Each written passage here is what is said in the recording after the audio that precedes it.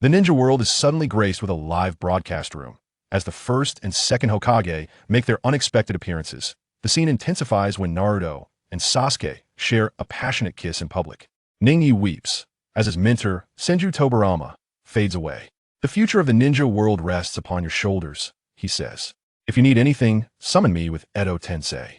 With reddened eyes, Ningye replies, farewell, master. The following day, Ningye dons his glasses and heads to school. Sitting beside him is Naruto. It's great to be in the same class, along with Sakura, he remarks. Turning around, he is taken aback to find Naruto crouched on the desk, engaging in a deep kiss with Sasuke, leaving Sakura and Ino utterly astonished. Suddenly, the blackboard transforms into a screen, and a massive canopy appears in the sky above Konoha. Everyone in the ninja world finds themselves added to a new chat group. Welcome to the Ninja World live broadcast room, announces the message. Naruto, wah. Sasuke, wah. The third Hokage is bewildered. Is this an illusion? The fourth Hokage, Minato, is enraged. Is this the work of Konoha? Inoki is left in shock. The coverage is terrifying. Senju Hashirama makes an appearance. Is Tobarama also here? Is this the Pure Land? Madara counters no. Inoki exclaims, Madara. And the first Hokage. The third Hokage adds, the first Hokage. The second Hokage. Minato steps forward. I am the fourth Hokage. I perished while sealing the Nine Tails. Hashirama is astonished. You can die while sealing that thing? Kurama, the Nine Tails, angrily retorts, You. A voice emanates from a screen. I am customer service Shao V. If you have questions, feel free to ask, though I may not respond. What will the ninja world broadcast? Can Tobarama truly be resurrected with Edo Tensei? This dramatic beginning has summoned forth all the deceased legends, and Naruto and Sasuke's kiss is bound to be witnessed by the entire ninja world. The thrill is palpable, and one can hardly imagine what will unfold next. The Ninja World Live broadcast reveals two potential futures. Ningye harbors the essence of the second Hokage within him, and Naruto is seen weeping, bullied by the entire village. A white screen illuminates the chaos of the Nine Tails incident, where the masked man places a warm pack on Naruto, only for Minato to use the Flying Thunder God technique to defeat him. The final words of Kushina and Minato resonate, followed by scenes of Naruto being scorned and ostracized, with flashes of the night of the massacre. Kushina is furious. We fought desperately for peace, and this is how you treat my son? The villagers of Konoha dare not breathe. Naruto weeps, and Sasuke shares his sorrow. On the screen, Naruto and Sasuke are still locked in their kiss, while the Uchiha clan erupts in outrage. Itachi, you heartless traitor. Izuna screams, he'll kill you first if I come back. Madara attempts to counsel that in a parallel world, calmness prevails.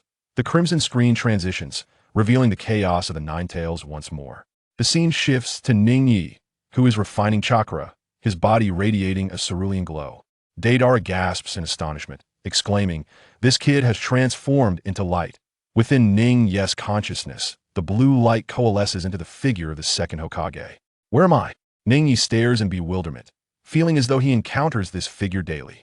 The second Hokage, with his striking white hair, observes him keenly. I'm his second Hokage. Hashirama is taken aback. Tobarama, how did you end up there? Madara scoffs. Is this yet another forbidden technique? Tobarama retorts angrily. You, the malevolent Uchiha Madara, lack the authority to criticize me. A girl swoons. Ningye's eyes are so beautiful.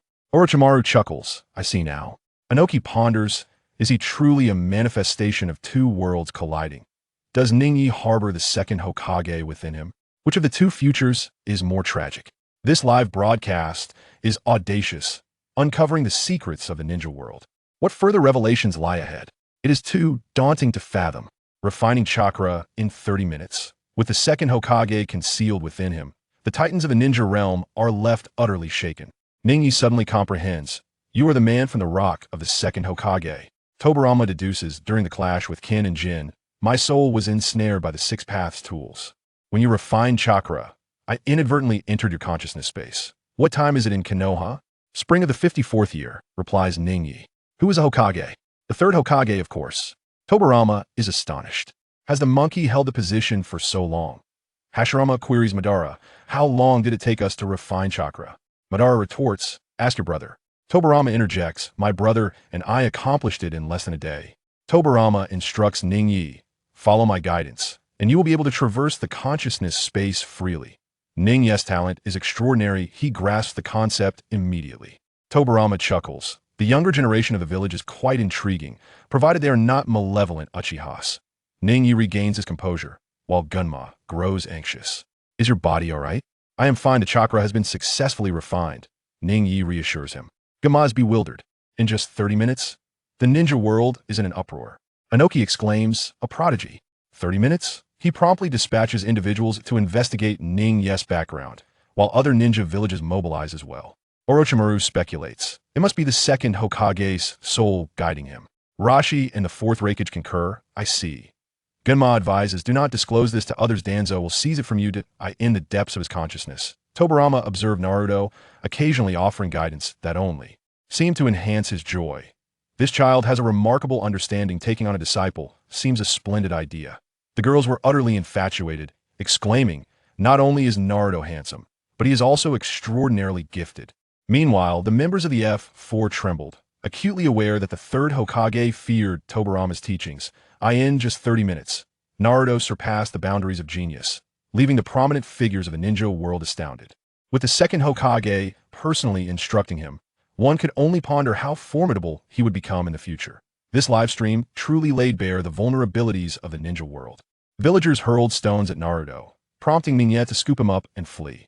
The second Hokage vehemently chastised the third, exclaiming, is this a game of fireworks amidst a pile of explosive tags?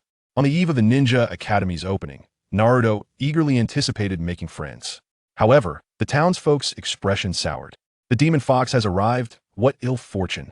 They flung vegetable leaves, eggs, and stones his way. Undeterred, Naruto laughed heartily, proclaiming, I will be Hokage one day, while surrounded by mockery. Ningye clenched his fists, his expression stoic. In the realm of his consciousness, Tobarama frowned. Why are the villagers so cruel to the child? Upon sensing the nine tails within Naruto, Tobarama's eyes widened in realization. He is a Jinchuriki. Seeing an impending attack on Naruto, he urged, Ningye, swiftly take him away. Ningye unleashed his chakra, dashing to Naruto's side, lifting him effortlessly onto the rooftop, with the Umbu trailing closely behind. Once in a safe spot, he set Naruto down. Thank you. My name is Naruto Uzumaki. The boy introduced himself. I am nowhere, Ningye, came the reply. Why did you help me? Naruto inquired. I simply couldn't stand by, Ningye responded. Inviting him, Naruto said, let's go fishing together. I grill fish exceptionally well. Ningye consented, and the two found a secret base where they cast their lines. As they fished, Naruto chatted, school starts tomorrow. I wish to be in your class. Ningye replied, I hope for that as well, while praising Naruto's kindness, causing the latter to shyly scratch his head, his nose almost bubbling with delight. In the realm of consciousness, Tobarama wore a serious expression. What is that monkey up to? He pondered. When it comes to Jinchuriki, one must either envelop them in love or suppress emotions to use them as weapons.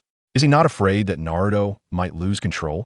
The Nine Tails could emerge again. Kushina, watching the live stream, fumed. What does Danzo mean by weapon? In response, Naruto quickly reassured, I am doing well, I have friends. Gaara observed, sensing a reflection of himself in Naruto. The following day, as the Ninja Academy commenced, the parents of the Ino Shikacho trio engaged in conversation.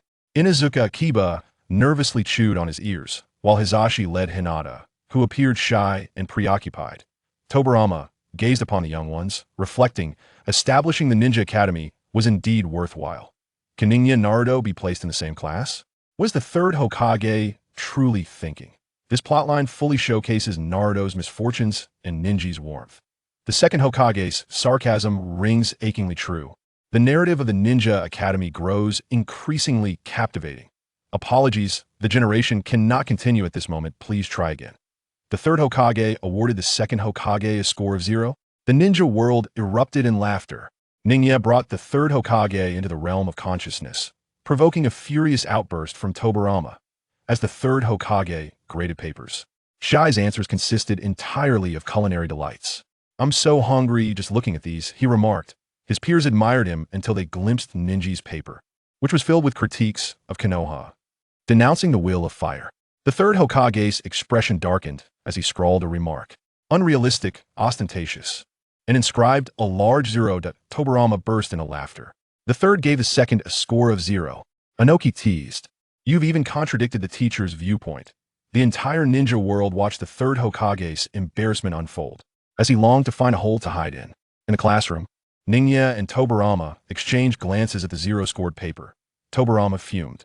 The monkey's understanding of the will of fire is far too superficial. Naruto chimed in. It must be a mistake by the teacher. Defending Ningye, after school, Naruto treated him to ramen. When suddenly, the third Hokage appeared. May I sit here? After their meal, the third instructed Ningye to visit the Hokage building. Let's digest our food inside the office. The third Hokage handed over a copy of the exam paper. Is there a misunderstanding between us? Ningye lifted his gaze, his eyes flashing with a blue light. And the third Hokage found himself enveloped in a blue space. A familiar voice resonating from behind. Monkey, the third Hokage, turned around, his eyes widening. Old teacher, Tobarama crossed his arms, his gaze piercing. Are you suggesting I'm fake? The third Hokage instantly became agitated, recognizing his teacher's distinct mannerisms. Are the second and third Hokages on a collision course? Who is right regarding the will of fire? This plot twist is audacious, exposing all the embarrassing tales of the Hokage. What lies ahead is likely to be a master-student showdown. The second Hokage revealed the third's darker secrets, spying on baths, hiding pants, and even ridiculing him for lacking knowledge about tailed beasts. Tobarama disclosed Sarutobi's scandalous antics, drunken ramblings, spying on Tsunade while bathing, hiding pants, causing Sarutobi to quickly interrupt. Teacher, I recognize it's you. Are you not dead?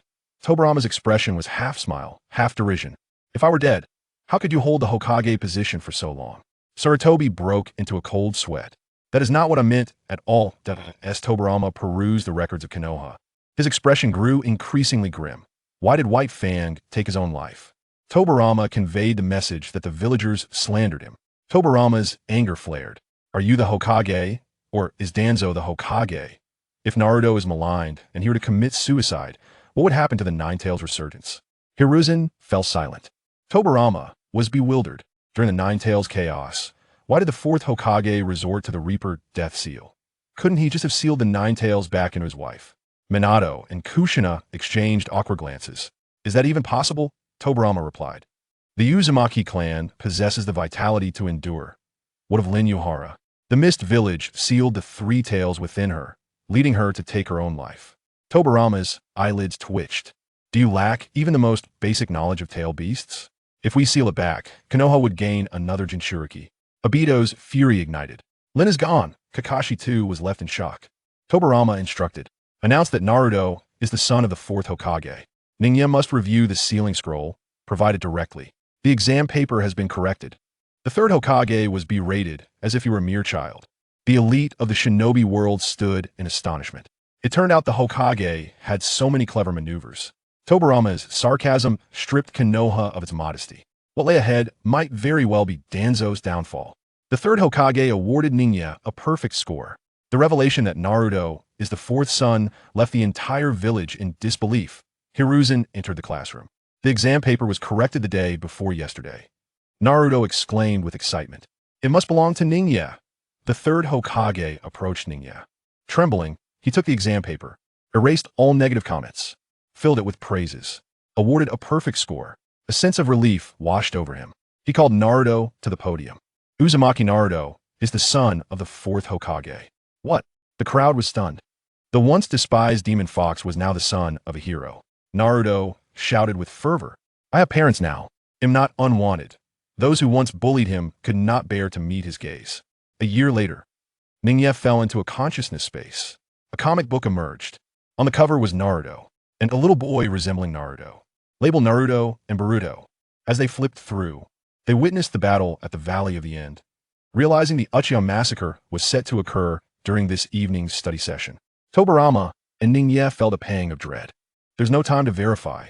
Ningye dashed towards the Uchiha clan's territory, transforming into an adult, wearing a mask that obscured his Sharingan. He caught a whiff of blood from afar and accelerated even further. Sasuke, seething before the screen. It must have been that night, Izuna gasped. The night of the massacre is upon us. The shinobi world gradually came to realize the gravity of the situation. That time, when Sasuke attended the evening study session, can Ningye prevent the massacre? What secrets lie within the manga? This twist intensifies the shock of Naruto's identity and the tension of the slaughter to its peak. The unfolding narrative is simply unfathomable. Could there be an accomplice in the Uchiha massacre? The masked man kicks Itachi's waist, while the second Hokage counters with a water technique, bravely confronting the phantasm. Upon arriving at the Uchiha clan grounds, Ningye is met with a scene of carnage.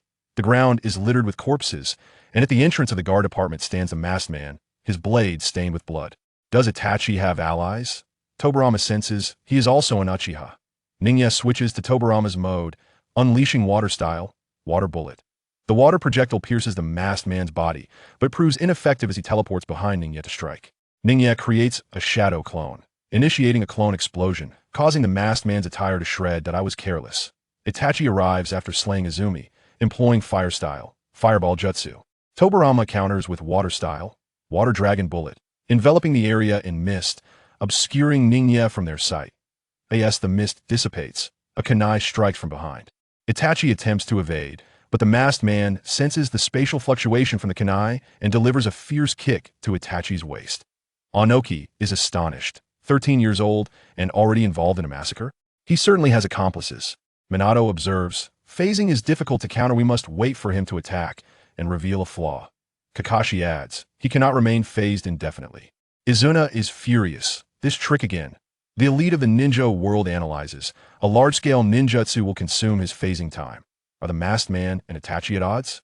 Can Ningye reverse the massacre? This fierce battle magnifies the brutality and unexpected turns, as the masked man's kick threatens to leave Itachi dazed. What lies ahead promises even greater excitement. Ningye transforms into Uchiha Taijima, employing water style to pierce the masked man's right eye, while still daring to use Genjutsu to blind Itachi. The masked man sends Itachi flying with a kick, and Ningye suddenly appears, executing flying thunder god slash. The masked man phases to evade, but Ningye hurls a short blade, seizing the opportunity to conjure water style. Hard vortex water blade, circling around with the second phase of flying thunder god. The masked man phases again to dodge. Ningye unleashes water style, heavenly cry, sending water needles into the masked man's right eye. My right eye feels frigid, yet burns with pain, he thinks, just as he prepares a follow-up strike. Suddenly, dark flames erupt from the ground. Amaterasu. Angered by the kick to his waist, Itachi awakens his Manjiki. The masked man rises, demanding, state your name. First, reveal yours. With an air of arrogance, the masked man declares, I am Uchiha Madara. Hashirama shakes his head, too weak it cannot be him. Ningye removes the mask, revealing a face marred with deep lines of sorrow, and shifts his tone, my name is Uchiha Taijima. Izuna erupted in anger. Senju Tobarama, you treacherous fiend. Madara scoffed coldly. Indeed, it is you. Taijima bubbled with indignation. Little girl, I am his father. Tobarama formed the tiger seal. Genjutsu, technique of dark passage. Itachi and the masked man were enveloped in darkness. Itachi activated the skeletal structure of Susanoo. The masked man was struck by water release, water severing wave. His body was pierced. Suddenly, massive vines erupted. Wood release. The black and white hands dragged the masked man into the earth. He shouted, Uchiha Taijima, I shall remember you. As the darkness receded, Itachi beheld Sasuke rushing towards him in tears. The clan grounds were littered with corpses. Sasuke had just discovered the tragic demise of his parents. Was Ninji's disguise truly that remarkable? Would Sasuke shatter upon witnessing this scene? This maneuver. It played ruthlessness and reversal to the utmost. The masked man was left bewildered. Next, it seemed it was time for Sasuke's pivotal moment. He instinctively perceived the Uchiha clan as the invaders, while his brother was battling against them. Thus suppressing the sorrow within, he rushed towards the security department. Chapter 10. The Night of Annihilation Part 2. Seeing Sasuke sprinting towards him, Itachi was momentarily startled, but then noticed a multitude of Umbu rushing from afar. Sasuke, panting heavily, was about to speak. Brother, mom, and dad, Tsukimi. Itachi unleashed the Tsukimi upon Sasuke. The poor boy was bombarded with countless visions of the clan's destruction within a mere 3 seconds, unable to withstand the horror. He collapsed. Subsequently, Itachi's form transformed into a crow and vanished. Damn it, it's going to be finished. Roger saw that there wasn't much wine left and immediately threw away the chicken leg in his hand, grabbing one barrel in his left hand and another in his right, chugging them down. You actually plotted against me. This is ridiculous. Seeing this, Rono was not to be outdone and started drinking fiercely with both hands. After all, this was about a man's dignity. He absolutely could not admit defeat. Gulp, gulp, gulp. The two of them drank as if it were plain water, and in an instant, hundreds of barrels of fine wine were wiped out. Ha ha, this is really enjoyable. The sea is truly wonderful. As their stock was completely exhausted, the two of them sprawled out on the deck, laughing and snoring. How long have I been asleep? With the bursting of a snot bubble, Roger woke up. 3 days, Rono, who was at the helm in the control room, replied. Where are we headed? Realizing the ship had already set sail, Roger instinctively asked. Ha, a very interesting place. Definitely to your liking, Rono said with a hint of a smile on his lips. Oh, hearing this, Roger became interested, jumped up, and activated his observation hockey to scout around. Not far away, there were many ships, including Navy warships, world government escort ships, and a giant transport ship. The transport ship was laden with a massive amount of gold, silver, jewels, and berries. The interesting thing Rono referred to was now clear. Heavenly gold? That's right. Isn't it interesting? Rono nodded. Having just experienced a significant growth in strength, encountering the heavenly gold fleet was quite a coincidence, wasn't it? With his observation hockey, Rono was able to sense the surrounding environment. He then discovered something interesting. The world government was collecting the heavenly gold. This is something that every member country of the world government will contribute, equivalent to taxes. All this money will be used to provide for the daily needs and entertainment of the celestial dragons. By paying the heavenly gold, the world government will protect the country from outside interference. However, if the payment is not made, the fate of that country has nothing to do with the world government. The amount of heavenly gold is indeed enormous, making it somewhat difficult even for an entire nation to bear. Over time, some countries resort to extortion and heavy taxes, causing ordinary citizens to struggle to survive and turn to piracy at sea. Some poor countries may even go bankrupt because of this, with citizens oppressed by pirates while the Navy does nothing, leading to a life of misery. In the original work, the onset of the Great Pirate Era is certainly attributed to Roger's final words. However, the bankruptcy of many countries due to heavenly gold and a significant portion of the struggling populace turning to piracy is also a choice of the times. Ha ha ha, heavenly gold. How interesting. Let's hurry and start the adventure, Roger exclaimed with an excited smile. Although Roger's style would not involve robbery after becoming a pirate, the Celestial Dragons would be an exception. I wonder if there are any Celestial Dragons this time, Rono speculated, clenching his fists unconsciously at the thought of the Celestial Dragons, and accelerated the ship's speed. Soon, the world government's heavenly gold transport fleet appeared before them. Report, a sailing ship has been spotted ahead, no pirate flag. Unsure of its purpose. At the same time, the fleet responsible for transporting heavenly gold also noticed Rono and Roger's presence. A Navy officer quickly reported this news to the East Blue Branch's Vice Admiral, Hank. The branch Vice Admiral is also the highest authority of the Navy in the East Blue. Sink them. Before Hank could give the order, several tall men wearing masks suddenly appeared beside him, one of whom, clearly the leader, spoke in a calm manner. Based on their attire, there is no doubt that they belong to the spy organization under the Celestial Dragons, CP0. CP0, known as the strongest shield of the Celestial Dragons, includes some personnel with the strength of royal-level fighters. However, the ship did not display a pirate flag. What if it is a merchant ship or filled with civilians? Hank's expression showed difficulty. As a Navy officer, he still held a sense of justice. Vice Admiral Hank, this is a transport fleet for heavenly gold. No matter who it is, appearing nearby is a capital offense. The voice from behind the mask was extremely indifferent, as if stating a trivial matter. But Hank's expression was troubled. Heavenly gold is the most valued item by the gods. If it is lost, can you, a mere Vice Admiral, bear the responsibility? The voice from CP0 grew even colder. Before Hank could continue speaking, something unexpected happened. Finger gun. Yellow Lotus. CP0 suddenly launched an attack with a finger gun. Whoosh. The finger gun pierced Hank's left shoulder, and blood gushed out like a pillar. Hank fell to the ground, clutching his left shoulder in agony. Vice Admiral Hank. The surrounding Navy officers were stunned by the scene. This is actually a Vice Admiral, the highest commander of the East Sea. They actually took action directly. CP0 is too arrogant. This is utterly dismissive of the Navy. How despicable. You CP0 are nothing more than a spy organization directly under the Celestial Dragons. What gives you the right to act against Vice Admiral Hank? That's right, we are the Navy, and you CP0 have no authority over us. Aren't you afraid of the Navy's retaliation? Some newly joined young Navy members, filled with a sense of justice, couldn't stand it any longer and began to criticize CP0. An old veteran nearby wanted to hold them back, but it was already too late. Interesting. Are you planning a rebellion? The leading CP0 member snorted coldly. And in the next moment, they launched their attack. Gunfinger 10-finger gun. Stormfoot. Round break. 6 styles Lotus. Several CP0 members recklessly attacked the Navy personnel who had just spoken out. These new naval recruits are no match for CP0, and soon there are cries of despair everywhere. In less than a minute, the dozen or so young sailors who had just spoken have all turned into corpses. Thud thud. Soon these bodies are thrown into the sea. Watching this horrifying scene, the remaining sailors don't even dare to breathe. The tactics of these CP0 are really terrifying. Even when it comes to the Navy, who are on the same side, they show no mercy when killing. Is this the strongest shield of the Celestial Dragons? At this moment, the atmosphere of the transport fleet had frozen.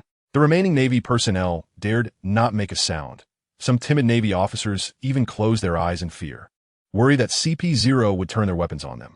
This is the consequence of defying orders. Remember this. You Navy are merely the outer face of the world government. The Celestial Dragons are the true masters of this world.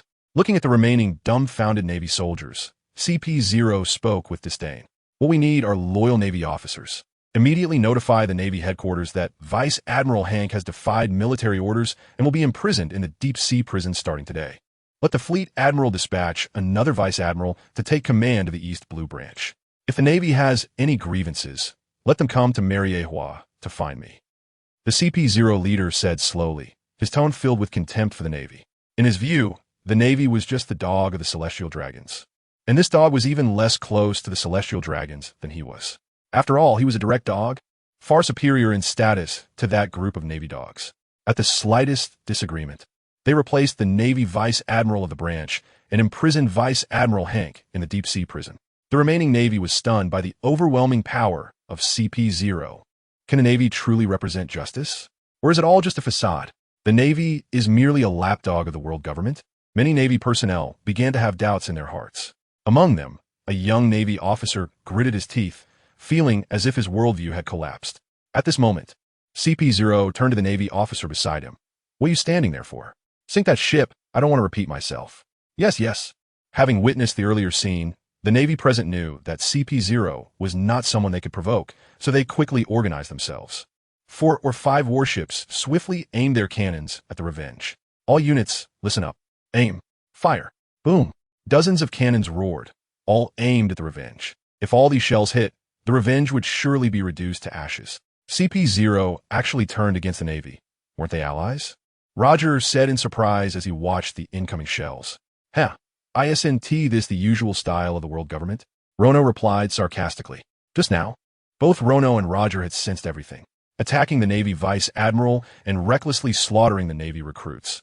These Celestial Dragons lackeys behaved no differently than the Celestial Dragons themselves.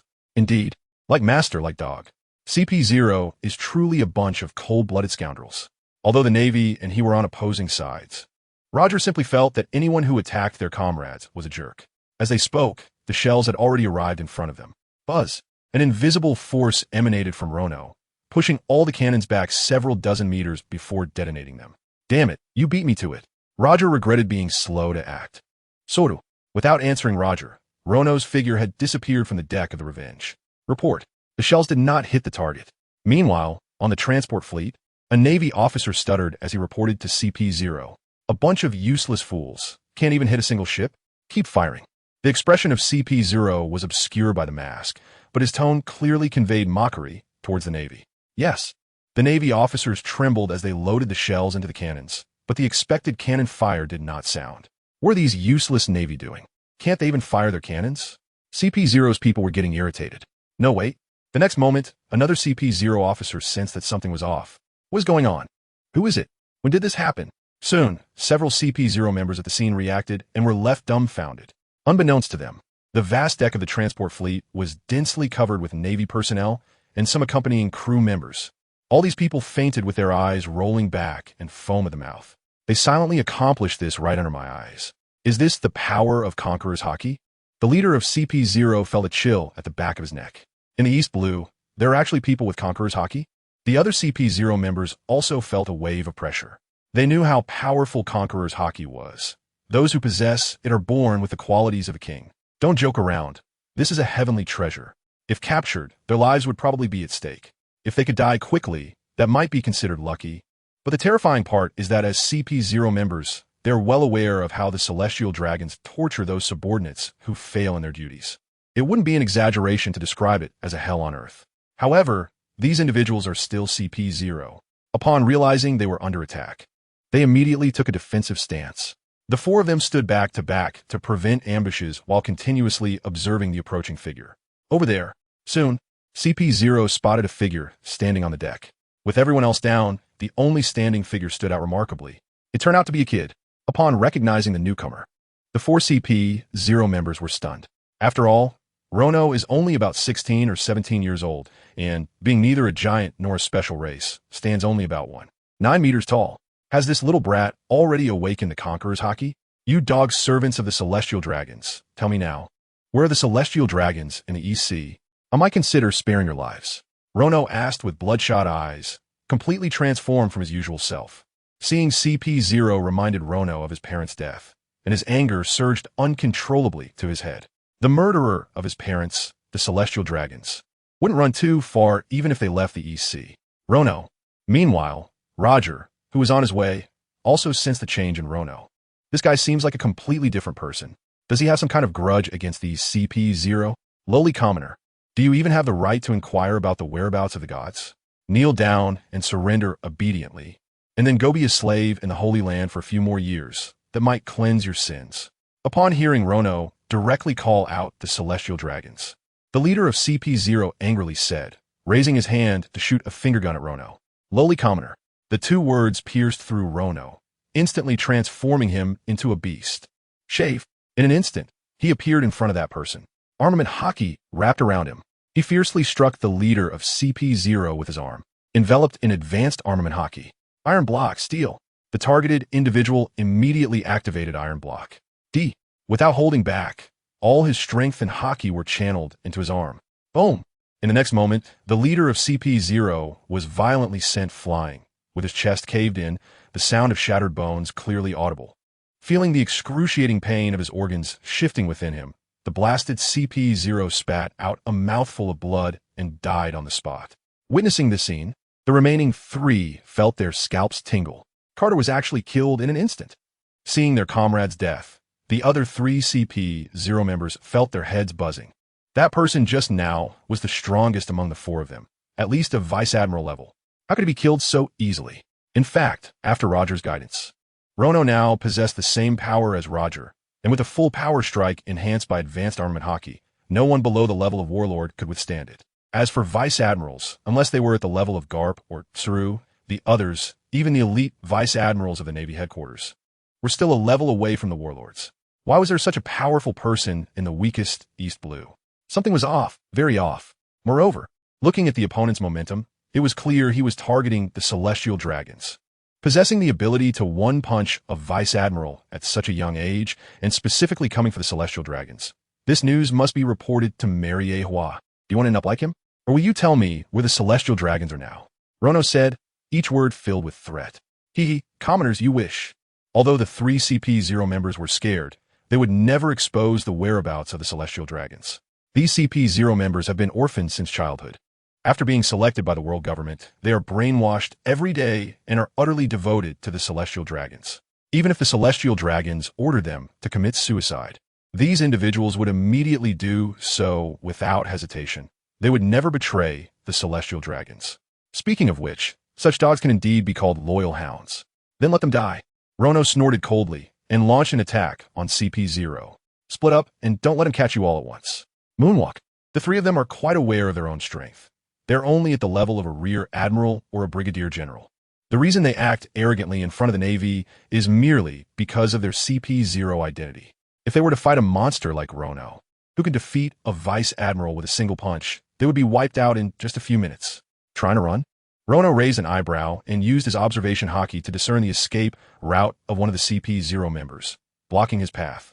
Finger gun break. The CP0 member wasn't a lamb waiting to be slaughtered. The moment Rono closed in, he launched an attack. A sudden scream came from the CP0 targeted by Rono, a truly horrific sound. The The finger gun struck Rono's arm, which was covered in armament hockey. And with just a bit of force, Rono brutally broke the CP-0's fingers. The pain was excruciating, and it was no joke.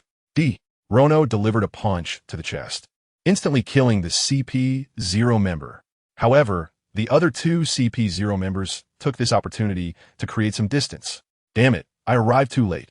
Are there only two left now? Watch the blade. At the same time, Roger finally arrived and struck at one of the fleeing CP-0 members with a swift slash. The CP-0 was completely unaware that Rono had allies and instantly became Roger's victim. They're actually allies. The only surviving CP-0 immediately fled for his life, truly in a panic. Moonwalk. Rono wouldn't let anyone escape. Since there were no celestial dragons this time, he could only vent his anger on their dogs. The moonwalk was just picked up by the system, and besides it, Rono had also acquired the finger gun and iron block, 2 of the Marine 6 styles. Rono, I'm here to help you. Roger also began to chase after the remaining CP-0 member. Don't kill him, just capture him, Rono said to Roger, suddenly feeling that he couldn't let this person die. Since this person is a member of CP-0, he must be able to contact the celestial dragons, and killing him would cut off the clues. All right, I understand. Roger nodded, and the two quickly captured the only living witness of CP-0. One on the left and one on the right. Give up, you lowly peasants. I want to tell you the whereabouts of the celestial dragons. The captured CP-0, knowing he was doomed, said resolutely, not forgetting to spit at the two. Rono was not surprised by CP-0's reaction. These people had long lost their sanity. Ignoring him, Rono began to search CP-0's body. Soon, Rono found what he was looking for, a specially made transponder snail. From the symbol on the transponder snail, it was clear that this was a dedicated transponder snail, likely used for communication between CP-0 members. With this transponder snail, you should be able to contact the CP-0 escorting the celestial dragons. However, Rono discovered that he was unable to activate this transponder snail. This is our specially made transponder snail. It can't be activated without a special code. CP-0 laughed triumphantly. As an intelligence organization, this level of counter-espionage was a piece of cake. Rono, do you have any grievances against the celestial dragons or CP-0? At that moment, Roger suddenly looked at Rono and asked. After all, Roger had sensed Rono's anger on the way there. Whenever the celestial dragons were mentioned, Rono's emotions would explode, as if he had become a different person. Upon hearing this, Rono did not respond. He didn't want to answer. It was the deepest pain and secret in his heart, and he didn't want to bring it up with anyone. All right, that's fine. I'll help you. Although Rono didn't reply, Roger didn't mind. How could the sensitive Roger not notice Rono's emotional changes? This guy's observation hockey can listen to the voices of all things. Although he cannot directly hear people's thoughts, his intuition is dozens of times more accurate than an ordinary person's. Roger can feel that there is definitely a deep past between Rono and the celestial dragons. Although they haven't become partners, Roger has already regarded Rono as a friend in his heart. When a friend is in need, it's time for him to show his skills. Following that, Roger leaned down close to the CP-0 agent, putting his ear next to the other person's side, pretending to listen, and said, "What is this?" Seeing Roger's actions, Rono was also taken aback. It seems that this is Roger's special observation hockey, which allows him to listen to the voices of all things. Ding! Congratulations, host. You have successfully acquired the God-level observation hockey, listening to the voices of all things. The moment Roger used his hockey, the system delivered a pleasant sound. Acquired. Listening to the voices of all things. This is the ability of God-level observation hockey. Just like Katakuri's ability to predict the future and the Red Count's ability to read minds, it belongs to a special form of observation hockey. The ability to communicate with all things is extremely rare. One could even say that listening to the voices of all things is much more advanced than predicting the future and reading minds. After all, this is an ability only the protagonist deserves to have. Both Luffy and Roger possess such abilities. Of course, more importantly, perhaps it can provide information about the celestial dragons from CP-0, which could lead to avenging his parents. Don't think you can learn any secrets from me. You all can just wait for the endless pursuit from the world government and the Navy headquarters. Just then, CP-0 seemed to sense something, gritted his teeth, and committed suicide. This guy, hurry and stop him. Roger and Rono wanted to intervene, but it was too late. CP-0 had already passed away. Unexpectedly, this scum was quite loyal. Roger also didn't expect CP-0 to be loyal to the celestial dragons to this extent. He actually committed suicide. I really don't know how the world government brainwashed these CP-0 members. He was just afraid of exposing the whereabouts of the Celestial Dragons. The fate awaiting him would be worse than death. Rono didn't think much of it. CP0 is at best the house dog of the Celestial Dragons. If these house dogs fail their missions, they will definitely face hellish torture from their masters. In the original work, one of the high-ranking officers of the Beast Pirates, Foz, who was one of the Flying Six, was a former CP0 member. After failing to transport a rubber fruit, he was thrown into the deep-sea prison and eventually joined Kaido. It can be seen that even if I don't kill these CP0 members, they will definitely choose to end their own lives rather than fall into the hands of the Celestial Dragons. Haha, the battle is over. Let's go see what treasures the heavenly gold has. With the obstacles cleared, Roger put his arm around Rono's shoulder and walked towards the ship's cabin. The observation Haki showed that the heavenly gold was already in the cabin. Rono was quite looking forward to it. Besides gold and silver treasures, could there be powerful devil fruits or other treasures? It's worth noting that Roger has never eaten a devil fruit, so he has no interest in them. If he finds a devil fruit, it will definitely belong to him. Could there be some fine wine hidden away? I'm really looking forward to it. Roger's words almost made Rono fall to the ground. What are you thinking, you guy? Rono was speechless. Fine wine is something you can buy as much as you want as long as you have enough money, and the Celestial Dragons certainly wouldn't lack fine wine. It seems that the thought process of the Pirate King is truly beyond ordinary understanding. Stop right there. Just then, a young voice trembled and rang out. Oh, there's someone still awake? Hearing this, Roger and Rono were quite surprised, then simultaneously looked towards the source of the voice. It was a young Navy soldier, clearly a new recruit who managed to wake up first.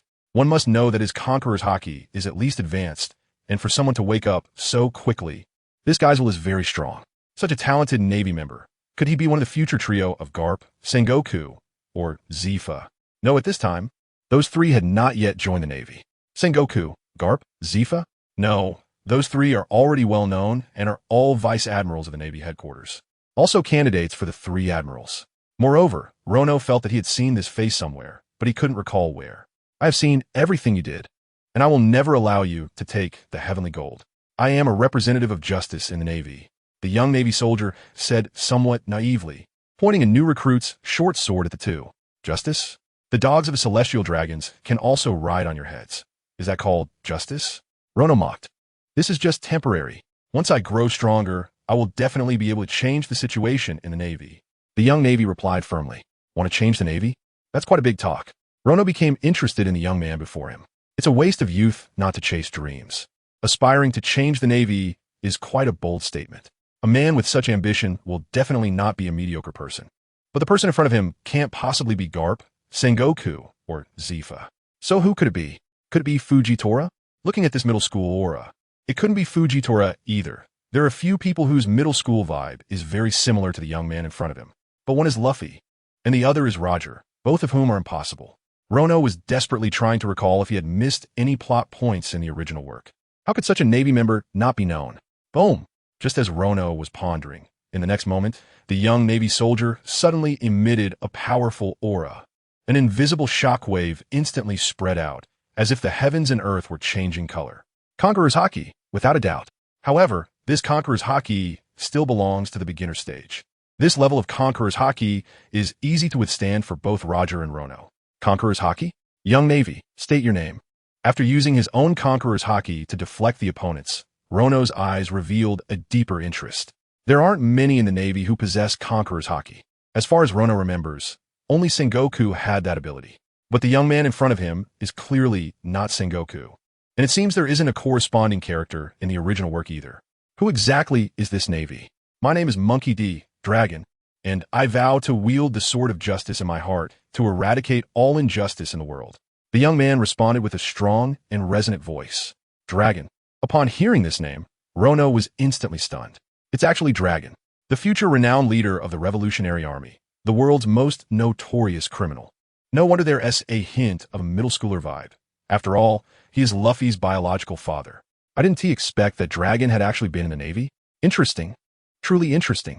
Transitioning from a naval identity to the leader of the Revolutionary Army, it seems Dragon will face quite a few setbacks in the future. Haha, Monkey D. Dragon. I remember you. I await the day you change the Navy. Upon hearing this, Roger laughed heartily from his side. The middle schooler vibe really does attract each other. I remember your name too, Dragon.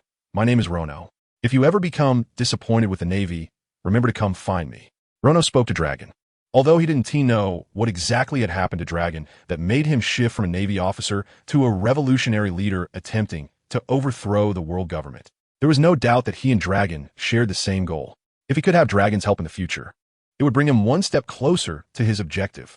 After all, the Revolutionary Army would become quite a formidable force in the future, even rivaling the Yonko crews. Although the leader Dragon's strength had yet to be displayed, there was no doubt he was a king-level powerhouse. Planting a seed of connection in the heart of such a strong individual in their youth would definitely yield a forest in return. Don't get your hopes up, Rono. I am a Navy officer, and there is no way I would join a pirate crew. Dragon's face was exceptionally determined. It seemed he had not yet faced any harsh realities since just joining the Navy. Ha ha. Well then, let us see if you can change the Navy. Rono laughed at the words. If Dragon could truly change the Navy, then what would become of the Pirate King manga? Damn it, don't look down on me. Dragon felt insulted and charged at Rono with his new recruit-s short sword, as if trying to prove he wasn't just boasting. Buzz. There was no need for a fight. A single conqueror's haki knocked Dragon out again. There are indeed some good prospects within the Navy. He will surely become a rival in the future, Roger said with a smile as he looked at the fallen dragon. Perhaps. Rono seemed to be talking to himself. I wonder if this guy will change his stance before the Battle of God Valley. After dealing with Dragon, the two continued into the ship's hold. Upon opening the door, a massive amount of gold and jewels immediately caught their eyes, almost blinding them. Wow, truly, it's heavenly gold. This gold must be worth several 100 million berries. Roger was excited. At least over 1 billion berries. Rono was also unsure just how much this gold could be exchanged for, but it was definitely worth more than a few 100 million berries. With so much gold and silver treasure, one could easily wash their hands of piracy and return home, living comfortably for generations. Let's go buy some wine. At this moment, Roger was lying in a pile of gold, looking quite content. Is there a room inside? Meanwhile, Rono discovered that there seemed to be a room as well. Could there be more gold? With a bang, he pushed open the door. The room was dark and damp, and the air was filled with an unpleasant odor. In the center of the room was an iron cage packed with people, and the foul smell emanated from there. It seemed this was a room for holding slaves. They were all ordinary people, including some beautiful women. Upon seeing Rono enter, the slaves fell silent. Their eyes filled with fear as they instinctively recoiled. They must have mistaken Rono for someone from the world government.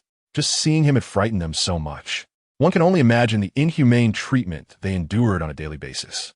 Looking at these innocent people and the terror on their faces. This was the sin of the celestial dragons. You are free.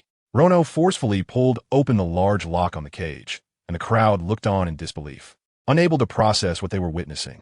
It wasn't until Rono walked straight toward the next room that they finally snapped back to reality. We are free. Free. The slaves rushed out like headless flies, with some running out only to turn back and thank Rono. In the next room, there were still slaves, but this room was larger. The slaves here were clearly not ordinary people, but rather from special races. There were Longhand tribe, Longfoot tribe, mermaids, snakehead tribe, and Rono even saw fur tribe. However, this was not surprising. He even saw a tribe with devil horns. One must admit that the celestial dragons had a wide reach. These races were quite rare, yet the celestial dragons captured them one cage after another. The various races reacted to Rono, just like the previous slaves, with a mix of disgust and fear, and even some merfolk showed signs of despair. After all, the appearance of merfolk is quite striking. Even some beautiful humans cannot compare to them. It seems that their daily experiences are even more tragic than those of ordinary human slaves. Let's go, you are free. With a punch, he opened the massive iron cage. Like the humans before them, these different races could hardly believe the scene before their eyes. Really? Really? A slightly bolder member of the fur tribe cautiously stepped out of the cage.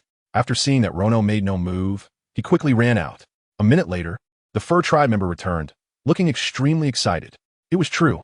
The Navy outside and the world government officials had all passed out. Quick, let's leave this place. The fur tribe member waved his hand, and the various races were filled with joy and quickly left. In the midst of the chaos, suddenly, a red-skinned fisherman knelt down in front of Rono. May I ask the honorable name of my benefactor? The red fisherman respectfully inquired. Upon hearing this, the escaping slaves all stopped. They also wanted to know the name of the one who saved them. Rono said his name, while carefully observing the red fisherman before him. This guy looks a bit familiar. I feel like I've seen him somewhere before. This red-skinned figure, if I remember correctly, seems to be the future fishman hero Fisher Tiger. However, Tiger is only in his 20s now, which is a huge difference from the original story. If it weren't for his striking red skin, Rono wouldn't have recognized him at all. Your great kindness, I will never forget. Tiger solemnly bowed to Rono several times before leaving with his fellow race. If it weren't for the Rono people, he and the other fishmen would have been sent to the Holy Land, not knowing what kind of inhumane abuse they would face. Rono. The other slaves of different races were also repeating Rono's name, remembering the name of their benefactor. Some even imitated Tiger and bowed to Rono a few times. Unexpectedly, Tiger was caught so early. Rono also didn't expect to encounter the future fishman hero Fisher Tiger here. Although Tiger is not very strong, his influence among the fishmen is enormous, comparable to that of Princess Otoheim. Tiger's influence is not limited to the fishmen. He is also very influential among the former slaves of the Celestial Dragons. After all, Tiger is known as the Hero Tiger. After releasing this group of slaves, Rono continued to walk towards the innermost room. I have to say, this cabin is indeed big. I can't imagine how much money it would take to build such a giant sailing ship. Upon opening the cabin door, Rono was surprised to find that the things in this innermost room were exactly what he was most interested in. The room was luxuriously decorated, exuding nobility. In the center of the room, there were several glass display cases, and all of them contained devil fruits. Under the glow of the lights, the devil fruits shimmered beautifully. Besides the devil fruits, there were many other treasures displayed in the room. All kinds of famous swords and weapons seemed to be meant for transporting to the Holy Land as offerings to the Celestial Dragons. However, they could no longer reach the hands of the Celestial Dragons, and instead became Rono's spoils. He packed everything in the room into the system space and left contentedly. The slaves in the two outside rooms had already left, and only Roger was still lying on the gold, looking very satisfied. Let's start dividing. Rono took out the newly acquired devil fruits and weapons and placed them in front of Roger. Oh, where did you find so many good things? Roger looked curiously at the dazzling treasures before him. I disappeared for a while just now. It seems you didn't notice, Rono said, feeling a bit exasperated. This guy was too oblivious. Isn't this the devil fruit? And so many good treasures. Roger jumped off the gold and stood in front of the treasures, admiring them like a country bumpkin just entering the city. If Rono hadn't read the original story, he would find it hard to believe that such a guy would become the revered pirate king in the future. To be fair, let's evenly divide the gold, treasures, devil fruits, and swords. You can choose first, Rono said. After all, Roger was his teacher who taught him the three-color hockey. So letting him choose first could be considered a way to repay him. Forget it. I'm not interested in the devil fruits. As for the swords, I already have one I like, so all these are yours. Roger waved his hand to refuse. He truly had no interest in the devil fruits. Although he was interested in swords, he felt that the one he was currently using was just fine and didn't need a replacement. Are you sure? This is the Mera no Mi, a Logia type. Rono pointed to a familiar fruit in front of him. Although he hadn't seen the devil fruit encyclopedia, Rono knew what the Mera no Mi looked like from the original story. There was indeed a devil fruit right in front of him. The Logia type Mera no Mi, also known as not even a dog would eat it. After all, other fruits could also produce flames, such as the Zoan type mythical beast, which had a higher upper limit than the Mera no Mi. Even the sword of Jinbei, the former warlord, could produce flames. What else could be said? Oh, so it's a Logia type devil fruit. What's the use of it? Roger asked, confused, indicating he didn't understand what a Logia type was at all. All right, since you don't need it, then all these fruits are mine. To be fair, I will only take 1/10 of the treasure. Rono was too lazy to explain what a Logia-type devil fruit was to Roger. Besides, the future pirate king wouldn't be interested in a single Logia-type fruit. Roger was a man who relied purely on hockey and martial arts to become the pirate king. As for the sword, there was no need for him to change. Roger held one of the 12 supreme grade swords. Ace. Ha, you said it. I hit the jackpot. Roger danced with joy. After all, having so much money meant he could exchange it for lots of fine wine. Rono didn't really lose either, although the Mera no Mi wasn't worth much. Selling it on the black market would still fetch at least 500 million berries. After all, Logia-type fruits have guaranteed lower limits. When facing opponents who don't know hockey, they are virtually invincible. There were also several other miscellaneous devil fruits, each worth at least 100 million, which could be considered an even split with Roger. After transporting all the treasures to the Revenge, the ship was completely filled. What we seize this time is very likely to be the heavenly gold of half the countries in the East Blue, Roger exclaimed. looking at the treasure piled, almost like a small mountain. This harvest is too bountiful. It's enough for me to buy a decent pirate ship and stock up on a lot of fine wine. Those celestial dragons and Mary Geos must be feeling the pinch now, Rono said softly as he gazed into the distance. Where there are gains, there are losses. The celestial dragons of the world government must be furious after losing so much treasure all at once. Just thinking about the painful expression on that pig-like face of a celestial dragon brings a sense of pleasure to Rono. I really want to see the frantic looks on those beast faces. After this, we should be famous all over the world. Roger leaned against the deck, looking into the distance. His arms raised high as he shouted. After all, we just robbed the celestial dragons and let so many slaves go, taking away so many treasures. It's definitely an event that will shake the world government and the Navy. Who knows, we might see a bounty in a couple of days. Rono was looking forward to this as well. He wondered how much bounty he would have after this incident. While the bounty may not represent strength, it does indicate something. The higher the bounty, the more valued he would be when he joined the Rocks Pirates in the future. I'm tired. I need to rest for a bit.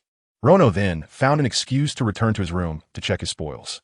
First, he selected his sword, choosing the one that looked the most suitable from a pile of fine swords.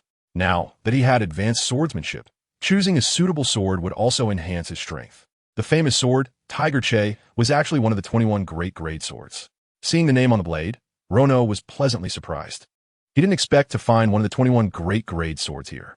Although it wasn't the supreme great grade sword, the great grade sword was still a top-tier treasure. Picking up Tiger Che, Rono suppressed the urge to swing it. A single strike could probably split the revenge in half. Next, the main event was the devil fruits. The system had two uses for devil fruits. One was to absorb them directly to quickly enhance the development and awakening degree of the fruit's abilities once he had the fruit's power. But Rono hadn't found a suitable fruit yet. After all, the Flame fruit had too low a ceiling, and Rono would need it. If it were a top-tier Logia Thunder fruit or Magma fruit, Rono would consider it. Or he would also consider a mythical Zoan Dragon fruit. Since he didn't have any fruit abilities yet, that option was directly eliminated. So there was only one use left, to enhance one of his abilities. 5 devil fruits weren't enough to raise his haki from high to top tier. Rono didn't plan to do that either. After joining the Rocks Pirates, upgrading his haki level through picking up would be much faster than absorbing devil fruits. So he decided to save them and use them after gaining fruit abilities. Who knows? He might directly awaken. With that in mind, Rono prepared to put these devil fruits in the system space to gather dust until he found a suitable fruit ability to absorb. Ding! Detection of natural power near the host. Do you want to absorb it? Natural power? Is it referring to the flame fruit? Rono immediately realized that this natural power must refer to the flame fruit. Absorb natural power? This was the first time Rono saw this function. He then carefully checked the system's functions. He was shocked to discover that absorbing natural power essentially meant he could absorb the abilities of Logia devil fruits. The key point was that absorption was different from consumption. He couldn't elementalize like a Logia user, but he could use the corresponding Logia fruit's abilities. For example, if he absorbed the flame fruit, the only difference from a user of the flame fruit would be that he couldn't elementalize. But he could make any of his attacks carry a flame effect, nearly identical to the effects of eating the flame fruit. Of course, after absorption, he wouldn't have the side effect of fearing seawater. More importantly, he could absorb all kinds of natural powers, whether it was fire, thunder, magma, ice, or other Logia devil fruit abilities. He could absorb them. Attacks carrying flame effects? What were we waiting for? Rono's eyes lit up, and he immediately began to absorb. Soon, the flame fruit in his hand disappeared, and Rono felt a wave of scorching energy surge into his body, as if it were about to explode. With a whoosh, he extended his right hand. With just a thought, a ball of intense flame appeared in his palm, as if it could burn everything. Besides haki, he also had flame attacks. The destructive power was significantly enhanced. The key was that he could achieve similar destructive power to a devil fruit user without becoming one. This function was simply too powerful. In the future, when facing opponents with comparable haki, flames would become the deciding factor. Rono even felt that if he fought Roger again now, he might win. He was getting more and more excited. Celestial Dragons, prepare to meet your end. Meanwhile, in the holy land of Mary Geos, the news was received immediately. In a luxurious, power-symbolizing hall of authority, 5 old men had grim faces. Looking at these 5, they were not the 5 elders from the original story, but 5 unfamiliar faces. However, the aura of these 5 men clearly exuded a strong sense of authority. There was no doubt they were the current 5 elders, the visible highest authority in the world. Those damn CP0, they're nothing but useless. They haven't even entered the Grand Line, and trouble has already arisen in the weakest East Blue. Which CP0 team was responsible for transporting the treasure? Immediately imprison these people in the deep-sea prison and await their fate. An elder said angrily, his nose nearly crooked from fury. The entire East Blue's treasure had been stolen, which meant that the Celestial Dragons' expenses would be severely weakened. Those lazy Celestial Dragons still haven't come to this conference hall to raise hell? Thinking of this, the elder felt like his head was about to explode. Useless. I've already sent someone to contact them. The CP0 responsible for transportation hasn't reported anything yet, and they probably all perished. Another elder said gravely, damn it, I also heard that they found a Logia flame fruit in the East Blue. If we could obtain the flame fruit, the world government could gain another powerful ally. Another elder clenched his fists, smashing a table made of fine wood into pieces. The Logia flame fruit has actually fallen into the hands of pirates. With this, it could be foreseen that a powerful pirate will emerge in the future, stirring up chaos on the seas. And those slaves, without these slaves, the Celestial Dragons will surely be even more dissatisfied. Damn it, an elder couldn't help but curse, indicating just how agitated he was. The most critical thing now is to find out exactly who did this. Was it the Rocks Pirates or another well-known pirate crew? This is definitely a major event. The last elder said with a flushed face, if the flame fruit falls into the hands of the Rocks Pirates, it would be disastrous. As the most prominent pirate crew on the seas, the strength of the Rocks Pirates has already become a significant headache for the world government and the Navy. If they were to gain a powerful user of the flame fruit, the Rocks Pirates would be even more troublesome. Report. We have a detailed outcome regarding the recent Heavenly Gold incident. Soon, the CP0 team responsible for intelligence gathering arrived. Was the main culprit the Rocks Pirates? The 5 elders immediately inquired about their biggest concern. No, it wasn't. CP0 responded, and upon hearing this, the 5 elders immediately relaxed. As long as it wasn't a member of the Rocks Pirates, that was good. However, the main culprit this time is likely even more terrifying than the Rocks Pirates. But in the next moment, CP0's words made the 5 elders' hearts race again. More terrifying than the Rocks Pirates? How is that possible? The 5 elders scoffed. If the era in the original story was dominated by the 3 great powers, the 4 emperors, the Navy headquarters, and the 7 warlords, then the current era is one solely dominated by the Rocks Pirates. There are no 4 emperors or 5 emperors. The Rocks Pirates are the rulers of the New World, the only kings of the seas. Even the Navy would have a slim chance of winning if they were to confront the Rocks Pirates head-on. How could there be a main culprit more terrifying than the Rocks Pirates? The main culprit is named Rono, approximately 17 years old. He single-handedly nearly wiped out the CP0 team responsible for the transport. Before CP0 could finish, he was abruptly interrupted by the 5 elders. What?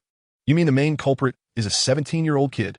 The 5 elders were somewhat astonished and directly interrupted CP0. Yes, not only that. According to the surviving Navy personnel's descriptions, this kid, named Rono, killed the CP0 members with near-instantaneous power. Instantaneous? How could a 17-year-old kid possibly do that? The 5 elders exclaimed in disbelief. The CP0 captain responsible for the transport is at least at the level of a vice admiral, and a 17-year-old kid can defeat a vice admiral in an instant? Nonsense. Indeed, according to the Navy's description, Rono has already mastered observation hockey, armament hockey, and conqueror's hockey. CP0 is simply no match for him. The entire battle ended in less than 5 minutes. When CP0 said this, their tone was filled with astonishment. What did you say? He awakened all 3 types of hockey at 17 years old. The 5 elders widened their eyes again, their faces filled with disbelief. Having awakened all 3 types of hockey, where did this monster come from? No, that's right, and according to speculation, his 3 types of hockey are at least at a high level, which is why he could instantly defeat the CP0 captain. After CP0 finished speaking, even they couldn't believe it themselves.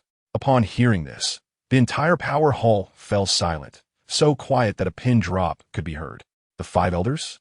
CP0 spoke softly. At this moment, the 5 elders were completely stunned, unable to utter a word. They were so shocked that they couldn't even express their surprise. A mere 17-year-old kid has awakened all 3 types of hockey, and all high stages, possessing the power to one-shot a Vice Admiral level CP0. Even pirates in their 30s or 40s with such power would at least be prominent and infamous figures in these seas. But now a 17-year-old kid possesses such terrifying strength. How frightening is his talent? How terrifying is his potential? And what heights can his future reach? These questions were enough to leave the five elders deep in thought for a long time. Could it be that another Rox has appeared? No. What truly terrifies the five elders is that the 17-year-old Rox probably didn't have such terrifying strength as the 17-year-old Rono. Who on earth is this guy? More importantly, why has he targeted the Celestial Dragons?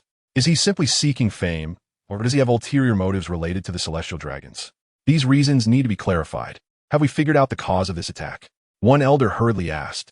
According to the descriptions from the survivors at the scene, Rono had also pressed for the whereabouts of the CP-0 Celestial Dragons. Although the specific reason is unknown, it's highly likely that he came specifically for the Celestial Dragons. The tone of the CP-0 was more severe. In the eyes of these brainwashed individuals, targeting the Celestial Dragons means that Rono has committed an unforgivable crime. Targeting the Celestial Dragons? That sounds very much like Rox. After hearing this, the expression of the five elders grew even graver. That guy Rox also frequently hijacked the Celestial Gold and slaughtered the Celestial Dragons. If these two were to meet, the consequences would be unimaginable. This person cannot be left alive. Soon, the five elders exchanged glances. Their long-standing collaboration had made them very taciturn, and they quickly understood each other's intentions. This Rono must be nipped in the bud as soon as possible. If allowed to grow, he will undoubtedly cause great disaster in the future. Of course, the more serious consequence is that Rox has recruited Rono. If these two join forces, it will definitely be a situation the five elders do not want to see. Immediately notify the Navy and issue a bounty. With such terrifying potential at such a young age, he must be eliminated as soon as possible. The five elders quickly ordered. By the way, besides Rono, he has a companion named Roger. His strength is on par with Rono, and he is around 30 years old. At this moment, CP-0 suddenly remembered that there was another person at the scene besides Rono, who should be his accomplice. After all, the shock Rono brought them was so great that they almost forgot about Roger. Anyone associated with Rono must be eliminated. The five elders spoke simultaneously. Soon, the Navy headquarters received the news. In the Navy office, the then Admiral Sengoku gathered Karp, Tsuru, Zifa, and many other key personnel in the office. Not only that, even a new Navy recruit Dragon was in the conference room. The Navy learned that Dragon awakened his Conqueror's Haki during this incident, which was taken very seriously, and they decided to focus on training Dragon. Upon hearing about the Sky Gold incident, everyone in the Navy looked incredulous. After all, it was the first time they had heard of a 17-year-old boy having such power. Do you have any opinions? Speak up, Sengoku said to the crowd. Almost all those present were the future pillars of the Navy, especially Karp, Sengoku, and Zifa, who were all candidates for Admiral. In terms of strength, the three were not much different from the Admirals. Sengoku called them here with the intention of training them. This guy named Rono has such terrifying strength at such a young age. He should indeed be eliminated as soon as possible, at the very least. He should be captured and imprisoned in the deep-sea prison, Zifa said. Zifa now already had the beginnings of not killing Admirals. That's right. The impact of the Sky Gold hijacking is very severe. It will affect our Navy's reputation for justice. We must take action as soon as possible. Sengoku also agreed with this proposal. Just then, Karp suddenly stood up and said, "This guy did hijack the Sky Gold, but he was targeting the Celestial Dragons. You all know the nature of those scum among the Celestial Dragons. There might be more to this matter." Karp has always been very displeased with the Celestial Dragons, so he doesn't particularly dislike Rono's crimes, nor does he think he should be completely eradicated. Hearing this, Sengoku, as an admiral, immediately admonished, "Karp, watch your words and actions." On the surface, it was a reprimand, but in fact, it was for protection. If the Celestial Dragons heard such words, even a high-ranking admiral like Sengoku could not protect Karp. After all, the battle at God Valley had not yet happened, and Karp did not have the protection of being a Navy hero. Admiral Sengoku, you should also be aware of the character of those Celestial Dragons. It's best not to act rashly until the background investigation is complete, Karp said, not caring whether the Celestial Dragons heard it or not. Report to Admiral Sengoku. We have investigated Rono's background. At this moment, a Navy officer rushed into the conference room and handed a document to Sengoku. Very good. After receiving the document, Sengoku immediately began to read it. However, upon finishing the document, Sengoku's expression changed, becoming somewhat awkward. Seeing this, Sengoku hurriedly asked, "Admiral Sengoku, what happened?" Sengoku threw the document on the table. "You all take a look for yourselves." Soon, several people finished reading the document, and their expressions changed. It was very simple. The document recorded Rono's background and hometown. After all, Rono had been an ordinary person for over 10 years, and his background was easy to investigate. The document showed that a week before the Sky Gold hijacking incident, a celestial dragon went to Rono's hometown and shot many civilians, including Rono's parents. Rono witnessed the entire incident. No wonder this guy would hijack the Sky Gold and pursue the whereabouts of the celestial dragons. Now everything is clear. Carp slammed the document on the table, his expression filled with anger. These wasteful celestial dragons brought this upon themselves, and now they've created a huge mess. Carp even wanted to say, well done. Just now, Sengoku and Zephyr, who were yelling about wanting to eradicate Rono early on, also looked a bit awkward. They originally thought Rono was a great villain, but unexpectedly, there was this hidden backstory. Watching one's parents being killed by the celestial dragons, if it were themselves, they would probably do the same. So that's how it is. Dragon was also stunned upon hearing this reason. He now understands why Rono insists on inquiring about the whereabouts of the CP0 celestial dragons. If this kind of thing happened to him, he would definitely do the same as Rono. For a moment, the atmosphere in the conference room became extremely awkward. They initially thought this was a malicious incident, but it turned out to be quite the opposite. They truly deserve it. The only way to explain everyone's feelings is with that phrase. The celestial dragons are indeed reaping what they sow. The atmosphere remained tense for several minutes. Finally, Admiral Kong broke the silence. Regardless, Rono has kidnapped a celestial dragon, which has caused extremely negative repercussions, and this matter must have a resolution. First, immediately issue a bounty notice to the entire world, warning people that this person is dangerous.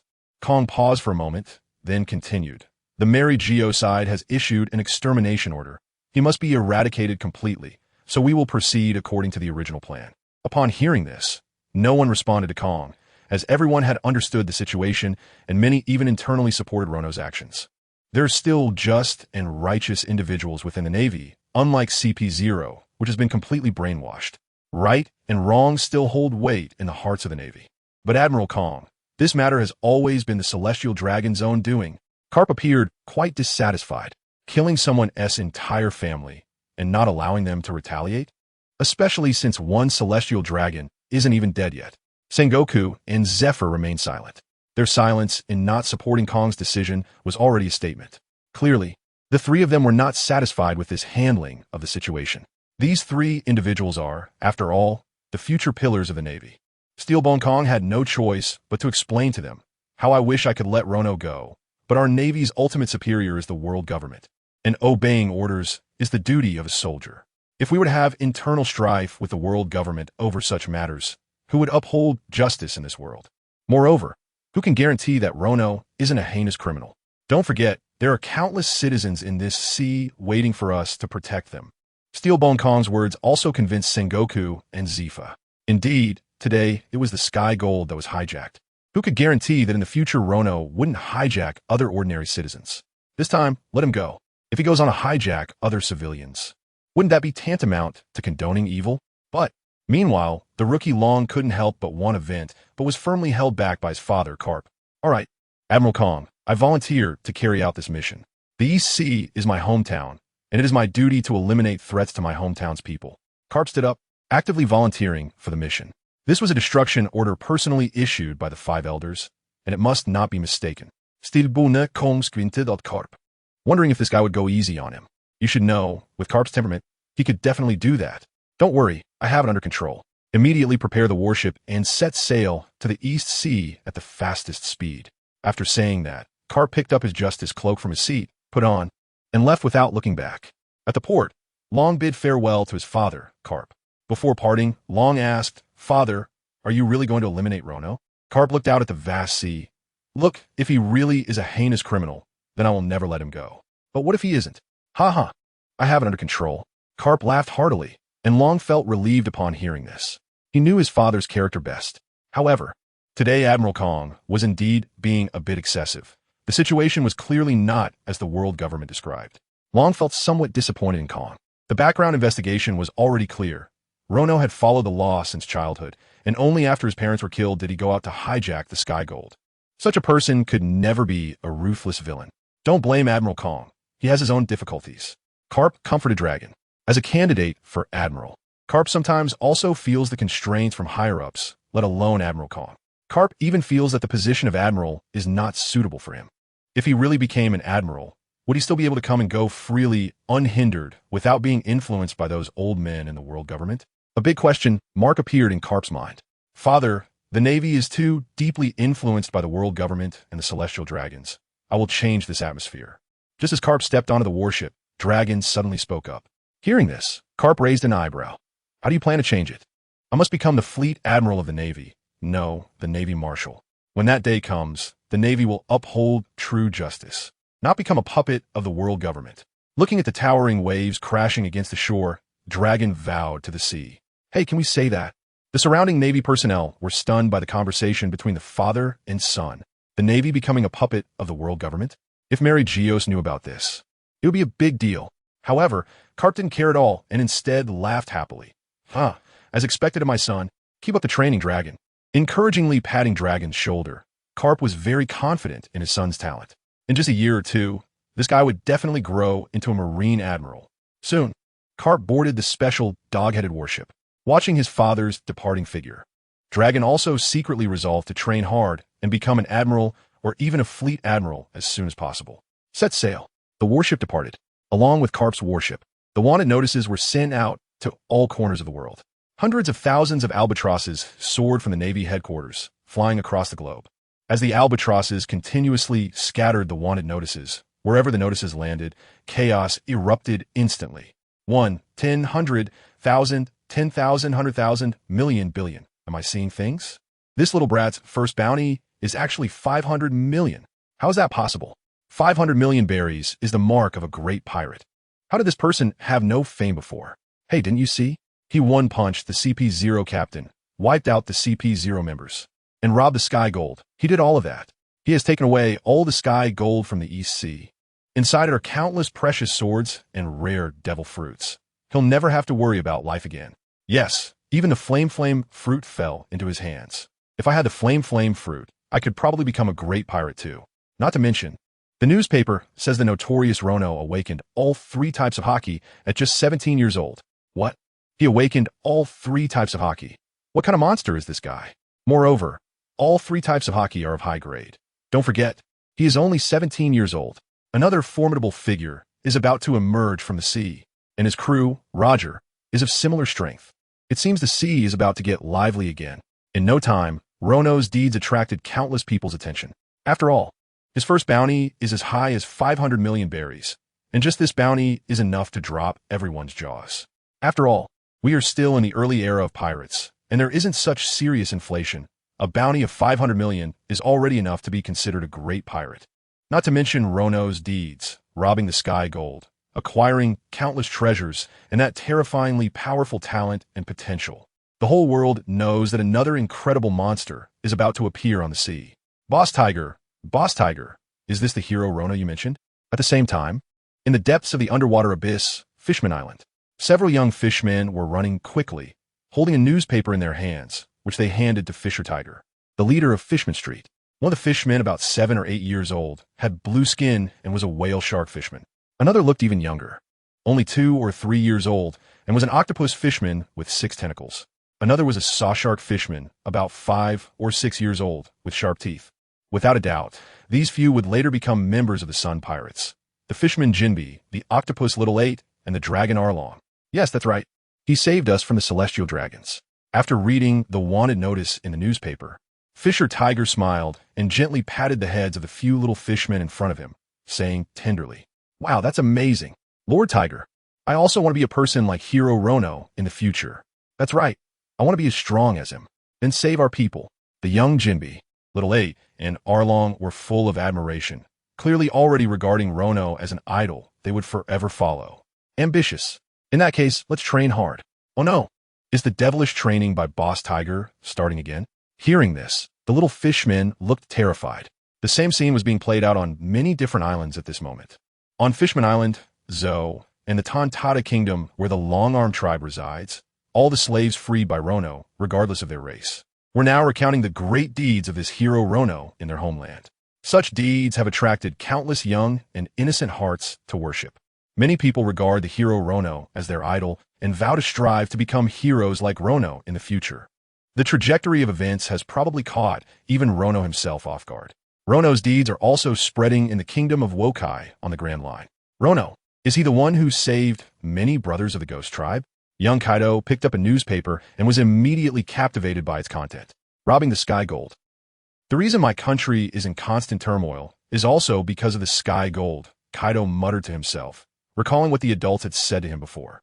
To win against the enemy, they needed to seize money to pay for the sky gold. That's why his hometown had been in chaos all along. How remarkable.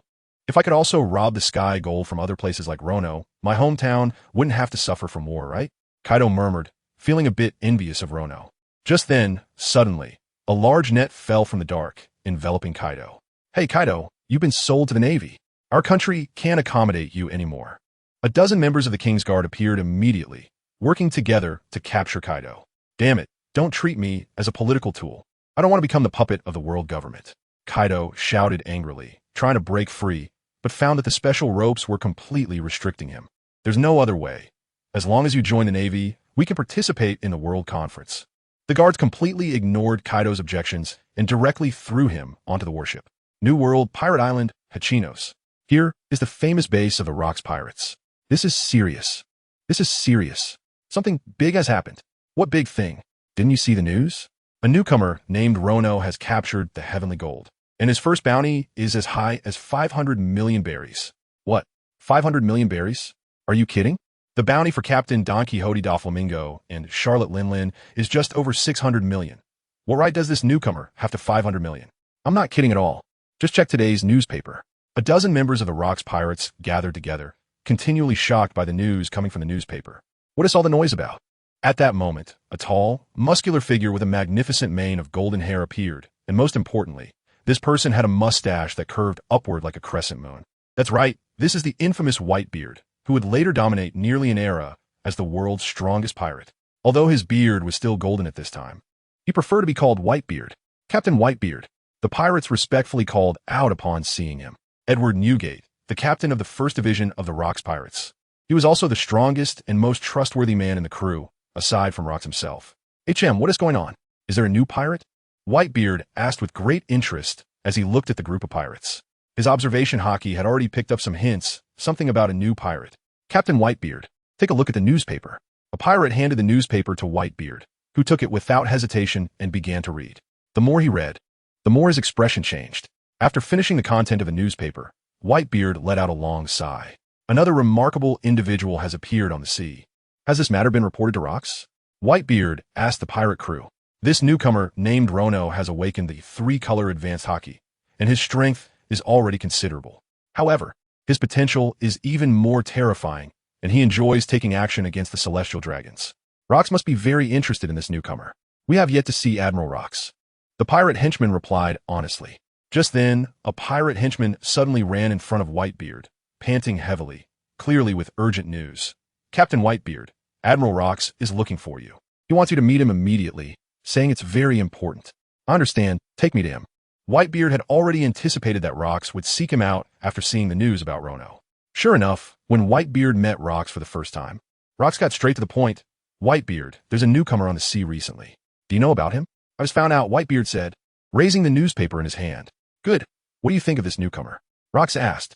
After pondering for a moment, Whitebeard replied, at the age of 17. Awakening the 3-color hockey, and all 3 types reaching advanced levels. Such talent is rare in decades. If given some time, he will undoubtedly grow into a monster. Whitebeard paused, contemplating something he didn't say. That is, if given time, Rono could even grow into a monster that surpasses Rocks. Upon hearing Whitebeard's evaluation, a subtle smile appeared on Rocks' lips. Who is Rocks? He is the king of this era, and even someone as strong as Whitebeard finds it difficult to hide anything in front of him. Rocks certainly understood what Whitebeard left unsaid. This guy Rono is stronger than Rocks was at the same age and may very well surpass him in the future. However, Rocks didn't mind. Instead, he said with great interest, Interesting, it's rare for you to give such an evaluation. Whitebeard is usually quite proud. After all, he is considered the strongest person in the Rocks Pirates aside from Rocks himself. There are not many people in the entire Rocks Pirates that Whitebeard deems worthy. And now, he gives such a high evaluation to a rookie just starting out. It seems that his speculation was not wrong. This Rono is a person of great potential and will be a significant help in overthrowing the Celestial Dragons rule in the future.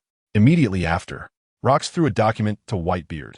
And here's this document. Take a look. Like the Navy, Rox also investigated Rono's background.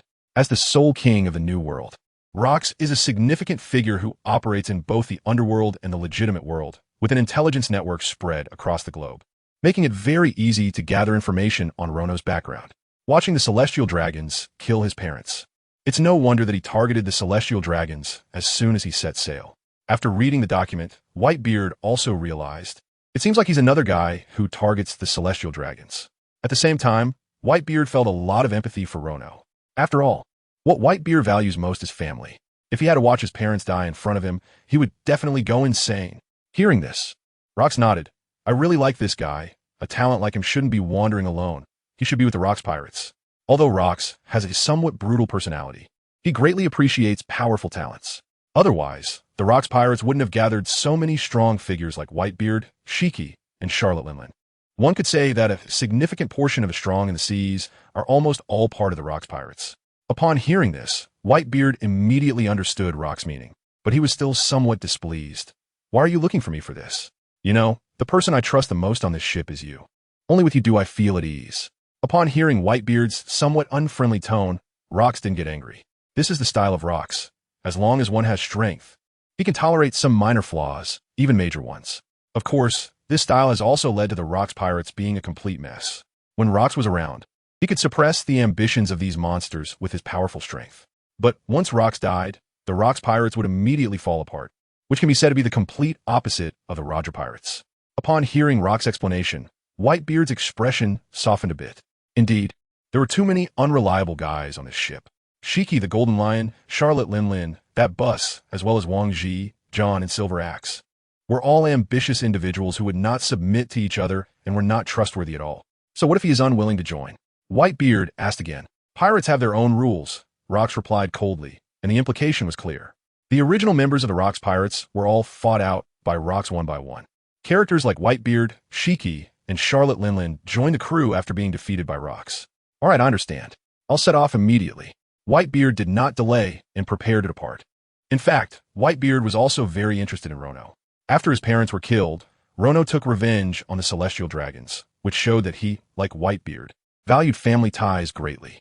It's not easy to find someone like that, especially since there was no one like that in the Rox Pirates. Watching Whitebeard's departing figure, Rox felt a bit of sorrow for a moment. In such a large pirate crew, there was only one reliable member. If it weren't for Whitebeard, who else could he send? It seemed he would have to take action himself. But it didn't seem matter. As long as he could bring down those Celestial Dragons in Mariewa, he would do anything. Soon, Rox's sorrow disappeared, replaced by a shocking killing intent. It's hard to have such killing intent without having killed tens of thousands or even hundreds of thousands. A bounty of 500 million was truly unexpected. In East China Sea, Rono smiled upon seeing his wanted poster. A bounty of 500 million right from the start surprised Rono as well. Even 40 years later, a bounty of 500 million would still be considered a threshold for becoming a great pirate. That guy Roger must be feeling quite frustrated now. Continuing to read the newspaper, Rono nearly laughed out loud when he saw that Roger was treated as one of his crew by the government, with a bounty of 300 million berries. The future Pirate King had been his crew member. That felt pretty good. In fact, Rono said goodbye to Roger just a few days after the Sky Gold incident. After all, Roger had his own journey, and now that he had money, he didn't need to continue riding on Rono's ship. It's worth mentioning that the world government specifically revealed the news about the Mera no Mi in the newspaper, which would lead some pirates who coveted the fruit to come looking for him.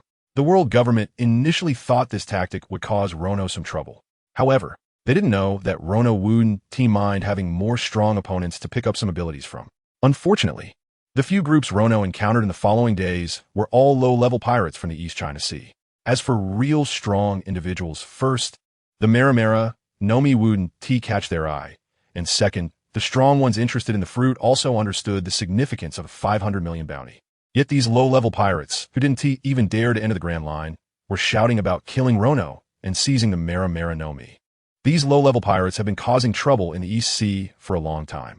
They don't have an accurate understanding of the power of big figures. So Rono had to deal with this group of nuisances harming the civilians. After all, even though he became a pirate. Rono comes from a civilian background and would not do anything to harm the ordinary people. It's unclear how long the Celestial Dragons have been gone, but at this speed, he should be able to catch up. After taking care of these lackeys, Rono looked towards the distant sea, his eyes filled with killing intent. Ever since he picked up Roger's observation haki, which allows him to hear the voices of all things, Rono has been searching for the Celestial Dragons. Hearing the voices of all things belongs to the category of God-level observation haki, allowing him to communicate mentally with different types of living beings and even non-living things. This means Rono can communicate with nearby marine creatures to ascertain the specific location of the Celestial Dragons. After using this ability to communicate with the nearby sea creatures, Rono confirmed the location of the Celestial Dragons. That guy hasn't gone far. If he continues along this path, he will definitely catch up, riding the Revenge at full speed. Rono took the opportunity to check his system panel. Host, Rono age, 17 strength, mid-level warlord, speed, mid-level warlord, stamina, mid-level warlord, haki, conqueror's haki, advanced, armament haki, advanced, observation haki, advanced, other abilities, swordsmanship, advanced, combat experience, advanced, devil fruit ability, flame fruit absorption, god-level ability, hearing the voices of all things. Compared to his strength when fighting Roger, Rono has made significant improvements. First, he acquired Roger's god-level observation haki. Additionally, absorbing the flame fruit's ability has further enhanced his destructive power. He is now at a level comparable to Doflamingo and Bartholomew Kuma, roughly equivalent to the rank of a vice admiral. With a reliable sword, the tiger cut from the grade 21 swords, Rono might even be able to defeat Roger now. Rono is quite satisfied with this outcome. After all, he has only been at sea for a little over 10 days. Rising from a midshipman to the level of a warlord at an astonishingly rapid pace like a rocket. As long as there is no admiral-level powerhouse present, he can at least catch up to that Celestial Dragon, kill him, and retreat safely. No, even if there's an admiral, he should still be able to kill that Celestial Dragon, though he would have to pay some price for the retreat. Rono has a rough estimate of his strength. Now, if he encounters an admiral-level powerhouse, he should still have the ability to fight. Moreover, he has not yet factored in the support from the system. In fact, if he truly encounters an admiral-level powerhouse, Rono not only has the power to fight, but might also pick up some powerful abilities and quickly advance to admiral level. Of course, the most likely scenario is that there is no admiral-level combat power guarding the Celestial Dragons. Usually, it's just a few vice admiral-level CP0 agents. After all, admiral-level combat power is rare across the entire sea. How could they always be guarding the Celestial Dragons? Only when something happens to the Celestial Dragons will the Navy dispatch admiral-level forces to clean up the mess. This is also why the Celestial Dragons are so arrogant.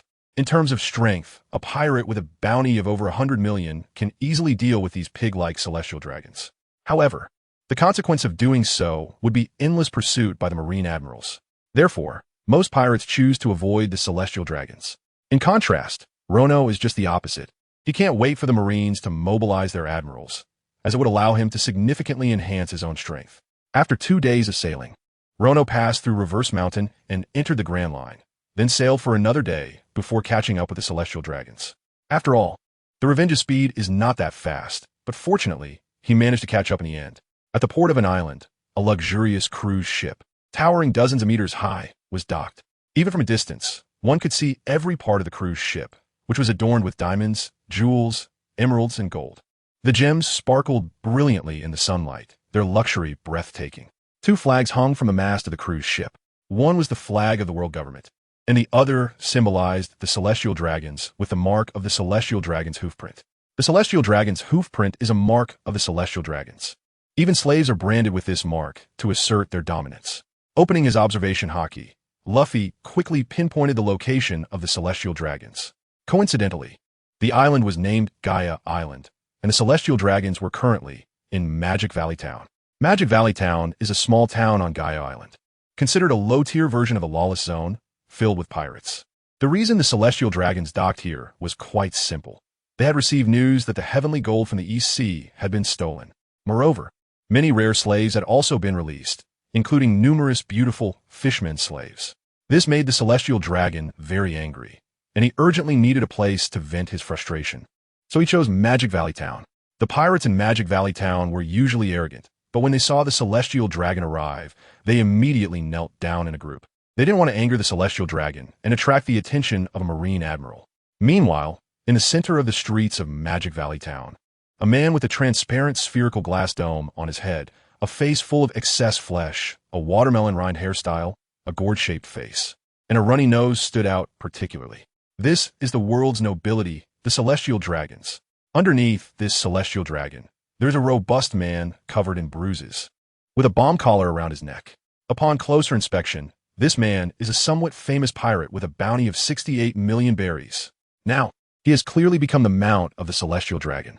On both sides of the street, countless pirates are kneeling. The pirates were extremely tense, fearing that the celestial dragon might suddenly go crazy upon seeing his foul face. Soon, something unexpected happened. Suddenly, the celestial dragon got off his mount, and a man dressed in a neat black suit and sunglasses immediately stepped forward to respectfully ask, "Your Highness Charlemako, do you have any orders?" Upon hearing this, Charlemako wiped his nose and said, "This mount is already battered and worn. I'm tired of playing with it. Let's choose a replacement right here." Hearing this, the mount was overjoyed and immediately knelt before the celestial dragon to express his gratitude. "Thank you, celestial dragon. So, I can leave now, right?" Charlemako's expression suddenly twisted. "You lowly slave, did I say you could leave?" As soon as he finished speaking, Charlemako immediately ordered the man in the black suit beside him, "Go, bring out the torture instruments I prepared." After receiving the order, several black-suited guards quickly brought over a large transparent glass tank covered with a black cloth. The tank was large enough to hold 7 or 8 people. What was the celestial dragon planning to do? Seeing this, everyone present was puzzled. However, when the black cloth was removed, the expressions of everyone in attendance immediately turned to sheer terror. Inside the transparent glass tank, there were nearly 100 poisonous snakes, scorpions, centipedes, and other venomous creatures. All of them were highly toxic species. These poisons are constantly wriggling in the sealed large jar, and just looking at them makes one's scalp tingle. However, the celestial dragon looked at the jar with an expression of great excitement. "Very good. Immediately strip this filthy slave naked and throw him in." Upon hearing this, everyone present was stunned. To strip someone naked and throw them into a jar full of poisonous snakes? Such brutal methods are completely beyond their imagination. Even though they are pirates, they cannot resort to such inhumane tactics. The cruelty of the celestial dragons is many times greater than that of these pirates. It's not over yet. At this moment, Charlemagne Saint scanned the surroundings. This one, that one, and also this person, throw them all in together. Charlemagne Saint pointed at the 5 unfortunate souls kneeling on the ground, signaling his subordinates to throw them in as well. The 5 people who were pointed at looked incredulous. They had never provoked the celestial dragons. So why were they being tortured? But the celestial dragons didn't care about that. They could only blame their own bad luck. This is the celestial dragon. This is the world's nobility. Being chosen by them means you can only consider yourself unfortunate with no other options, unless you possess the strength to fight against a marine admiral. But how many people on this sea have that kind of power? Soon, the subordinates of the celestial dragons threw these few people into a large tank. Immediately, horrifying screams echoed from the tank, as if pigs were being slaughtered, being bitten by hundreds of venomous snakes with nowhere to escape. One can imagine how desperate these people were. Ha ha, ha ha ha. How interesting, how interesting. Seeing the miserable state of those people, Charlemako Saint clapped his hands in praise, his face full of excitement. The gloom of having his golden treasures robbed was swept away, and looking at the suffering of these commoners, he felt relieved, and his waist no longer ached. Is it just simple venting? How terrifying. Is this the god that rules the world? Once targeted by them, one can only wait to die. The pirates present were all shocked by the methods of the celestial dragons. In terms of lawlessness, even pirates are mere small fry compared to the celestial dragons. The torment lasted for 10 minutes, and once those people had completely breathed their last, the celestial dragon instructed his subordinates, "Find me a mount among these people." "Yes, Your Highness Charlemako Saint. May I ask you have your eye on?" A man in a black suit respectfully inquired. Hearing this, Charlemako Saint continuously scanned the pirates kneeling on both sides of the street with his round face. At that moment, suddenly, Charlemako Saint realized something was off. 3 meters away from him, there stood a person, unknown when they had appeared. How is this possible? He is a celestial dragon, a world noble. All commoners must kneel before him. How can someone stand in front of him? Even his subordinates would never dare to stand before him. At this moment, The pirates kneeling on both sides seemed to have also noticed something strange. At some point, a person had appeared before the celestial dragon, standing there with an air of barely concealed, killing intent. Who is this reckless fool? Is there a better way to seek death? Didn't they just witness the celestial dragon's punishment? However, more pirates were somewhat gloating.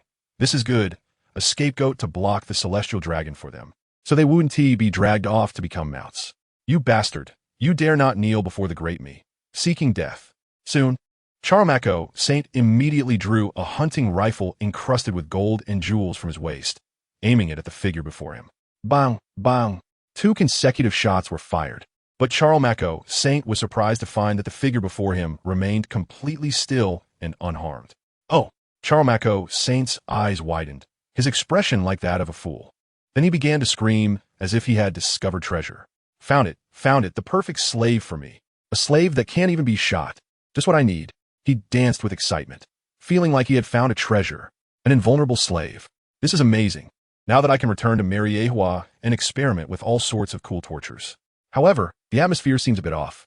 After Charlemagne Saint gave his orders, unprecedentedly, no one responded to him. Huh, you lowly bastards. Didn't you hear the command of the great me? Charlemagne Saint is angry. He turned around and wanted to give his personal attendant a hard slap. But soon he was stunned to find that the hundreds of servants behind him were now lying on the ground, eyes rolling back, unconscious. Damn it, who did this? Which bastard dared to attack the slaves of the great me, seeking death? With Charlemagne Saint's IQ, he obviously didn't know what Conqueror's Haki was. What is going on here? Conqueror's Haki? Who did this? Tried to attack the celestial dragons. At this moment, the pirates present also noticed something was off. Someone actually took the initiative to attack a celestial dragon. Are they tired of living? You see that face, that face. Soon, the sharp-eyed pirates discovered. The person standing in front of Charlemagne Saint was none other than the infamous pirate Notorious these days, with a bounty exceeding 500 million. The villain Rono. The villain Rono. Did he do this? First attacking the heavenly gold. Now he wants to attack the celestial dragons? Does this guy not know that attacking a celestial dragon will lead to being hunted down by a marine admiral? Are you stupid? Does Rono at that level still fear marine admirals? Exactly. A man who awakened the 3 types of advanced Haki at just 17 years old. How could he possibly fear a marine admiral? This is great. A savior has arrived. The pirates present were also greatly surprised. Rono, the pirate with a bounty exceeding 500 million. The hottest newcomer in the Grand Line. He actually appeared here. Is it you lowly people who did this? Bastard. At this moment, the celestial dragon clearly did not understand his current situation. After all, he was used to a life of luxury and did not believe anyone would dare to attack him. So, Charlemagne Saint raised his hunting rifle and, in a threatening tone, said to Rono, lowly people, kneel before me, or I will throw you into the snake tank. Beast, I finally found you. Looking at the arrogant celestial dragon, Rono recalled that day, although the celestial dragon in front of him was not the one who personally killed his parents that day. His arrogant demeanor was strikingly similar to that of the killer. These beasts deserve to die. Rono's eyes were bloodshot, and his aura surged. The surrounding air seemed ready to explode, and storm clouds gathered above Magic Valley Town. Look, just with his aura, he changed the weather. There is no doubt that this is high-level Conqueror's Haki. This was the first time these pirates had seen high-level Conqueror's Haki. At this moment, Charmako Saint widened his eyes, completely unable to believe his ears. Beast? Are you talking about the great me? As soon as he finished speaking, with a bang, Rono instantly appeared in front of Charmako Saint and shattered the hunting rifle in his hand with a single punch. You lowly commoner. How dare you lay a hand on a god? I will throw you into a snake tank and torture you with the most brutal punishment. Charmako Saint never expected that someone would actually dare to attack him. In a fit of rage, he began to curse and didn't forget to threaten Rono. The pirates present were also dumbfounded. Are the celestial dragons all idiots? To dare to act arrogantly in front of a pirate with a 500 million bounty? Do they really think the Navy admirals are invincible? Noisy. Sure enough, Rono was not going to let him off easily, delivering a straight punch right to his forehead. With a bang, as the transparent glass dome shattered, Charmako Saint was sent flying out. Upon closer inspection, his nose was completely bloodied, his mouth swollen like a sausage, and his entire face looked as if it had been crushed by a heavy object, with his features completely distorted. Fortunately, Charmako Saint had not lost consciousness and was still aware. This is the result of Rono's control over power. Otherwise, it would be too easy to kill the celestial dragon, which would be too cheap for that beast. Meanwhile, not far from Gaia Island, Whitebeard discovered unusual weather in the nearby sky. This feeling is definitely not wrong. It's a high-level conqueror's haki. Whitebeard's eyes lit up. Rono, I finally found you. Grand Line, Gaia Island, Demon Valley Town. The pirates kneeling on both sides were completely stunned at this moment. It was the first time they had witnessed someone take action against a celestial dragon. Although this was something they had anticipated, the shock remained undiminished when it actually happened. Beast, tell me, how do you want to die? Rono stood in front of the celestial dragon, staring intently at him, causing Charmako Saint's hair to stand on end. At this moment, Charmako Saint finally recognized the reality. I had warned you, this guy really will kill me. If you kill me, the Navy Admiral will hunt you down to the ends of the earth. Aren't you afraid? Charmako Saint could only use the name of the Navy Admiral to scare Rono now. Beast, is it because you have the Navy Admiral behind you that you dare to act recklessly? Rono was very displeased with this statement and walked straight toward Charmako Saint. Navy Admiral, when the Celestial Dragons shot my parents, there are also people saying that angering the Celestial Dragons would bring the Navy Admiral down on you. It seems that the Admiral is not a good thing after all. Don't come over, don't come over. As Rono got closer, Charlemagne was backing away in fear, completely ignoring his serious injuries. Where did your arrogance go? Aren't you gods ruling this world? Seeing the Celestial Dragons in such a pathetic state, Rono sneered. It turns out this group of useless Celestial Dragons can also read the room. Damn it, I don't want to die yet. Please spare my life. With nowhere left to retreat, Charlemagne suddenly changed his tone and started kneeling on the ground, kowtowing to Rono, because he could see very clearly now that this guy in front of him really intended to kill him. Even if he called the Admiral, there was no way to arrive in time. Life is only one. I'm begging you, spare my life, please spare me. Charlemagne kowtowed with great force, his forehead bleeding and bruised. The pirates present were all stunned. He actually knelt down and begged for mercy. Is this the world's noblest bloodline? It seems similar to the world's most despicable bloodline. Even pirates wouldn't kneel and beg for mercy just to stay alive. The Celestial Dragons are truly eye-opening. Oh no, we've been ambushed by Conqueror's Haki. At that moment, among the crowd that had just fainted, 3 people finally regained consciousness. The 3 of them were wearing masks. And without a doubt, they were CP0. At that moment, the 3 CP0 members were secretly alarmed. They had been knocked out by Conqueror's Haki. Who could have done this? Was it aimed at the Celestial Dragons? This is bad. The Celestial Dragons must not be harmed. But what is going on? The Celestial Dragons, the gods who rule this world, actually bowed down and knelt to someone, just as the 3 CP0 members had just regained consciousness. They were almost knocked out again after seeing this. A god bowing to lowly commoners. If the higher-ups of the world government find out about this, I'm done for. Of course, as the most loyal dogs of the Celestial Dragons, they absolutely won't allow this to happen. That person is the notorious criminal Rono. Soon, the 3 CP0 agents recognized the main culprit behind the use of Conqueror's Haki, Rono. He was the one who had kidnapped the Celestial Dragon, Tenko. Hurry, go rescue Saint Chalmako. The 3 CP0 agents immediately stepped forward, blocking Rono and Saint Chalmako's path. Saint Chalmako, you must be frightened. Let's leave here at once. One of the fastest CP0 agents knelt before Saint Chalmako and picked him up on his back. Who would have thought that upon seeing the 3 CP0 agents, Saint Chalmako's expression would do a complete 180. Just moments ago, he had a servant-like demeanor, but now he was demanding. You 3 bastards, where have you been? I almost lost my life. Slap, slap. Several slaps landed on the faces of the CP0 agents, and then Saint Chalmako pointed at Rono in front of him. Quickly, you 3, kill this lowlife for me. Capturing him alive would be best. I want to execute him in the most brutal way. Saint Chalmako said viciously, eager to throw Rono into a snake pit and torture him. However, Saint Chalmako, the person in front of you is the notorious pirate Rono with a bounty of 500 million. It's best to escape now. The CP0 agents, having been slapped, were not angry, but instead advised the Celestial Dragon to flee quickly. You useless fools, what are you doing? How dare you let me, the Great One, escape? Hurry up and catch that bastard. Otherwise, when I return, I'll have you all executed. Saint Chalmako didn't care about the bounty at all. He only knew that Rono had embarrassed him, and he had to catch Rono today and torture him until he wished he were dead to relieve his anger. Hearing this, the pirates present were shocked by the absurdity of the Celestial Dragon. Ridiculous. Foolish. The world nobles are actually like this. Others are trying to save him, and instead of escaping, he threatens to kill his rescuers? Are the Celestial Dragons a bunch of useless fools? The CP0 agents were not at all angered by the Celestial Dragons' insults. They had been brainwashed since childhood and could never defy the Celestial Dragons.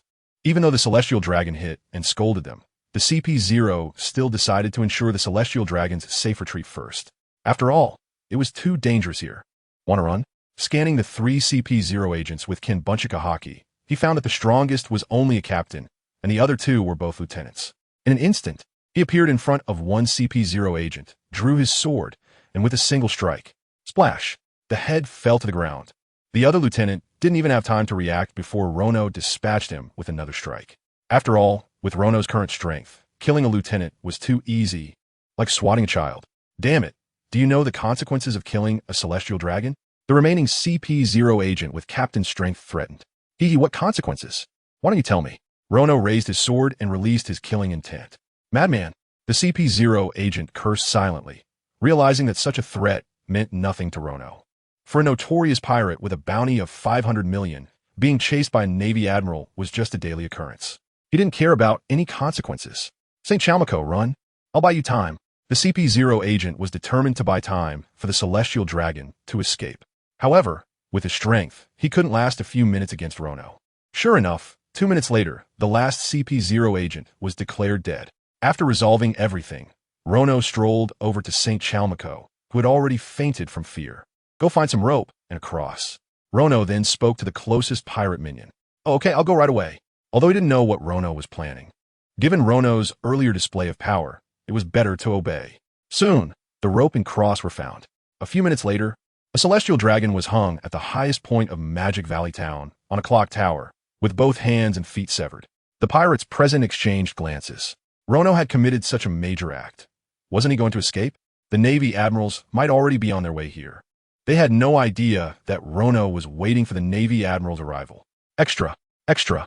Notorious criminal Rono has caused another major incident. Really? What happened? On Kaya Island in the Grand Line, Rono captured a Celestial Dragon. What? Did he voluntarily go to capture a Celestial Dragon? That's right. The Celestial Dragon he captured is in a life-or-death situation. Following the Tenko incident, he has now captured a world noble. 2 major events that could shock the world. ISNT, the world government, and the Navy headquarters going to go crazy? That's right. I heard the world government has already sent an admiral to find out the whereabouts of the Celestial Dragon. How terrifying. Such a young age, yet possessing such thunderous methods. His bounty will probably increase again. The above conversation was happening all over the world. After all, news of directly capturing a Celestial Dragon spread like wildfire. Even as soon as Rono hung the Celestial Dragon on the clock tower, the pirates in Magic Valley Town couldn't help but spread the news. Of course, Rono didn't stop them. In fact, he hoped the louder the pirates shouted, the better. This is how to attract the attention of the Navy and draw in a fleet admiral. By fighting against a strong figure at the level of a fleet admiral, one can quickly grow stronger.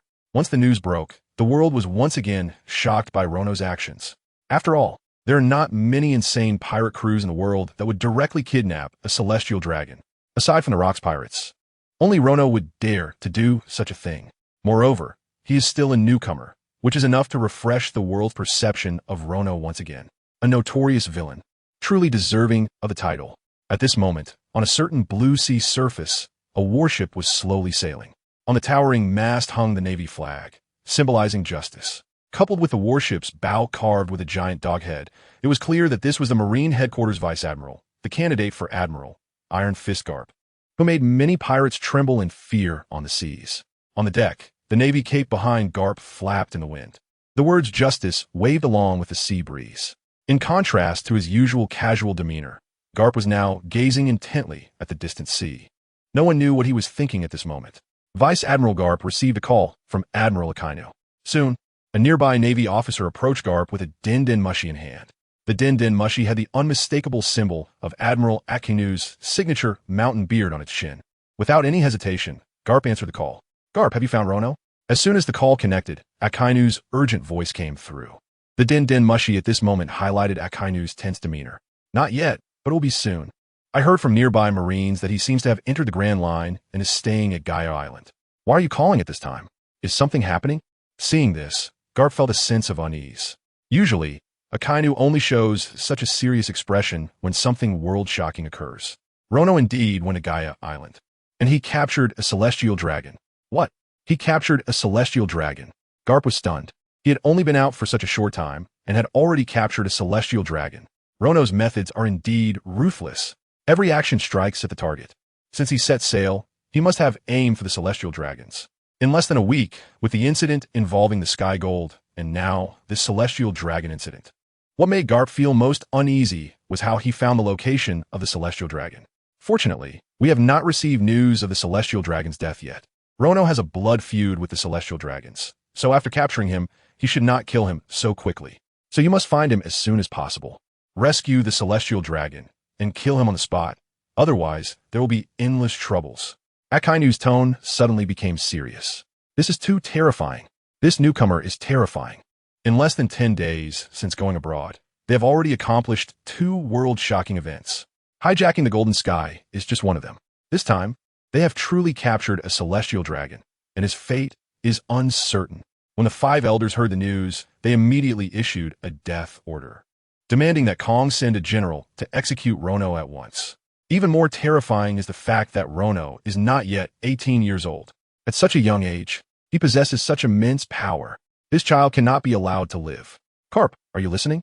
Seeing that Carp did not respond, Steelbone Kong hurriedly asked, General Kong, em listening. After a long silence, Carp's voice finally came through. You must understand the seriousness of this matter. According to my intelligence, Rox has already sent his 1st Division commander, Whitebeard, to find Rono's whereabouts. He is trying to recruit Rono.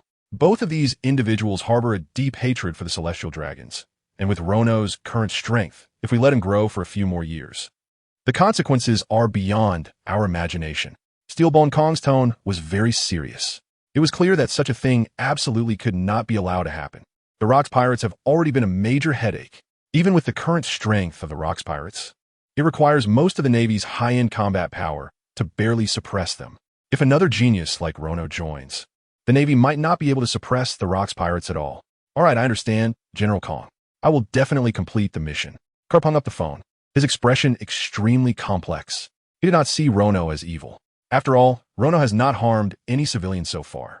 He captured a celestial dragon, which Carp saw as eliminating a threat to the people and upholding justice for the Navy.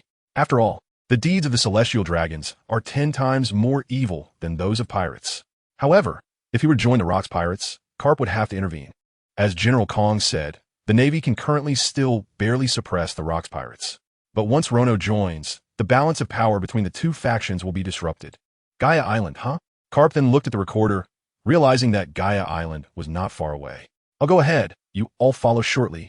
Carp then leaped from the top of the warship, flying away with moonwalk steps, leaving the Navy personnel dumbfounded on the spot. At the same time, Carp set off. At the port of Gaia Island, many pirates were on lookout. They witnessed Rono treating the world noble celestial dragon with the same attitude as one would treat pigs or dogs. Moreover, after doing all this, Rono showed no intention of escaping, but instead stayed at Gaia Island, waiting for the Navy general. These pirate lackeys finally realized what a real pirate is. Compared to Rono, they were just playing pirate games. So these pirate lackeys begged to join Rono. However, Rono rejected them one by one. The pirates in the first half of the paradise were too weak. His future opponents were the world government and the Navy headquarters. Weak companions could only be a burden. The pirate minions were not discouraged. Instead, they spontaneously acted as lookouts for Rono, hoping to impress him and become part of his crew. A ship is coming. Some sharp-eyed pirates noticed a vessel approaching Gaia Island. Is it a Marine Admiral? No, it's not. The pirates who clearly saw the newcomer were trembling, almost unable to speak. Who could it be? It was Edward Newgate, the captain of the 1st Division of the Rox Pirates, also known as Whitebeard. Whitebeard, Edward Newgate. Upon recognizing him, many pirates were utterly astonished, their eyes nearly popping out of their heads. Whitebeard, Edward Newgate. He overshadowed many monsters in the Rox Pirates, including Shiki, Charlotte Linlin, John, Silver Axe, and Wang Ji, becoming the captain of the 1st Division, with a bounty of 995 million. His formidable strength rivals that of a Marine Admiral and is one of the top combat powers of the seas. What is such a powerful man doing in this paradise? The pirate minions looked at Whitebeard with admiration, their curiosity exploding. A man who should be stirring up storms in the new world has appeared in paradise. Surely, he has a special purpose. Could it be that Whitebeard and Lord Rono are old friends? Or is Whitebeard here just to drink? Regardless of his intentions, Magic Valley Town is unlikely to remain peaceful from now on. This news must be conveyed to Lord Rono as soon as possible. Finally found him. Rono. Docking the ship at the harbor, Whitebeard was the first to activate his observation hockey.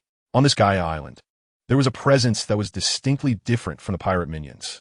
Even the entire first half of the Grand Line's paradise, there was a massive presence that even Whitebeard could feel. Combining this with the rumors from the past few days, it was almost certain that Rono was on this island. After landing, Whitebeard did not waste time wandering around. He headed straight towards the powerful presence he sensed with his observation hockey. With Whitebeard's speed, he reached Magic Valley Town in just a few breaths from the harbor. This is a celestial dragon. Originally intending to find Rono directly, Whitebeard was stunned by the scene before him as soon as he stepped into Magic Valley Town. The scorching sun blazed down, and the air was filled with the acrid smell of blood and sweat.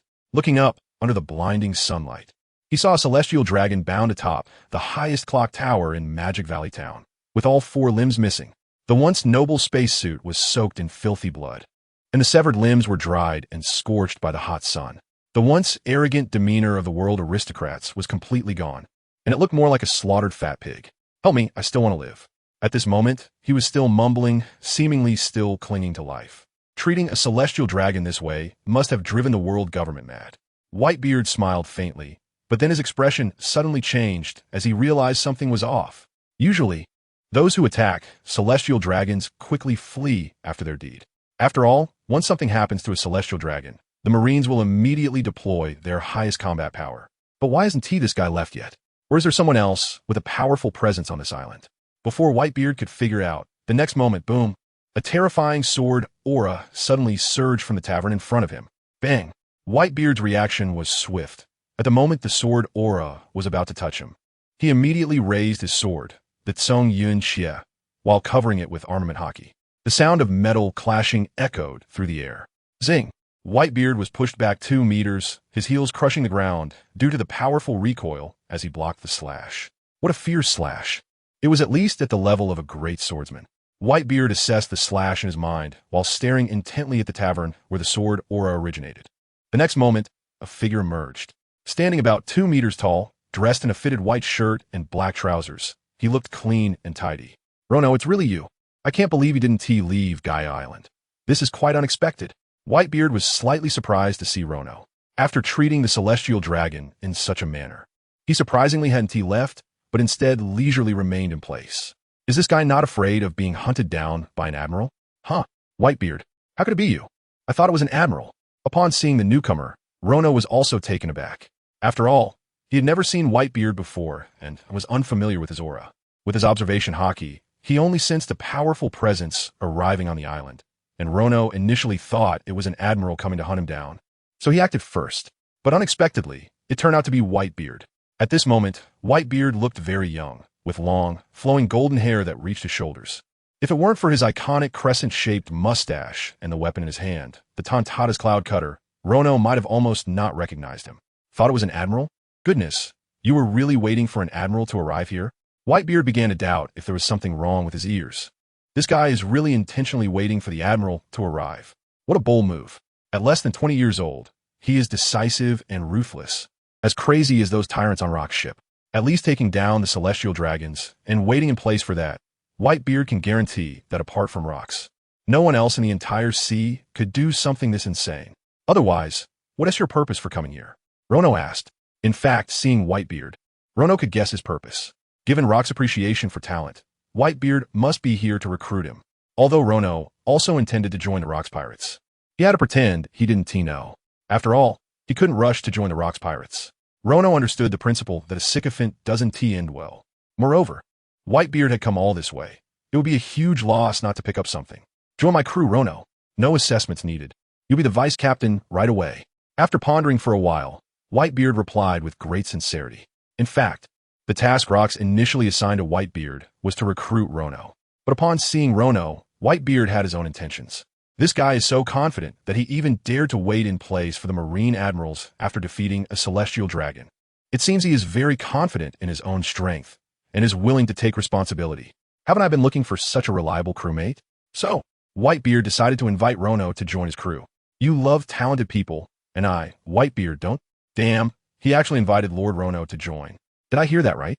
He immediately offered the position of vice captain, which is second only to Whitebeard himself. Truly worthy of Lord Rono. That's right, once we make it big. I've heard that Whitebeard himself doesn't care much for money and almost gives all of it to his subordinates. I'm so envious. I also want to follow Lord Rono and Whitebeard. TCH, just take a look at your pathetic self. You want to go, but do they want you? Damn it. What did you say? I'll beat you to death. Come on. Who is afraid of who? At this moment, almost all the pirates on Gaia Island had gathered. The pirate lackeys formed a circle and discussed among themselves. After all, in the paradise, it's hard to see pirates with bounties exceeding 300 million, let alone the two in front of them, one with a bounty of 500 million and the other nearly 1 billion. For these pirate lackeys in paradise, it would be difficult to see such big figures in their lifetime. Will Lord Rono agree to Whitebeard? The pirates present held their breath in anticipation. Whitebeard felt a bit nervous too. Such a high-quality crew member, he definitely doesn't want to miss out. Ha ha, if you want to invite me on board, you'd better show some real skills, don't you think, Whitebeard? After pondering for a moment, Rono said to Whitebeard, although Whitebeard hasn't reached his peak yet, he is not far from it. At least he has the strength of a vice admiral. Since we are here, wouldn't it be a pity if we didn't have a fight? Gurura, good lad. If it's a fight you're after, I'm always ready. Whitebeard was taken aback at first, then burst into a hearty laugh. He couldn't ask for more than a fight. Buzz. As soon as he finished speaking, Whitebeard immediately unleashed his terrifying conqueror's haki. The streets of Magic Valley Town suddenly erupted in a chaotic whirlwind. Following that, a strong sense of oppression and a dark red wave of energy surged out from Whitebeard's body, rushing rapidly towards Rono. Ding! Congratulations, host! You have picked up Conqueror's haki. High level, current progress, 69. This is what makes it interesting. The system's voice rang out, and Rono's eyes flashed with a fierce light. No need to panic. Boom! Rono also unleashed his Conqueror's haki. The same dark red wave of energy surged forth, crashing directly into Whitebeard's haki. As the two powerful waves of energy made contact, it was as if a 10-level typhoon had swept up around them, and the intense energy fluctuations exploded in an instant. Crackle, crackle! The air exploded with intense electrical sounds, dark red lightning appearing everywhere. How dangerous! Get away from here. Don't get caught up in their battle. My God! This is the clash of high-level conquerors' haki. In the next moment, the surrounding pirates, some quick to react, immediately found safe places to hide. Those slower to react collapsed to the ground, their eyes rolling back as they fainted. Ding! Congratulations, host. You have picked up Conqueror's haki. High level. Current progress, 79. Ding! Congratulations, host. You have picked up Conqueror's haki. High level. Current progress, 82. Ding! Congratulations, host. You have picked up Conqueror's haki. High level. Current progress, 97. The clash of Conqueror's haki lasted for several minutes, and Rono's system kept sending notifications. Whitebeard's Conqueror's haki was indeed extraordinary, growing far too quickly. Ding! Congratulations, host. You have picked up Conqueror's haki. High level. Current progress, 100. Ding! Congratulations, host. Your Conqueror's haki has successfully broken through. As the progress reached its peak, Rono felt a massive energy surge into his body in an instant. His Conqueror's haki successfully rose to the top level, just one step away from the god level. Moreover, based on Rono's estimates, the power of top-level Conqueror's haki is at least 3 times stronger than high level. No wonder he is the captain of the first division of the Rocks Pirates. However, just like that, thinking of inviting me on board, it's still too early. Rono smiled slightly, and the next moment, he took a powerful step forward. Boom! Within him, the Conqueror's haki burst forth again, and the dark red wave of energy surrounding Rono grew even more intense. Crack, crack!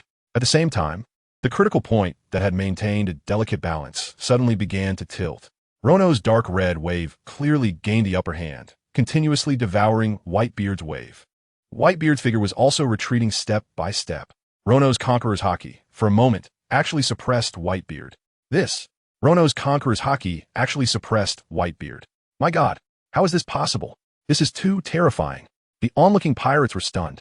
Whitebeard was a well-known great pirate, the second in command of the Rocks Pirates, with a bounty of 995 million berries.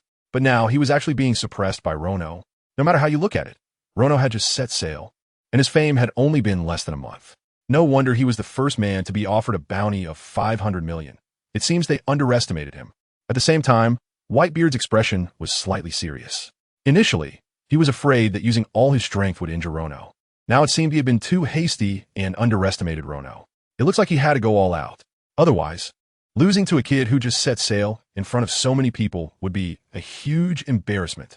With that thought, Whitebeard suddenly exerted force, mobilizing all his conqueror's haki. The dark red haki surged into the sky like a giant dragon, restoring the previously lost balance.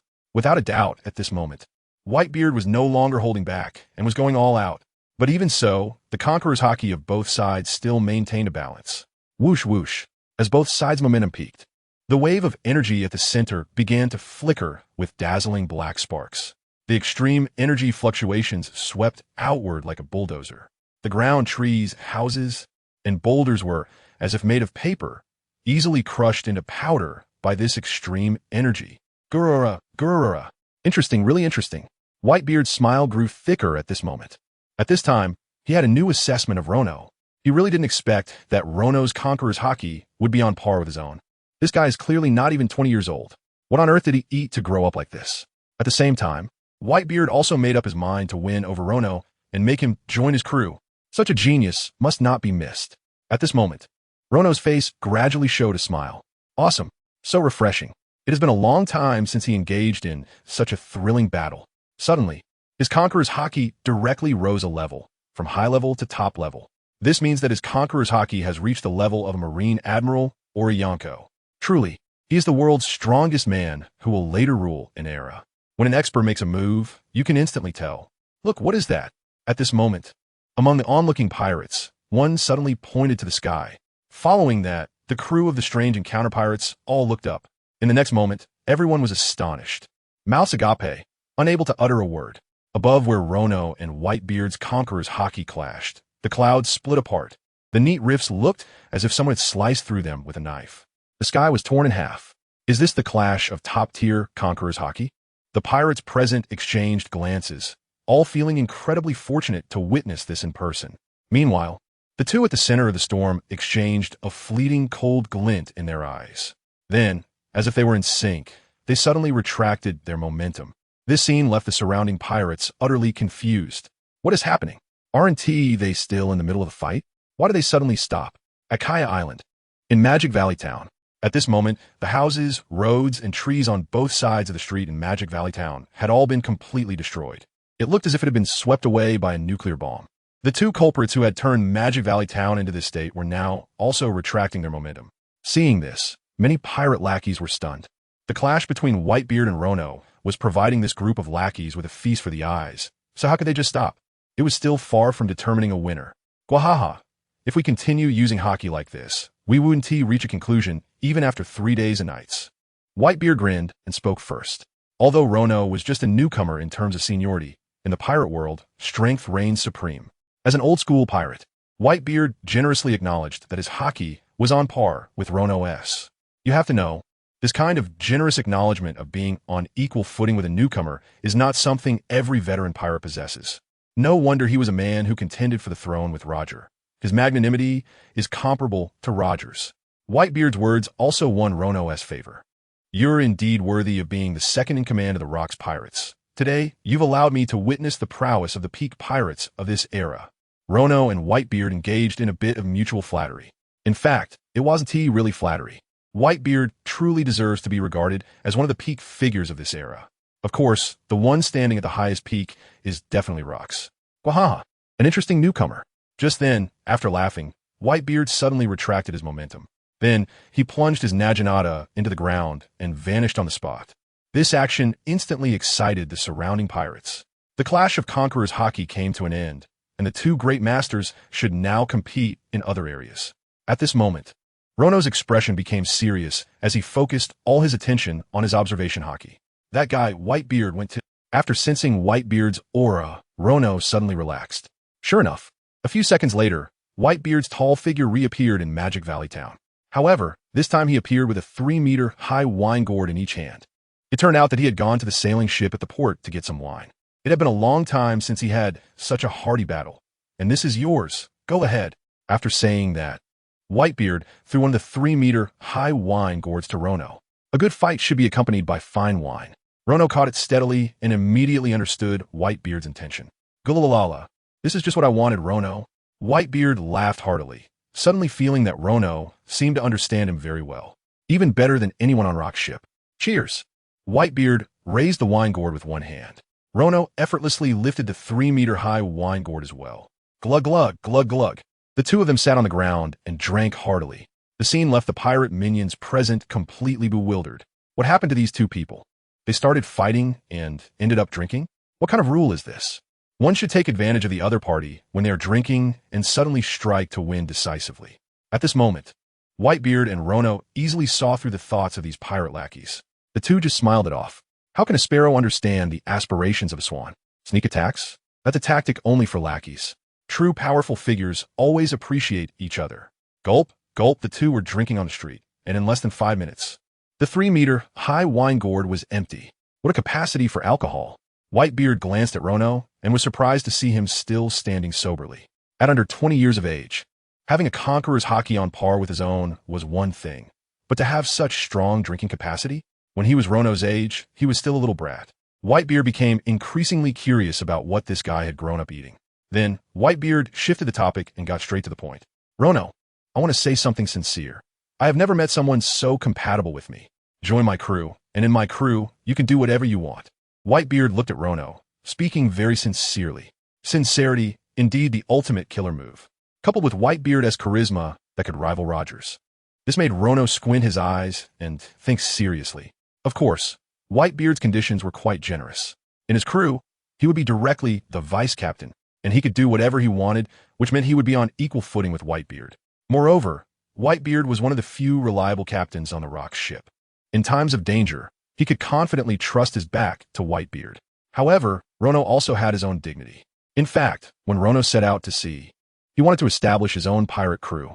But upon reflection, in this current era, most of the strong individuals were in the Rock's pirate crew. The other potential talents were in the Roger pirate crew. Even if he established his own crew, where would he find good crew members? Thus, he prepared to join the Rock's pirate crew. I can join the Rock's pirate crew. However, I must be the captain. Rono finally replied to Whitebeard after a long period of contemplation. The answer surprised Whitebeard slightly. However, thinking about it, it was indeed too much of a waste for Rono's abilities to stay in his crew. With his strength, he was more than capable of being a division commander in the Rock's pirate crew. In fact, considering his potential, if he grew for a few more years, he might even be able to serve as the vice captain. You can tell Rox that I won't join without the position of captain, Rono continued, unaware of Whitebeard's thoughts. Don't worry, with your strength, being promoted to captain is more than enough. You don't even need to mention it to Rox. Whitebeard waved his hand.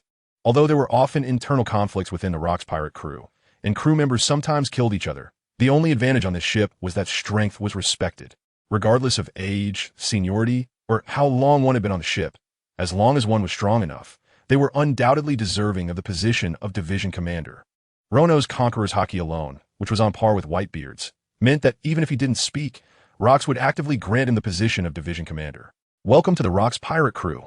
Cheers! Even though he hadn't become his vice captain, Whitebeard was still happy about Rono's joining. This also means that in the future, he finally found a reliable partner on the ship Rox. This is something that makes Whitebeard happier than anything else. Bang! The two clinked their cups and drank again. However, soon, Rono and Whitebeard suddenly exchanged glances. In the next moment, they both saw a vigilant wildness in each other's eyes. Someone was rapidly approaching Gaia Island, and this person's strength was definitely not weaker than either Whitebeard or Rono. On the streets of Magic Valley Town, Whitebeard and Rono were both taken aback. Their observation haki sensed it. A very powerful aura was approaching here at an incredible speed. Do you feel it? Whitebeard, we have a guest coming. Rono suddenly stood up and looked toward the sky. The aura of the incoming person was definitely not weaker than Whitebeard's. It seems you have quite the mastery of observation haki as well. Whitebeard also stood up, discarded his wine gourd, and pulled out the Tsong Yun Xie that was stuck in the ground. What's going on with these two? Are they going to fight again? The surrounding pirate lackeys also noticed that the atmosphere around Whitebeard and Rono had changed again. The two seemed to be on high alert. Could it be that they were going to fight again? Just as the lackeys were confused, suddenly, a nimble figure appeared in the sky. Someone is coming. Who is it that can fly in the sky? How'd they do that? The pirate lackeys were stunned with their knowledge. They didn't know that this technique was called moonwalk, one of the Marine 6 styles. Soon, The figure got closer, and, upon reaching directly above Magic Valley Town, everyone finally saw who it was. A neat head of black short hair, a prominent scar running from below the left eye to above it, a broad build that nearly stretched the Marine uniform to its limits, coupled with the fluttering Marine cape behind him.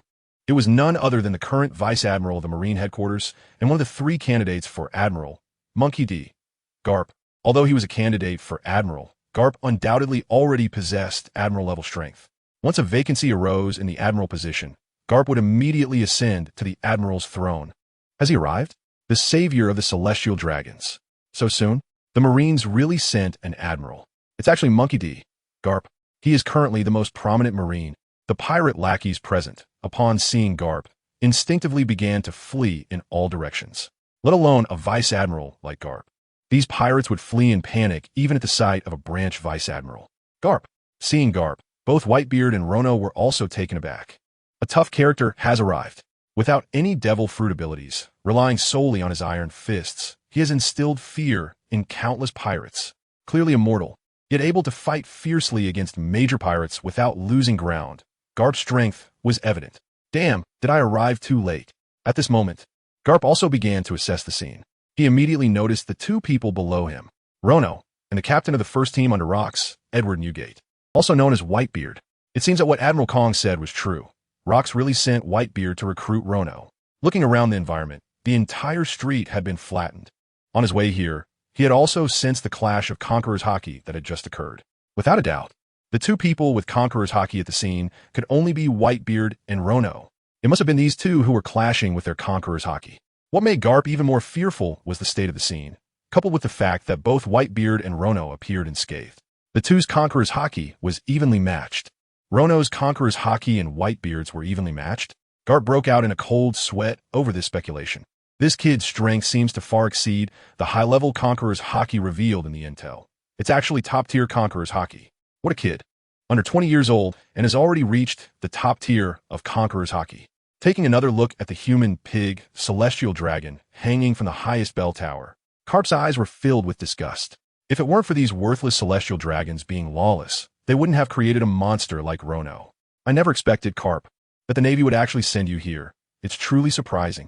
Rono noticed the disgust in Garp's eyes when he saw the Celestial Dragons in the sky.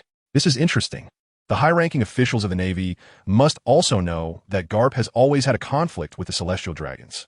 How could the Navy send someone who dislikes the Celestial Dragons to capture someone? Aren't they afraid that the other party will go easy on them? Rono, I've looked over your information and understand your past with the Celestial Dragons, so I voluntarily applied for the mission to capture you. Garp also answered Rono's question. Oh, then who do you think represents the evil of this world? Me or the Celestial Dragons? Rono asked mockingly. I won't answer such a question, but I can tell you that I don't dislike you for the crimes you've committed. However, if you were to join the Rocks Pirates, that would be a different story. After saying this, Garp's aura gradually intensified. This has a clear warning implication. The Rocks Pirates not only hunt Celestial Dragons, but they also target many innocent civilians. If you join such a gang of villains, then you're also a part of the evil. I will bring you to justice in the name of righteousness. Garp said emphatically. He must stop Rono from joining the Rocks Pirates. Just then, suddenly, Whitebeard made his move, swinging his supreme great knife. The tornado slash rose sharply into the air. Combined with the powers of the tremor fruit, the air was cracked by this slash. Soru. Garp's reaction was swift, instantly disappearing from the spot and reappearing on the ground, dodging the flying slash. The slash soared into the sky, shattering the clouds above. Enough talk, Garp. Rono is already a member of the Rocks Pirates now. If you have the ability, then try to see if you can take Rono away. Whitebeard said to Garp in a deep voice. This is Whitebeard's magnanimity.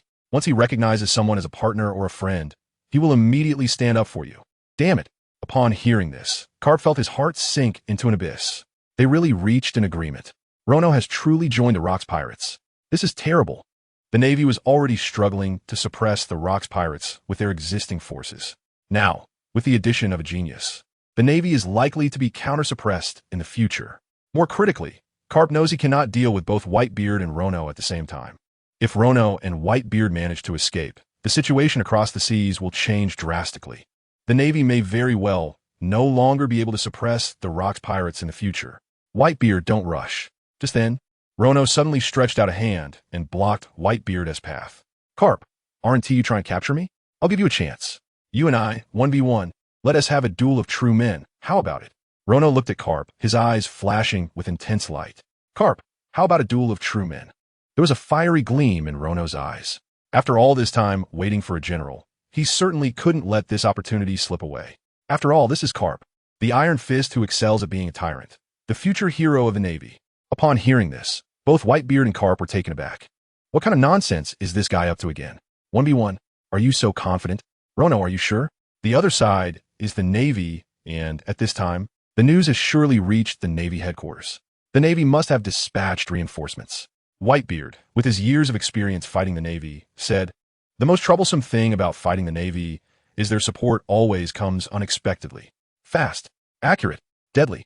Initially, there might only be one admiral coming to pursue you. But as the fighting continues, it's very likely that another admiral will appear in the blink of an eye. If the battle goes on, a third admiral might show up. If we don't retreat now, even more powerful adversaries may continue to emerge. This is also why pirates instinctively retreat when they see the Navy. Sometimes it's not that they can't defeat the Navy in front of them, but rather that they're afraid of the sudden appearance of reinforcements from behind. It's okay. I'm confident, trust me." Rono said confidently. Even if the Navy sends out an admiral to reinforce, Rono is 100% sure he can escape. He has a trump card that the Navy absolutely wouldn't dare to act recklessly against. Rono doesn't want to miss this rare opportunity to become stronger. The opponent is the Iron Fist Carp. Well, since you insist, I'll listen to you this time. Seeing Rono's confident demeanor, Whitebeard no longer persuaded him. For some reason, he inexplicably believes in this kid. Although they have not known each other for long, why does he trust him so much?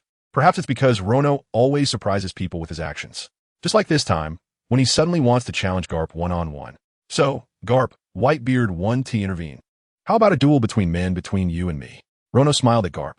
As one of the top hockey users among pirates, Rono would not miss the chance to fight him. All right, if I win, you leave the Rocks Pirates and can never join again. Garp nodded, deciding to accept this duel. The reason is simple. In a 1v1, Garp is confident he 1T lose to anyone. All right, I accept. A faint smile appeared on Rono's lips. Did I hear that right? Lord Rono is really going to face Garp 1v1.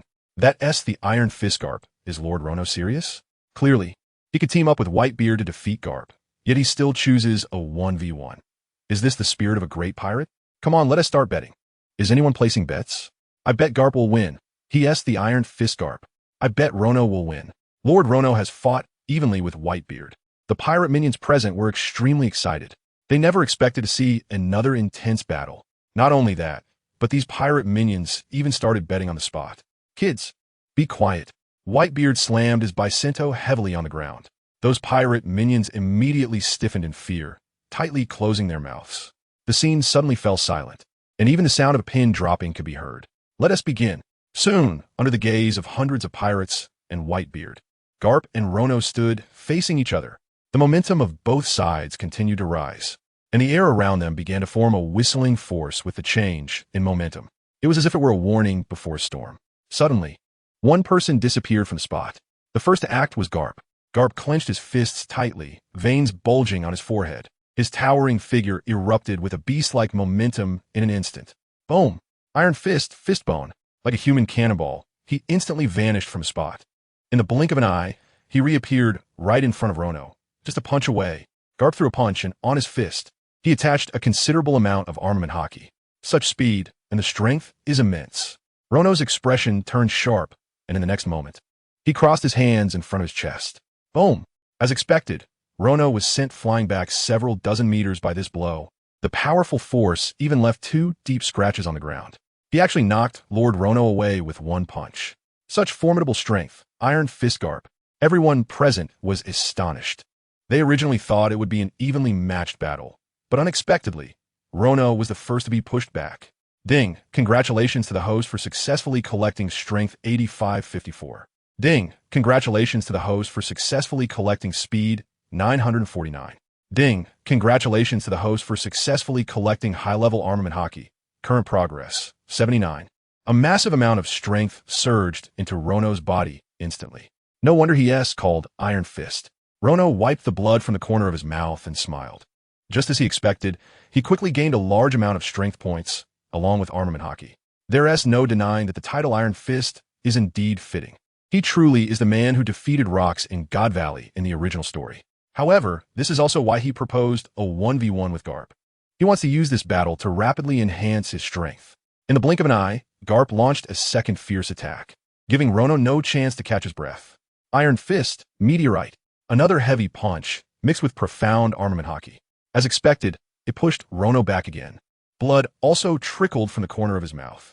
However, this time, the distance he was pushed back was noticeably shorter than the last. Ding! Congratulations to the host for successfully collecting strength 6,987. Ding! Congratulations to the host for successfully collecting speed 769. Ding! Congratulations to the host for successfully collecting high-level armament hockey. Current progress 91. Bruno and Garp. Feeling the continuous influx of power, Rono wiped the blood and smiled. Seeing this, Garp's expression clearly changed. Surprise. Doubt.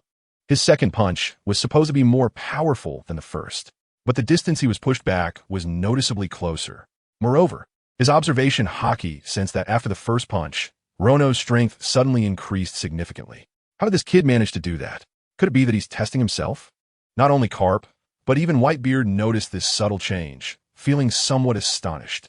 After experiencing Garp's first punch, Rono's momentum significantly increased with the second punch. But Rono seemed to handle it much more easily. Did Rono intentionally hide his strength? Or is he the type that grows stronger during battle? As for those pirate lackeys, they were completely unaware of these details. They only knew that Rono had been pushed back twice and appeared to be completely suppressed by Garp's momentum. It looked like Lord Rono was at a disadvantage. Indeed, he couldn't withstand the power of Iron Fist Garp. No way, Lord Rono can't lose, right? The pirate lackeys present felt uneasy. The situation looked completely one-sided. Shut up.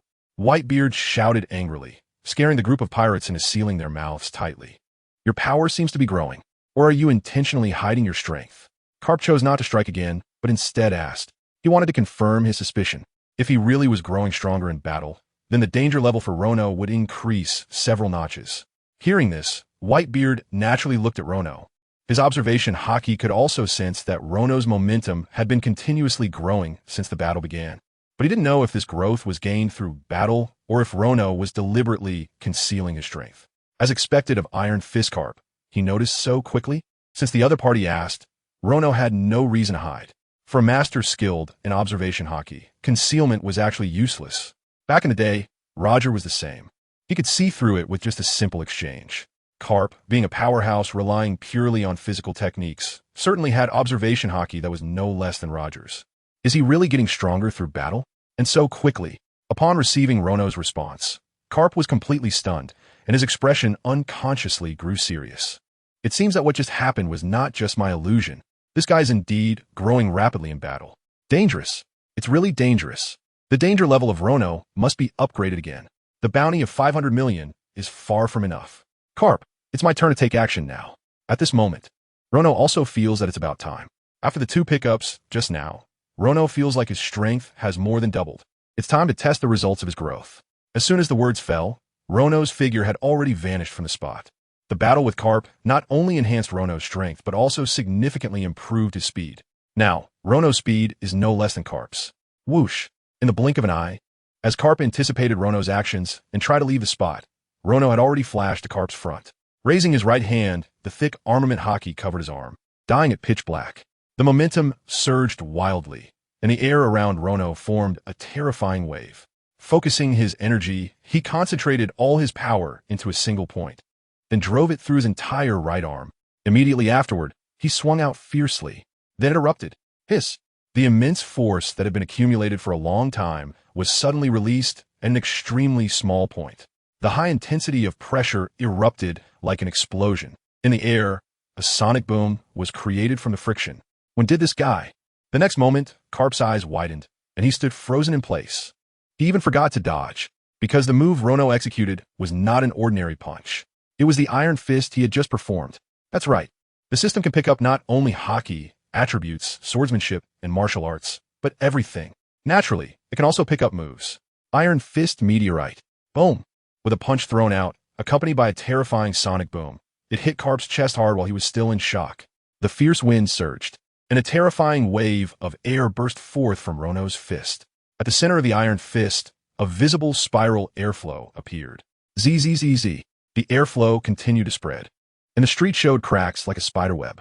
Carp, who was struck, was instantly lifted off the ground, flying away like a cannonball.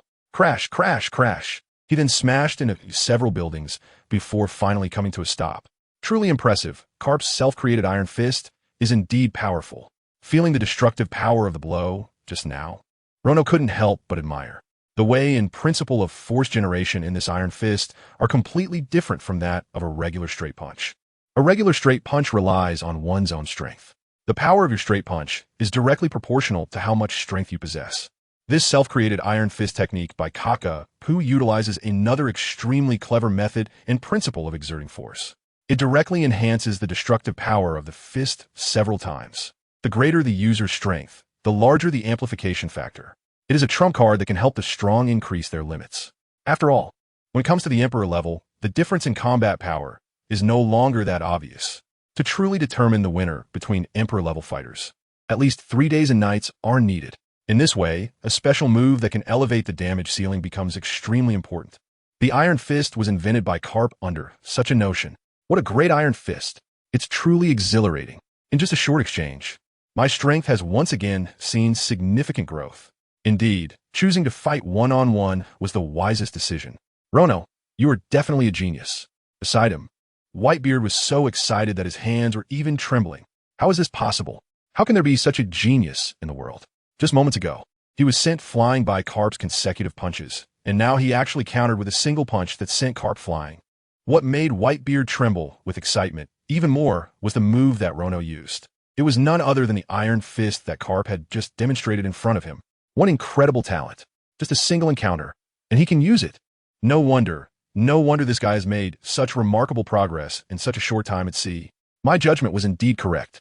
It's not an exaggeration to say that this is the most gifted individual I have seen in all my years navigating the seas. With Rono's terrifying learning ability, he will definitely surpass Rocks in the future. At this moment, all the pirate minions present were also completely stunned. How did the situation suddenly reverse? It was clearly at a disadvantage just moments ago. Rono, you are truly a dangerous individual. At this moment, Carp also stood up from the rubble, wiping the blood from the corner of his mouth. A few of his ribs were broken, but for a physical monster like Carp, this was a minor injury that could almost be ignored. However, Carp's expression was so grim that it seemed like it could drip water. At this moment, Carp's inner shock was no less than that of Whitebeard. Rono was definitely the most terrifying guy he had ever encountered in his many years of sailing the seas. Just from their 2 exchanges, he had already learned the secret iron fist that Carp had developed on his own. It took Carp over a decade of hard work to create this special punch, to have his destructive power multiplied several times, to have it learned so easily by Rono. This guy's talent could no longer be described as monstrous. No wonder Rono didn't run away after capturing the Celestial Dragons. Is this a strong confidence in one's own talent? I wonder what Kong would think if he knew about Rono's terrifying talent. If he had known it would be like this, he would definitely have personally led the warring states and Zifa to eliminate Rono back then. Rono must not be allowed to join the Rocks Pirates. At this moment, Carp is even more convinced in his heart that he must stop Rono here. The Rocks Pirates cannot allow someone so incredible to exist. Rono must not be allowed to join the Rocks Pirates. Carp's determination is unwavering. Such a genius will undoubtedly affect the balance of the 2 great powers. However, it's fine. I still have a chance. I must defeat Rono here, and for the next strike, I must give it my all and secure a decisive victory. If I don't take him down, he might become even stronger. Speaking of which, this kind of enemy is indeed tricky. Come on, Carp shouted angrily, and his momentum suddenly surged. In the next moment, his originally broad chest suddenly expanded again. The rigid white navy uniform was instantly torn apart, revealing bulging muscles with visible veins. The surrounding air formed a whirlwind around Carp. The massive waves of wind spread out, exuding a tremendous sense of pressure. Without a doubt, the next strike would be a full-blown attack. Ding! Congratulations, host, for successfully collecting 7,826 points of strength. Ding! Congratulations, host, for successfully collecting 6,587 points of strength. Ding! Congratulations, host, for successfully collecting armament hockey, advanced, current progress, 93. Ding. Congratulations, host, for successfully collecting armament haki. Advanced. Current progress. 95. Ding. Congratulations, host, for successfully collecting armament haki. Advanced. Current progress. 97. Interesting. Looking at Carp's constantly rising momentum, Rono's expression also became serious. With such a massive gain in one go, Carp was definitely going all out. The next strike would determine the outcome. Sure enough, in the next moment, boom! In the blink of an eye, Carp's figure suddenly vanished from his spot. Six Styles Ultimate, Iron Fist, Meteor. In the next moment, Carp appeared beside Rono. The fusion of the Six Styles Ultimate and the Iron Fist created an absolute strike that felt like even a small mountain would be shattered by this punch. Truly the Iron Fist. God avoid. Sensing the terrifying energy mixed in this punch, Rono quickly drew out his sword, the Tiger Cut, and activated God Avoid. That's right. God Avoid is Roger's ultimate technique, and after their last encounter, Rono naturally learned this skill. After all, Carp's fist was indeed hard enough, and Rono had to go all out as well. God Avoid is undoubtedly one of Roger's killing moves. Like the Iron Fist, God Avoid greatly enhances swordsmanship. Boom! The clash of fist and blade.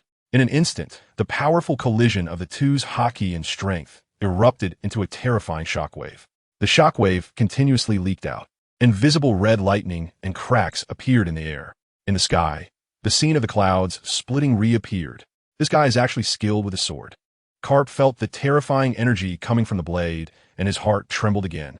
To withstand his Six Styles Ultimate, Iron Fist at the very least, the swordsmanship must be at the level of a great swordsman. Carp once again formed a completely new judgment of Rono. This guy is impressive, skilled in both physical techniques and swordsmanship. Aside from his devil fruit abilities, he can be considered a versatile warrior. No, I must stay here and block him. It's not over yet. Luffy. In the next moment, Garp once again strengthened the power of his Iron Fist. Not only that, he channeled all his haki, sending it to the tip of his fist and releasing it wildly.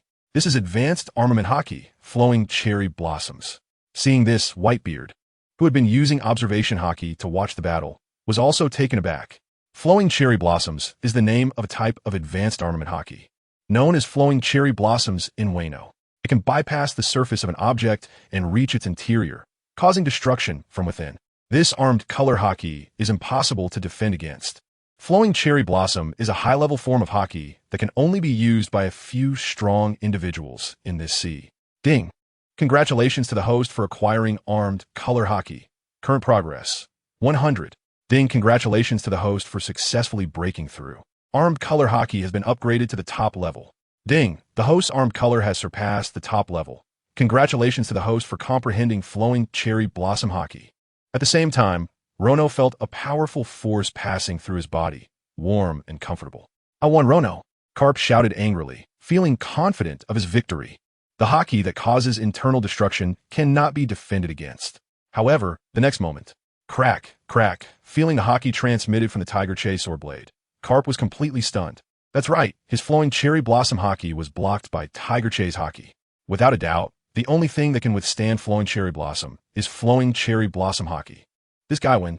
Carp looked at Rono, his eyes filled with astonishment. This guy, could he also master flowing cherry? Or did he just learn it? Carp, I really need to thank you for giving me such a great gift. Rono smiled faintly. Not bad. Very good. The armament haki has successfully advanced to the top level, which is the sovereign level. Moreover, he also comprehended flowing cherry. Not only that, his own power has once again increased, also reaching the sovereign level. He comprehended flowing cherry haki during battle. At this moment, Carp was completely shocked by Rono's talent. This guy is a super genius who continuously grows stronger and evolves in battle. With such talent, as long as you don't defeat him instantly, he will continue to grow stronger and stronger. It's too tricky. More people are coming. It's the Navy reinforcements. At that moment, Whitebeard suddenly spoke to Rono in the center of the battlefield. Whitebeard's observation haki had sensed that powerful individuals were rushing here. Without a doubt, it's the Navy reinforcements. There are many coming, and their auras are very chaotic. But Whitebeard can clearly perceive the presence of Admiral-level powers among them. In fact, there is more than one. Since that's the case, let's put an end to this, Carp. Rono also clearly felt the aura of the reinforcements. Although he wanted to continue fighting Carp, it seems this is where it ends. The gains this time are already substantial. If we get entangled with the Navy, it will be very troublesome. It's not over yet. Rono. Carp clearly doesn't want to let Rono go. Boom! Carp once again strengthened his grip, firmly holding on to Rono. Letting such a monster go will surely lead to endless troubles. Moreover, Carp's observation Haki sensed it too. Reinforcements are coming. Admiral Kong is bringing Zephyr, and Sengoku is rushing here at full speed. I must delay until the reinforcements arrive and keep Rono here. Rono also sensed Carp's intentions. Since it's come to this, we can only settle it quickly. Suddenly, Carp felt that something was off. The temperature around him was rising rapidly, becoming increasingly hot. His skin was already feeling the heat. Carp suddenly widened his eyes, recalling the previous incident with the Maramara no Mi. Wasn't it taken by Rono? Could it be? Was the Maramara no Mi taken by this guy? Could it be? A chill ran down Carp's spine. Before Carp could react, in the next moment, a violent explosion erupted from the tip of Huche's blade, releasing searing flames that instantly raised the temperature to several thousand degrees. The flames quickly expanded, growing as large as the Flame Emperor in an instant. The massive flames engulfed Carp in an instant. Taking this opportunity, let's go. Seeing this, Rono immediately went to the bell tower to grab the Celestial Dragon, then prepared to leave with Whitebeard. They caught up. They are still here. At that moment, 3 figures appeared in the sky above Magic Valley Town. The 3 of them were stepping on moonwalks. The leader was tall and muscular, exuding a fierce aura, with a distinctive mountain beard on his chin. The Marine Headquarters Admiral, Steelbone Kong. The other 2 were 2 Vice Admirals, Sengoku and Zephyr. However, all 3 were stunned when they saw the scene before them. The entire Magic Valley town had almost been flattened. In the central street, terrifying flames were burning wildly, and amidst the flames was the familiar presence of Carp. Carp actually lost. The expressions of the 3 immediately darkened. Carp lost to Rono? How was that possible? Carp's strength was firmly at the Admiral level. It'd be no problem for him to be a Marine Admiral now. How many days has Rono been at sea? How could he have the strength to defeat an Admiral? No, this is absolutely impossible. First, let's rescue Carp. Sengoku, eager to save his friend, rushed into the flames to rescue Carp. Zephyr, hold Rono back. Don't let him leave. Steelbone Kong quickly ordered. Steelbone Kong, take a look at this.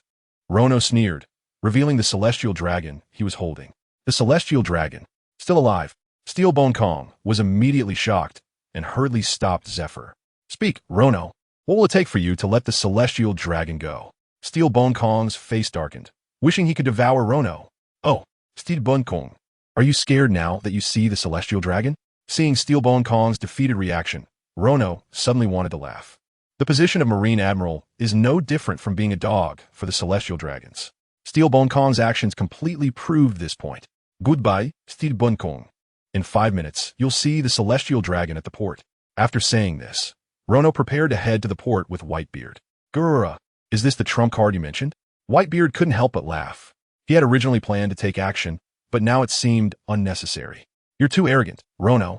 Don't think you can leave. Zephyr couldn't contain his frustration and wanted to chase after them. The moment Zephyr moved, Huche's blade was already resting on the Celestial Dragon's neck. Wait, Zephyr, don't act rashly. Seeing this, Steelbone Kong immediately pulled Zephyr back. The Celestial Dragon cannot die. Otherwise, the consequences will be very serious. Even as a Marine Admiral, I would face severe punishment. But can we just watch them leave like this? Zephyr was somewhat confused. Rono is the one who defeated Carp. Can the Navy bear the future consequences of letting him go? In response, Steelbone Kong could only remain silent and watch as Rono and Whitebeard left. There's nothing to be done. The lives of the Celestial Dragons are simply too important, not to mention letting a bounty criminal go. Even if a country provokes the Celestial Dragons, it would be destroyed. The world government wouldn't even blink an eye at that. The lives of the world nobles are worth that much. As a Marine Admiral, Steelbone Kong knows this all too well. At the port, Rono and Whitebeard boarded their ship and left. Seeing this, Steelbone Kong and Zifa hurried to the port in search of the Celestial Dragons. Soon, the 2 saw the limbless Charlemaco Saint. However, Charlemaco Saint was already dead, his heart pierced by a sword. It was obvious that the attack had just happened. Damn, Rono. Stop right there. Steelbone Kong looked at the departing sailboat, furious. In a fit of rage, he unleashed a terrifying aura. The airwaves around his body were nearly on par with a typhoon. Boom! A punch was thrown, and the immense power even split the sea in half. An Admiral-level powerhouse. Terrifying indeed. The force of his punch transformed into a white light shooting out, already aiming to catch up to the sailboat carrying Rono and Whitebeard. In the next moment, crack. Visible cracks appeared in the air and on the ocean. Clearly, this was the power of the tremor fruit. Immediately after, a massive tsunami arose, directly countering Steel Bone Kong's attack. Damn, Rono, you're not keeping your word. Steel Bone Kong knew that the departure of the two had become a foregone conclusion, and he could only shout helplessly. What is credit when dealing with the likes of the Celestial Dragons? Watching Steel Bone Kong's regretful expression at the port, Rono remained unperturbed. Have they left? At that moment, Sengoku had already rescued Carp, and the two arrived at the port. At this time, Carp was covered in varying degrees of burns, looking quite terrifying. Carp, are you okay? Steel Bone Kong did not expect Carp to be so severely injured. I'm fine, just some surface wounds. I'll be alright after a week or two of rest. Carp wasn't particularly concerned about his injuries. It looked terrible, but it didn't affect his fundamentals. Just eat more meat and drink more milk, and I should recover in 10 days or 2 weeks. After all, he asked Luffy's grandfather and Dragon's father. The whole family has monstrous physiques. My injuries are not the issue. The issue is Rono. Carp turned to face Steel Bone Kong, his expression very serious. Admirals, we need to reassess Rono immediately. This guy is simply a monster. Carp then recounted the entire battle process. After hearing this, Steel Bone Kong, Sengoku, and Zifa's expressions changed instantly. Is what you said true, Carp? Rono really has such a talent to learn just by watching? Steel Bone Kong was stunned, wanting to confirm again. If it weren't for Carp being such an honest person, Steel Bone Kong wouldn't even bother to confirm and would directly consider a lie. It's absolutely true. The Rocks Pirates have gained an incredible monster. Carp's tone was very serious. Rono's talent has surpassed common sense. Allowing him to join the Rocks Pirates means the Navy's path ahead won't be easy. All right, then let's return to headquarters immediately and summon everyone for a meeting. Also, this news must be reported to the Holy Land. Steel Bone Kong looked up at the sky, appearing quite troubled. The Grand Line Marine Headquarters is located on the island of Marineford at the center of the world. In the conference room, nearly all the high-ranking officers above the rank of Rear Admiral were present, except those out on missions. Moreover, at the center of the large conference room, there was a Din Mushi projector. The content displayed by the Din Mushi was the 5 elders seated in the power hall of the Holy Land. The 5 elders, some of the Marine Headquarters Rear Admirals, swallowed hard. Aside from the Fleet Admiral and the Admirals, many were seeing the 5 elders for the first time. These 5 individuals represent the highest power in the world. Even through the screen, one can be overwhelmed by their imposing presence. Charlemagne is dead, and Steel Bone Kong. Shouldn't you give us an explanation? The 5 elders immediately scolded Kong upon seeing him, and one could sense their anger even through the screen. Things are not as you imagine. Steel Bone Kong began to explain reasons. The 5 elders remained silent, listening quietly to Kong's account. Every time he reached a critical point in his narration, their expressions darkened slightly. Kong, are you telling the truth? After hearing him out, the 5 elders' faces turned ashen, and they asked in disbelief. It's absolutely true. This is all from Carp's personal experience. Steel Bone Kong patted his chest in assurance. He possesses an extraordinary talent that allows him to learn just by looking. Mastery in swordsmanship, hockey, and martial arts, all at least at the top tier. He also has the ability of the burn fruit. If that's the case, it's not surprising that Charlemagne died at his hands. What is even more terrifying is that Rono is only 17 years old. The 5 elders carefully reflected on Kong's words. Each sentence caused them immense headache. The key point is that after joining the Rocks Pirates, Rono will undoubtedly experience even more terrifying growth. Damn it, Rono already harbors a deep hatred for the Celestial Dragons, and now he has joined the Rocks Pirates. The more the 5 elders thought about it, the more they felt a headache coming on. The two people meeting must feel like rain after a long drought or dry wood encountering a fierce fire. The sea is about to stir again. It's not a solution to keep having headaches like this. At this point, we can only speed up the enhancement of our own strength. Another of the 5 elders chose to face reality. There's no other choice. The Navy headquarters has already begun recruiting talent worldwide. I heard that they recently recruited 3 very promising candidates. Kazan, Karski, and Borisolino. All 3 possess nature-type devil fruits. One is the ice fruit, another is the glint fruit, and the last one is the magma fruit. They're all incredibly powerful nature types. And of course, all 3 have a sense of justice. Steel Bone Kong nodded and chose to share some good news. Indeed, upon hearing this good news, the expressions of the 5 elders eased considerably. Although the Rocks Pirates have gained monstrous geniuses, the Navy has not come away empty-handed. Three strong nature-type users with limitless potential. If cultivated well, the Navy's strength will also rise significantly. Zifa, you need to focus on training these three, along with Karp's son, Dragon, to ensure they achieve the fastest growth possible. Sengoku, you should also train the newcomers with Zifa. We urgently need fresh blood to strengthen the Navy's power. Steelbone Kong then began to arrange everyone's tasks. Sengoku and Zifa nodded in agreement. Now their own strength has almost broken through to the Admiral level, reaching a bottleneck. The Emperor-level powerhouses are considered one of the top-tier combat strengths in this world. To break through further will depend on personal talent and fortuitous circumstances. In short, it is nearly impossible to enhance strength in a short period of time. At this time, choosing to train new recruits and enhance those with potential is a very cost-effective action. By the way, where is Garp? Speaking of which, Steelbone Kong noticed that an important figure seemed to be missing from the meeting room. Garp, ever since being provoked by Law, has been training hard for many consecutive days. Then Sengoku opened the window. The first thing everyone felt was the rumbling sound. It seemed far away, yet very close. That is, everyone looked out the window, completely stunned. They saw a figure not far from Marineford, continuously striking a mountain peak with his fists. With each punch, the mountain trembled and huge boulders rolled down. The mountain was visibly shrinking at a noticeable speed. What made everyone's scalp tingle even more was that soon the mountain was flattened. Immediately after, that figure moved to another nearby peak and continued to strike. This guy is completely using a mountain as a punching bag for training. That Karp. Steelbone Kong nodded with satisfaction. The only person in the entire Navy headquarters who could use a mountain as a training bag is probably Karp. Although he has already reached the level of a general, Steelbone Kong knows that with Karp's potential, he can still break through further. In the end, he immediately sent the bounty notice to the whole world to remind people of this guy's level of danger. Hey, have you heard? The notorious Rono killed a celestial dragon. What? He killed a celestial dragon? That's serious. Didn't the Navy send a general? Of course they did. Iron Fist Karp rushed to the scene immediately. What?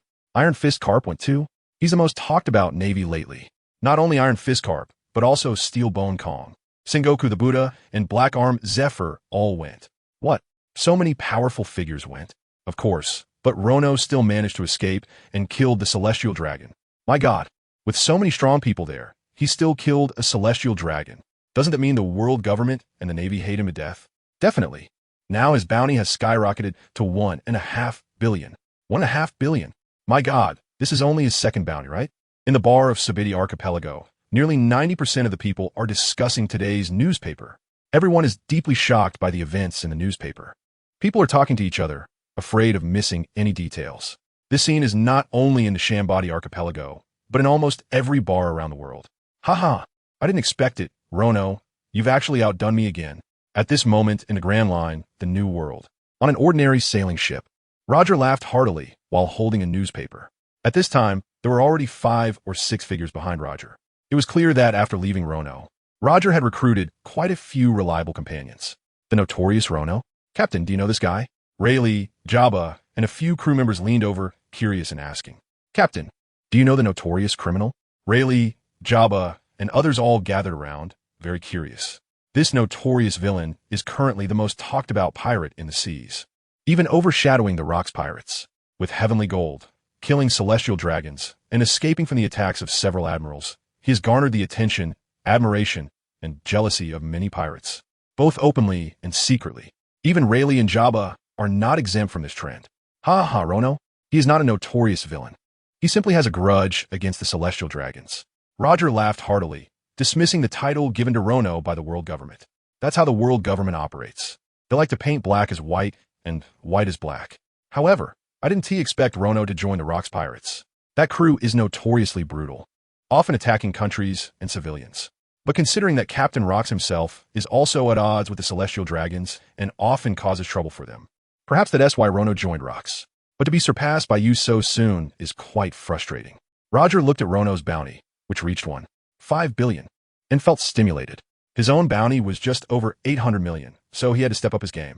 In short, I can't lose to you. We must do our best. Brothers, charge.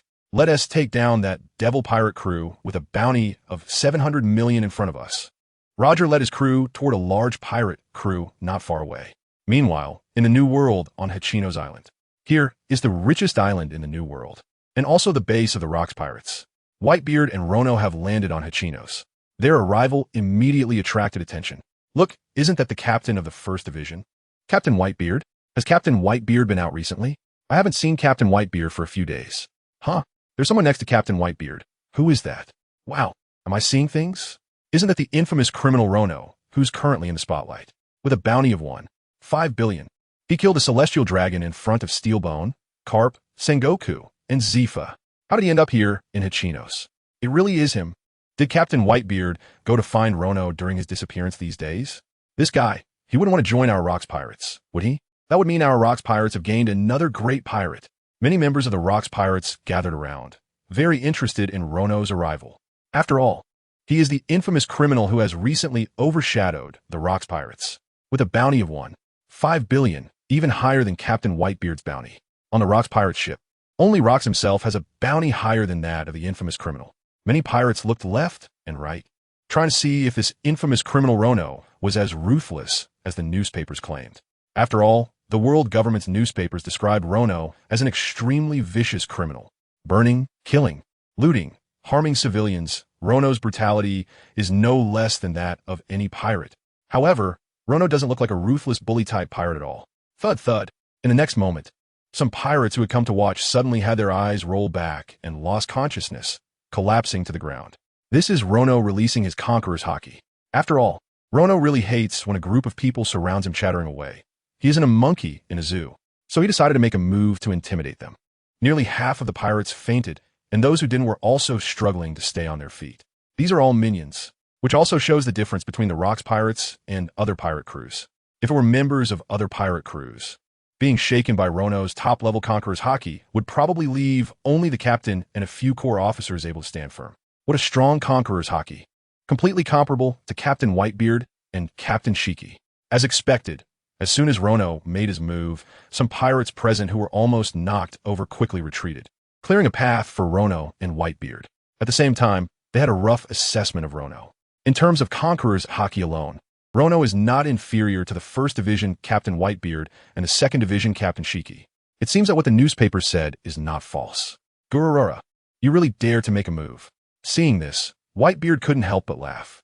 These guys are like annoying grasshoppers, making a lot of noise. Rono also spoke up. However, among those he knocked out, there are quite a few members from Captain Shiki's crew, as well as Silver Axe, Wang Ji, John, and Charlotte Lean's crew members. Aren't you offending all of them by coming aboard? Whitebeard kindly reminded. Isn't that the style of the Rocks Pirates? Afraid of offending people? Rono seemed indifferent. Members of the Rocks Pirates often fought each other, sometimes even to the point of killing. Offending people is the norm. Sometimes, you might unintentionally say something and not know how it will be held against you. Rono couldn't be bothered with so much. He just wanted to knock down these annoying guys first. Gururura, that's true. I was overthinking it. Whitebeard felt he was thinking too much. He had witnessed Rono's strength. Offend him, so what? Moreover, Shiki, Silver Axe, and Charlotte wouldn't fall out over some insignificant members and other officers. Just then, a figure approached not far away. The aura of that person was terrifying. Even from a distance, Rono could feel it. Rono had never encountered such a terrifying aura. It was definitely above Whitebeard and himself, and even above the people he had seen like Sogeking, Carp, Sengoku, and Zephyr. As the figure got closer, Rono could finally see the person's appearance. With an exaggerated red spiky hairstyle, complemented by a red robe billowing in the sea breeze.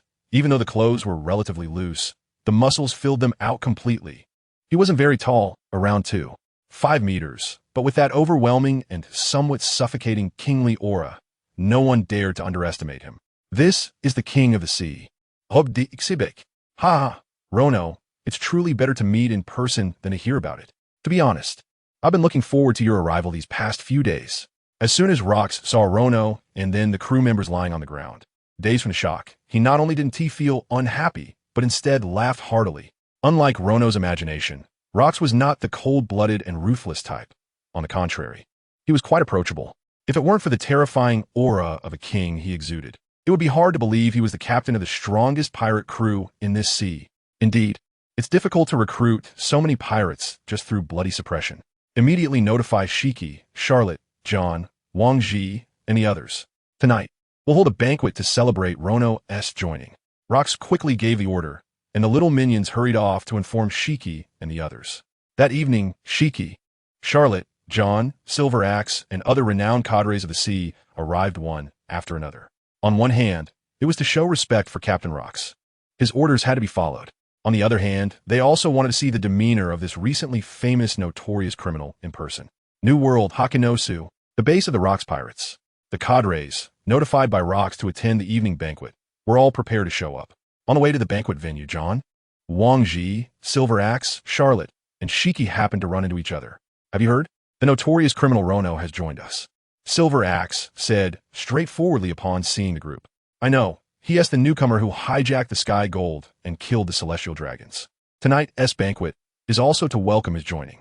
Wang Ji said somewhat sourly. In his impression, this was the first time a newcomer had joined, and the entire Rocks Pirates were going to attend such a grand event. Is this guy really that important? Indeed. I heard he defeated Carp and escaped from Steelbone Kong, Sengoku, and Zephyr along with Whitebeard. John spoke about Rono's deeds, and it seemed he was quite invested in every aspect of Rono. Defeated Iron Fist Carp? No wonder this guy has a bounty of 5 billion. This was the first time Shiki had heard about this, and he couldn't help but be surprised. Carp is also a navy that the Rocks Pirates frequently encounter, and his Iron Fist left a very deep impression on the cadres of the Rocks Pirates. Carp was defeated? This Rono sounds quite powerful. Well. Looking at the bounty notice, he's quite a handsome guy. I need to capture him as soon as possible. At this moment, Charlotte Lin, who hadn't put on weight yet, chuckled and expressed her anticipation for Rono. A handsome guy with such outstanding strength should have a child of his own. Their child must be very powerful. That's disgusting. The others were so disgusted by Charlotte Lingling's words that they instinctively moved away from this crazy woman. This guy is the famous Rocks Bus, and the members of her crew are all children born from her and various men of different races. Charlotte Lingling has also shown goodwill towards Shiki, John, Silver Axe, Wang Ji, and even Whitebeard. However, everyone finds it disgusting and fears getting sick, so they decisively refused. But do you know what the most bizarre thing about this Rono is? At this moment, John suddenly spoke up. What is it? Upon hearing this, the appetites of Golden Lion, Wang Ji, Silver Axe, and several others were instantly piqued, and they perked up their ears to listen. Rumor has it that this Rono has a very terrifying talent, capable of quickly learning others' unique skills. He can even learn them just by taking a glance. Carp's Iron Fist was comprehended by Rono during battle, which is why he lost. John said proudly, he is very concerned about Rono, so he knows the rumors about him, and the reason for his interest is quite simple. John is a person who loves money, and Rono has a conflict with the Celestial Dragons. John wants to win Rono over. Since Rono exclusively kills Celestial Dragons, he can follow Rono and pick up some treasures from the Celestial Dragons, which would be a win-win situation. Learning enemy skills during battle? How is that possible?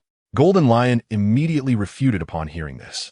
Golden Lion has experienced Carp's Iron Fist firsthand. The last time he fought the Navy, he was hit by Carp's punch, and even now the wound still aches. The Iron Fist is Carp's signature move, developed after much training. How could it be learned in just one glance? Just like Golden Lion himself has his own signature moves. His techniques like Slash Wave, Two-Sword Style, Lion's Thousand Cuts Valley, and the development of the Float Fruit were all developed after much exploration. It is impossible for someone to learn them in just one glance. This must be a rumor. Indeed, government reports love to exaggerate. This has to be just hearsay. John, you always like spreading these little rumors. How could anyone quickly learn another's unique skills? Are the world's strong people really all useless? Since there's a banquet tonight, why don't we test it out? Let's place a bet while we're at it. John chuckled. When he first heard this rumor, he and Shiki, Silver Axe, reacted the same way, not believing it all. But he had sent someone to investigate, and it seems this matter might be true. John realized this was an opportunity to make money. A bet? Sure. What do you want to bet on? Upon hearing this, Golden Lion, Silver Axe, and others also became excited. This gambling game is too simple to win or lose. It's an opportunity to make money. How about betting 1 billion berries? If the rumor is true, each of you gives me 1 billion berries. If the rumor is false, I will give each of you 1 billion berries. John gritted his teeth and said. Golden Lion, Wang Ji, and Silver Axe were taken aback. They suspected that this John in front of them was a fake, an impersonator. After all, how could John, who usually values money above all else, suddenly be so generous? A single bet of 1 billion berries? That's not a small amount. It's estimated that John has only saved this much money over the years in the Rocks Pirates. Could it be that the rumor is true? Everyone immediately began to doubt, but then shook their heads in denial. It's impossible. How could anyone have the talent to learn a technique just by looking at it? If someone really had such talent, they wouldn't have to train so hard for so many years. Well, fine, let's gamble. Free money shouldn't be turned down. Wang Ji and Silver Axe immediately decided to accept the bet. After all, this money was seen as picking it up off the ground to them. Moreover, 1 billion berries is not a small amount, even for these great pirates. I'll join too, but John, are you sure you can pay up if you lose? Golden Lion also decided to join this gamble. 1 billion berries should not be missed. However, he was worried that John wouldn't have that much money to pay. After all, if each person gives 1 billion, that is 3 billion berries. Does John really have that much money? Or even if he does, would he really be willing to part with it? Don't worry, I won't default on the debt. Besides, it would be foolish of me to default on 3 people at once, John assured Golden Lion. Upon hearing this, Golden Lion, Silver Axe, and Wang Ji nodded, feeling that what John said made sense. All right then, if you dare to default, don't even think about splitting the loot from future robberies, Silver Axe confidently said. Knowing John has strength, let alone 3 people working together, he would find it difficult to handle Golden Lion alone. If he dares to default, he can just wait to be punished, and he shouldn't dream about splitting the loot in the future. Since that's the case, it's settled. John felt it was worth a gamble, trusting the information his subordinates brought back. After agreeing, the group headed towards the banquet venue. Soon, Golden Lion, Silver Axe, and the others arrived at the designated location. Looking around, Captain Rox, 1st Division Captain Whitebeard, and the notorious Rono were already seated. After greeting Rox and Whitebeard, the group kept sizing up Rono. There was no helping it. The rumors about Rono were too strange, and they were very curious. Moreover, this was related to today's gamble. The Conqueror's Haki is at least on par with Whitebeard. After using observation Haki to probe Golden Lion, Silver Axe, and the others came to this conclusion. He is indeed very powerful. At less than 20 years old, his Conqueror's Haki can already match that monster Whitebeard. It should be noted that Whitebeard is the second in command of the Rox pirates, second only to Rox himself. With such strength, it's only natural for him to be valued so highly by Captain Rox. Since everyone is here, let the banquet begin. To celebrate Rono's joining, I specifically held this banquet today. Rox raised his glass first, and the other officers followed suit, raising their glasses in respect to Rox. Drink heartily, play freely, and revel to your heart's content. Rox then announced the start of the banquet, and everyone began to celebrate wildly. Bring 20 more plates of barbecue. Bring 20 plates of rice cakes and vegetables. And bring 30 more plates of that Sea King meat from earlier. What about the wine? Bring 50 more barrels. This isn't nearly enough. Everyone present were pirates, each with astonishing appetites, starting at 20 plates each. It must be said that the Rox pirates are also wealthy. A banquet for tens of thousands of people would cost at least 1 billion berries. However, the Rox pirates always target rich countries or treasures from the sky. So 1 billion berries isn't a big deal. During the banquet, Golden Lion, Silver Axe, and Wang Ji kept waiting for an opportunity. How could they find an excuse to test the truth of the rumors? Unfortunately, they never found that opportunity. Just then, Whitebeard gave them such an opportunity. Whitebeard suddenly approached Rox, slightly tipsy, and smiled, saying, "Captain, I recommend Rono to become a division captain.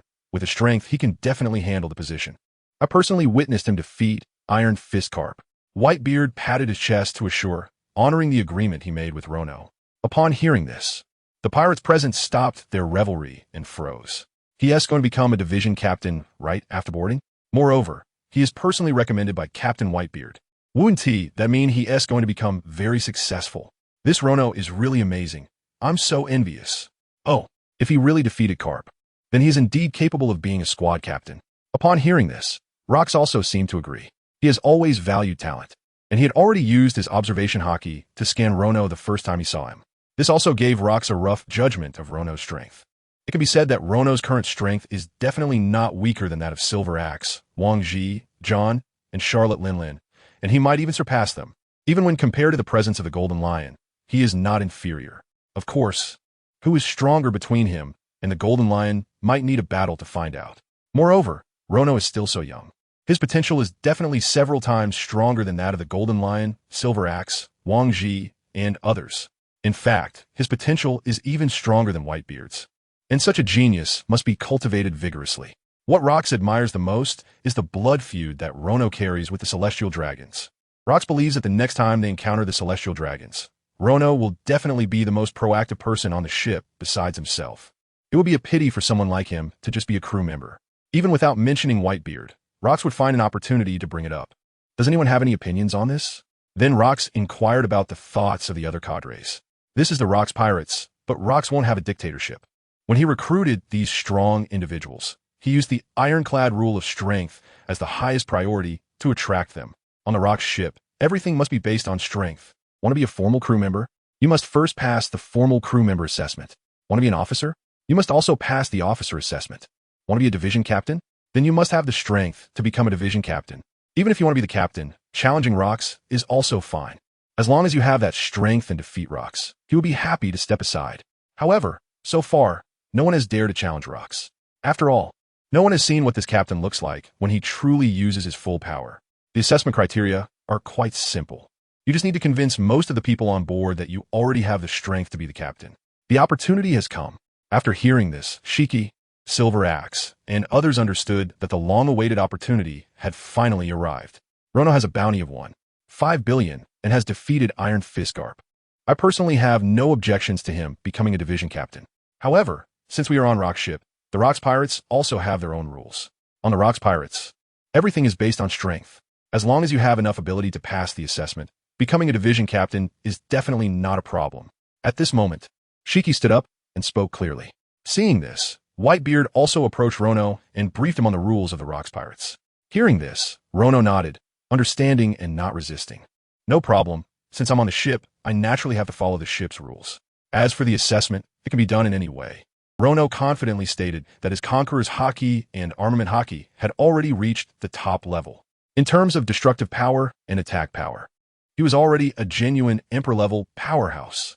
Rono believed that with his strength, becoming a division captain would be like child's play. All right, Rono brother is indeed a generous person.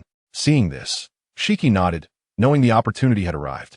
I have discussed with Silver Axe, Wang Ji, and others, and I heard that Rono brother has a very terrifying talent. That is, no matter what technique it is, as long as you show it to him once, he can learn it. This time the assessment is also very simple. As long as you demonstrate this talent, we will all agree to let you become the division captain. Shiki said slowly.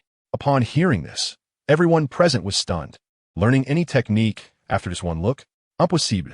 How could anyone have such a monstrous talent? Interesting. Seeing this, Rox also became interested. It was the first time he had heard of Rono possessing such a talent. If such a terrifying talent really existed, then his evaluation of Rono might have to change again. Of course, I'm not intentionally trying to make things difficult for Rono brother. If you find this too difficult, you can also change the assessment method. Then Shiki continued, while observing Rono's reaction. No problem, I can demonstrate. Rono almost immediately agreed without hesitation. Originally thinking he would have to fight against someone at the captain level, it seemed much easier now. Seeing Rono's confident attitude, Shiki, Silver Axe, Wang Ji, and others were also taken aback. It sounded like this was very easy for Rono. Could the rumors really be true? Not only these officers, but the other crew members were also shocked. What was going on? Rono actually accepted such an assessment? Learning any technique after just one demonstration? Is there really someone who can pass such an assessment? The crew members present shook their heads in disbelief. After all, such a talent was too outrageous. The idea that someone could learn any technique after just one demonstration was simply nonsense. No one could possibly have such a talent. However, thinking back to Rono's own reaction, when Captain Shiki proposed such an assessment, Rono's response was casual, calm, and firm, as if it were a trivial matter to him. Could it be that he really has such a terrifying talent? The pirates present, along with the officers, and even Rox himself, were filled with anticipation, hoping to quickly start this assessment. This guy looks very relaxed. Shiki, Wang Ji, Silver Axe, and others were also sweating slightly. What if the rumors are true? But the gamble had already begun, and the stakes were placed. They had to go all in. Captain Shiki, or Captain Wang Ji, Silver Axe, you can use any technique to assess me. Rono then said to the three, meaning they could attack him freely. Soon, Shiki noticed a sword hanging at Rono's waist. Shiki immediately recognized that Rono was wearing one of the 21 great swords, the famous sword Toritachi. Seeing this, Shiki's eyes lit up, since he is a swordsman. Then he has a way. It seems that Rono brother is also a swordsman.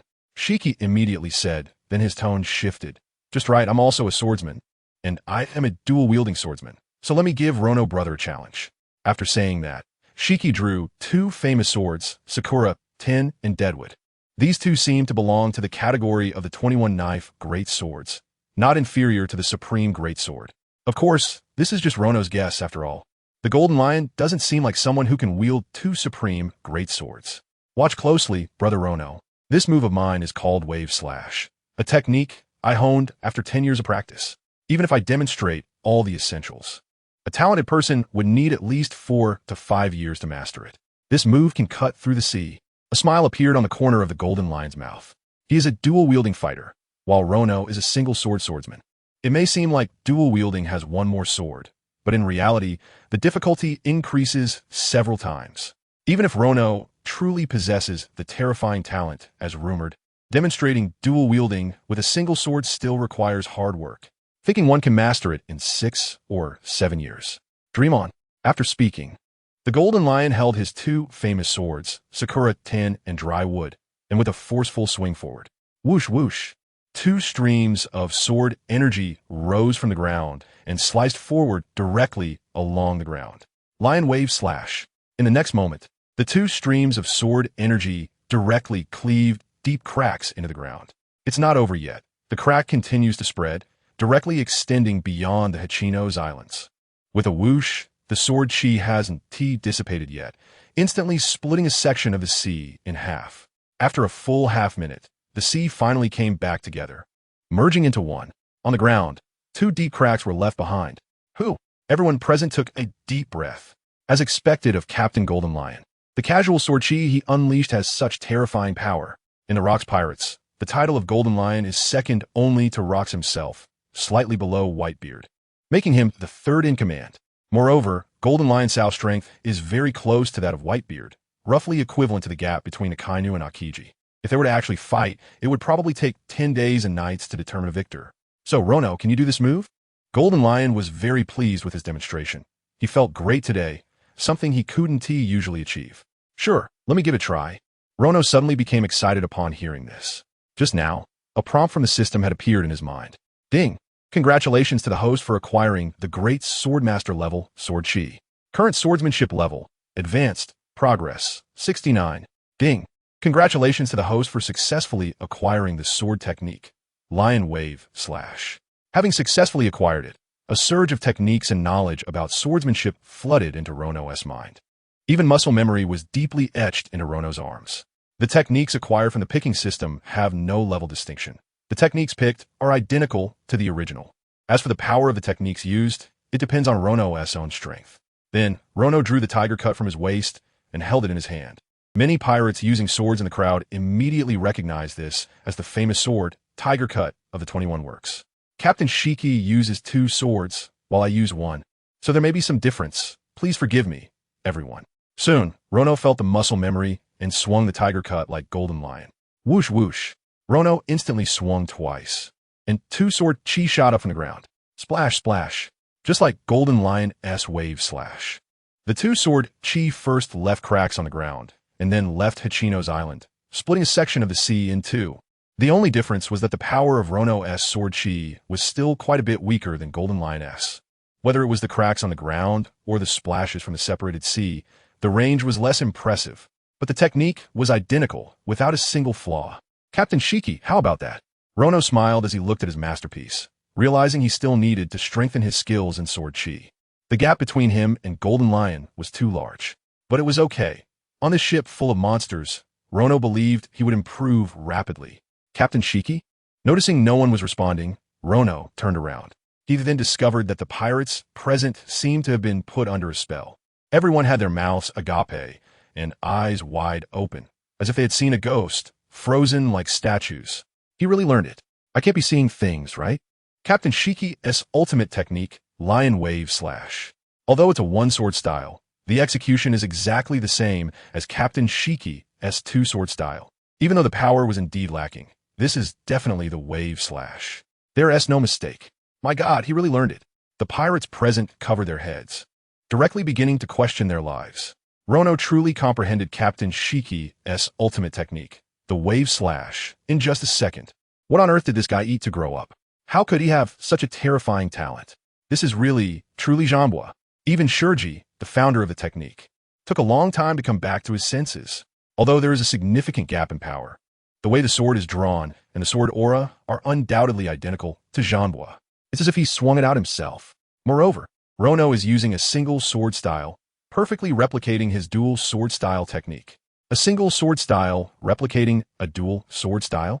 Jin Shitsi is questioning his life. This is a swordsmanship that I have created after 10 years of research. I can't believe that Rono learned it just by taking a glance. Terrifying. So terrifying. This talent is rare to see in decades. It might take hundreds of years to encounter such a genius. Not only is the Golden Lion smiling, but even Rox has a beaming face. It turns out that my decision to send Whitebeard to recruit Rono was the right one.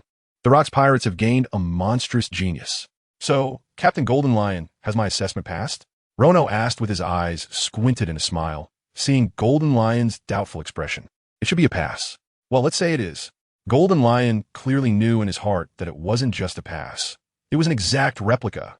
At the same time, Golden Lion reassessed Rono in his mind. This guy's talent is incredible. It's best not to offend someone like him, but rather to win him over.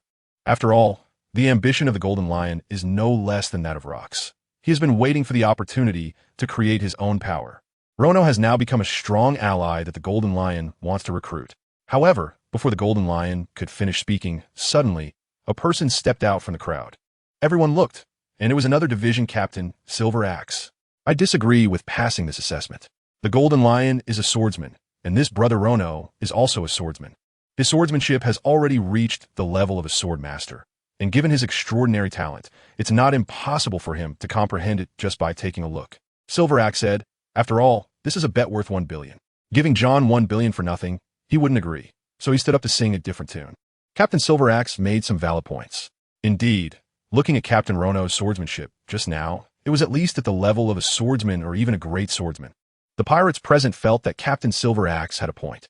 However, Gold Lion thought Silver Axe was just talking nonsense, attributing it to Rono's talent. Otherwise, according to Silver Axe's reasoning, a dog with a bit of swordsmanship could learn his slashing technique just by watching. Had he wasted 10 years honing his skills? But thinking about that 1 billion bet, Gold Lion didn't dare to speak up and let Silver Axe continue. Silver Axe, when did you get a say in this? Just then, Whitebeard beside them started to feel a bit displeased. He knew Rono's abilities best, if he could learn Iron Fist. Then Gold Lion's slashes were naturally nothing to him. John beside him was also a bit unhappy. Clearly, it was the same technique, and he had won. It seemed like Silver Axe wanted to go back on his word. So he stood up alongside Whitebeard, but Rono reached out to stop him. Oh, Captain Silver Axe, what do you want? Rono asked with a smile, not angry at all. Very simple. I'll make a move, and if you can learn it, then I'll consider you impressive, Silver Axe replied. Sure. Upon hearing this, a faint smile appeared on Rono's face, but inside he was overjoyed. Come on, everyone. It would be best if every captain came to assess themselves. Otherwise, he really wouldn't feel secure in his position as captain. This is the real reason for joining the Rox Pirates. All right, watch closely. If you can comprehend this move, I have no objections to you becoming the squad leader. Seeing Rono agree, Silver Axe let out a sigh of relief and decided in his heart that he must present the most difficult challenge. The pirates present all held their breath, not daring to make a sound, afraid of missing even a second. Soon, Silver Axe pulled out an axe from his waist, its blade gleaming brilliantly, exuding a chilling aura, clearly a treasure capable of cutting through iron like mud. After all, people's names can be mistaken, but their nicknames never are. Silver Axe is called so precisely because of his weapon. This weapon truly shines. It should have turned black over the years from being nourished by hockey. Rono looked at Silver Axe's weapon with curiosity. After all, Silver Axe is a notorious pirate with a bounty of 700 million and a captain in Rox's crew, so he should be very proficient in hockey. Moreover, judging by his nickname, he likely does not possess a devil fruit ability, but is rather a strong fighter relying solely on martial arts. Weapons of hockey masters, when covered with armament hockey for a long time, eventually turned pitch black. However, Silver Axe's axe sparkled like spring ice and snow, which was quite intriguing. Soon, Rono understood why. He saw Silver Axe raise the axe high and unleash his conqueror's hockey. Boom! The sky instantly darkened with thick clouds and thunder roared. As a senior officer of the Rox Pirates, it was quite normal for Silver Axe to possess conqueror's hockey. Immediately after, an astonishing scene unfolded that surprised Rono as well. Silver Axe raised the axe high, and the next moment, a thunderclap echoed in the sky, stunning many people's ears. Boom! Suddenly, a bolt of lightning, shining like a meteor, rushed down toward the banquet venue. More accurately, it rushed straight towards Silver Axe. In the next moment, the lightning swirled around the axe like a pet, emitting bursts of lightning flashes, resembling a weapon used by a thunder god. At this moment, Silver Axe infused his armament haki onto the Thunder Axe, intertwining the dark red haki with the lightning to create a terrifying energy fluctuation.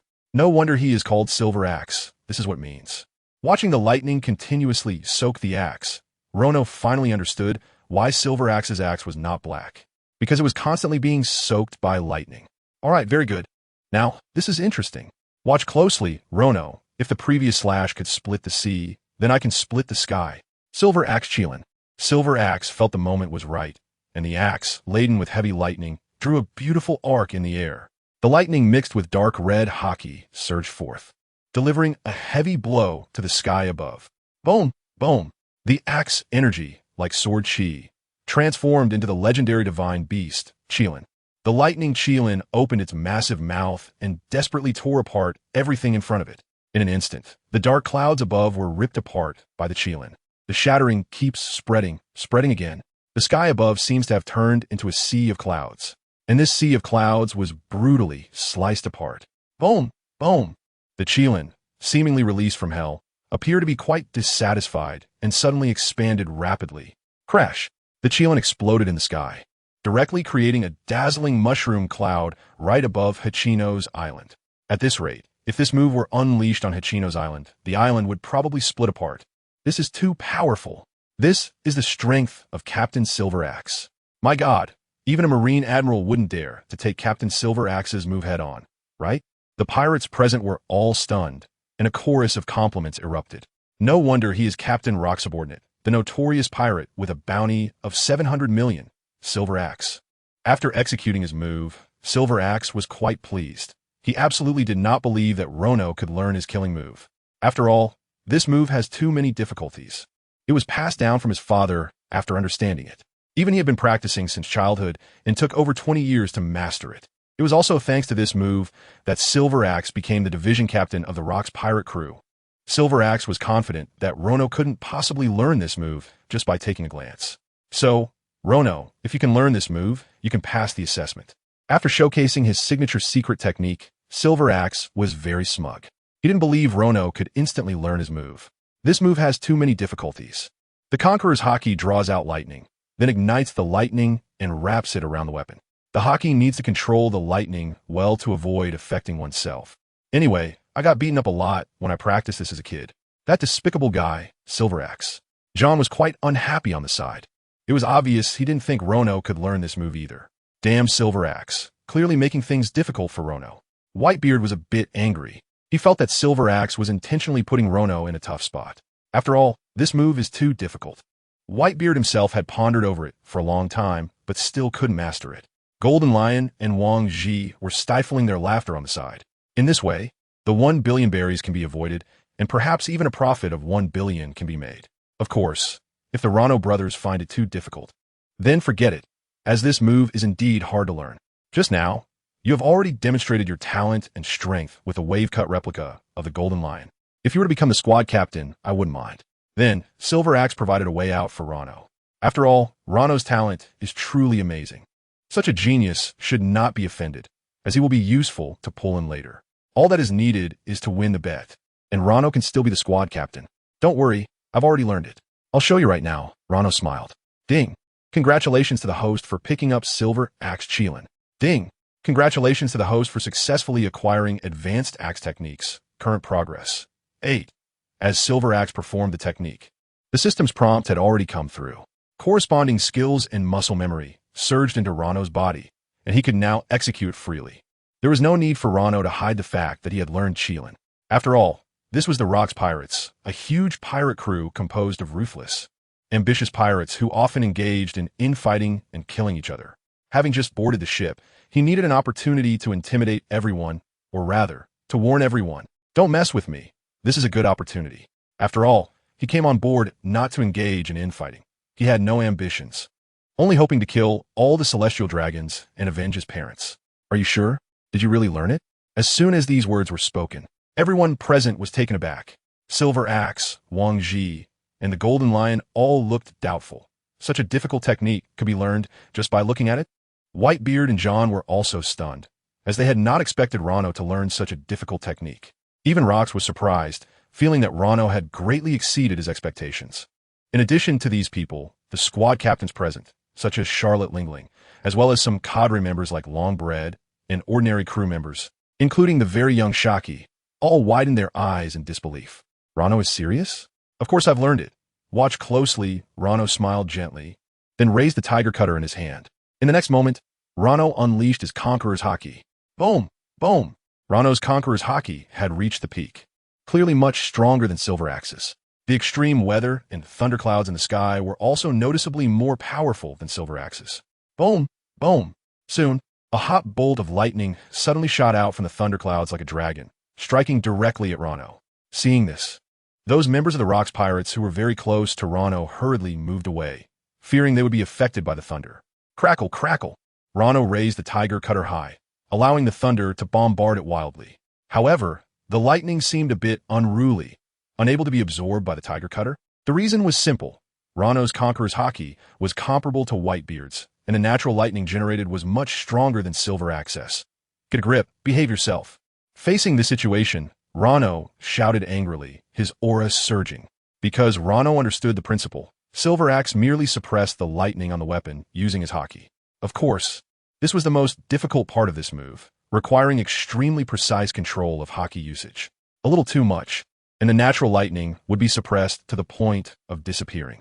A little too little, and the natural lightning would not obey. However, Rono's muscle memory had already mastered this control precision, reaching the same level as Silver Axe. He unleashed both Conqueror's Haki and Armament Haki onto Tiger Che, forcefully suppressing the natural lightning. Soon, the lightning quieted down, gently swirling around the tip of the sword, flashing with strands of lightning. This guy really managed to control the lightning. Silver Axe was taken aback. He knew that the most difficult part of this move was suppressing the lightning with Haki. As long as the suppression was done well, this move was almost equivalent to mastering 90 of it. The remaining 10 was just about swinging the sword to strike the lightning out, and anyone who could wield a sword could basically handle that. Moreover, the lightning summoned by Rono was much more powerful than what he could summon himself, and it could still be suppressed. How extraordinary is this guy's talent? The Golden Lion and Wang Ji, who were nearby, were equally astonished by Silver Axe's reaction, their hearts pounding incessantly. This guy can't really have learned it, can he? All right, watch me. Chilin. Boom. Rono swung his sword at the sky. In the next moment, the sword energy, infused with both Conqueror's Haki and Armament Haki, shot out. Then it transformed in the air into the shape of an ancient mythical beast, the Chilin. Roar. Roar.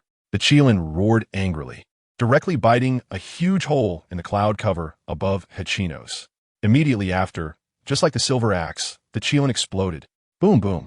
A mushroom cloud appeared above Hachino's island, twice the size of the one created by the Silver Axe. Who? Instantly, the members of the Rocks Pirates of the scene all gasped in shock. Rono has really mastered the secret technique of Captain Silver Axe, and judging by the scale and destructive power, the Kirin released by Rono is even more terrifying than Captain Silver Axe's Kirin. It's different from the slash wave of the Golden Lion. After all, the power of Silver Axe's Kirin purely depends on the strength of the Armament Haki and Conqueror's Haki, with swordsmanship playing a very small part. It's obvious that Silver Axe's Conqueror's Haki and Armament Haki have not reached Rono's level. Among the entire Rocks Pirates, perhaps only Whitebeard, Golden Lion, and Rocks can compare with Rono in terms of Conqueror's Haki and Armament Haki. Silence. Complete silence enveloped the scene. Everyone turned to look at Rono, their eyes filled with admiration, jealousy, fear, and shock, a complex mix of emotions. This guy's talent is truly monstrous. You did a great job, Rono. Just then, Rox also stepped forward, breaking the silence. He seemed a bit excited too.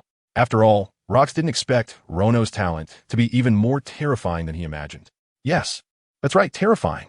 He can learn all the moves just by demonstrating them once. Even the extremely complex ultimate move of the Silver Axe can be learned at a glance. Such talent, perhaps no one has ever possessed it in 100 years, no, even in history. Rono's growth will definitely help me achieve my ambitions. Now I announce that Rono officially becomes the captain of the Rocks Pirates Division. and I hope no one has any objections." After scanning the room with great authority, Rox said, "There should be no dissent regarding Rono becoming the division captain." Rox looked around the venue and stated with great confidence, "No problem. I fully support Rono as the division captain." "Me too. With Rono's strength, he can easily handle the position of division captain.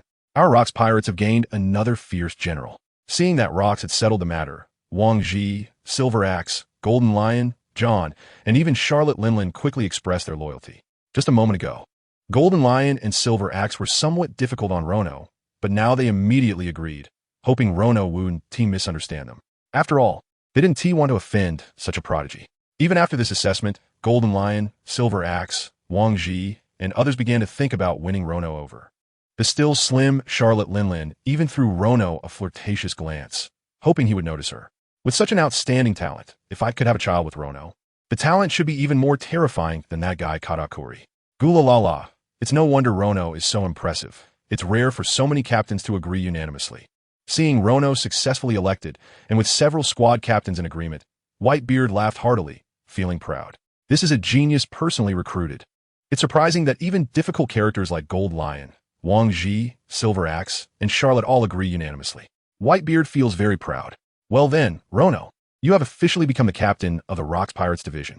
As a division captain, you have a lot of power. You can select members you like, even from other divisions, as long as you can defeat their captains or get their permission. You also have your own ship and the authority to lead your crew to sail in the New World, plundering any countries and cities you desire without needing to share the spoils with other division captains. Rox began to explain the benefits of being a division captain to Rono. In general, a division captain is one of the highest-ranking officials in the Rox Pirates, equivalent to the all-star of the Beast Pirates, the Four Emperors, and the level of Whitebeard's division captains. You can travel alone, plunder at will, and wield significant power. No wonder so many pirates aspire to become division captains of the Rox Pirates. It is indeed very attractive. However, standing out among these monsters is not easy. Currently, there are only 6 division captains in the Rox Pirates: Whitebeard, Gold Lion, Charlotte Linlin, Silver Axe, John, and Wang Ji. Rono is the 7th division captain. Of course, the most important mission as a division captain is that once I give any orders, no matter where you are or what you are doing, you must stop immediately and gather to follow the main force. Then Rox emphasized his tone. It was clear that this was the most important rule. But rest assured, every time I give an order, it will surely satisfy you. Rox looked at Rono and said deeply, "Interesting, I understand." Rono saw Rox's expression and understood. With Rox's style of doing things, when he called for division captains, the target is likely to be the Celestial Dragons, which indeed aligns with his intentions. "All right, you can recruit your members now." Rox patted Rono on the shoulder and said.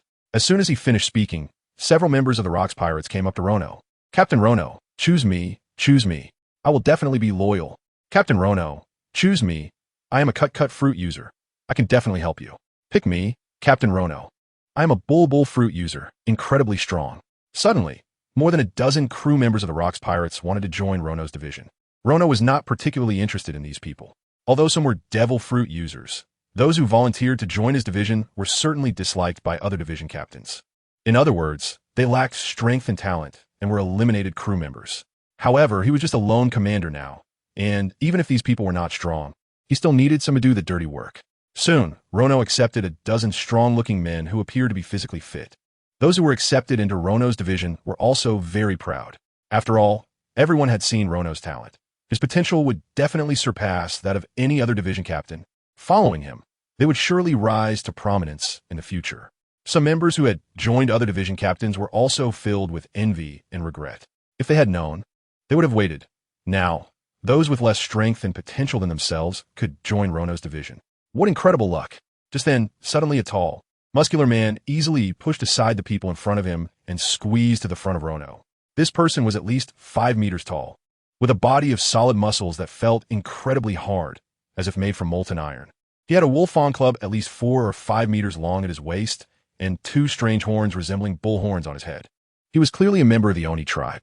"Captain Rono, you are the hero Rono. I can't believe I can see you here. I am willing to join your division. Please be sure to take me in." This person was extremely excited to see Rono, as if a fan had met their idol. He immediately knelt down on one knee, begging to join. Upon seeing this person, Gold Lion, Charlotte Linlin, Silver Axe, Wang Ji, and others were all surprised. He was a newly joined trainee crew member from the Vodka Kingdom on the Grand Line. After being betrayed by his own country and escaping to join the Navy, he joined the Rocks Pirates. This person is Kaido, who would later become famously known as the world's strongest creature, one of the 4 emperors. Of course, Gold Lion, Silver Axe, Charlotte, John, Wang Ji, and others did not know this. They only saw that Kaido appeared to have good talent and was a promising guy. So they sincerely invited Kaido to join their divisions. However, Kaido rejected all their offers. Everyone thought that Kaido must have his ambitions and wanted to form his own division in the future, but unexpectedly, he suddenly changed his mind and was eager to join Rono's division. This filled the eyes of Jin Shitsi and others with envy, another potential newcomer, who actually took the initiative to ask to join. The key point is that Kaido referred to Rono as Hero Rono. Is this guy a fan of Rono? Little do they know, long before he saw Rono on the newspaper for the first time, Kaido had already regarded Rono as his idol. After all, Rono is about the same age as him, but he dared to challenge the heavenly gold and accomplish things that Kaido could only dream of. If it weren't for the need to pay the heavenly gold, his hometown wouldn't have been in constant turmoil, and he wouldn't have sold himself to the Navy. Kaido, why do you call me Hero Rono? Faced with Kaido's submission, Rono was not in a hurry to agree, but instead curiously inquired, when did I earn the title of hero? Hearing that Rono actually knew his name, Kaido became even more excited. Captain Rono, do you not know? Last time you hijacked the heavenly gold and freed many slaves. Among them were our brothers from the Oni tribe. Everyone learned of Captain Rono's great name and started calling you Hero Rono. Kaido explained passionately. Upon hearing this, Rono nodded, not expecting that a casual act of his at the time could lead to such unexpected joy. Looking at Kaido's adoring expression, it was clear that he was a 100 fanboy. At this moment, Rono still didn't know that among the slaves he freed, he had also influenced the Mink tribe, the fishermen of Fishman Island, and various other races. These influences will play an extremely significant role in the future. All right, I understand. I agree to your application. You will be a member of my 7th division from now on. Rono was also happy to gain Kaido, this incredibly talented guy, as a crew member. After all, he is going to be the strongest creature in the world in the future. To achieve his goal of exterminating the celestial dragons, he must have capable helpers. It's not bad at all.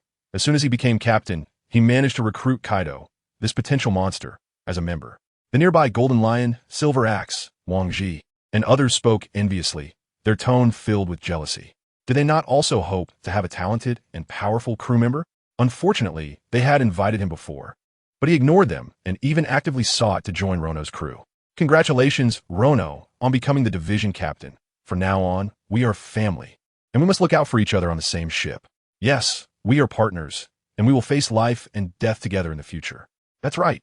Captain Rono, if you need any help in the future, just let us know. Hey, Captain Rono, are you interested in coming to my room tonight? I will treat you well.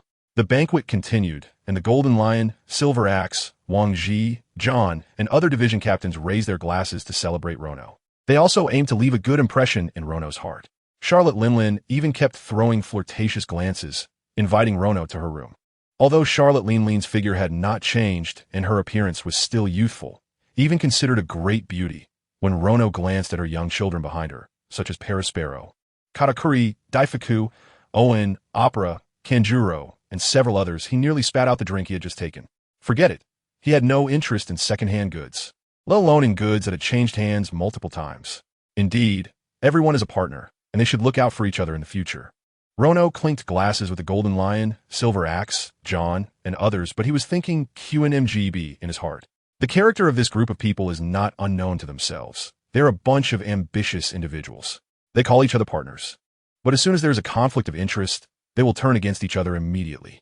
However, it seems that fully showcasing my talent earlier was not a bad thing, as at least these captains of the sub-teams are now wary of my strength and potential. All come into curry favor with me. In the future, my days in the Rocks Pirates should be free from flies bothering me. The banquet lasted for 3 days and nights, costing nearly 3 billion berries before it ended. 3 months have passed in the blink of an eye. During the 3 months since Rono joined the Rocks Pirates, he has been continuously working on improving his weaknesses. The first focus is on swordsmanship. For the past 3 months, Rono has frequently sought out Whitebeard for sparring, and Whitebeard was more than happy to engage. Through prolonged practice, Rono successfully upgraded his swordsmanship from advanced to top tier. After all, Whitebeard is also a master swordsman. Rono can now be considered a grandmaster level swordsman. and his sword energy during the wave slash is enough to rival that of the Golden Lion himself. His speed, strength, and stamina have also seen breakthroughs during their training, growing to the level of a general. Checking his status panel again. Host. Rono age, 17 strength, general level, speed, general level, stamina, general level, top tier conquerors Haki, 1-5, top tier armament Haki, 4-6, advanced observation Haki, 82, 7, other abilities, swordsmanship grandmaster level, combat experience advanced, axe techniques advanced techniques, iron fist, wave slash, Qilin, navy 6 styles. Fruit ability, flame fruit absorption divine ability. Listen to the voices of all things. After reviewing the panel, Rono nodded in satisfaction. He can confidently say that he now has almost no weaknesses and has truly become a powerful general-level warrior. Of course, his observation Haki is still at the advanced stage. Rono is already preparing to use the stock of devil fruits he took from the sky to help upgrade his observation Haki. However, his armament Haki and conqueror's Haki are still at the top-tier stage, and he still has some distance to go before reaching the strongest divine level. Whitebeard's armament Haki and conqueror's Haki are comparable to Rono's, leading to very minimal growth in these two Haki types during their sparring sessions, almost stagnating. Perhaps a significant battle is needed to help him break through this bottleneck. As for Rox, Rono has no idea what he has been up to over the past 3 months, and he hasn't seen him at all. One day, after 3 months, Rox suddenly appeared and called an executive meeting without any warning, excluding Rono, who had stayed in Hakanosu and hadn't gone out to make extra money. And the 2 captains of Whitebeard, the 5 captains, Golden Lion, Silver Axe, Wang Ji, Charlotte Linlin, and John, immediately halted their current activities and rushed back to Hakanosu at the fastest speed upon receiving Rox summons. Inside the massive skull of Hakanosu, there is a lavishly decorated conference room. Rox and the 7 captains have all arrived. Now that everyone is here, I won't waste time. The reason I called you all here is because of one target, the Golden City, Rox said, tapping his fingers on the table, a glint of cold light flashing in his eyes. Oh, Golden City. Upon hearing the words Golden City, John immediately perked up. Although called the Golden City, it is actually a large ship. It is known as the largest entertainment cruise ship in the sea, and its owner is the user of the gold fruit, rumored to possess 20 of the world's gold all by himself. The well-informed Golden Lion boasted. 20 of the world's gold? John, Wang Ji, and Silver Axe widened their eyes, with John's eyes even transforming into the shape of money. You gather us all just because of the Golden City? That's pretty boring. Whitebeard yawned, showing no interest in the Golden City. Of course not. According to the information I obtained this time, there are currently 19 celestial dragons present in the Golden City. At this point, Rox exuded an extremely strong aura of conqueror's Haki. The ground was instantly cracked from the force of this Haki. This imposing aura even caused the 7 captains present to sway slightly. Ding! Congratulations to the host for successfully acquiring the top-level Conqueror's Haki. Current progress, 5. The moment Rox released his Conqueror's Haki, the long-lost system notification appeared. The top-level Conqueror's Haki suddenly saw a significant increase. It seems that Rox's Conqueror's Haki should be at a divine level. Rono speculated secretly, feeling a shock in his heart. After fighting with Whitebeard for 3 months, his own top-level Conqueror's Haki had only increased by 1. 5. Yet Rox had increased by 3 with just a slight release. Truly worthy of the sea overlord, Rox. Unfortunately, Rono hadn't seen Rox in the past 3 months. Otherwise, he would have surely challenged him. 19 Celestial Dragons. How could so many Celestial Dragons appear in one place at the same time? At this moment, Silver Axe couldn't help but exclaim. The others, including Whitebeard, Golden Lion, Charlotte Linlin, John, Wang Ji, and Rono, were also taken aback. The simultaneous appearance of 19 Celestial Dragons is extremely rare. The Rox pirates had never encountered such a thing before. As everyone knows, the Celestial Dragons are the descendants of the 20 kings who formed the world government 800 years ago. After the establishment of the world government, the descendants of the 20 kings relocated to the Holy Land Geos, and the Celestial Dragons were henceforth referred to as gods. Excluding the Alabasta Nefertari royal family that refused to settle, there are now only 19 Celestial Dragon families in Geos. Rox explained to everyone, his eyes filled with flames.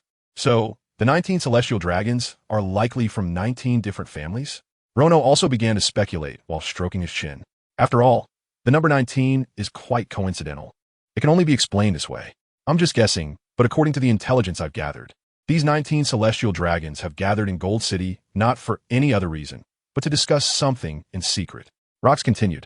Secret discussion? What content? Everyone was very curious. What could require a meeting involving the 19 families?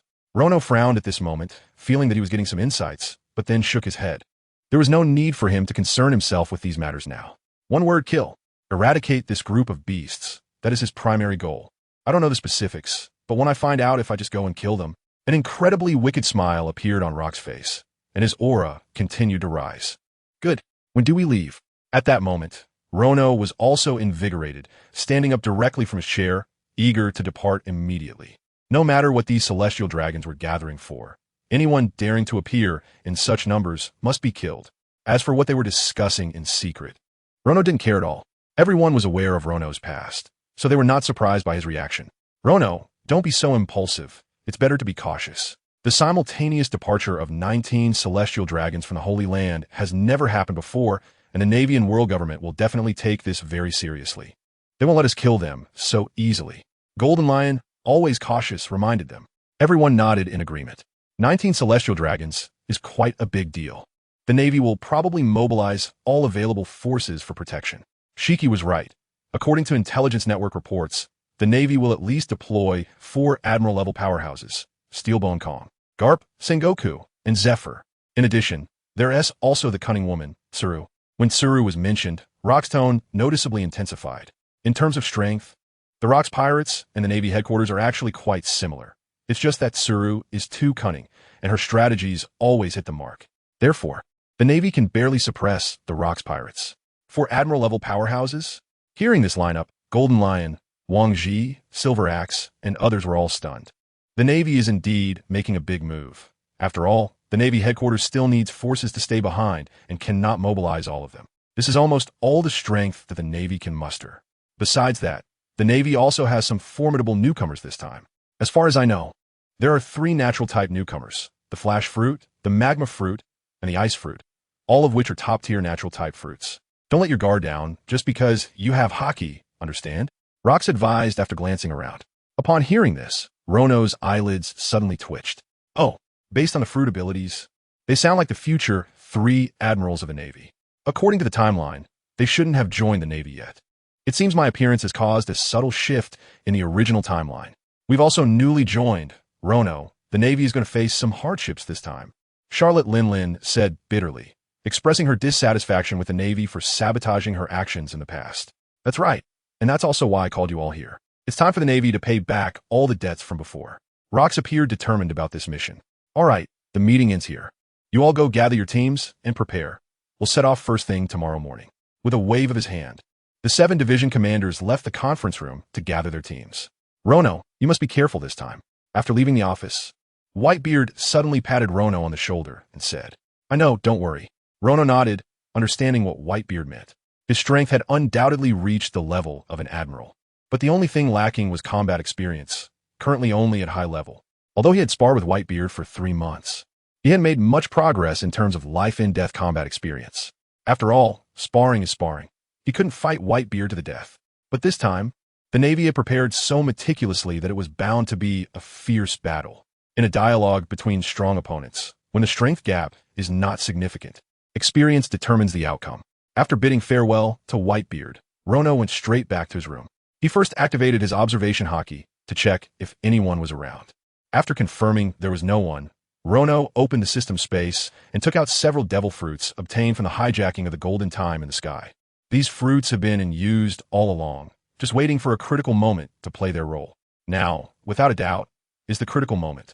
Since practical experience is lacking, I will compensate with observation haki. By enhancing my observation haki as much as possible, I can maximize the compensation for my weakness in practical experience. Ding! Detecting nearby devil fruits. Should the host absorb them? The system's prompt came, and Rono quickly confirmed the absorption, converting all the absorbed energy into observation haki. Ding!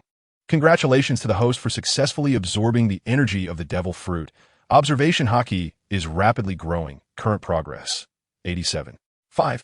Ding! Congratulations to the host for successfully absorbing the energy of the devil fruit. Observation haki is rapidly growing. Current progress. 91. 5. Ding! Congratulations to the host. In one breath, all 5 devil fruits were absorbed, and observation haki just reached the top level. Ding! Congratulations to the host. Observation haki level has increased. Current level, top level. Ding! Detecting that the host's observation haki has reached the top level. Comprehension. Foresee the future. The system's prompt made Rono feel as if he were hearing heavenly music. Along with reaching the top level, he unexpectedly awakened the special observation haki ability to foresee the future. This is a special ability belonging to observation haki. In the original work, Katakuri, who devoted all his energy to training observation haki, has mastered it to such an extent that he can foresee a brief future. Ordinary observation haki sharpens the 5 senses, allowing one to better perceive changes in the surrounding environment, living beings, and the flow of energy. It also allows one to predict an opponent's actions and evade them in advance. However, the downside is that if the opponent has rich combat experience and deliberately feigns an attack, it can lead to a failed prediction, resulting in losing the battle or even losing one's life. But the special observation haki that foresees the future allows one to observe a definite future. One involves predicting the opponent's actions and evading them, while the other involves observing a definite future before taking action. Which is more useful is almost obvious. I didn't expect this surprise to completely compensate for my lack of practical experience. Rono felt very satisfied with this unexpected joy and couldn't help but nod. The next moment, Rono began to release observation haki, intending to test such an ability. His 5 senses were heightened to a new level. Every blade of grass, every tree, and the whispers of the Rocks pirates outside his room flooded his mind. In the next second, 2 members of the Rocks pirates would start fighting because one got the other's clothes dirty.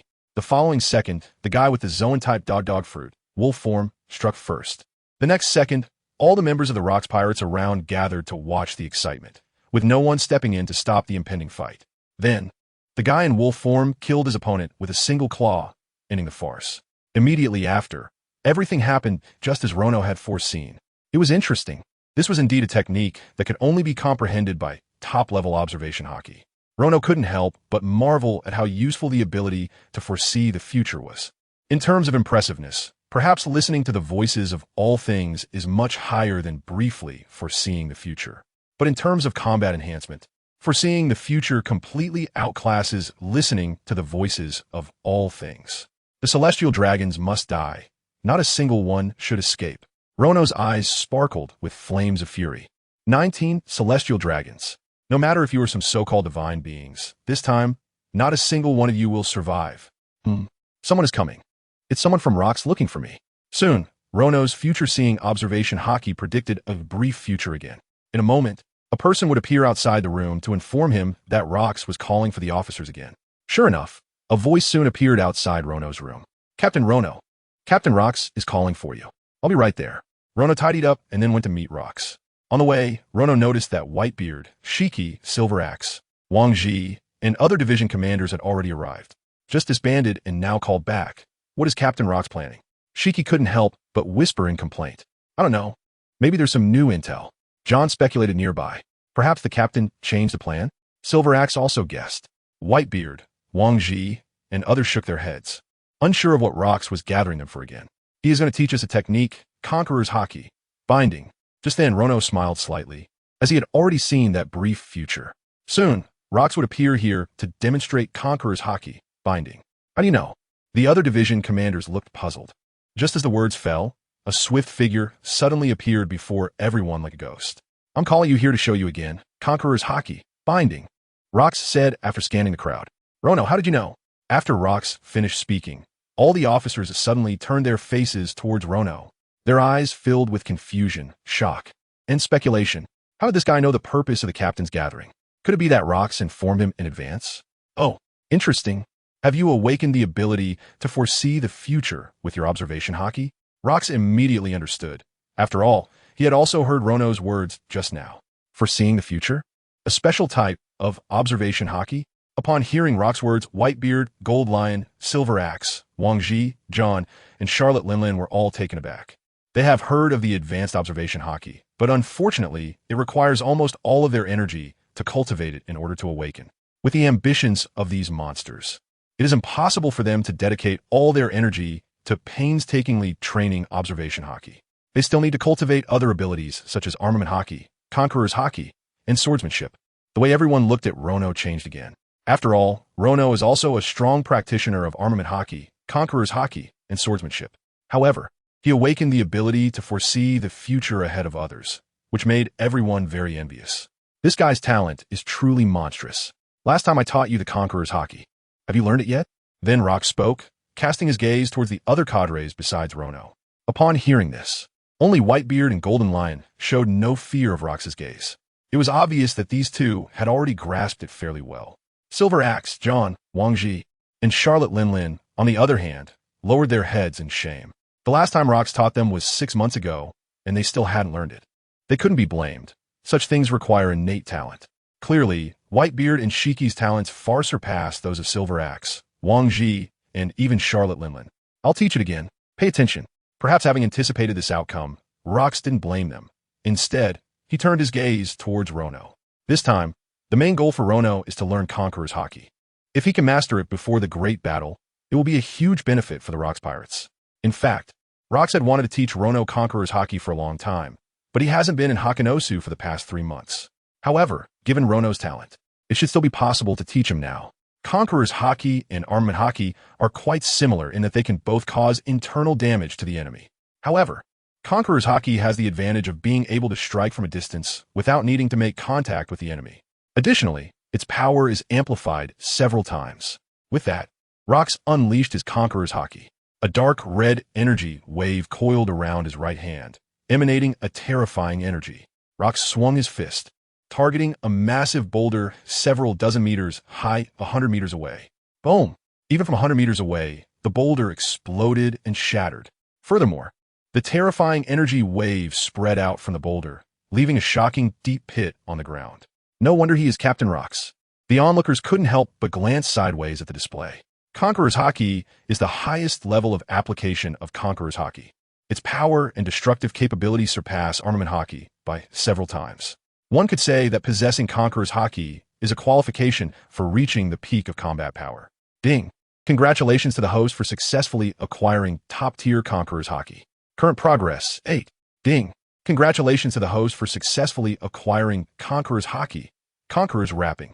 At the same time, Rono felt a strong power surge into his body, warm and comfortable. How about it, Rono? Did you learn it? Rox directly ignored Silver Axe, Wang Ji, John, and others, focusing his gaze solely on Rono. I've learned it. Rono smiled faintly, casually demonstrating Conqueror's Haki, Conqueror's Wrapping. Like Rox, he shattered a boulder 100 meters away with a single punch, but the destructive power and force were not on par with Rox.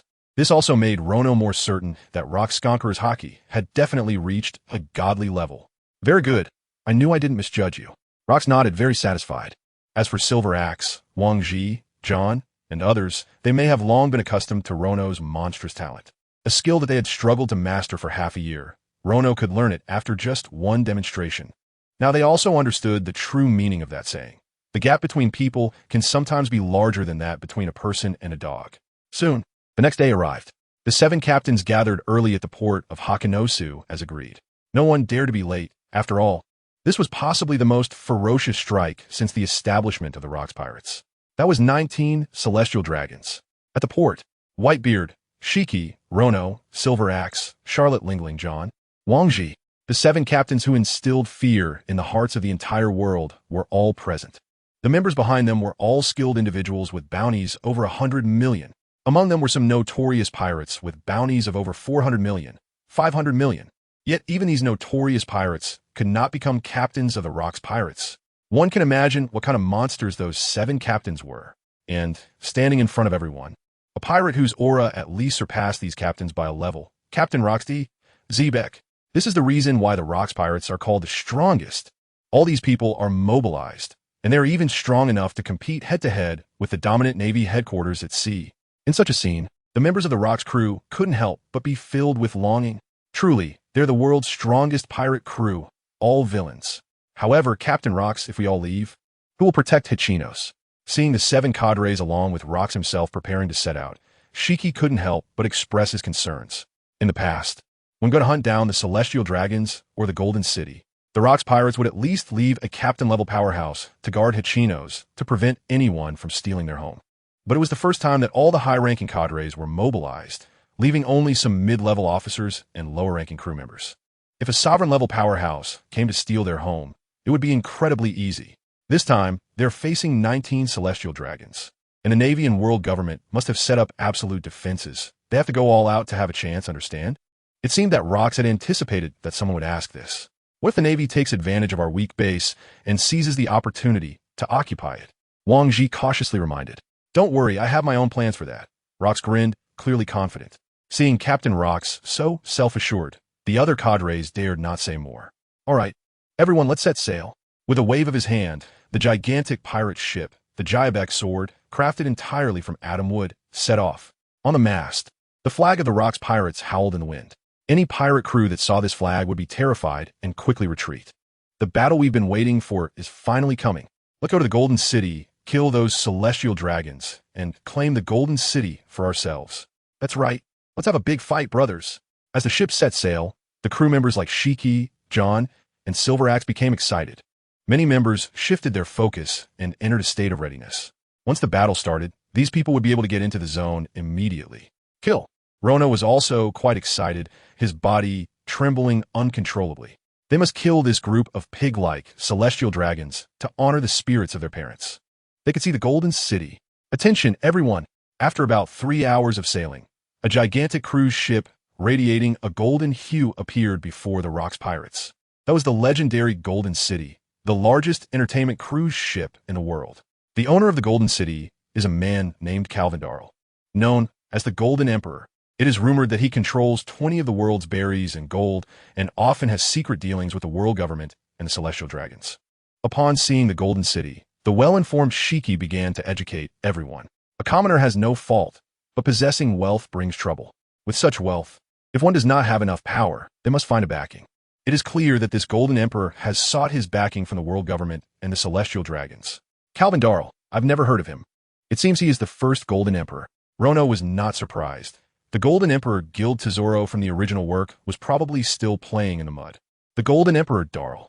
Interesting, I want that guy's head. No one else can take it from me.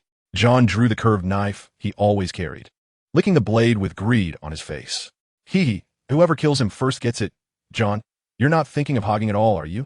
Beside him, Wang Ji and Silver Axe, although not as greedy as John, couldn't let such a fat sheep be easily monopolized by him. The three of them suddenly had their momentum rise, hostility flared up, and they even confronted each other. It felt like if there wasn't a great enemy at hand, they might have already started fighting. Boring guys. The white-bearded man couldn't stand it any longer and silently sighed. That's how the Rox pirates are. A bunch of selfish individuals who can still have internal conflicts even in the face of a great enemy. This is also why I really dislike this pirate crew. Enough, Lox said in a deep voice, his aura rapidly rising, overpowering the three men. John, Silver Axe, and Wang Ji finally calmed down. They charged forward at the fastest speed. Upon seeing Golden City, Lox waved his hand to give orders, and the ship Jibek's sword sped towards Golden City at full speed. Report, report, all units attention. Sighted the Lox pirate crew. Sighted the Lox pirate crew. At this moment, the Navy lurking outside Golden City also spotted the rapidly approaching Lox pirate crew. The person responsible for reporting turned pale with fear and hurriedly relayed the news to the Navy. Beep, beep, beep, beep. The moment the Lox pirate crew appeared, the lookout Navy immediately sounded the alarm.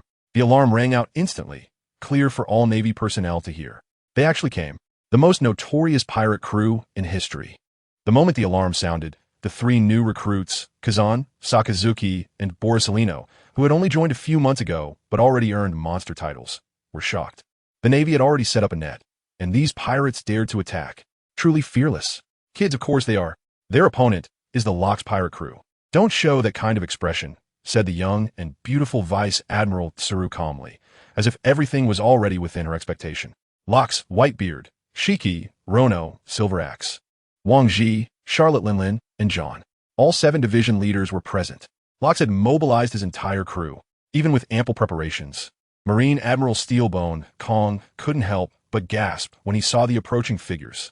The 7 division leaders, plus Lox himself, the world's strongest pirate crew, was all present. In any case, they must be stopped outside Golden City. They must not be allowed to approach Golden City and harm the celestial dragons. Steelbone Kong's muscles bulged. His aura surged, leading a large contingent of elite navy to prepare to set sail to intercept the Lock's pirate crew. Admiral Kong, wait. Although the Lock's pirate crew had appeared, they had not spotted the figure of the Golden Lion Shiki on board. At this moment, another admiral candidate known for his intelligence, Sengoku, suddenly spoke up. Following this, Kong also stopped, and the navy following him froze in place. Golden Lion Shiki, the captain of the 2nd Division of the Lock's pirate crew. Besides that, he has another nickname, the Flying Pirate. As if recalling something, a massive shadow appeared on the ground. Kong, Sengoku, Zifa, Carp, and the other navy members quickly looked up at the sky. Sure enough, boom, boom, boom. The entire sky seemed to be obscured. Above Golden City, a massive island was descending at free fall speed.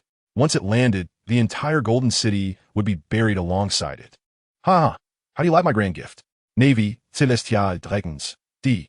In midair, the Golden Lion laughed heartily at his creation, extremely pleased. He actually threw down an island. Is this the power of the Lock 2nd Division captain? Oh, how terrifying, the flying pirate Golden Lion Shiki. Kuzan, Sakazuki, and Borisolino widened their eyes simultaneously. Clearly, the Golden Lion's attack far exceeded their expectations.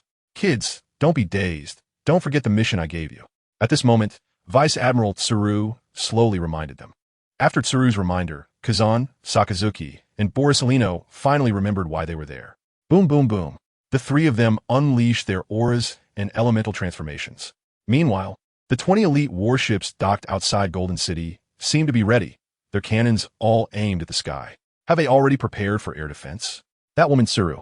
Seeing this scene, Locke said from the bow of the pirate ship without surprise. Meteor Volcano. Ice Age. Yada no Kagami. Although they were just recruits, the three had already developed their strongest techniques. However, their oppressive feeling and range were far inferior to their future peak periods. Fortunately, their destructive power was still considerable. Moreover, the opponent was just a lifeless island. The current destructive power was already sufficient. Boom, boom, boom. Along with the three's ultimate moves, the outer elite warships also opened fire. Boom, boom. The cannonballs mixed with the three's powerful natural type attacks directly pierced through the island thrown down by the Golden Lion. 20 elite warships, equivalent to the destructive power of 2 demon-slaying orders, launched indiscriminate attacks. Coupled with the 3 highly destructive natural type users, shattering an island was just a matter of minutes. Soon, the island thrown down by the Golden Lion turned into a rain of rubble falling from the sky. Great, we are saved. The Navy present showed expressions of relief. Are those the 3 Navy recruits Captain Locke mentioned? What luck, they consumed top-tier natural type devil fruits. They actually neutralized Captain Shiki's attack. Many members of the Locke's pirate crew also expressed their astonishment. Even recruits who consumed top-tier natural type fruits could unleash powerful destructive power. Damn it. A few rookie punks actually broke my attack. The Golden Lion suddenly felt a bit embarrassed. He soared down like a human cannonball towards Kuzan, Sakazuki, and Borisolino. Just in time, the hot-headed Akainu charged forward instead of retreating upon seeing the great pirate Golden Lion rushing over. His elementalized right arm, filled with scorching magma, was about to strike towards the Golden Lion. Shiki, don't think about attacking my students. Your opponent is me. Boom! The next moment, a figure flashed into the sky and collided fiercely with the descending Shiki. The clash of Haki generated terrifying shockwaves. The shockwaves spread continuously, like an 8th-grade typhoon, causing nearby Navy personnel to cling to anything to avoid being blown away. The newcomer was none other than Vice Admiral of the Marine Headquarters. One of the Admiral candidates, Blackwrist Zifa. Boom, boom, boom. Zifa and the Golden Lion rapidly clashed in the sky. Sword energy and physical techniques, the clash of Haki. Each engagement would cause an explosion. Sakazuki, don't be impulsive. We are not the opponents of these great pirates yet. Taking advantage of the gap between Zifa and the Golden Lion's battle, Kuzan, Sakazuki, and Borisolino quickly retreated to a safe area. Finally, it's our time to shine. Shiki, your task is complete. Wait for me to unleash my killing spree. Haha, Navy, you're doomed. Golden City, here I come. At this moment, taking advantage of the huge commotion caused by the Golden Lion, the Sword of Jaibeck seized the opportunity to shorten the distance and arrived near the Golden City. On board, the commanders Silver Axe, John, Wang Ji, and Charlotte Lingling were already impatient. Damn, was the Golden Lion just a feint? Was closing the distance the real goal? Steelbone Kong regretted not acting sooner. Just now, The Navy's attention had been completely drawn to the noise made by the Golden Lion. They didn't notice that the Rocks pirates had closed in the blink of an eye. Charge! Land on the Golden City. Hurry! Hurry to find the Celestial Dragons. And the gold. What a luxurious cruise ship defeating the Navy. This cruise ship belongs to us, the Rocks pirates. Splash! Splash! Hooray! The noisy footsteps came, and the Rocks pirates had successfully landed on the Golden City. You guys go for it. Create a ruckus. With a wave of his hand, Rocks crew members rushed into the Golden City as if they had been injected with adrenaline. Don't underestimate the Navy, Rocks pirates. How can we possibly be unprepared? Steelbone Kong shouted in anger, and the Navy members lurking in the shadows of the Golden City all revealed themselves. Nearly 20,000 Navy troops surged toward the Rocks pirates like ants. The next moment, a chaotic battle erupted. Block the Rocks pirates. Eliminate them. For justice, charge. We have the duty to eradicate these evil pirates. The call was deafening. The Navy and the Rocks pirates clashed, and the scene was extremely shocking. Come on, Navy. Try to stop me. As the captain, Rocks took the lead, propelling himself to the front. Rocks, you won't get away with this. Just as Rocks made his move, Steelbone Kong, who had been closely monitoring him, appeared right in front of him. Not only Steelbone Kong, another Marine Headquarters Rear Admiral. One of the 3 candidates for Admiral, Iron Fist Carp, also appeared before Rocks. The two stared intensely at this sea overlord. Based on past experience, dealing with Rocks usually required at least 2 strong admirals to start with. This is the deterrent power of the sea overlord. Did you think you could block me like before? Just the 2 of you? Rocks sneered coldly, his words full of disdain. The Navy guys only know how to use human wave tactics. Rocks, don't underestimate the Navy admirals. Steelbone Kong and Carp felt a great insult, their momentum surging. Navy admirals? Just the dogs of the Celestial Dragons. Rocks smirked casually, his momentum rising as well. In no time, Roxora surged to a terrifying level. It even gave off a feeling of an ancient ferocious beast. Thump, thump, thump. The Conqueror's Haki was continuously released, and at the center of the battlefield, some Navy soldiers with weak wills fell down one after another. After a few minutes, the Navy's numbers halved from 20,000. Steelbone Kong and Carp's faces looked extremely grim. Just like before, the Conqueror's Haki was extraordinarily powerful. Even more so today, as Rocks was particularly excited. This Conqueror's Haki was stronger than ever. In terms of momentum, the 2 of them were actually overshadowed by Rocks alone. They couldn't let him continue like this. They represented the Navy's highest combat strength, the face of a Navy. They had to retaliate. Boom, boom, boom. Soon, Steelbone Kong and Carp moved simultaneously, attacking from left and right. Bang, bang. Catching the fists of the 2, infused with thick Haki, the 3 engaged in a near-crazed offensive. Every punch, kick move, and technique was the most extreme clash. Every collision generated terrifying energy fluctuations. Within nearly 1,000 meters around the 3, no one dared to approach. Under the terrifying clash of the 3, the entire giant cruise ship even began to sway. This is the captain's strength. 1v2 against admirals without falling behind. At this moment, Silver Axe, Wang Ji, John, and others behind Rocks couldn't help but feel enchanted. This is also why these monsters, who clearly possess the qualifications of king, are willing to join the Rocks pirates. They can stand against 2 admiral-level powerhouses on their own. Only Rocks can achieve such a feat on the seas. The maritime overlord lives up to the name. Even Rono was somewhat stunned. This is the first time I've seen Rocks make a move. Terrifying indeed. Gulalala. Don't be dazed, Navy. The Rocks pirates are not just about the captain. Inspired by Rocks, Whitebeard laughed excitedly, and a transparent halo appeared from the clouds. Powered by the tremor fruit, and roared towards the densely packed Navy. How can I let you do as you please, Whitebeard? Before that halo could hit the ground, a golden light suddenly appeared in front of everyone. Buddha shockwave. The shockwave collided fiercely with the seismic wave, erupting with extreme energy fluctuations. Sengoku, haven't you been beaten enough last time? Whitebeard sneered upon seeing the newcomer, his aura surging as he mocked. Whitebeard, this is a different time. Today, the one who will be knocked down is definitely you. Sengoku's expression was sharp, golden light radiating from his body, almost blinding. Human fruit, mythical beast type, Buddha form. Buddha Sengoku. As soon as the words fell, Whitebeard and Sengoku collided fiercely. The full-force clash of 2 Emperor-level powerhouses caused the entire cruise ship to sway even more violently. Lion Thousand Cuts Valley. armament haki flowing cherry blossom. In the sky, Golden Lion and Zifa were also fighting fiercely, with waves of air surging outward. Zifa forced the Golden Lion into the sky, not allowing him to touch any material, to prevent the troublesome float fruit ability from causing chaos. Mama.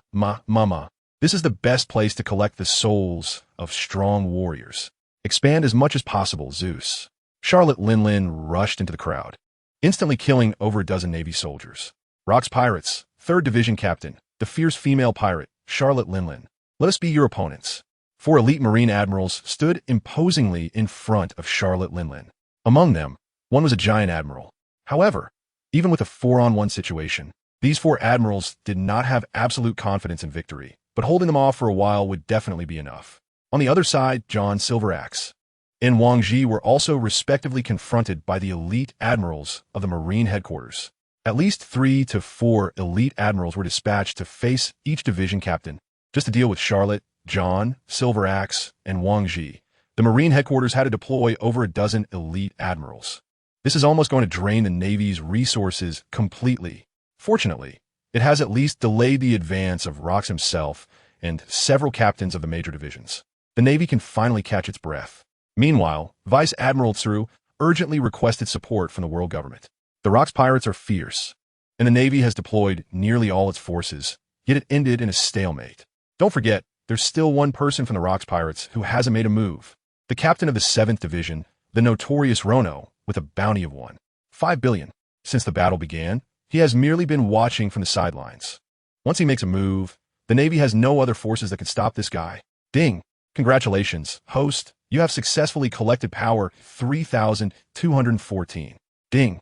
Congratulations, host. You have successfully collected speed 987. Ding! Congratulations, host. You have successfully collected stamina 1598. Ding! Congratulations, host. You have successfully collected top-level Conqueror's Haki. Current progress 18.5. Ding! Congratulations, host. You have successfully collected top-level armament Haki. Current progress 16.7. Ding! Congratulations, host. You have successfully collected top-level observation Haki. Current progress 14.9. Ding! Congratulations, host. You have successfully collected master-level swordsmanship. Current progress 23.9. The reason Rono hasn't made a move yet is that he is feeling the growth of his power. A series of prompts continue to appear, and Rono's blood is boiling. In less than 10 minutes since the battle began, his 3-color Haki has skyrocketed. It's several times faster than the growth he experienced while sparring with Whitebeard for 3 months. It turns out to be just as he guessed. To further break through and gain stronger power, one must either challenge someone stronger than themselves to collect their power or participate in large-scale wars, where quantitative changes lead to qualitative changes. Seeing that the timing is almost right, it's time for him to make a move and deal a heavy blow to the Navy. Brothers, charge with me, find the Celestial Dragons, and kill them all. With his blood boiling, Rono led the 7th Division into the battlefield. Swish, swish, swish. The moment he entered the battlefield, Rono drew his sword, Tiger's Bite, and unleashed several fierce sword energies. In an instant, at least 30 Navy personnel screamed before being engulfed by these sword energies. Damn it, the notorious pirate with a bounty of 1.5 billion, Rono. What a fierce sword energy, almost cost me my life. We have no chance against such a pirate. Several Navy members who were lucky enough not to be killed spoke with lingering fear. Swish! Rono unleashed another terrifying sword energy. With the improvement in his swordsmanship, the power of his sword energy is no less than that of top swordsmen like Shiki and Whitebeard. Screams echoed. In an instant, dozens more Navy personnel were swallowed by this sword energy. It was like cutting chives, one slash, and it was a whole batch incredibly fast. Following Rono, charge. Seeing this scene, Kaido was also filled with excitement. Killing the Navy is like killing chickens. This is my idol hero, Rono. My initial choice was indeed correct. Nothing compares to Captain Rono, not the Golden Lion or the Silver Axe. 7th Division, charge. Kaido raised his kanabo and charged into the group of over a dozen Marines like a desperate warrior. In the next moment, all these Marines were sent flying by Kaido. For the past 3 months, Kaido has been practicing Busashoka Haki under Rono's supervision every day. With Kaido's exceptional talent, he has completely mastered Flowing Sakura in these 3 months. Combined with the internal destruction of Flowing Sakura, a single strike can almost take a life. Charge! Kill the Navy! Kill the Celestial Dragons. The members of the 7th Division are also unleashing their abilities. In an instant, under Rono's leadership, the members of the 7th Division are like a force of nature. Wherever the 7th Division goes, the Navy suffers heavy casualties. No one is unafraid of death, not even the Navy, which represents justice. Knowing they could be easily killed, the Navy soldiers, upon encountering the 7th Division, even lose the will to fight and retreat directly. The morale of the Navy plummets. The balance that had been maintained on the battlefield is shattered in an instant. After all, the Navy's high-end combat power has almost no spare force to stop Rono. Not to mention Rono, the Navy can't even muster a decent force to deal with Kaido. If this situation continues, it won't be long before the Navy is likely to be defeated. Those despicable villains, the ones who killed your parents, are clearly the Celestial Dragons. Why target the Navy like this? Vice Admiral Tsuru, beside him, looked at Rono with eyes full of rage. With just a casual strike, Rono took down over a dozen Navy soldiers. In just a few minutes, at least 200 Navy personnel became Rono's victims. It seems the earlier speculation was correct. The addition of the villain Rono has led to the collapse of the two major forces. After all, the Navy and the Rocks Pirates had maintained a delicate balance before. Without Rono, the Rocks Pirates could barely be contained by the Navy. With Rono's involvement, that balance is bound to be shattered. It seems that is indeed the case. Hee. Enough nonsense. You are the Navy, and I am a pirate. If I don't kill you, am I just waiting to be killed instead? Rono snorted coldly. Rono doesn't like to attack civilians, but that doesn't mean he is a good person. The definitions of good and bad are extremely difficult to define. Anyway, regardless of whether one is good or bad, whoever stops him from killing Celestial Dragons, he will kill. This is the rule that Rono has set for himself. Moreover, the Navy and pirates are inherently opposed. If he doesn't kill the Navy will turn around and kill him. Damn it. The reinforcements from the world government won't arrive for a while. At this point, he can only try to buy some time. As a strategist, Tsuru is not the type to fight, but prefers to work behind the scenes. However, given the current situation, she has to go all out. Even if it costs her life, she must stop Rono here. Otherwise, the Navy might be defeated before the reinforcements even arrive. Vice Admiral Tsuru, how can we let you fight? Noticing that Tsuru was about to take action, several figures blocked her path. As a chief advisor, Tsuru is highly respected in the Navy. Vice Admiral Tsuru, let us go. We are also the righteous Navy. We will not back down in the face of evil. Tsuru focused her gaze and realized that the figures in front of her were none other than Kuzan, Sakazuki, and Borsalino. These three individuals are talents that the Navy is focusing on cultivating. Whether it's their talent, potential, fruit abilities, or their unwavering commitment to justice, all three stand out. It seems that this is indeed the case. After all, these three are new recruits at a time when their sense of justice is at its peak. Even Kizuru, who is usually laid back in the original work, is the same. I didn't team misjudge you, so I'm counting on you. Remember, Rono's strength is formidable. Try not to engage in a head-on confrontation. Focus on stalling. Crane did not decline, but instead reminded them. Although these three are newcomers, they're exceptionally gifted. Their hockey and martial arts have already reached the level of a rear admiral, not at all like rookies. Coupled with their natural abilities, these three are at least the strength of a vice admiral. If the three vice admirals can hold Rono off for a while, it should be fine until the world government reinforcements arrive. Got it. The three nodded and then used the Navy's 6 styles to shave their way in front of Rono South 7th Division, blocking everyone's path. Who are these guys? They're the Navy's natural ability users. The members of the 7th Division immediately recognized the three. The three in front of them were none other than Kazan, Sakazuki, and Borsalino, who had just worked together to thwart the Golden Lion's aerial assault. Let's stop you. Villain. Alalala, we are also newcomer. Yet our bounty is 5 billion. The pressure is really high. Wow, the villain is so scary. The three stood in front of the 7th Division, their expressions resolute with justice. Ha ha ha. Interesting. Is there no one left in the Navy? You three are here to intercept me? Looking at these incredibly inexperienced rookies, Rono couldn't help but burst into laughter. If these three were at their peak, Rono might have retreated. But these three have only been in the Navy for 3 months. Scanning the three with observation hockey, Rono found that even if he considered their top-tier natural devil fruit abilities, they were at most at the Vice Admiral level. To put it bluntly, if the Navy weren't out of options, these three wouldn't even qualify to battle him. Don't underestimate people, you villain. You're just a rookie like us. Justice will surely triumph over evil. The hot-tempered Sakazuki was enraged by Rono's words. The way the opponent spoke, he didn't take them seriously at all. In that case, let him see. Great eruption. Feeling insulted, Sakazuki shouted angrily, his right hand elementalized. The scorching magma transformed into a terrifying fiery fist, shooting towards Rono. Sakazuki, I told you not to be impulsive. We're just here to stall for time. We never intended to fight head-on. Sigh. There's really no helping him. Kazan beside him was also speechless at the impulsive Sakazuki. The original plan was for the three of them to just stall and hinder the 7th Division's progress. They had to wait for the world government's reinforcements to arrive. After all, the opponent is a notorious pirate with a bounty of 1.5 billion. Acting recklessly like this will definitely lead to big losses. Although he said that, Kazan still cooperated and took action. After all, he had some confidence in his abilities. While acknowledging that Rono is a great pirate, they were three individuals combined. Sakazuki and Borsellino were no weaker than him. Together, even if they couldn't win, stalling for a while until CP0 arrived should be no problem. With that in mind, Kazan made his move. Ice Age. A pillar of ice rapidly extended from his palm, exuding a terrifying chill. Anyone who touched this pillar of ice would be instantly frozen solid. How terrifying. Rono, the captain of the 7th Division of the Rocks Pirates. Have you ever tried a lightspeed kick? Next up is Borsellino.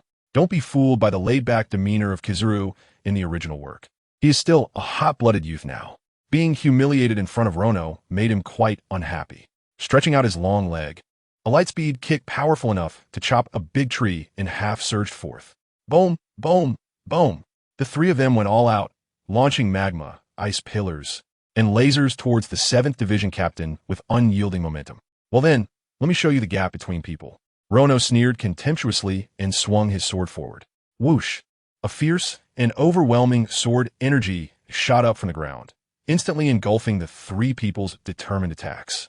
What? How is that possible? Our attack was actually... The three of them were taken aback. Their full-powered strike was effortlessly blocked by Rono. Damn it, we are all rookies. Sakazuki suppressed his temper and calmed down. This Rono, clearly of a similar age to himself, or even younger. Yet the gap in strength between them is like heaven and earth. The difference is far greater than he imagined. Kazan is also sweating profusely. He originally thought that the three of them were all at the Vice Admiral level and could exchange a few moves to buy some time. But the reality is far more daunting than he had anticipated. This is bad, this is not good. As for the old rascal Borsellino, upon realizing something was wrong, he immediately utilized the light fruit to make a run for it, flashing dozens of meters away in an instant. Not far away, Crane is also stunned into silence. The three monstrous newcomers, equivalent to Vice Admirals, are like mere chickens in front of Rono, utterly unable to withstand a single blow. It's my turn to strike, right? Rono said calmly, holding his sword tiger cut, his eyes flashing with cold light. Swish, swish, swish. He directly swung the tiger cut 3 times. 3 sword energies shot through the air at incredible speed, targeting Kazan, Sakazuki, and Borsellino respectively. Damn it, it's too late to dodge. Elementalization ahead of time. The three are not without battle experience. Realizing it was too late, they immediately elementalized their bodies, hoping to evade this attack. How could this be? The next moment, their expressions changed drastically. They felt as if their abdomen had been stabbed by a knife, even though the slash was still some distance away. Immediately after, the three fell to the ground in the same posture, blood gushing out. The three are seriously injured and unable to fight. What just happened? The slash was clearly still a distance away, so why did they get hit? Conqueror's Haki, coiling. Crane broke into a cold sweat. Her heart struck like a thunderbolt, and she was speechless for a while. That kind of long-range attack method was undoubtedly Conqueror's Haki, coiling. Only with Conqueror's Haki could one inflict damage without making contact with the enemy. Damn it! Crane's heart roared. Conqueror's Haki, coiling, is undoubtedly a technique used only by those at the Emperor level. Or rather, Rono has already learned the Conqueror's Haki, coiling, a technique that only those at the Emperor level can use. His strength, has it already stabilized at the Emperor level? How could this be? He had only joined Rocks for just 3 months. To prevent you from becoming the lapdogs of the Celestial Dragons in the future, I will take care of you here. Rono raised the tiger cut and flashed in front of Sakazuki, preparing to give him a chilling blow. In Rono's view, the Marine Admirals are undoubtedly also the lapdogs of the Celestial Dragons and deserve to die. Just then, within Golden City, a large group of people suddenly appeared. Hurry! Get out of here! Protect the Celestial Dragons. We must not let them come to any harm. Outside, there are hundreds of fully armed individuals, decked out in combat helmets. practically armed to the teeth. Inside, there are 19 celestial dragons. Damn it, a bunch of useless marines. They actually let the Rocks pirates attack. All these years of military funding, and they've raised a bunch of worthless things. At this moment, these celestial dragons were cursing, clearly unhappy for being disturbed. After all, the reason these 19 families gathered in Golden City was to discuss a major issue related to the celestial dragon families. Now, these useless marines nearly allowed the Rocks pirates to break through. Furthermore, the battle between the Rocks pirates and the marines is extremely intense. The fights involving Emperor-level powerhouses like Rocks, Carp, Zephyr, Sengoku, Golden Lion, Shiki, and Steelbone Kong have already made the Golden City tremble. If they stayed any longer, the entire cruise ship might be overturned. For safety's sake, these 19 celestial dragons decided to retreat. During their retreat, they did not forget to curse the marines for being a bunch of incompetent fools. Finally willing to show their faces, the celestial dragons. Upon seeing the celestial dragons, Rono immediately abandoned Sakazuki in front of him, because Rono's observation haki had already foreseen that someone was about to appear to block him. This person's strength is impressive. If we kill Sakazuki now, it would be a waste of time, and we might not have enough time to kill the celestial dragons. Faced with the options of killing the dog or the celestial dragons, the choice is obvious. Saved. Sakazuki, who was lying on the ground, unable to move, let out a long sigh of relief. He almost met his end here. The notorious Rono is terrifying. Get out of my way, Rono shouted loudly, angrily approaching the vast crowd. With one sword, whoosh, a cold light sword, those dozens of guards, who were almost fully armed to the teeth, were instantly sent flying. 3 celestial dragons immediately appeared before Rono.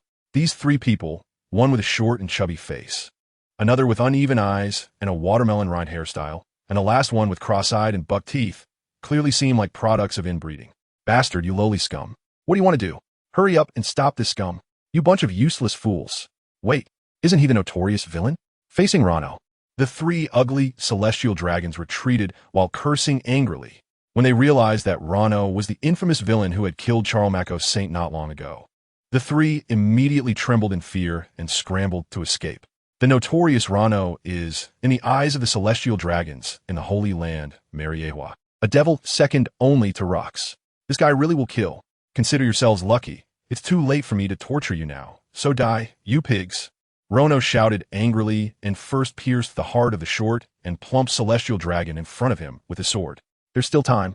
With the foresight of observation haki activated again, he saw that in about 1 second, someone would appear to stop him. Since that's the case, die for me. Rono seized the moment, shouted angrily, and with lightning speed, drew his sword to slice through the waist of the other 2 celestial dragons with small eyes and buck teeth. First, kill 3 celestial dragons. Damn it, the celestial dragons have actually been killed. 3 of them died in an instant. We must stop him. We absolutely cannot let him make another move. The fully armed guards present also did not expect that 3 celestial dragons would be killed in an instant. Useless guards, what are you doing? Stop him. Run away. This evil scoundrel is not to be trifled with. Damn it, you bunch of trash. So many people can't stop one person. And those useless Navy guys, isn't there a single admiral to come protect us? What are the Navy doing? Don't come over here. Seeing 3 celestial dragons killed in an instant, the other 16 celestial dragons suddenly panicked. The voices of the celestial dragons these days are as loud as pig squeals. In an instant, curses, insults, and cries of escape filled the air. This is bad. It's over now. At this moment, Tsuru stood beside them, her face pale and stunned. If Garp, Sengoku, and Zifa were not in battle and saw Tsuru's expression, they would surely be shocked. After all, Tsuru has always presented herself with calm composure. When has she ever shown such an expression? These 19 celestial dragons belong to different families. Being sent to attend such a grand conference means that their positions within the families must be quite important. Suddenly, 3 of them died, and if the world government were to place blame, the Navy would probably not be able to bear it. Damn, it seems something has happened with the celestial dragons. In an instant, the huge commotion caused by Rono attracted the attention of the Navy present. First, Zephyr, upon hearing the pig-like cries of the celestial dragons, realized that 3 of them had been killed by Rono.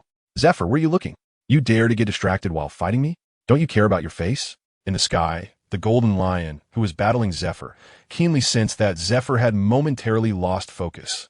Lion Thousand Cuts Valley. The corners of the Golden Lion's mouth curled into a wicked smile as he unleashed his two famous swords, Sakura, Tin, and Witheredwood, cutting through the air with terrifying sword energy. Pucci! Zephyr was caught off guard and was pierced by this sword energy. His body crashed heavily to the ground, creating a shocking deep pit. As the smoke cleared, Zephyr reappeared in front of everyone. His one straight Navy uniform was now shredded by the sword energy. He had 7 or 8 gruesome wounds, some deep enough to see bone, clearly indicating that he was severely injured. More critically, Zephyr's aura had also been significantly weakened. Ha ha! Zephyr bastard, next year on this day will be your death anniversary. The Golden Lion laughed heartily, already seeing victory within reach.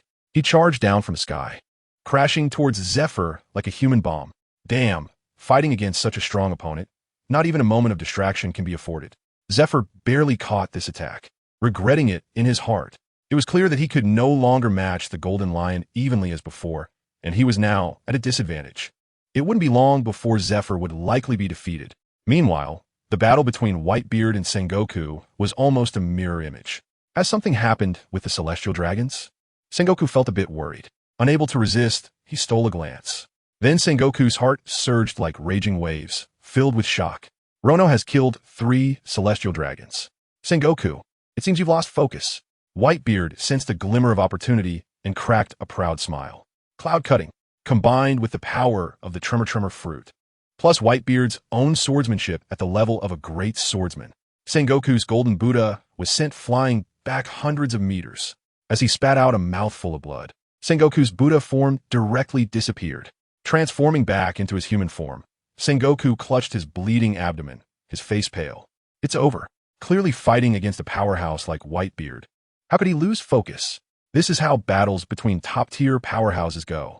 If both sides go all out without external interference, it could take 10 days and 10 nights to determine a winner. But the situation in a full-scale war is incredibly complex. It is impossible to be free from external influences. Once one side finds an opening, the outcome can be determined in a very short time. Wow, Rono, well done. Whitebeard also felt that Sengoku was seriously injured because of his strike. Even his Buddha form couldn't be maintained. He believed that it wouldn't be long before he could defeat this guy. On the other side, in the battlefield where Rocks, Steelbone Kong, and Carp were fighting, a similar situation occurred.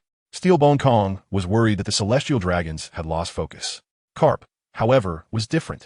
He didn't care at all about the lives of the Celestial Dragons.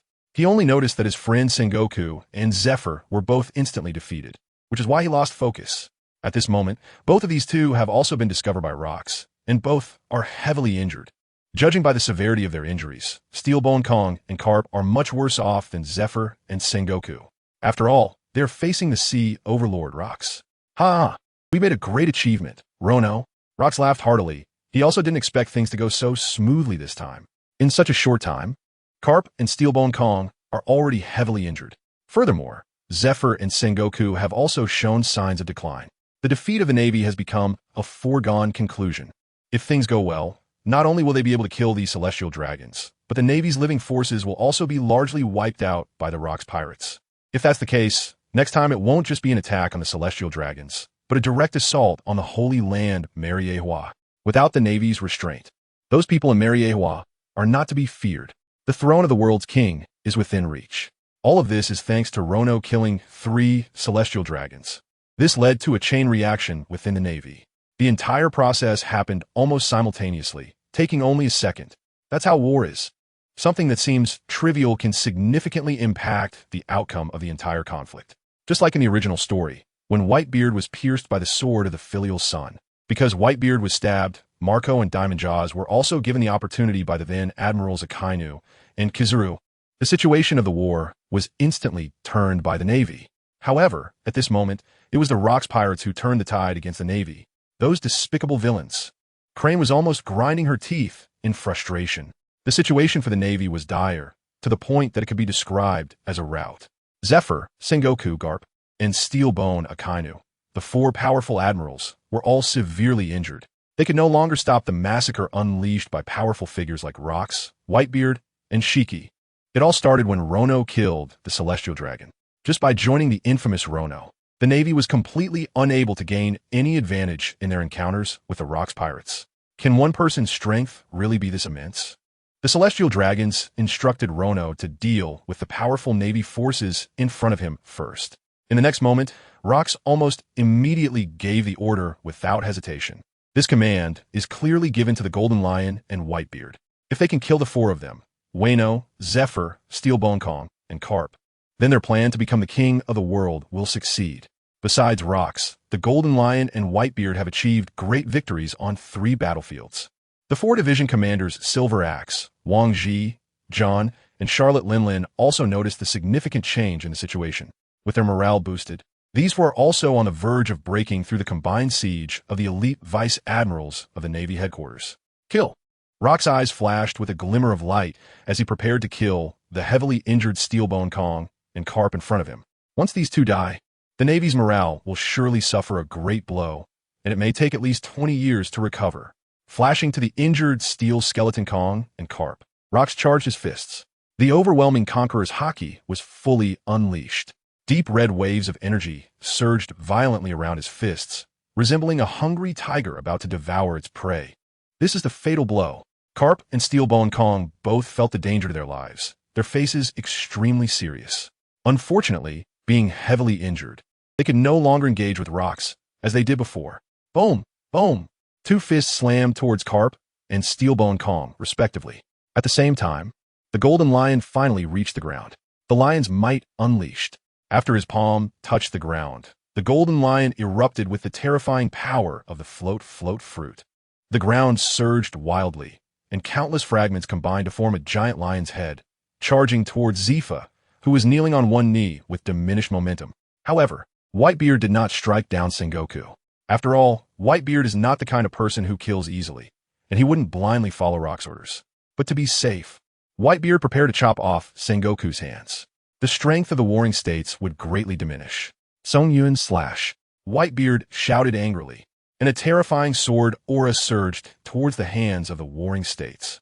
Congratulations to the host for successfully acquiring Strength 3985. Congratulations to the host for successfully acquiring Speed 1357. Congratulations to the host for successfully acquiring Stamina 2951. Congratulations to the host for successfully acquiring Top-Level Conqueror's Haki. Current progress 34. 9. Congratulations to the host for successfully acquiring Top-Level Armament Haki. Current progress 38. 7. Congratulations to the host for successfully acquiring Top-Level Observation Haki. Current progress 36. 2. Congratulations to the host for successfully acquiring Great Swordsman-Level Swordsmanship. Current progress 43. 6. Congratulations to the host for successfully acquiring Songyun Cut. Congratulations to the host for successfully acquiring Lion's Thousand Cuts Valley. Congratulations to the host for successfully acquiring the physical talent Iron Balloon. As Whitebeard, Golden Lion, and Rox continued to attack, the system kept sending notifications. Songyun Cut and Lion's Thousand Cuts Valley, 2 more ultimate moves acquired. Moreover, the 3 types of haki, along with swordsmanship, have all seen varying degrees of improvement. Speed, strength, and stamina have all been significantly enhanced. A comfortable, warm current flowed into Rono's body, and his muscles once again memorized the 2 moves, Songyun Cut and Lion's Thousand Cuts Valley. Of course, what surprised Rono even more was that he had actually acquired what might be the most powerful physical talent among pirates, the Iron Balloon. Rono suddenly felt a huge change in his body. Like steel bones, even without using armament haki, he could withstand blades, axes, and gunfire. In the scene, the only one with such a terrifying talent was undoubtedly Charlotte Linlin. Just now, taking advantage of the situation, Rox, Whitebeard, and Golden Lion defeated Steelbone Kong, Carp, Warring States, and Zifa in one fell swoop. Charlotte Linlin also took the opportunity to use the famous sword Napoleon to slash down a giant from the giant race. Immediately after, the other 3 elite vice admirals from the headquarters seized the opportunity to slash Charlotte Linlin's body 3 times. To the surprise of the 3 vice admirals, their slashes, enhanced with armament haki, felt as if they had struck iron plates, and the blades actually bounced back. The blades even developed a noticeable dent. This is the terrifying body talent of the Iron Balloon. Not to mention the current Charlotte Linling. Even at the age of 5, she could slap a giant bear to death. During the outbreak of the hunger disease, she easily killed a giant. Back then, she didn't know anything about domineering or swordsmanship. The horror of the Iron Balloon's body talent is evident. It was at this time that the system picked up on Charlotte Lingling's terrifying body talent. I have become much stronger. At this moment, Rono feels that his strength has increased again. He has already reached the general level, yet he can still grow stronger, which is a surprising delight for Rono. Good. Very good. More talents like this, so I can wipe out this group of pig-like celestial dragons. However, it is impossible to kill Steel Bone Kong, Carp, and Zephyr here, as well as Sengoku, because reinforcements have arrived. Rono's foresight has already detected a brief future. Next, Rocks, Gold Lion, and Whitebeard will be stopped by the reinforcements sent by the world government. The reinforcements sent by the world government are quite numerous. There are at least 5 with the presence of a general. Additionally, there are nearly 10 others whose strength is not weaker than that of the elite vice admiral from the headquarters. Is this the deployment of another naval headquarters force?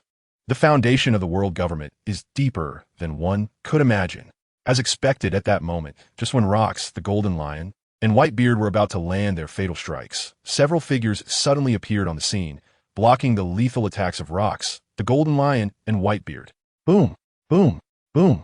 In the center of the battlefield, 3 terrifying explosions erupted, scattering smoke and dust. When the smoke cleared, everyone was astonished to find that 5 elderly men with gray hair and beards had appeared in the center of the battlefield. 2 of them blocked Rocks, while 1 each blocked Whitebeard and the Golden Lion. In front of Rono, another person also appeared. These 5 individuals are respectively a curly-haired man, a bald man, a man in a suit, a man in a kimono, and the last one is holding a famous sword. All 5 of them have either gray hair or white beards, and at the very least, they're all over 60 years old. However, the aura emanating from these 5 is as deep and vast as the ocean. In terms of presence alone, they are not at all inferior to the naval powerhouses present, such as Zephyr, Sengoku, Sabo, and Carp. There is no doubt that these 5 are the visible representation of the world's highest authority, the 5 elders. It is truly astonishing that the Navy has been defeated to such an extent. The strength of the Rocks pirates has increased significantly. How terrifying. Fortunately, we arrived just in time. If we had been even a second late, the consequences would have been unimaginable. The danger level of the Rocks pirates must be reassessed. In any case, let's first resolve this war. After the 5 individuals assessed the situation at the scene, their usually calm expressions instantly broke into shock. They were utterly astonished. Before arriving, they thought that even with the addition of the most wicked villains, the Navy would be able to at least hold their ground against the Rocks pirates, if not defeat them. But now, it was clear that they were not just losing. It was a complete rout. They were even on the brink of a catastrophe. If they had arrived, even a moment later, the Navy would have lost at least 4 powerful admirals. If the Navy truly lost 4 admirals, it would be practically non-existent. Could the world government alone withstand the relentless pursuit of the Rocks pirates? The 5 elders couldn't help but feel a sense of dread. The highest authority in the world. The 5 elders. The 5 elders have come. Incredible. The 5 elders were actually able to withstand Rocks, Shiki, and the Golden Lion. Are they really that strong? The appearance of the 5 elders shocked everyone present, including even the members of the Rocks pirates. Everyone knew that the 5 elders were the highest authority in the world, but they had no idea that these individuals were so powerful. Even the Navy was completely unaware. Among those present, only a few Navy insiders and individuals like Rocks, Rono, Whitebeard, and Shiki maintained their composure. Is there really anyone willing to submit to those useless celestial dragons? It's not because of their own strength, but because these celestial dragons have power backing them up. Ultimately, this is a world where strength reigns supreme. Whoever is stronger is considered a god. If the celestial dragons were truly a bunch of useless freeloaders, someone would have rushed to Mariewa long ago and dealt with those pigs. How could they have ruled this world for 800 years? Of course, the 5 elders are merely a facade pushed to the forefront. The true mastermind behind the scenes is someone else. The king of the world, even as a traverser. Rono did not know the depth of M's strength. He only knew that this guy was the true ruler of the world government, an immortal who possessed some kind of terrifying power. However, the strength of the 5 elders was indeed beyond Rono's expectations. After using his observation haki to probe, he was still somewhat surprised. The auras of the 5 individuals were all similar, all at the level of an emperor. The foundation of the world government is truly profound. Moreover, the 5 individuals were different from the 5 elders in the original work. After all, the 5 elders in the original work should only be in their 30s or 40s at this point. But these 5 old men all had gray hair. Do the 5 elders also undergo changes? In addition to the five elders, a group of masked CP0 agents also appeared at the scene. Among these people, there are also quite powerful strongmen. At least 10 of them possess the strength of elite vice admirals from the Navy headquarters. When they saw the scene, they were immediately taken aback. The Navy had actually been beaten into such a state. Is the Rock's pirates so strong? Usually, they rarely engage with pirates and do not know the true strength of the world's strongest pirate crew. Now it seems that the power of the world's strongest pirate crew is far beyond their imagination. And look over there. 3 celestial dragons have already been killed. Just then, a sharp-eyed CP0 exclaimed. He suddenly discovered that there were 3 corpses of celestial dragons at the scene. Next to these corpses stood a young man about 5 meters tall. Rono's body is currently in a growth phase, wearing a clean white shirt and black long pants, with a bounty of 1.5 billion. Captain of the 7th Division of the Rock's Pirates, the notorious Rono. Upon seeing the 3 corpses of the celestial dragons, the CP0 members were first shocked beyond belief. Then they came to their senses and each emitted a killing intent towards Rono, although their expressions could not be seen beneath their masks. Rono could clearly feel that these CP0 members were very angry. Even if their own father had died, they probably wouldn't be this angry. Damn it, you actually killed a god. You have committed an unforgivable crime, lowly commoner. Suddenly, at least 3 elite vice admirals from the headquarters rushed to Rono's side. C-style ultimate technique, destruction. One of the faster CP0 members arrived in front of Rono and executed a 6 styles ultimate move. This is a technique that combines the 6 powers of the Navy's 6 styles. Its power is immense, and when unleashed, it generates a huge shockwave that can pass through the body and cause damage to the internal organs. It's considered a low-tier version of the armed color, flowing cherry blossom. Wait, Rono is already at the level of a general. Don't seek death. At that moment, the young Vice Admiral Crane spoke up from the side. This information needs to be communicated to all present as soon as possible. After all, the battle just now was extremely intense. Sengoku, Carp, Zifa, and Steelbone Kong were all fighting with all their might, completely unaware of the situation outside the battlefield. The only one present was Crane, who saw Rono display strength comparable to that of an admiral. If anyone still thinks that Rono is merely at the level of a 1.5 billion bounty, they will suffer a great loss. What? The CP0 agent hadn't reacted, yet when the famous sword tiger, Che, easily pierced through his body, the armament hockey flowed like cherry blossoms, instantly penetrating the CP0 agent's body, shattering his internal organs on the spot. The next moment, the CP0 agent fell into a pool of blood. Admiral level strength? Rono has already surpassed Admiral level strength? Crane, you must be joking. Crane's words instantly shocked Steelbone Kong. Carp, Sengoku, Zifa, and the 5 elders. How long has he been at sea? And he already possesses Admiral level strength, even though they knew about Rono's monstrous talent. The high-ranking Navy officials and the 5 elders were still stunned upon hearing this news.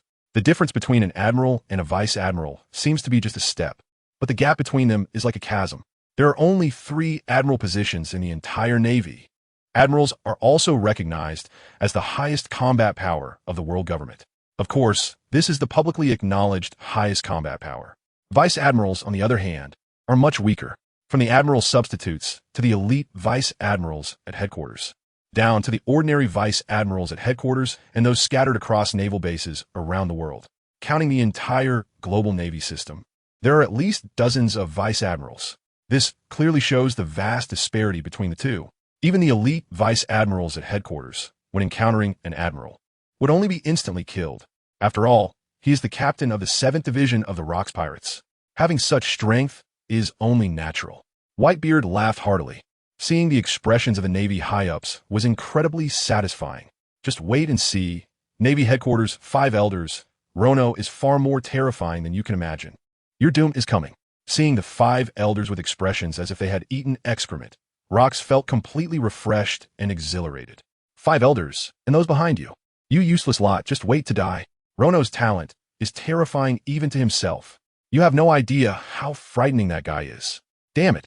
He is actually an admiral-level powerhouse. The other 2 CP0 agents also didn't expect that their comrade would be killed in an instant. Their strength isn't much different from their comrades. Wound they also be instantly killed if they went up, so the 2 immediately turned to run. Wanna run? Rono sneered, releasing his Conqueror's Haki, a dark red aura wrapped around Tiger Che, exuding a dangerous yet alluring presence. D. With 2 consecutive sword strikes. The 2 CP0 agents clearly dodged, yet found themselves still hit. What kind of ability is this? Under their masks?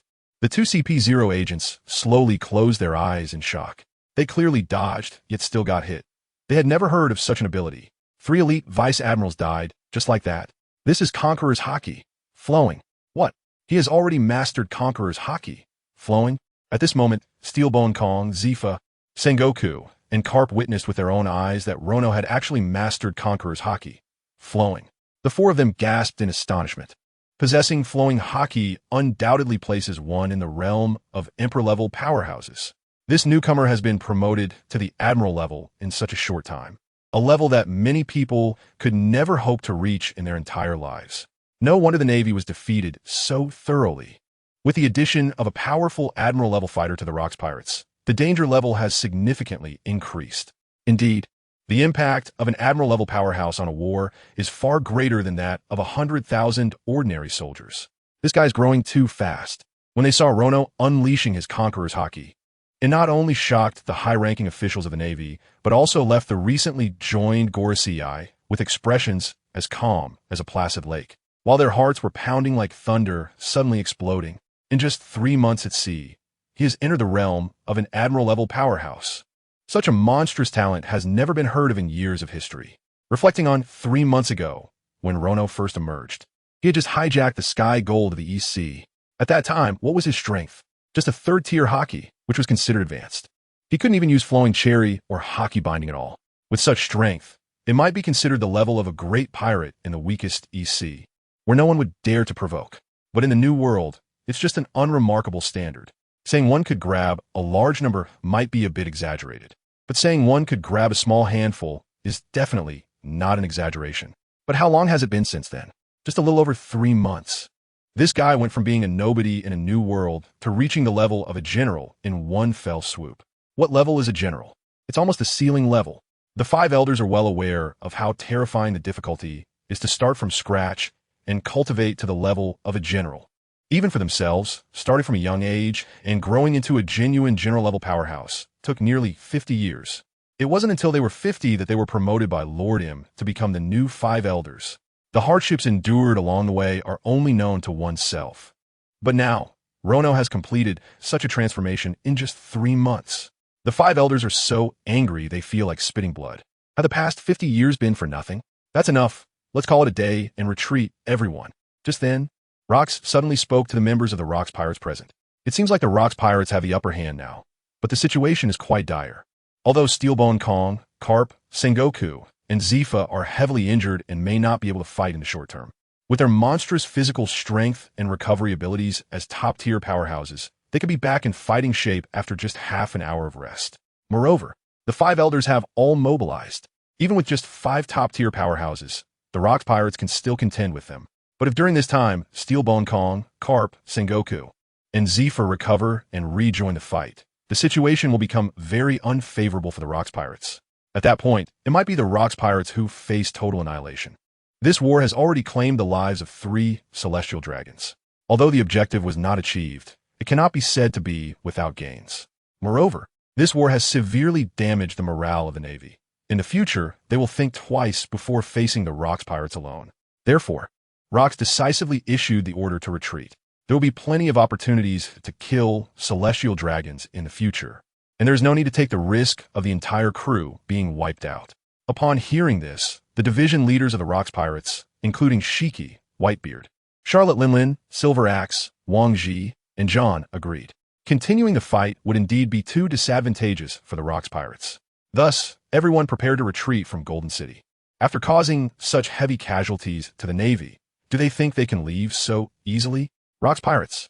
At this moment, Steelbone Kong said with great dissatisfaction. With his intelligence, he also realized that continuing the war would be extremely beneficial for the Navy and the world government, but very detrimental to the Rocks Pirates. Now is the best time to deal with the Rocks Pirates. If he could give himself another 10 minutes, he would be able to recover somewhat. At that time, coordinating with the 5 elders to completely annihilate the Rocks Pirates here would be the best choice. Steelbone Kong instructed them to leave. Just then, the sword-wielding elder among the 5 elders spoke up. He was right, let them go. The other 5 elders echoed. Although they really wanted to reclaim their honor here, there were still so many celestial dragons present. These celestial dragons are very important figures in their respective families. If we really go all out and it affects these celestial dragons, it won't be good for Lord M when we return to the Holy Land. But if we don't eliminate them, it will damage the image of the Navy's justice. Steelbone Kong is unwilling. He knows the Gorosei are hesitant to continue fighting because of the presence of the celestial dragons. But the Navy being defeated by pirates is truly shameful. It undermines the Navy's prestige. If we don't regain our dignity here, how can the Navy claim to be just in front of the whole world? That's right, Gorosei. This is the best opportunity to eliminate the Rocks Pirates. If we miss this chance, it will be difficult next time. It's not just Steelbone Kong. Garp, Sengoku, Zifa, and other high-ranking Navy officials are also very unwilling. This is a great opportunity to take down the Rocks Pirates. It will be hard to find another chance like this. Navy, if you keep fighting, do you want us to die? Exactly, you useless Navy. 3 celestial dragons have already died under your protection. Damn it, if it weren't for you being a Marine Admiral, I would have shot you dead. Just then, the 16 celestial dragons spoke up. They immediately began to berate Steelbone Kong, Garp, Sengoku, and Zephyr, who had just fought desperately to protect them. In their eyes, these Marines are nothing but a bunch of useless fools. If it weren't for the 5 Elder Stars arriving, they might all have died here. What are you saying? Steelbone Kong was also furious. His eyes filled with anger as he glared at the 16 useless celestial dragons. If it weren't for saving you useless celestial dragons, the Navy wouldn't have suffered such heavy losses. Now, because of you useless celestial dragons, we have to let the Rocks Pirates go. Steelbone Kong felt so frustrated. It wasn't just him. How could Garp, Sengoku, Zephyr, and the others not feel the same frustration? These useless celestial dragons, I nearly risked my life to save them. And now I'm being bombarded with criticism. These people can't endure such humiliation. Even Garp rolled up his sleeves, ready to take action. Although heavily injured, dealing with the useless celestial dragons was still a piece of cake. Stop it, Sora. Garp, what do you want to do? Are you trying to rebel? Seeing the Navy glaring at the celestial dragons, the 5 elders were enraged and shouted. A mere Navy Admiral and a candidate Admiral actually dared to glare at the celestial dragons. Even if you're the Fleet Admiral, or even the Supreme Commander of the 3 armed forces in front of the noble celestial dragons, you're just a dog. A dog that dares to bite its master? Ha ha ha. You all continue your dog fight. We're leaving. Rox laughed heartily, waving his hand, ready to retreat from the Golden City. Wait, everyone. At that moment, Rono, who had been silent, suddenly spoke up. As soon as Rono spoke, all eyes in the room were instantly focused on him. So what if the 5 elders are here? These celestial dragons must die. Members of the Rocks Pirates, buy me 10 more minutes, and I will definitely kill all these celestial dragons. Rono said to the members of the Rocks Pirates, his tone firm. Buy me 10 more minutes, and I will definitely kill all these celestial dragons. Rono said with a determined expression and tone. It wasn't that Rono was arrogant, but he felt that he had become stronger. Perhaps, with a little more effort, it could really be done. The 16 celestial dragons in front of him must not survive. Upon hearing this, the members of the Rocks Pirates were all taken aback. Has this guy Rono become so reckless after seeing the celestial dragons? The 5 elders have arrived, and the higher-ups of the Navy have also gained a breather. Once they recover, the Rocks Pirates might very well fall into a desperate situation. This is reckless. It's really too arrogant. A villain. Meanwhile, on the side, Steelbone's eye, still recovering, looks like it's about to burst into flames. Arrogant. Too arrogant. This is completely disregarding the Navy and the world government. They were about to let him and his gang leave, and now he actually dares to be so arrogant. The notorious criminal Rono is extremely arrogant. Steelbone Kong can't wait to rush up and tear Rono to shreds. Unfortunately, he feels powerless. This guy's infuriatingly arrogant. Not just Steelbone Kong, but Sengoku, Zephyr, Garp, Tsuru, and others are all looking at Rono with a mix of disbelief and anger. How much does he underestimate the Navy?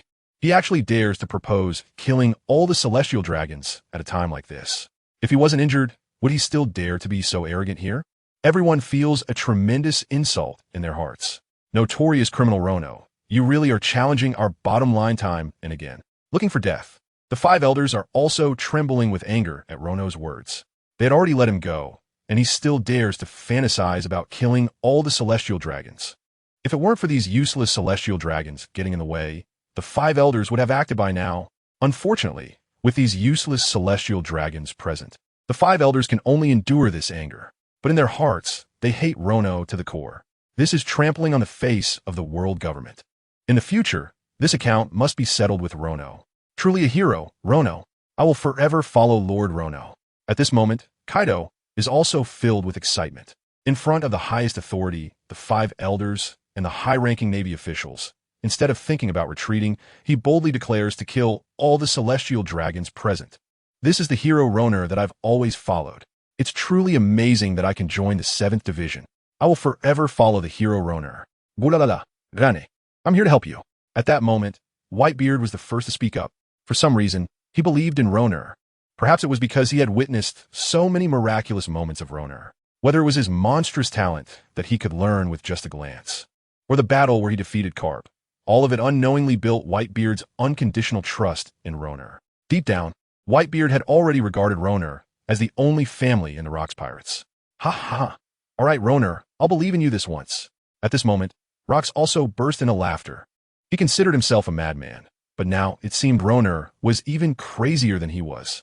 He actually wanted to kill these celestial dragons in front of the Gorosei and the high-ranking Navy.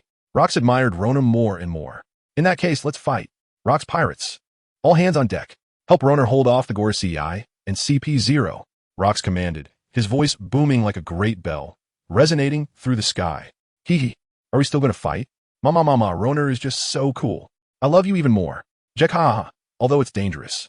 I can feel the blood in my body boiling. That's right. Let's have a good fight with those old men of the Gorosei. After Rocks gave the order, figures like the Golden Lion, Silver Axe, Wang Ji, John, and Charlotte Linlin also felt their blood boiling within them. They declared in front of the Gorosei and the high-ranking Navy that they would kill the celestial dragons. What a grand spectacle!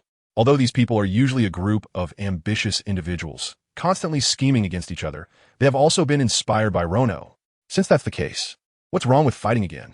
Do you really want to continue this, you bunch of guys? The 5 elders can no longer hold back, their aura is surging. The combined might of the 5 Admiral-level powerhouses instantly alters the weather dramatically. Thunder roars in the sky, and the clouds swirl. Ha, come on, 5 elders. You bunch of trash. Let me show you the power of the Rocks Pirates. Rocks laughs heartily, his aura also bursting forth.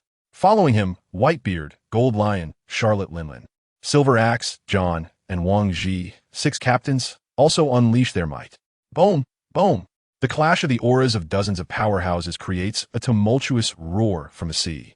The Golden City sways unpredictably in the storm, the deck shaking along with it. Ha, everyone, give me 10 minutes. I want to let the Rocks Pirates fall into danger. Rono is also moved by everyone's actions. He secretly resolves, 10 minutes, just 10 minutes. In 10 minutes, he will kill all these celestial dragons, leaving not one alive. Boom!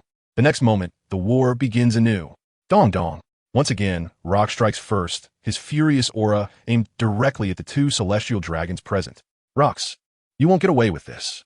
The next moment, the bald 5 elder and the curly-haired 5 elder unleash their conqueror's haki, each taking one of Rock's punches.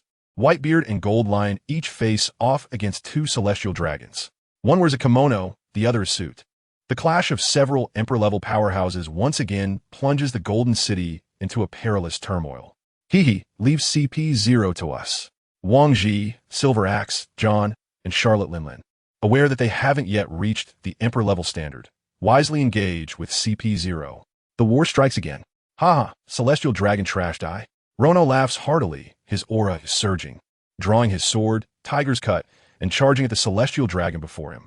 Not so fast. The last 5 elder, who has been staring at Rono, blocks Rono's Tiger's Cut, one of the 12 supreme great swords, the original Ghost Cut. Rono looks at the 5 elder before him and recognizes the original Ghost Cut in his hand. His eyes lighting up. It seems this original Ghost Cut has been passed down among the 5 elders. You wicked criminal Rono, this dangerous fellow, I will kill you here. The sword-wielding 5 elder-s aura is overwhelming, eager to swallow Rono whole. You're not qualified. Swish, swish. The 2 use Conqueror's haki to slash at each other.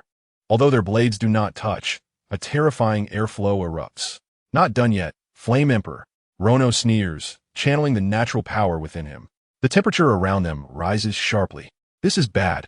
The sword-wielding 5 elder feels something is wrong, recalling the information that Rono seems to have eaten the flame fruit. However, at such close range, it's too late to escape. The next moment, terrifying flames burst forth from the tip of Tiger's cut. The massive flame emperor instantly engulfs the sword-wielding Five Elder. Who? The flame emperor burns fiercely, devouring the sword-wielding Five Elder. Congratulations, host, you have successfully acquired power 5141. Congratulations, host, you have successfully acquired speed 1245. Congratulations, host, you have successfully acquired stamina 1684. Congratulations, host, you have successfully acquired top-level Conqueror's Haki. Current progress 37. 9. Congratulations, host, you have successfully acquired top-level armament Haki. Current progress 42. 7. Congratulations, host, you have successfully acquired top-level observation Haki. Current progress 35. 2. Congratulations, host, you have successfully acquired Grandmaster-level swordsmanship. Current progress 49. 6. Satisfied with the continuous increase in his abilities, Rono decisively abandons the sword-wielding Five Elder before him, although the Five Elders are also Celestial Dragons, and higher-ranking Celestial Dragons at that. But which is easier to kill first, an Admiral-level Celestial Dragon or a bunch of useless Celestial Dragons? Kill! Rono roars, turning around to abandon the Five Elder in front of him and flashing to a Celestial Dragon nearby. Don't kill me. I don't want to die yet. That Celestial Dragon is now truly scared out of his wits. At this moment, his groin has already been stained yellow, releasing a foul odor. Afraid? Trash. You should be afraid. You deserve to die. Rono glares at the Celestial Dragon before him. This guy is really lucky. I can't torture him myself, so I can only give him a quick end. Uft. A sword pierced through his chest, and this Celestial Dragon died on the spot. Run. If you run any slower, you'll be dead. You bastard, get to the back. That way he'll kill you first. You should be the one to go to the back. The remaining 15 useless Celestial Dragons are now frantically fleeing. What's even more absurd is that these 15 Celestial Dragons are actually cursing at each other. Some of the faster Celestial Dragons even push the slower ones to the ground. In this way, Rono would first kill those Celestial Dragons who run slowly, buying himself some time to escape. What are these pigs doing? They're actually killing each other. At this moment, Kazan, Sakazuki, and Borsalino were able to act. When they stood up, they saw the scene of the Celestial Dragons pushing each other. The three were immediately stunned. After all, they were still rookies and didn't know what kind of people the Celestial Dragons were. Now that they saw it, was this the demeanor of the gods ruling the world? Were they protecting creatures worse than pigs and dogs with their lives? The three of them had their worldview shattered. Why run? In the end, they would all die, right? Luo laughed wickedly, his smile appearing devilish in the eyes of those Celestial Dragons. Whoosh! He charged at one of the Celestial Dragons again, raising his knife to slaughter. You won't. At this moment, the sword-wielding Elder Stars had already shaken off the Emperor Yan's interference, bearing burns as he blocked Luo's attack. Get out of my way! Luo shouted angrily, and an aura burst forth from him like that of a fierce tiger. Boom! The sword-wielding Elder Star also felt an inexplicable sense of panic at that moment. What is going on with this guy's momentum? Isn't he at the Admiral level? Why does it feel like he has more than that? There is no time to think. The sword-wielding Elder quickly raised the original Demon Slayer to block the slash from Rono. Whoosh! Rono's power is astonishing, and the sword-wielding Elder widened his eyes, feeling for a moment that he couldn't hold on. After all, Rono's strength has been growing since the war began. The sword-wielding Elder's right hand, which was as steady as a rock, gradually started to tremble. It was clear that he was about to give in. Boom! Suddenly, the sword-wielding Elder dropped down a section. It turned out that the ground beneath him had completely shattered, forming a large pit. The sword-wielding Elder fell into it. Such incredible power. That guy Rono has significantly increased his strength compared to when he fought me. Carp, Sengoku, and others who were recovering were also closely watching the battle. Seeing Rono slash the sword-wielding Elder and create a large pit, Carp and the others looked extremely serious. It's terrifying. This guy's growth is terrifying. Even the Five Elders are strong enough to be considered as top-tier fighters, yet they still can't gain the upper hand in the battle against Rono. It even feels like they're being somewhat suppressed. Damn it, this guy seems to have gotten stronger again. One opportunity.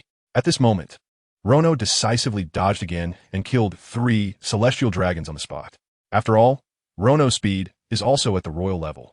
In a single breath, he can move over 100 meters. In just a second, killing 3 defenseless, weak Celestial Dragons is simply a piece of cake. In just a short span of 2 minutes, 4 Celestial Dragons have perished on the spot. Seeing the fear reflected in the eyes of the 3 dying celestial dragons. Their bodies trembling and losing control, Rono felt a surge of vengeful pleasure in his heart. Not enough. Far from enough. They all must die. They all must accompany my parents to the grave. You scum of the world, die. Lord Rono, killing the celestial dragons is like slaughtering chickens. Kaido, with his hockey-infused club, knocked down a CP0 agent and saw Rono's heroic figure. His admiration for Rono reached new heights. Damn it, another celestial dragon is dead. What is that sword-wielding guy doing? Wasn't he focused on Rono? How could 4 more die? Meanwhile, due to the deaths of the celestial dragons, the remaining 4 elders were also somewhat distracted in battle. So many celestial dragons have died, and they were also quite affected. Elders, don't get distracted.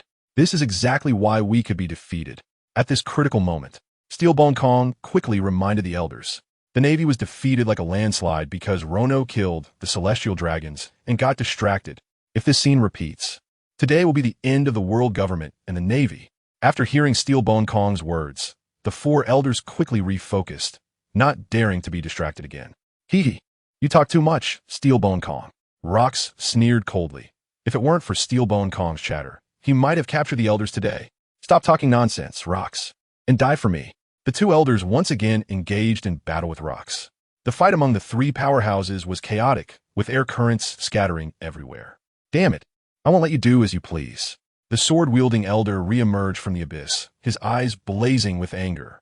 As a high-ranking Admiral-level powerhouse, how could he not protect a few celestial dragons? How can I mix in the future if this gets out? After all, the Navy is present.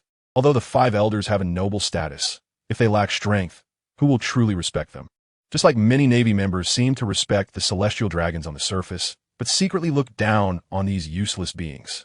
The sword-wielding 5 elder does not want to become like that. Those in power must ultimately demonstrate convincing strength. I must ensure that Rono dies here. Soon, the sword-wielding 5 elder approached Rono. This is the end for you, evil criminal. I will make you taste the flavor of hell here. The sword-wielding 5 elder shouted with red eyes. In the next moment, his initial one-handed sword stance suddenly transformed into a 2-handed grip. An extreme sword intent erupted from within him. Whoosh! His aura surged, and the sword intent of the 5 elder gradually ascended. Even faintly, one could see the face of a devil appearing behind the sword-wielding 5 elder. That devil seemed to come from hell. The sword energy became tangible. This is something only a top swordsman can achieve. Congratulations to the host for successfully acquiring top-level observation hockey. Current progress, 38. 9. Congratulations to the host for successfully acquiring swordsman-level swordsmanship. Current progress, 54. 7. Feeling the terrifying aura emitted by the 5 elders with swords, Rono also stood with his blade. The future scene through observation hockey has already been glimpsed. If he forcefully ignores the sword strike from the 5 elders to kill the celestial dragon, he is very likely to be seriously injured. Can mere sword intent allow one to see a ghostly face? It seems that not all celestial dragons are a bunch of useless people. Rono is also very interested in this move. It looks like the next moment will be the 5 elders' ultimate move. Good. Very good. This move belongs to me now. A secret technique, the more the merrier. However, Rono cannot just wait for the 5 elders to make a move. In that case, let me show you something interesting. Rono's pupils shimmered with a hint of anticipation. The Conqueror's hockey and sword intent surged up. Time was running out. He had to use this move to conclude things. Suddenly, thunder roared in the sky, and lightning struck the air. Among the clouds, it seemed as if a god of thunder was hidden, bringing wind and rain. Look, what is that? At that moment, Zephyr suddenly shouted, pointing to the sky. The non-combatant Navy members, including Steelbone Kong, Carp Sengoku, Suru, and Kazan, all looked up at the sky. Everyone's eyes widened in shock. Under the thunderclouds, a thick bolt of lightning, nearly 10 meters in diameter, fell down. Boom! The deafening roar indicated the violent nature of this thunder. The thunder surged towards Rono. It looked as if the thunder was about to consume Rono. What is he trying to do? Is he trying to harness the power of nature? If not controlled well, it could lead to mutual destruction. The presence of Carp, Sengoku, Zephyr, Steelbone Kong, Tsuru, and others were stunned at the sight of the descending thunder. Rono was going to utilize the power of nature. If he could achieve that, the destructive power of his technique would be enhanced dozens or even hundreds of times. After all, an ordinary punch might seem weak, but if it was imbued with thunder or natural powers like magma or flames, that punch could kill. If Rono could effectively use the power of nature, then his already formidable swordsmanship, haki, and strength combined with that amplified power would be unimaginable. However, the power of nature is not so easily wielded. Thunder can reach billions of volts, and, if not properly controlled, he might be reduced to ashes. After half a minute, the power of the thunder suddenly dissipated. Once it faded, Rono's figure finally appeared before everyone. At that moment, they noticed that Rono's sword, the Taurus H, had changed. The Taurus CH was instantly covered in a blue lightning aura, crackling ominously. Within it contained terrifying, thunderous power. Then, Rono covered his haki over the Taurus CH, suppressing the violent thunder. He actually succeeded in controlling the power of thunder. Is he using haki to suppress it? That level of precision is not something just anyone can achieve. Steelbone Kong, Carp, Sengoku, Zephyr, and the others couldn't believe that Rono really succeeded. Wait, this move seems to be Silver Axe's technique. That's right, Silver Axe has a technique with immense power. Could it be that move? Carp's eyes widened as he recalled the battle with the Rocks Pirates. However, the lightning summoned by Silver Axe was far different from Rono's. Therefore, Carp and the others couldn't think of it right away. With Rono's talent, learning Silver Axe's technique would be easy. So, he was going to harness the power of nature. Opposite Rono, the sword-wielding five elders' pupils suddenly contracted. Danger. Extreme danger. With observation haki released, he could sense the terrifying thunderous power attached to Rono's Taurus H. It felt like a god of thunder capable of incinerating everything in the world. However, at this critical moment, the sword-wielding five elders knew the risk, but still charged in.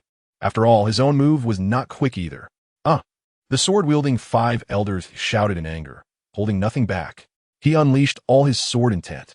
Then, behind the five elders, the face of a devil became increasingly clear.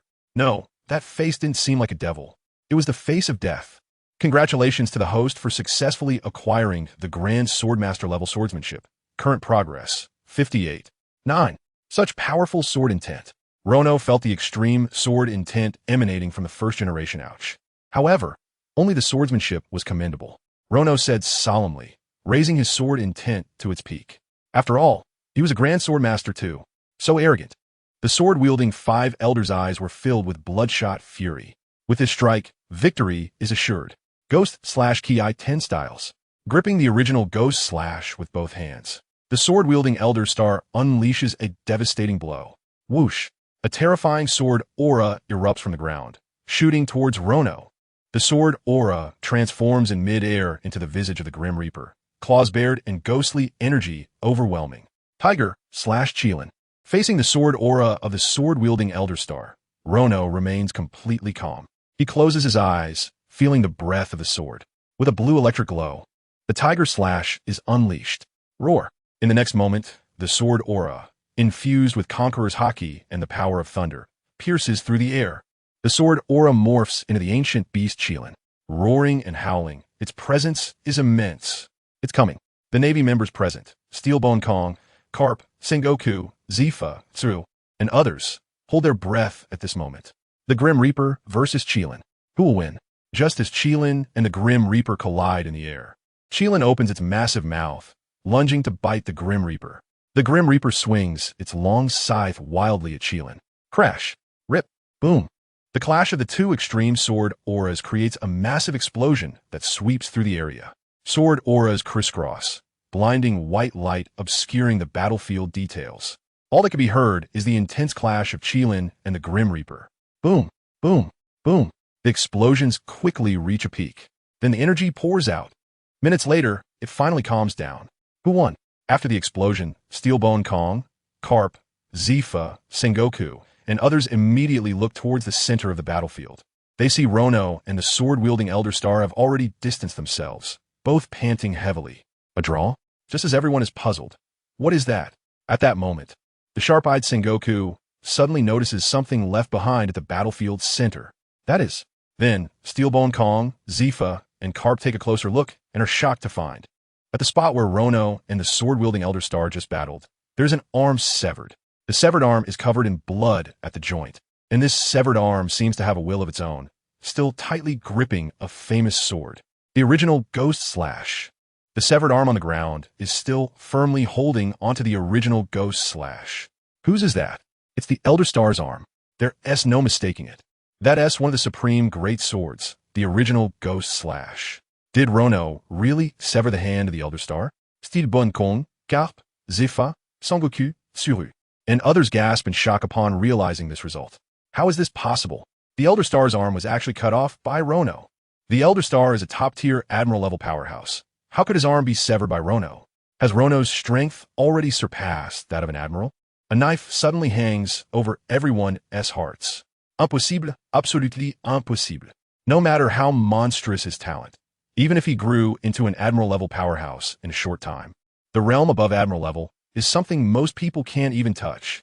In the realm above Admiral level, there are only a handful of individuals in the entire world. The only one who has broken through the Admiral level realm in this sea is but one person, the Sea Overlord Rocks. At this moment, Steel Bone Kong, Carp, and the watching Navy are already in turmoil, like a raging storm. Is this guy really a newcomer who just set sail 3 months ago like us? Kazan, Sakazuki, and Boris Alino are also dumbfounded. Admiral level is already in existence they look up to, their lifelong pursuit. Surpassing Admiral level? They wouldn't even dare to imagine.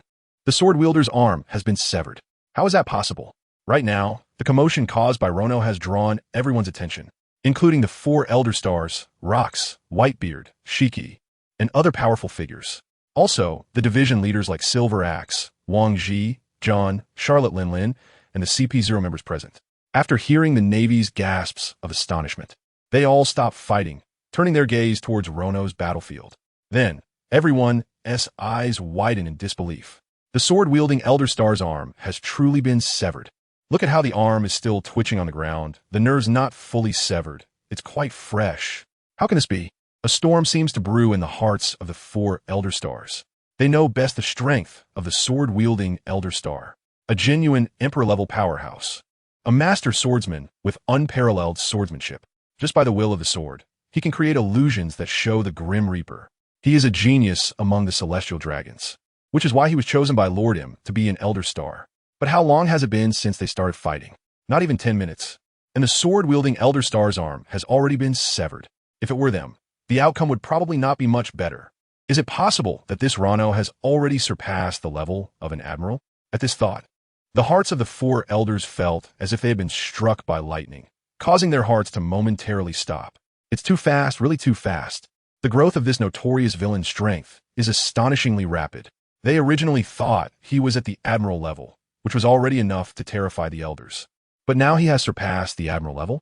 This is hard for the 5 elders to accept. After this battle, it seems they must consult that deity. Gulalala, well done, Rono. Whitebeard grinned widely, while also being immensely shocked. If anyone on the Rocks Pirates knows Rono's strength, aside from Rono himself, it is undoubtedly Whitebeard. After 3 months of sparring, Whitebeard understands Rono's power the best. It could be said that during the previous 3 months, Rono was on par with him, both being Emperor-level powerhouses. Neither could do anything to the other. If they really fought, it would take 10 days and nights to determine a winner. Now, to suddenly sever the arm of the sword-wielding elder, this kid has probably surpassed him. After all, Whitebeard knows he could not possibly sever the arm of an Admiral-level powerhouse in such a short time. However, Whitebeard felt no jealousy or resentment in his heart. Instead, he was genuinely happy for Rono. He also secretly resolved to double his efforts to enhance his own strength. Has he grown again? A faint smile appeared at the corner of Rock's mouth. Such talent has probably surpassed oneself.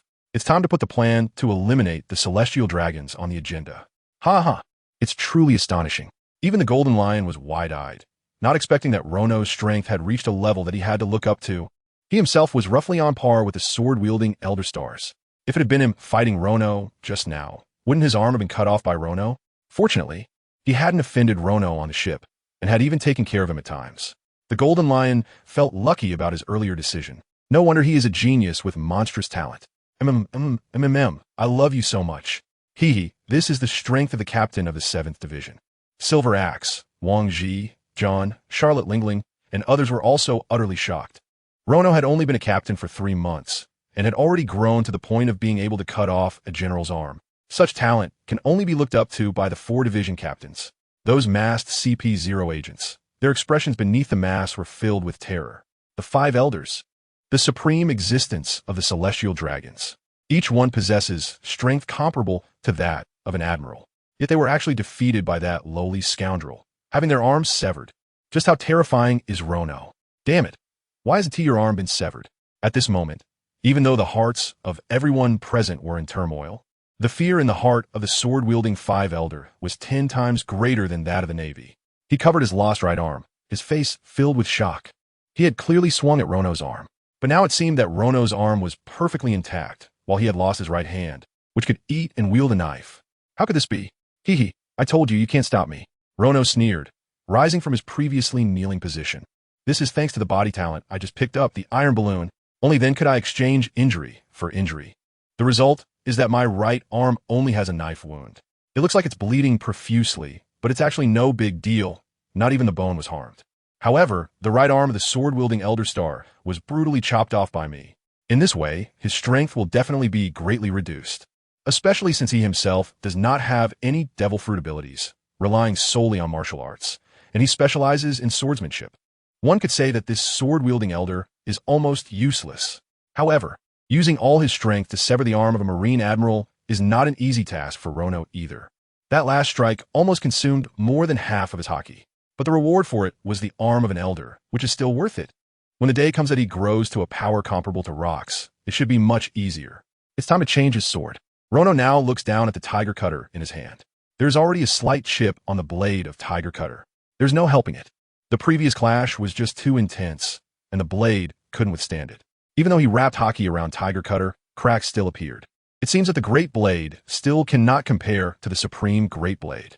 Speaking of the Supreme Great Blade, right in front of him, there happens to be one. The Supreme Great Blade. There are only 12 of them in the entire world. The 12 legendary swords are scattered across the world, mostly in the hands of famous swordsmen. Some have been lost, waiting quietly in some corner of the world for a fated person. It can be said that the Supreme Great Sword is an existence that is hard to encounter. Since he has encountered it, how could Rono let it go? Snap! Rono sheathed the Tiger Cutter back at his waist and approached the severed arm. At that moment, the severed arm was still twitching, tightly gripping the first-generation Demon Cutter. What a wicked person. What does he want to do? The 5 Elder Stars holding the sword widened their eyes. Hurry, stop him. The 5 Elder Stars holding the sword understood Rono's intentions and exclaimed in alarm. This guy wants to take away the original Ghost Slayer. No way, absolutely not allowed. This is not a Chinese cabbage, but rather an unparalleled supreme knife, of which there are only 12 in the entire world. Even the world government would have to exert a lot of effort to obtain such a supreme knife. After all, there are only 12 in the world, and having one means one less. Such a treasure blade is something that can only be encountered by chance, not sought after. How can it be given away for nothing to the most wicked of villains? Moreover, since the first generation of Onitetsu was forged, it has always been in the hands of the world government, held by the Gorosei. Once the old Gorosei retire and the new Gorosei take office, the old ones must hand over the first generation of Onitetsu to the newcomers. Such a legendary sword absolutely cannot be taken by Rono. Damn it, he must be stopped. That is the supreme great knife, and it cannot fall into the hands of a villain. The first generation of Onikiri must not be left to others. The eyes of the other 5 elders were immediately filled with vigilance. Rono's strength has been growing so rapidly, almost skyrocketing like a rocket. If he is allowed to exchange the knife from the Great Knife to the Supreme Great Knife, Rono's strength will undoubtedly advance even further. He is already capable of severing the arms of those at the Admiral level. Once he changes the knife, he might even be able to cut off heads. He must be stopped. A villain? No way. The suited elder battling with the Golden Lion immediately wanted to rush forward to stop Rono. Hey, I'm the captain of the 2nd Division of the Rocks Pirates. Do you dare to ignore me? You really don't take me seriously. The Golden Lion snorted coldly, releasing a terrifying sword aura that blocked the suited elder's path. On the other side, Rocks and Whitebeard also firmly blocked the 3-5 elders. Rono, without any obstruction, arrived in front of the severed arm. Damn it, how much longer until I can recover? Steelbone Kong was anxious and also wanted to go stop Rono, but his body hasn't recovered yet, so he could only watch helplessly. Not just Steelbone Kong, but Carp, Sengoku, Zephyr, Crane, and others were also gritting their teeth. It would still take some time to recover, so they could only watch as Rono walked up to the severed arm of the swordsman among the 5 elders. At this moment, the severed arm was still twitching, firmly gripping the first generation of Onikiri. This first generation of Onikiri now belongs to me. Rono bent down and grasped the first generation of Onigiri in his hand. The next moment, swish, swish. As soon as he held it, the first generation of Onigiri instantly erupted with a commanding aura. The blade suddenly revealed a swirling black mist. Immediately, this black mist seemed to emit a hoarse growl, tightly wrapping around Rono's right arm. The astonishing ghostly energy is intriguing. It truly is the supreme great knife, far stronger than the great knife. Feeling the tightness in his right arm, Rono's eyes lit up. It feels like my right arm is being devoured alive. My own is being absorbed by the first generation Guache. Is it trying to test whether I am worthy of using you? Rono sensed the challenge emitted by the first generation Guache. Without a doubt, this is the sword choosing its master. A good sword also has its own consciousness. If a weak person wants to wield a famous sword, they will inevitably be consumed by the sword's own spirit. This is also why famous swords are always in the hands of great swordsmen. If one is not a great swordsman, they cannot wield a famous sword at all. Instead, they would be backlashed by the sword itself, losing all their domineering spirit. Just like Enma in the original work. In severe cases, one may even have their domineering spirit completely devoured by the sword and die instantly. Interesting, really interesting. I accept your challenge. A faint smile appeared at the corner of Rono's mouth. Immediately, his momentum began to rise continuously, and the Scarlet Conqueror's haki erupted from Rono's body. Be quiet, Rono shouted angrily, and the Conqueror's haki immediately intertwined with the black mist emitted by the first generation of Guetu. The Scarlet Conqueror's haki began to envelop the black mist from all directions. The mist initially tried to resist, attempting to break through the weak points of the Conqueror's haki. However, after a while, realizing it was no match, the mist gradually dissipated. Are you willing to admit that I am your master? Feeling the sword intent emanating from the sword itself, Rono tightly gripped the first generation of Guetu. At this moment, the first generation of Guetu showed no resistance and displayed complete submission. It's done. The supreme great sword, the first generation of Guetu, has been tamed by me. The feeling with Guetu is completely different. The sword intent of the first generation of Guetu is much more intense and heavy. I only need to gently urge it, and the sword will automatically absorb the domineering spirit and swordsmanship from within. A good sword absolutely provides a tremendous boost to swordsmanship. Damn it! That wicked guy actually tamed the first generation of Guetu. The sword-wielding elders were almost dizzy. A sword that has followed me for so many years has so easily submitted to someone else? Now, the strength of that wicked guy will surely advance further. The four elders, Steelbone Kong, Sengoku, and other Navy powerhouses suddenly felt their spirits sink. Their talent was already monstrous enough. Now, they have gained a supreme great sword. Undoubtedly, that wicked guy's strength will grow again on top of the original foundation. The danger level of the Rocks Pirates will increase even more. However, the war is not over yet. Celestial Dragons, you all shall die. After dealing with the sword-wielding elders, Rono's consumption was indeed great, and he had also used his haki to tame the first generation of Guetu. At this moment, Rono was in a weakened state, but killing a few worthless celestial dragons was still more than enough. Not good. Quickly stop that wicked guy. He is going to make a move on the celestial dragons. The sword-wielding elders shouted again, as Rono was finally ready to strike at the celestial dragons. However, no matter how they shouted, it was of no use. The four elders present were tightly blocked by Rocks, Whitebeard, and Golden Lion. Additionally, 4 team captains were entangled with CP0. On the Navy's side, besides the not-so-skilled in combat, Tsuru, the strong generals like Steelbone Kong, Sengoku, Carp, and Zifa had not fully recovered yet. Some of the rear admirals and vice admirals were simply unable to stop Rono. In this situation, the consequences are easy to imagine. It's completely one-sided slaughter. The screams resounded again. Almost 1 slash per person. In a short period, 3 more celestial dragons fell on the spot. 3 celestial dragons became the souls under Rono's blade once again. Now, out of the original 19 celestial dragons, only 9 remain, not even half. These 9 people were constantly cursing as they retreated, trying to make other celestial dragons act as their shields. Feel the fear of death, you pigs. Feel the emotions of those you have killed in their lifetime. Rono, with eyes full of anger, walked towards one of the celestial dragons. The first generation ghost slash in his hand emanated a chilling aura. Damn Navy, what are you all doing? Hurry up and protect me. That bastard is coming. Are you all a bunch of useless fools? The celestial dragon retreated continuously in the face of Rono's advancing steps, while not forgetting to lash out at the Navy. Should I cut off the hands first or the feet? Rono stood before the celestial dragon, muttering to himself. You can't harm the celestial dragon. Several fully armed guards stood in front of the celestial dragon. Whoosh! A sharp sword chi instantly sliced through the armor of the guards at the waist. Blood gushed out from within the armor, and several of them fell to the ground. You filthy commoner, stay far away from me. The celestial dragon screamed in fear, while his body honestly continued to retreat. Let us cut off the hands first. Approaching the celestial dragon again, Rono seemed to have made up his mind. With one slash, the celestial dragon's hands were cleanly severed. Now, the sword-wielding Elder Stars had become useless, and the Navy wouldn't be able to recover for a while. To kill them off like before would be too merciful. Rono was prepared to let them experience the fear of death thoroughly. That was the fear that his parents once felt.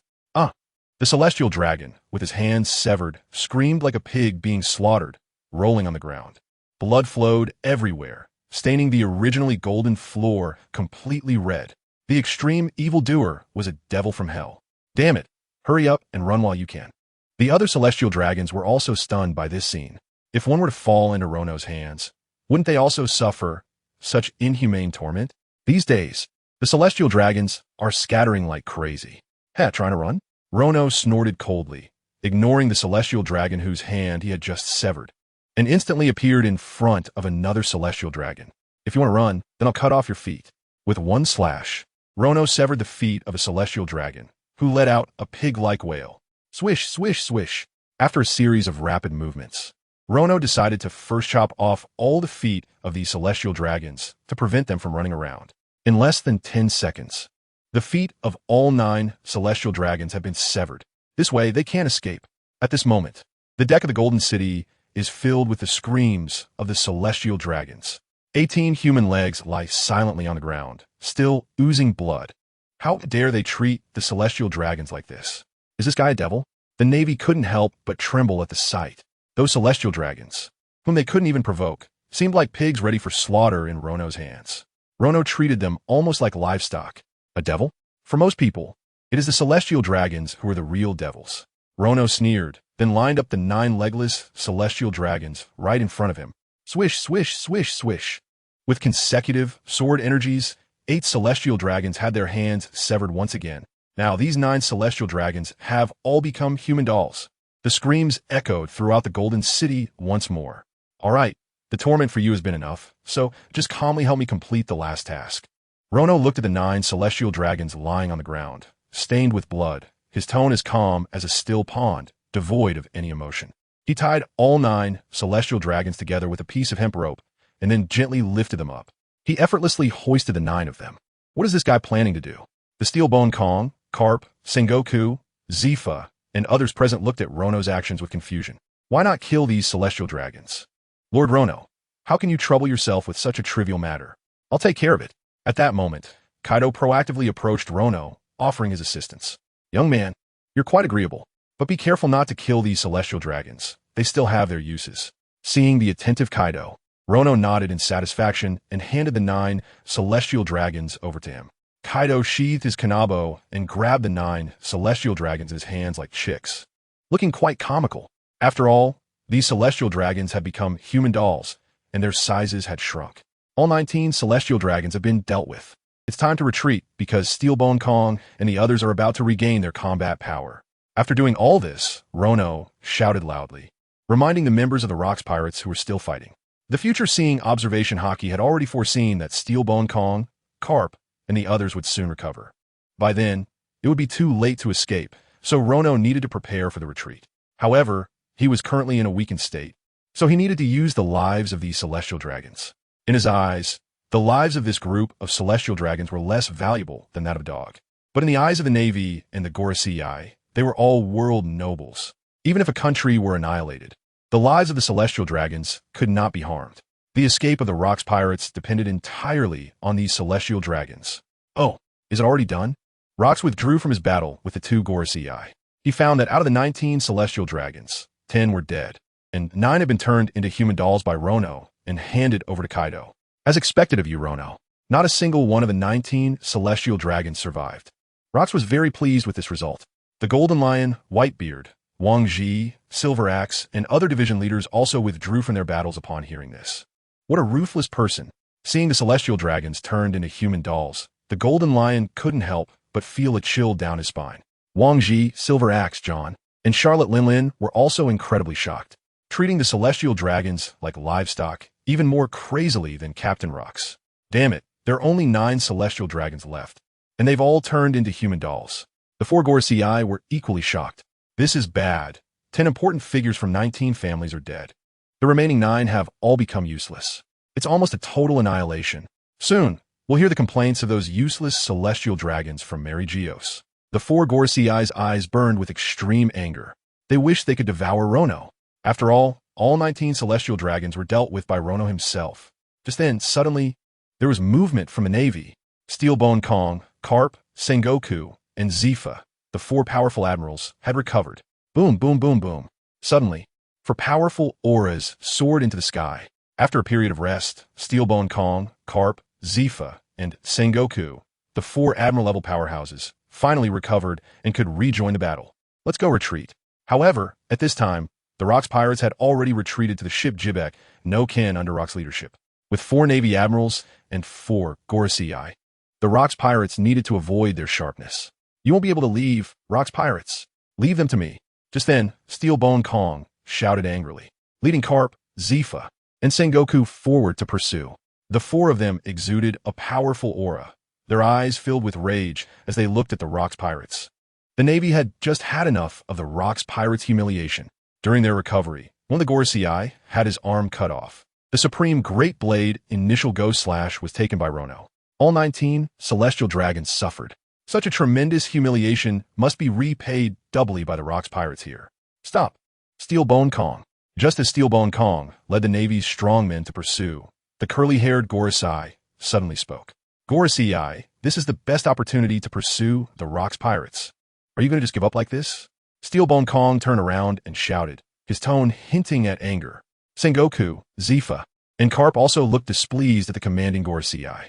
At this moment, we should take advantage of our position and eliminate the Rock's pirates in one fell swoop. At the very least, we must eradicate the notorious criminal Rono here. His talent is terrifying.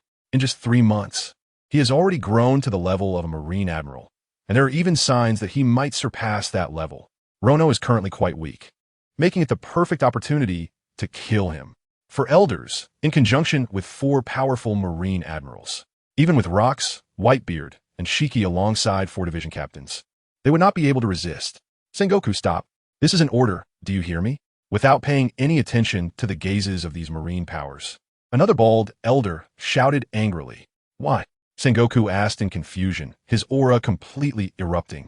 He wished he could slap the elder in front of him. However, Sengoku hasn't completely lost his rationality and managed to suppress that impulse. There are still 9 celestial dragons in their hands. The elder in a kimono stepped forward and pondered. Those 9 celestial dragons are not dead yet. They have had their hands and feet severed. What difference is there from being disabled? Moreover, given the notorious criminal's hatred for the celestial dragons, their fate under the Rock's pirates would definitely be death. Carp couldn't hold back any longer and confronted the elders. Carp doesn't care at all about the lives of the celestial dragons. But Rono, if we let him go here, who knows how terrifying his strength will grow to by the next time we meet. This is the best chance to kill him. Do you want to rebel, Carp? The long, silent, suit-clad elder spoke up to stop him. How noble are the celestial dragons? Even if their hands and feet are severed, as long as they still have a breath left, they remain world nobles. You Marines are merely the facade of the world government. Are you willing to sacrifice the lives of 9 celestial dragons for the death of a mere lowly pirate? You Marines better not entertain such thoughts, understand? Even an entire country would face destruction if it angered the celestial dragons. The suit-clad elder spoke slowly, his tone leaving no room for doubt. Indeed, in the eyes of the elders, regardless of how useless these celestial dragons may be, they are still world nobles. They are of the same bloodline. They are descendants of the gods. The Marines? To the elders, they are just obedient dogs. They can bark and bite whoever they want. This is the status of the Navy. If it weren't for the fact that the Navy still holds some value and can serve the world government. What is the difference between these Navy men in the eyes of the 5 elders and the trash? All right, fine. Since that's the case, we won't pursue. Steelbone Kong seemed to have thought of something at this moment and changed his words. But Admiral Kong, Sengoku, Zephyr, and Carp wanted to say something, but were stopped by Steelbone Kong with one hand. All right, 5 elders, this is on you. Giving up this excellent opportunity for a few useless celestial dragons. Not going to take action against the Rocks Pirates? All right, then I'll let you see what the consequences will be. Haha, dogs biting dogs, this is really interesting. Hurry up and bite. Show your teeth, 5 elders. Haha, Rono, you really are something. I was wondering why you didn't kill all those useless celestial dragons. That's right. I never expected those useless celestial dragons could still serve this purpose. Come at me? Come at me. Trash 5 elders. At this moment, the entire Rocks Pirates crew was watching this grand spectacle. The grand drama of the world government and the Navy biting each other, watching while making sarcastic comments. No one expected that these useless celestial dragons actually had this kind of effect. I have to say, Rono was quite thoughtful. Otherwise, once the Navy recovered, the Rocks Pirates would really have to put in some effort to retreat safely. Damn Rocks Pirates. Being insulted like this by pirates, the 5 elders were furious, to the point of almost spitting blood. However, they also dared not recklessly attack the Rocks Pirates. After all, there were still 9 celestial dragons alive. 10 have already died. At least these 9 must be preserved at all costs. Haha, goodbye. Navy, 5 elders. Thank those useless celestial dragons in Mary Geos for me. They are the saviors of the Rocks Pirates. Ha boys, retreat. Seeing that the 5 elders in the Navy had no intention of pursuing, the Rocks laughed heartily. They had almost paid no price, and all retreated safely. Shiki, go deliver a big gift to those useless 5 elders. After retreating to a safe position where the Navy couldn't possibly catch up, Rono brought Kaido to find the Golden Lion and said, Haha, using them up and then killing them? As expected of you, Rono. The Golden Lion immediately understood Rono's meaning. The Rocks Pirates had retreated safely. The 9 celestial dragons have lost their value, and their lives have come to an end. After saying this, Rono ended the lives of the 9 celestial dragons. The Golden Lion took the bodies of these 9 individuals and flew into the sky. A few minutes later, in the Golden City, the Navy and the 5 elders had not yet left. Instead, they were rescuing the injured. In the sky, something seemed to be falling. Suddenly, someone with sharp eyes noticed that something was dropping from the air. In the sky, it looked like something was falling. Someone spotted that something was falling from the sky. It seemed like a person. Some people looked closely and found that the falling object was a bit strange. It felt indescribable. It looked like a person, but it was missing something. Thud, thud, thud, thud. Soon, these objects falling from the sky crashed heavily onto the deck of the Golden City. These were the bodies of the celestial dragons. As the objects hit the deck, everyone finally saw clearly. The falling objects were none other than the 9 celestial dragons whose hands and feet had just been severed by Rono. No wonder it felt strange. Quickly report to the 5 elders and Admiral Kong. Several Navy personnel who discovered the bodies immediately reported the news. What? The bodies of the celestial dragons? Are you sure? Are all 9 celestial dragons' bodies there? The 5 elders, after hearing this news, incredulously asked again. Upon receiving a confirmation, they rushed to the scene. Steelbone Kong, upon hearing the news, also led Carp, Sengoku, Zifa, and others to the scene. When everyone arrived, they found that it really was the bodies of the 9 celestial dragons. They were the ones just abducted by the Rocks Pirates with their hands and feet severed. Now all 19 celestial dragons are dead, annihilated. The curly-haired elder fell to the ground on the spot, losing his composure. Damn extreme villains. The detestable Rocks Pirates. Damn it. These bastards must all die. Damn it. We must find an opportunity to annihilate the Rocks Pirates. These pirate scum await your death. We must eliminate them. The other 4 elders, including the one-armed, sword-wielding elder, were filled with rage on the spot, their momentum erupting.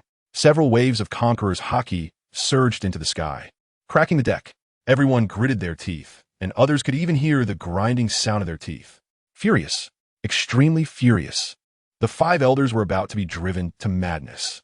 Originally, they were still waiting for the Rocks Pirates to negotiate with the world government for ransom. This way, they were able to rescue 9 celestial dragons. Although 10 out of the 19 celestial dragons died, 9 were saved. This way, I can also give an explanation to Saint Mary Joa and Lord him. Now it's all gone wrong, and they're all dead. If I had known it would end up like this, I might as well have rushed in and killed Rono back then, along with a few captains. Damn it, such an opportunity has been missed. The 5 elders were pounding their chests and stomping their feet, regretting their past decisions. If they encounter the Rocks Pirates again next time, it will probably be even more difficult to handle than this time. The reason is simple. The talent of the notorious Rono is too terrifying. Produce. He has exchanged his big knife for the supreme big knife. If they clash again next time, his strength will likely astonish everyone. Thinking of this, the curly-haired and bald elder even gasped for breath and spat out a large mouthful of blood. This scene fell into the eyes of Carp, Sengoku, Zephyr, and others who were all on the sidelines. In the eyes of these four people, there was no worry or sympathy. What they had was cold observation and schadenfreude. Serves you right. You didn't listen when I suggested it back then. Such a great opportunity to eliminate the most evil villains. Even a chance to inflict heavy losses on the Rocks Pirates. All because of these few pig-like celestial dragons. It was missed. In the end, those trash celestial dragons still died. It's truly satisfying. Sengoku, Carp, Steelbone Kong, Zifa, and others felt the pent-up frustration in their hearts being released fiercely, especially when they saw the curly-haired old man and the bald old man spitting out old blood. Carp and Steelbone Kong almost burst out laughing. So satisfying. Absolutely satisfying. It would be best if it infuriated those two. Meanwhile, the sword of Jibek was floating in the sky, attached with the ability of the Golden Lion. After about 3 hours of straight sailing, everyone returned to Hachinos. It's time to hold a banquet. Celebrate the grand victory. That's right, this time we must celebrate properly. You guys, hurry up and prepare the food and drinks. I want to drink for 7 days and nights. Ha. Hurry up, I can't wait. As soon as they returned to Hachinos, Rox immediately announced a grand banquet. This victory is so exhilarating. We pressed the Navy headquarters hard, and even if 5 elders couldn't do anything about it, all 19 celestial dragons are dead. It can be said that this is definitely a great victory for the Rocks Pirates. Such a joyous occasion certainly deserves a grand celebration. Not only that, but Rox was also contemplating. The long vacant position of vice captain should finally be filled. Soon, the grand banquet commenced. The Rocks Pirates, including the apprentice crew, totaling 30,000 people, were all present. The entire Hachinos was filled with fireworks, barbecues, and fine wine. Ha. I really didn't expect things to go so smoothly this time. The Golden Lion raised a cup of wine with his left hand and downed it in one go, while munching on a barbecued sea king with his right hand, laughing heartily. Before setting sail, the Golden Lion thought it would be a fierce battle. He never expected it to go so smoothly, and he didn't even get injured. Ha! All of this is thanks to Rono. Whitebeard lifted a 3-meter-high wine gourd and took a big gulp, laughing joyfully. Rono's outstanding performance also brought honor to Whitebeard. That's right. I agree with Whitebeard. It's thanks to Rono that we were able to suppress the Navy. Yes, this victory was so surreal. It truly felt like a breath of fresh air. Silver Axe, Wang Ji, and John all expressed their agreement. It was precisely because of Rono's remarkable rise that the Navy was caught off guard. In this war, the losses of the Rocks Pirates were minimal. They only lost a dozen ordinary officers and some regular crew members. None of the 7 division captains were injured. The Navy, on the other hand, suffered greatly, not counting the casualties among the rear admirals. One of the Gorosei was taken out, and all 19 celestial dragons were killed. All of this is thanks to Rono. Mama. Rono, are you really not considering having a child with me? Charlotte Lingling is even leaning her body against Rono, constantly throwing flirtatious glances at him. This battle has given everyone a new understanding of Rono. This guy's talent is even more terrifying than anyone could imagine. In a short period, he has risen to the level of a general-level powerhouse, and there are even hints that he may surpass general-level powerhouses. A prodigy, extremely prodigious. Give him some more time, and he might replace Whitebeard, becoming the second-in-command of the Rocks Pirates. Many division captains want to win over or even curry favor with Rono. By the way, Silver Axe. Captain Wang Ji, what did you mean by what you just said? What do you mean by suppressing the Navy? Didn't the Navy dispatch 4 generals? What did Captain Rono do? Can you tell us? A group of crew members who did not go to Golden City asked curiously. It was their first time seeing Captain Rox and the division captains so happy upon their return. So these crew members were extremely curious about what happened during this operation. Seeing this, Silver Axe, Wang Ji, and others did not hide anything and directly revealed everything that happened today. After they finished speaking, all the pirates present who did not go to Golden City widened their eyes in shock. Did Captain Rono single-handedly kill all 19 celestial dragons? That's too incredible. Moreover, he even chopped off one of the Gorosei's hands. My gosh, the Gorosei hold the highest power in the world. Captain Rono even tamed the original demon sword. The official sword of the Gorosei. That's truly amazing. Captain Rono, does your division still need members? Can I join? I can help you clean the floors. I can wash dishes, cook, mop the floor, and do laundry. Please let me join. The eyes of the pirates present immediately turned into stars when they looked at Rono. Some pirates cried out, wanting to join Rono's division. They would even rather do menial tasks, mopping the floors, just to join Rono's 7th Division. After all, everyone could keenly see that among the 7 division captains, Rono's potential surpassed the other 6. Even Whitebeard and Golden Lion were slightly inferior. With such thick thighs, you definitely need to hold on tight in advance. Joining the 7th Division is not that easy. Kaido laughed heartily, feeling quite proud, especially when he saw the rookie crew members who started with him now crying to come to the 7th Division to mop the floors. He was already an important member of the 7th Division. What pleased Kaido even more was that Captain Rono also valued him highly. This made Kaido feel a sense of gratitude towards Rono, even admiring him more than Rox. By the way, I happen to have an announcement to make. Just then, Rox took a big gulp of his drink and a large bite of meat before suddenly speaking up. Everyone turned their attention to Captain Rox. Generally, after such a grand victory, Rox would reward his crew. I'm sure everyone knows the reason why we achieved such a great victory this time. After saying this, Rox also turned his gaze toward Rono. It's no exaggeration to say that Rono has made the greatest contribution this time, far surpassing the second. Both the Navy and the Gorosei have tasted defeat. This is undoubtedly the biggest victory since the establishment of our Rox pirates.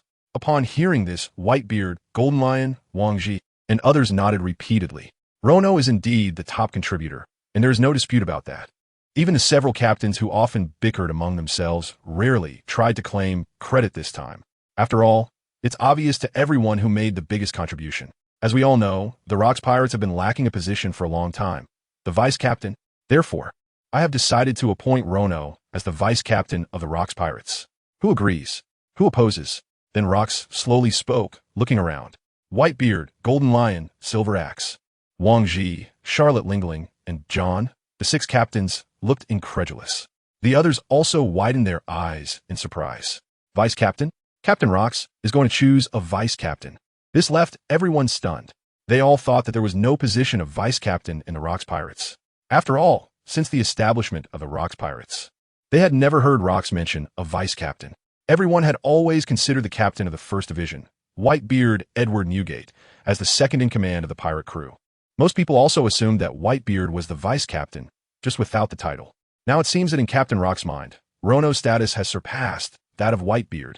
Even the long-vacant vice captain position has been handed over to Rono. I really didn't expect this, Rono. Captain Rox has a high regard for you. Yes, I thought we didn't have a vice captain on the ship. Amazing, Rono. You became vice captain just 3 months after joining. While I've been here for years, and I'm still just a division captain. The other captains were momentarily stunned. Then they all came to congratulate Rono. After all, everyone had witnessed Rono's strength and talent. Following the incident in Golden City, the likes of Shiki, John, and Silver Axe had genuinely admired Rono, this monstrous genius. Growing strong enough to cut off a celestial dragon's hand in just 3 months, the division captains knew they couldn't achieve that. If someone is roughly on par with you, you might feel a bit sour or jealous. But if someone has already left you far behind, all you can do is look up and admire. Therefore, with Rox's announcement, the many division captains had no dissatisfaction at all and directly congratulated Rono. This is a bit different from what I imagined. Rox was also somewhat bewildered. He had originally thought that after announcing this news, Shiki, Silver Axe, John, and the others would be dissatisfied. After all, these monsters were all top-tier talents, each one a dragon among men. They had all awakened their conqueror's haki and possessed the qualifications to be kings. He had also considered designating a vice captain in the past, but no one was willing to accept anyone else. Several of these squad captains have fought multiple times, almost causing a split. In the end, it was only by stepping in himself that Rox managed to suppress it. Because of this, he simply decided not to set up the position of vice captain. However, it seems that now, these monsters are all quite convinced by Rono. It's fine this way, it saves me some trouble. Whitebeard, you don't have any objections, do you? Lox, still feeling uneasy, asked Whitebeard. After all, he was previously the second in command of the Rox pirates. Gururara, what kind of joke is that? I've already regarded Rono as my own brother. I'm thrilled to have him as the vice captain. How could I have any objections? Whitebeard laughed excitedly after taking a big swig of alcohol. All right then, starting today, Rono will be the vice captain of our Rocks Pirates. Locks announced to the crew. From now on, Rono is officially the vice captain of the Rocks Pirates. Ha ha ha, Lord Rono has become the vice captain. Doesn't that mean we get to share the glory too? Ha ha. As expected, Lord Rono is indeed impressive. After hearing this news, the members of the 7th Division, led by Kaido, felt their faces flush with pride. The other crew members could only look on enviously. The vice captain holds a much higher status than a division captain. He will definitely prosper in the future. As vice captain, you just need to follow my orders, and you can also command the other division captains. Soon, Locks began explaining the powers of the vice captain to Rono. Overall, in the Rocks Pirates, Rono is one person below Locks and above everyone else. Besides Locks, the other division captains must even follow the vice captain's commands. The share of profits from each voyage is also second only to the captain himself. However, Rono didn't care about any of this. He joined the Rocks Pirates just to eliminate the Celestial Dragons. But since Locks wanted him to be the vice captain, Rono wouldn't decline. And here, this is your reward. At that moment, Locks pulled out a delicate box from who knows where. The box immediately attracted everyone's attention.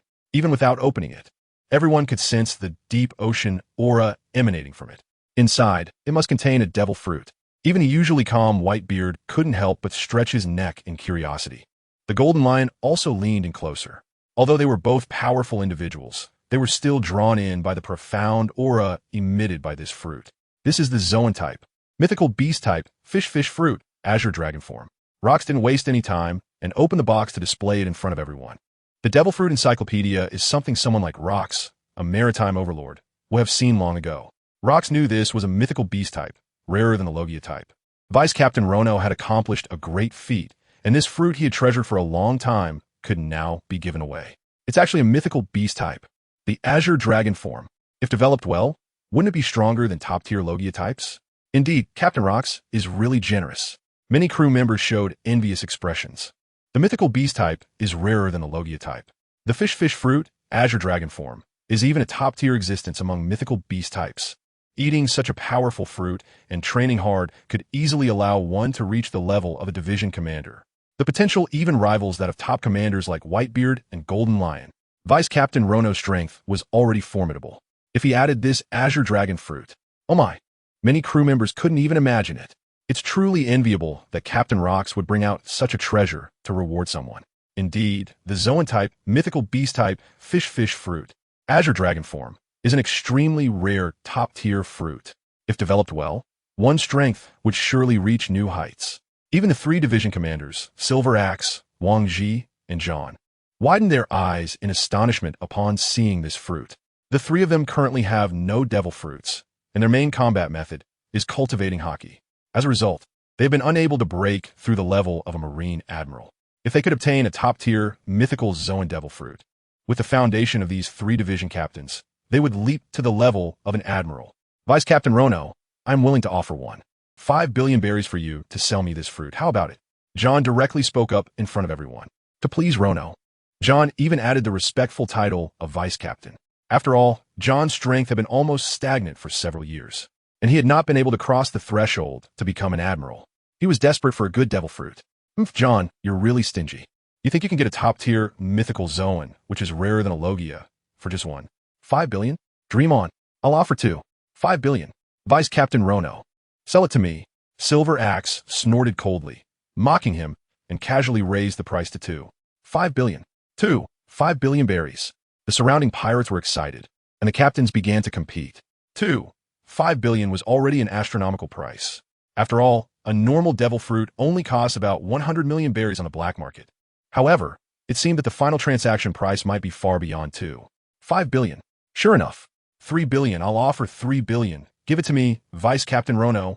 Wang Ji also joined the competition. Charlotte Linlin did not participate, as she was already a user of a devil fruit. The Golden Lion and Whitebeard watched the bidding with great interest, quite gossiping. After all, they were also users of devil fruits, and their abilities were not bad. 3 billion berries. Captain Wang Ji really has money. The surrounding pirates exclaimed. Each division captain was wealthier than the last. It's no wonder everyone wants to become a division captain. 4 billion. I'll offer 4 billion. John gritted his teeth and raised the price to 4 billion. After all, last time he won a bet against the Golden Lion, Wang Ji, and silver axe, each giving him 1 billion. He made a total of 3 billion berries that time. For billion berries, the pirates present were almost wide-eyed. For billion berries, what a huge sum of money. How many years of hard work would it take to reach for billion? Everyone cast envious glances at Rono. But now, as long as Deputy Captain Rono nods, for billion berries will be in his hands. For billion berries? Not for sale. Under everyone's gaze, Rono spoke nonchalantly, as if 4 billion berries were just a trivial amount. Everyone was shocked. Not selling 4 billion berries, truly worthy of Deputy Captain Rono. He really knows how to hold his ground. You're not selling 4 billion berries? Deputy Captain Rono, are you hoping to sell for 5 billion berries instead? You have to know, the most expensive surgical fruit is only 5 billion berries. No matter how powerful the Phantom Beast type is, it can't compare to the surgical fruit. John stared wide-eyed, thinking Rono wanted to raise the price, so he advised, in terms of combat power enhancement, the fish fruit, Azure Dragon form, is definitely stronger than the surgical fruit. But the surgical fruit has a special ability. It can perform a special operation on a person, granting the ability of immortality. This rarity is unmatched even by 3 dragon fruits combined. Such a fruit only sells for 5 billion berries. 4 billion berries is already an astronomical price. Does Rono want to sell the surgical fruit? Who said I want to sell it? Even if you offer 10 billion berries, I won't sell it. Rono said lightly, already having thought about the use of this fruit in his heart. Not selling it for 10 billion berries? Are you planning to eat it yourself? I remember you ate the flame fruit, right?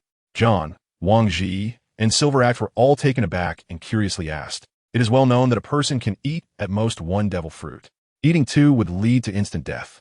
To outsiders, Rono's ability to unleash the terrifying power of the Flame Emperor indeed comes from eating the flame fruit. But only Rono himself knows that this is absorbing the power of nature, which does not equal eating the fruit. In fact, Rono can eat the fruit. However, he is not interested in the fish fruit. At the very least, only ancient mythical beast-level Zoan fruits would pique Rono's interest. For example, a mythical beast like the rock, Taotai, by Zay or Qilin, something that can summon wind and rain and dominate the world. Kaido, come here. At this moment, Rono suddenly called Kaido over. Lord Rono, did you call me? Kaido was a bit confused, not knowing why Lord Rono suddenly called him at this time. However, Kaido still hurriedly approached Rono. I remember you haven't eaten a fruit, right? Kaido nodded, confirming that he still relied purely on his physical skills and hockey in battle. So, do you want this fruit? Rono raised the fish fruit in its Azure Dragon form and shook it. Kaido didn't say anything because he didn't know what to say. Do I want it? Of course. I want it. This is a top-tier Zoan fruit, and it's in the Azure Dragon form. If I could eat it combined with my already terrifying physical talent, it would be like adding wings to a tiger. But someone has already offered 4 billion berries. Kaido didn't believe that Rono, the vice captain, would value him to such an extent as to give this fruit to him. Seeing this, Rono's lips curled into a smile. This fruit is yours. Then he waved his hand and casually handed the fruit to Kaido. Upon seeing this, Kaido was completely stunned. Such a precious fruit? Is Lord Rono really going to keep it for himself? How is that possible? This is a mythical beast fruit worth 4 billion berries. It's not just Kaido. Even Wang Ji, Silver Axe, John, and Charlotte Linlin were stunned. Rox, Whitebeard, and Golden Lion were also taken aback. Everyone present was dumbfounded. Hey, such a precious mythical Zoan fruit. Is Vice Captain Rono really giving it away for free? For a moment, Whitebeard, Golden Lion, Charlotte Linlin, and even Rox himself were all stunned. Everyone present was bewildered by Rono's extravagant generosity. Is this for real? The mythical Zoan devil fruit in the form of a Qinglong, worth a staggering 4 billion berries, is being given away just like that, and it's being given to a member of his own crew. This is really too generous. In Axe, Wang Ji and John never expected this. Rono gave the fruit to Kaido while ignoring the dazzling 4 billion berry. Just a few months ago, Kaido was still just a trainee crew member. Such a precious fruit is given to a trainee sailor? This is such a waste. I really didn't expect this. Rox also felt a bit embarrassed. The fish fruit, Azure Dragon form, he had treasured it for quite some time.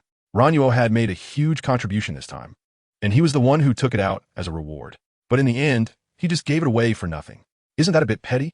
But since I've handed the fruit to Rono, how he handles it is his own business. Vice Captain Rono, are you really not going to sell it for 4 billion berries? Are you really going to let that brat Kaido have it so cheaply? John still felt a bit unwilling and wanted to confirm again. No need to ask John, I won't sell it. Rono. At this moment, Kaido was still in a daze. He never expected to obtain such a precious mythical Zoan-type devil fruit. After all, someone had offered 4 billion. Kaido, what are you dazed for? Come and take it, or do you not want it? If you don't want it, I'll give it to someone else. Rono smiled and asked Kaido. Yes. Of course I want it. With Rono's reminder, Kaido finally came back to his senses. He carefully approached Rono, extending his hands as if he were a devout believer in prayer. He received the fruit solemnly from Rono's hands. Even though the fruit was quietly lying in his palm, Kaido doubted whether he was dreaming. Mythical Zoan Azure Dragon form. He didn't pay anything, and it just became his? He really gave it. Vice Captain Rono, how generous. This guy Kaido really struck it lucky by following Vice Captain Rono. The pirates present were so envious that their eyes nearly popped out. Kaido was so fortunate to follow Vice Captain Rono, doing nothing and obtaining such a rare fruit. It is foreseeable that once he eats this fruit, Kaido's strength will skyrocket. He will completely distance himself from those ordinary crew members. Not to mention these ordinary members. Even the 3 division captains, Wang Ji John and Silver Axe, were envious to death. This is the powerful fruit they have always dreamed of, and it ended up in the hands of that brat Kaido. What are you standing there for? Eat it. Luo Nuo laughed and scolded. All right. You're right, Lord Luo Nuo.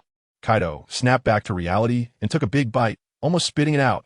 It tastes so awful. Thinking that this is an extremely rare, mythical Zoan fruit, Kaido forcefully swallowed it back. So Kaido, any changes? After Kaido ate the fruit, the pirates present began to inquire one after another. Changes? Of course there are. The moment he consumed the fruit, Kaido felt a wonderful change happening to his body. Immediately after, a thought flashed through his mind, and his body began to transform. His limbs turned into 4 claws, his body started to elongate, scales grew on his skin, and his entire form underwent a tremendous change. In no time, a majestic azure dragon, several dozen meters long, appeared before everyone. Azure dragon form. So cool.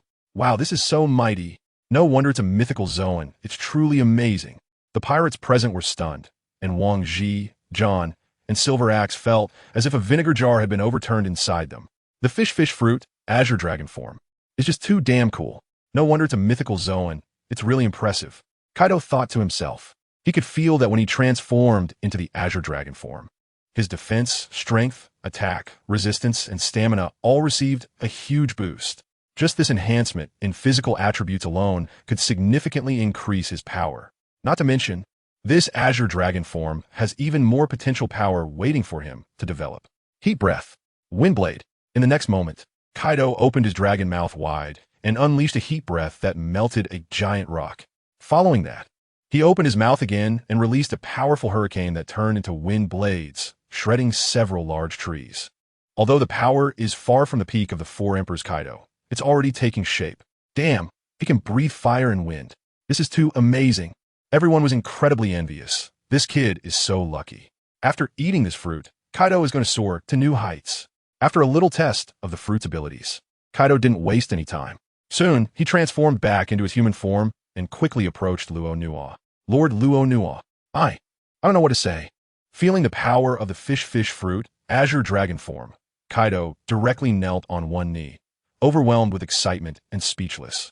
What merit do I, Kaido, have to deserve such a rare fruit? All of this is thanks to Lord Rono. 1,000 words cannot express the excitement in my heart. I can only say, Lord Rono, if you tell me to go east, I won't dare to go west. If you tell me to chase dogs, I won't catch chickens. From now on, my life, Kaido, belongs to you. Kaido said these bold words, almost moved to tears himself. Lord Rono has treated me too well. What more is there to say, Kaido? You know my goal. Work hard to cultivate and become my support. Rono smiled faintly, feeling a joy in his heart. From now on, Kaido is devoted to him. Good. Very good. A mythical Zoan-type devil fruit in exchange for the sworn loyalty of a Yonko-level powerhouse. There is no better deal than this. Woo-woo. Lord Rono is too good to me. Woo-woo. I must practice hard and then help Lord Rono kill all those useless celestial dragons in the Holy Land. Kaido shed tears of excitement, while secretly thinking to himself, he must grow quickly to help Lord Rono achieve his goals. After a simple interlude, Hakanosu fell back into a frenzy. Whitebeard and Rono drank happily together, while the Golden Lion couldn't find a chance to speak. Charlotte Lingling was full of thoughts about getting closer to Rono. Silver Axe, John, and Wang Ji also put aside their temporary grievances and drank heartily. The atmosphere in Hakanosu was very jubilant. Meanwhile, the Golden City incident was reported by a mysterious individual to the world. Some details of the battles and disclosures left the entire world in great shock. New World, Hakanosu. 3 days had passed since the Golden City incident, and Hakanosu was still in grand celebration. Hey, the newspapers are out. Will this Golden City incident be covered up by the world government again? That's for sure. 19 celestial dragons were killed. How could the government report such a thing? What about the bounty? It must go up, right? Did they mention the bounty? Looking at the newspapers floating down from the sky, the members of the Rocks Pirates began to discuss enthusiastically. Don't worry. This incident will definitely be covered up by the government. The Navy was defeated, and even the Gorosei couldn't stop the celestial dragons from being killed. How could these things be reported? Silver Axe, Wang Ji, John, and the Golden Lion, these captains were completely unconcerned. Based on past experience, this incident would definitely be covered up by the world government with some casual excuse. They absolutely cannot let such a thing affect the credibility of the Navy and the government. Rono and Whitebeard didn't even raise their eyelids, continuing to drink and play games. The big pirates were all too aware of the world government's ways. Don't worry, I've already arranged everything for this Golden City. I guarantee that all details will be made known to the world. Government, Navy, this time you can't cover up the truth. Just then, Captain Rock spoke up, a proud smile on his lips. I'd already thought of this. The invincible myth of the world government and the Navy is about to be shattered. Therefore, as soon as the Golden City incident ended, Rox immediately contacted the News King of the Dark World. Rox told him that this matter must be reported truthfully, without any omissions or embellishments. If there's even a slight detail missed, he would lead the Rocks Pirates to throw the News King into the sea to feed the Sea Kings the next day. Eliminating a leader of the Dark World would be a piece of cake for the Rocks Pirates.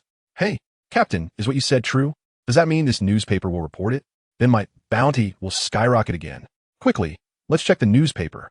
After hearing Rock's words, the division commanders, who were originally uninterested, suddenly became intrigued. Even Rono and Whitebeard lifted their heads, shifting their attention to the newspaper.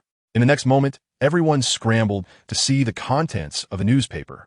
Then, there was an uproar. What the hell? Is this for real? 19 celestial dragons were killed in the Golden City. Not a single survivor. The perpetrators are the Rocks Pirates. The 4 strongest figures of the Navy headquarters, Steelbone Kong, Carp, Sengoku, and Zifa were first struck hard by the Rocks Pirates. Then the highest authority of the world, the 5 elders, arrived at the scene. Each of the 5 elders is a Marine Admiral-level powerhouse. Yet they still couldn't stop the Rocks Pirates from slaughtering the celestial dragons. Rocks fought 2 against 1 without falling behind. The captain of the 1st Division, Whitebeard, and the captain of the 2nd Division, Shiki, faced off against one of the 5 elders each. Rising stars. The cadre who had just joined the Rocks Pirates for 3 months, the captain of the 7th Division, Rono, shone brilliantly in this war. The notorious criminal Rono, a newcomer who had only joined the Rocks Pirates for 3 months. Could it be him who determined the outcome of this war? On an ordinary morning, the people of Sabaody Archipelago went about their lives as usual, until a group of albatrosses scattered newspapers from the sky. The residents of Sabaody Archipelago could no longer remain calm. Everyone seemed to have been struck by lightning, their hair standing on end, and their expressions frozen. This scene is not only happening in the Chambord Islands. At this moment, in the homeland of the Fur Tribe, the Fishman Island, 10,000 meters underwater. The Amazon Lily, known as the Country of Women. The Alabasta Kingdom of the Grand Line. The town of Fervance, which has not yet become a white town. Dressrosa of the New World. The Goa Kingdom of the East Sea. The City of Water 7, and so on. People from all over the world are displaying expressions like wild boars stepping on landmines. The Navy's 4 great masters and the 5 elders have been mobilized. A total of 9 admiral-level powerhouses, plus dozens of elite, vice admirals, and CP-0. This is almost all the combat power that the world government and the Navy headquarters can muster. Just like that, 19 celestial dragons still died at the hands of the Rocks Pirates. In an instant, the notorious reputation of the Rocks Pirates became even more prominent, especially that monstrous figure known as the infamous Rono. After 3 months of silence, the name of the infamous criminal spread throughout the world once again. Just like the previous 2 times, this incident was also related to the celestial dragons. In the Golden City, all 19 celestial dragons fell at the hands of Rono.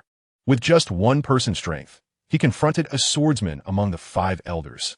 In a short time, he severed the arm of one of the five elders with a single sword strike and even stole the supreme blade of the five elders, the original demon slayer. It was precisely because of the addition of the infamous criminal that the balance between the two major forces was instantly shattered. There are even rumors that Rono's strength has surpassed that of the Marine Admirals. All the details and specifics of the battles were revealed, leaving the people of the world dumbfounded. Not a single one of the 19 celestial dragons escaped. All were killed. The undefeated status of the Navy and the world government seems to have been broken. Such a result deeply shocked the hearts of people around the world. Can they still maintain the balance of the world? Can the Navy still uphold justice? Or rather, has the world government and the Navy headquarters been unable to suppress the brilliance of the Rocks pirates? At this moment, people all over the world, and even many countries, have fallen into such panic. The credibility of the Navy and the world government has suffered an unprecedented blow. Rocks, Rono, Whitebeard, and Golden Lion, the powerful figures who shone in this incident, are also revered by the world as legendary pirates. After this battle, the bounty for the entire Rocks pirates skyrocketed. Captain Rocks has a bounty of 5,388,000,000 berries. On this sea, the only pirate with a bounty surpassing 5 billion is the maritime overlord. The deputy captain of Rocks, the notorious villain Rono, has seen his bounty rise from 1.5 billion to 3.5 billion belly. That's a full 2 billion belly increase. Nearly doubling. Rono's brilliance has overshadowed the long-established 1st Division Captain Edward Newgate, as well as the 2nd Division Captain Flying Pirate, Shiki the Golden Lion. Whitebeard's bounty is 8,325 billion belly.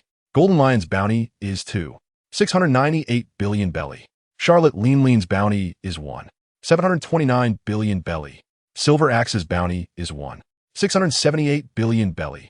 John's bounty is 593 billion belly.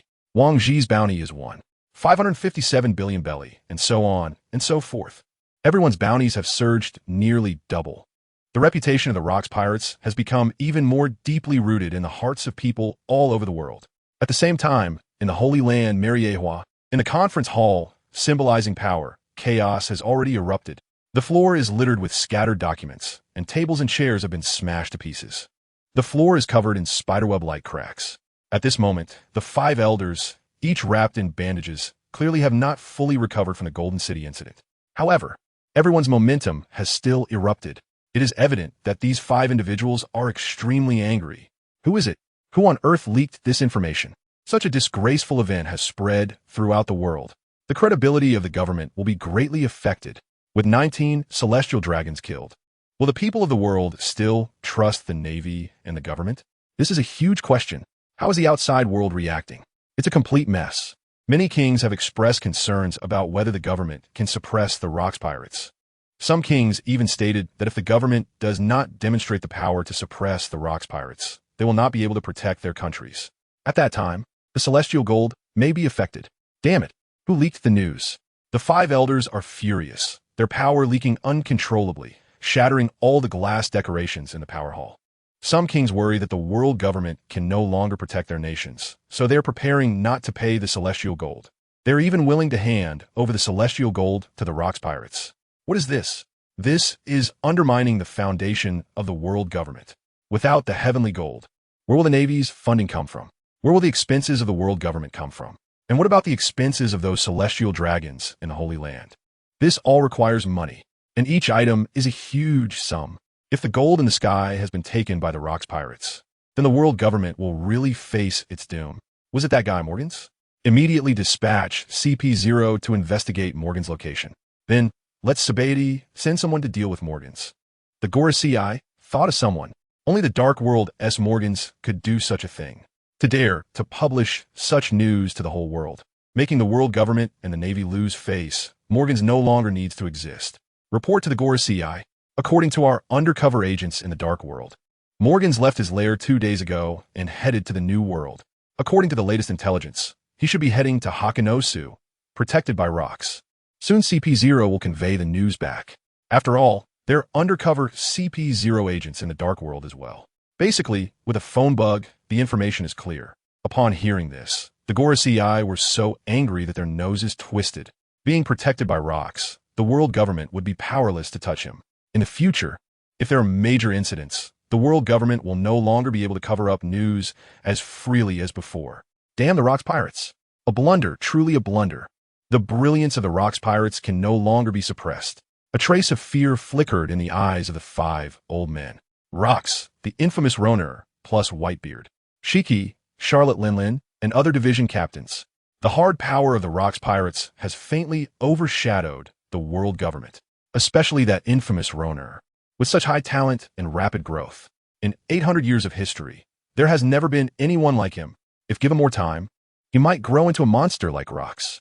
By then, the world government will have to face 2 Rocks. Panic. Thinking of this, the Gorosei were filled with fear. Damn it, if only they had listened to Sabaedy's advice back then. At this thought, the 5 old men regretted deeply and sighed repeatedly. During the Golden City incident, the 5 of them feared for the lives of the Celestial Dragons and dared not pursue the Rocks Pirates. As a result, all 9 Celestial Dragons still died. Damn it! If they had taken the risk to kill the infamous criminal at that time, how could they be so worried now? They have already reached the most dangerous point. It's time to consult that adult. The Gorosei remained silent for a long time, and finally, one curly-haired Gorosei proposed. Should we really consult Lordum? If we consult so rashly, will it anger that adult? Upon hearing this proposal, the other 4 Gorosei also changed their expressions drastically. Lordum, the true king of this world, the god who has survived for 800 years, an immortal.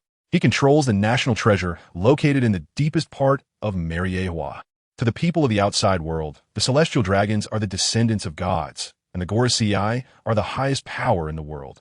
But only the Gorosei know, just like the relationship between the Navy and the Celestial Dragons. The 5 of them are just Lordum's 5 dogs. There is only one true god in this world. That is Lordum. The 5 elders are actually just helping Lordum govern the world and maintain the balance of power. They also cover up some truths about the world from 800 years ago. Now, under their governance, challengers have emerged that could shake the foundations of the world government. Does Lordum feel that the governance of the 5 is inadequate? These are the reasons why the 5 elders are apprehensive. Forget it. I will consult now. Once that Rono grows up, it will be too late. It's time for a major purge. After some thought, the 5 elders decided to consult Lordum. Soon, within the Panga city of Marigios, a figure suddenly appeared on the Void Throne, which symbolizes the highest power in the world. The person wore a black robe that concealed their body and face, revealing only a pair of sharp eyes resembling those of a hawk. An aura of terror emanated from them, even more frightening than Rocks. It was none other than the king of the world, Salute to Lordum.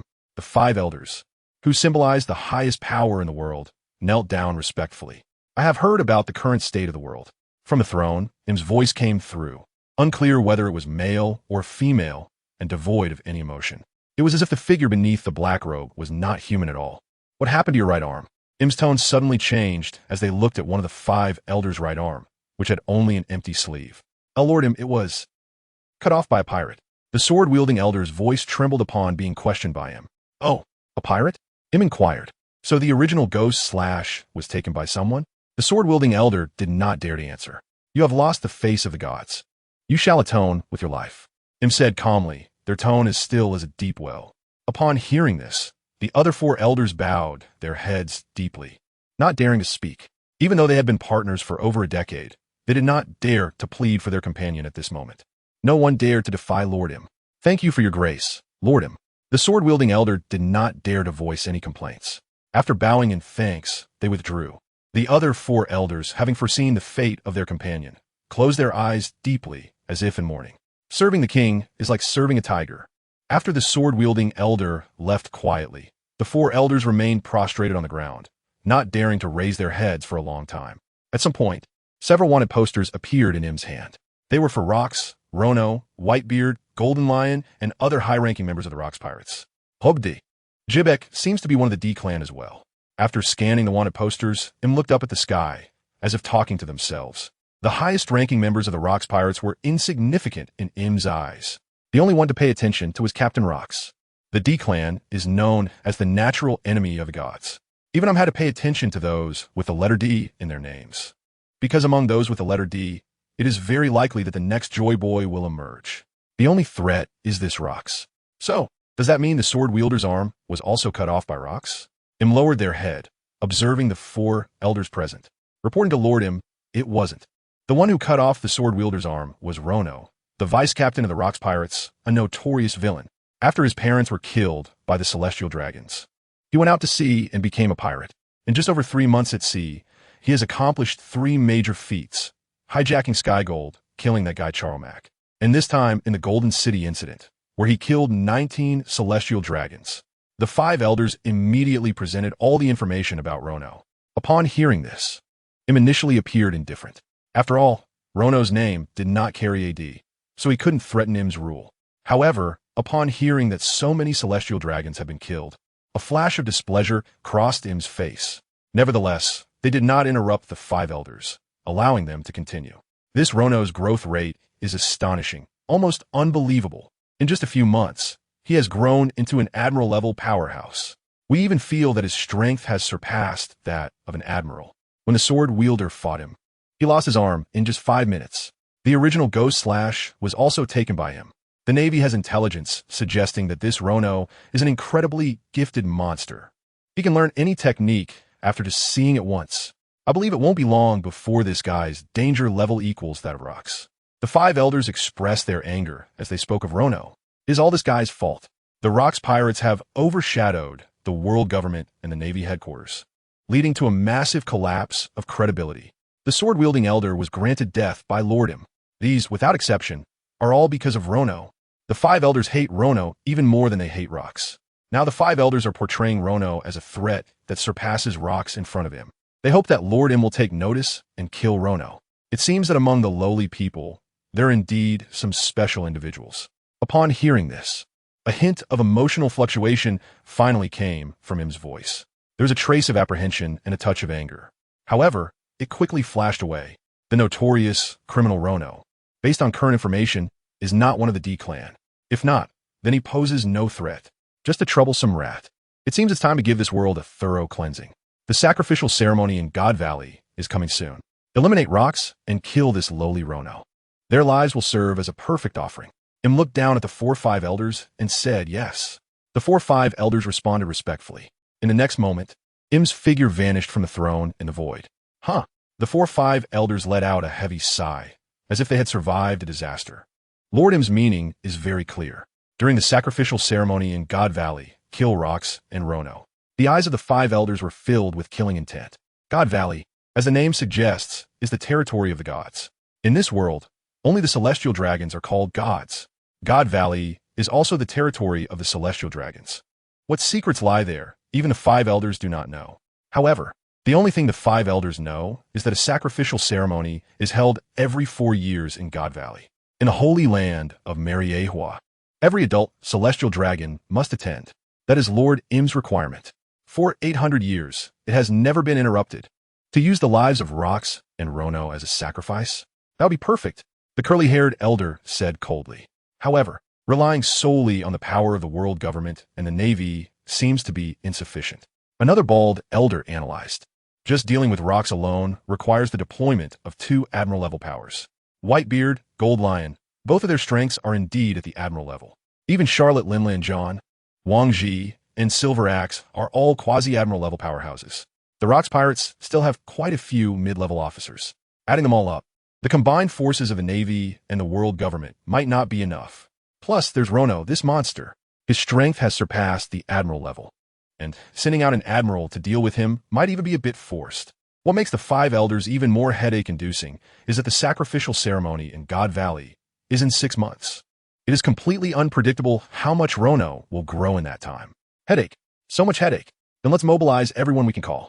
Impel down, Eni's Lobby, Navy Headquarters, Science Unit, CP0.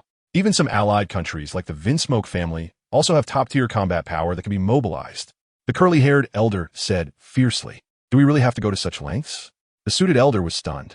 The Navy, CP0, Eni's Lobby, Impel down, the Science Unit, and even the combat power of the world government's allied countries. To deal with just the Rocks Pirates, we must deploy so many forces. What face does the world government have left? It is necessary. Have you forgotten the fate of the swordbearer? The curly-haired elder said deeply, and the other 3 elders were also stunned. Indeed, if we lose again this time, it probably won't be as simple as dying to atone for it. If Rocks is defeated again, Lordom will surely be furious. The consequences will be something the four elders cannot bear. This battle can only end in victory, not defeat. Immediately notify these departments to get ready. A few months later, aside from leaving behind necessary guard forces, all other forces must gather in God Valley. We can even announce the sacrificial ceremony in God Valley to attract other pirates. Besides the Rocks pirates, there are also many other powerful pirate crews. Let them fight among themselves. After all, there are other formidable pirate crews on the sea besides the Rocks pirates. The curly-haired elder is fired up and suggests a full-scale war. After all, there are not only the Rocks pirates in the world. The recently emerged Roger pirates are also an extremely talented crew. They have been out at sea for less than a year, with fewer than 10 members, yet their total bounty exceeds 10 billion. The potential is quite terrifying. Captain Joel D. Roger is also one of the D clan. They have some strong members on their ship as well. If we can utilize the power of the Roger pirates, it would cause great trouble for Rocks. There's also the Rising Star, the aloof, red-legged bald who has a bounty exceeding 2 billion. The World Destroyer Bondywald, the 12th generation pillar of the 8 treasure navy, Green Pepper. These are all world-renowned pirates. However, under the infamous name of the Sea Overlord Rocks, these pirates seem dim and insignificant. You make a good point. The power of pirates can indeed be utilized, but useless pirates are not needed. They would only serve as cannon fodder. Roger, the Solitary Red, along with Bondywald, Green Pepper, and other great pirates, could be discreetly notified by CP. The bald Gorosei eyes lit up. Using pirates to consume other pirates is indeed brilliant. It can also effectively reduce casualties for the world government and the Navy, preserving their living forces. There's no need to worry about these great pirates not coming.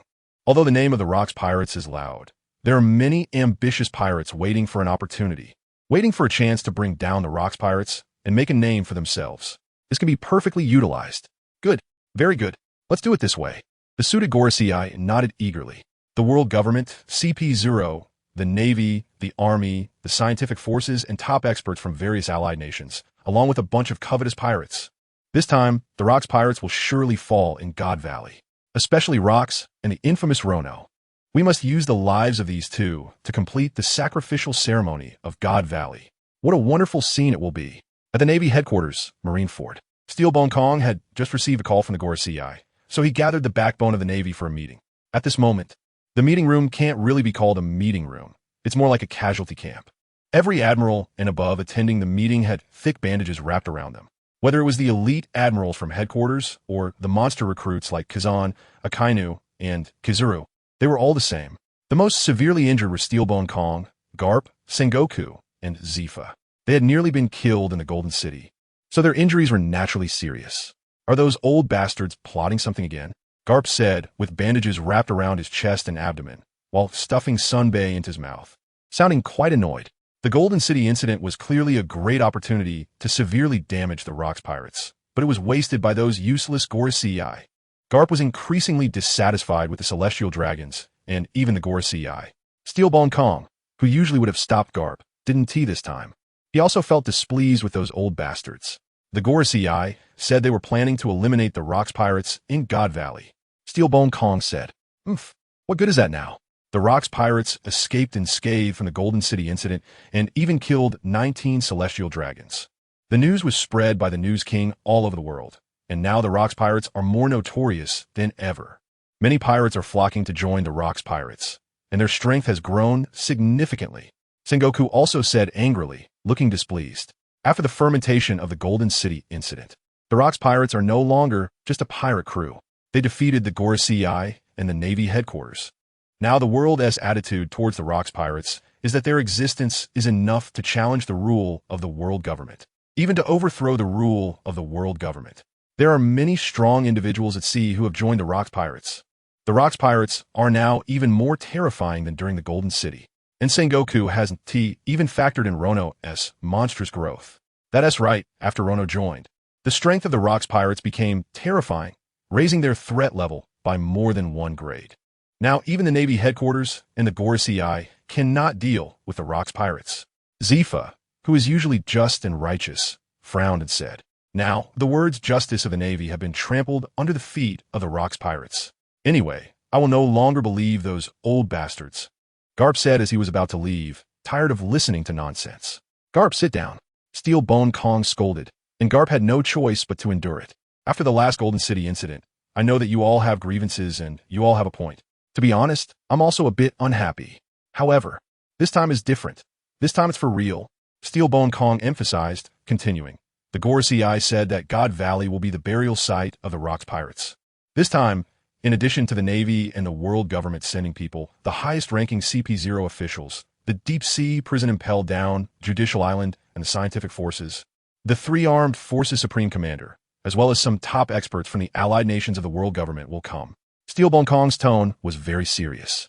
It was clear that he had not expected the Gorosei to mobilize so many forces this time. Almost all the forces under the jurisdiction of the world government have been mobilized. It seems that this time the Gorosei are really serious.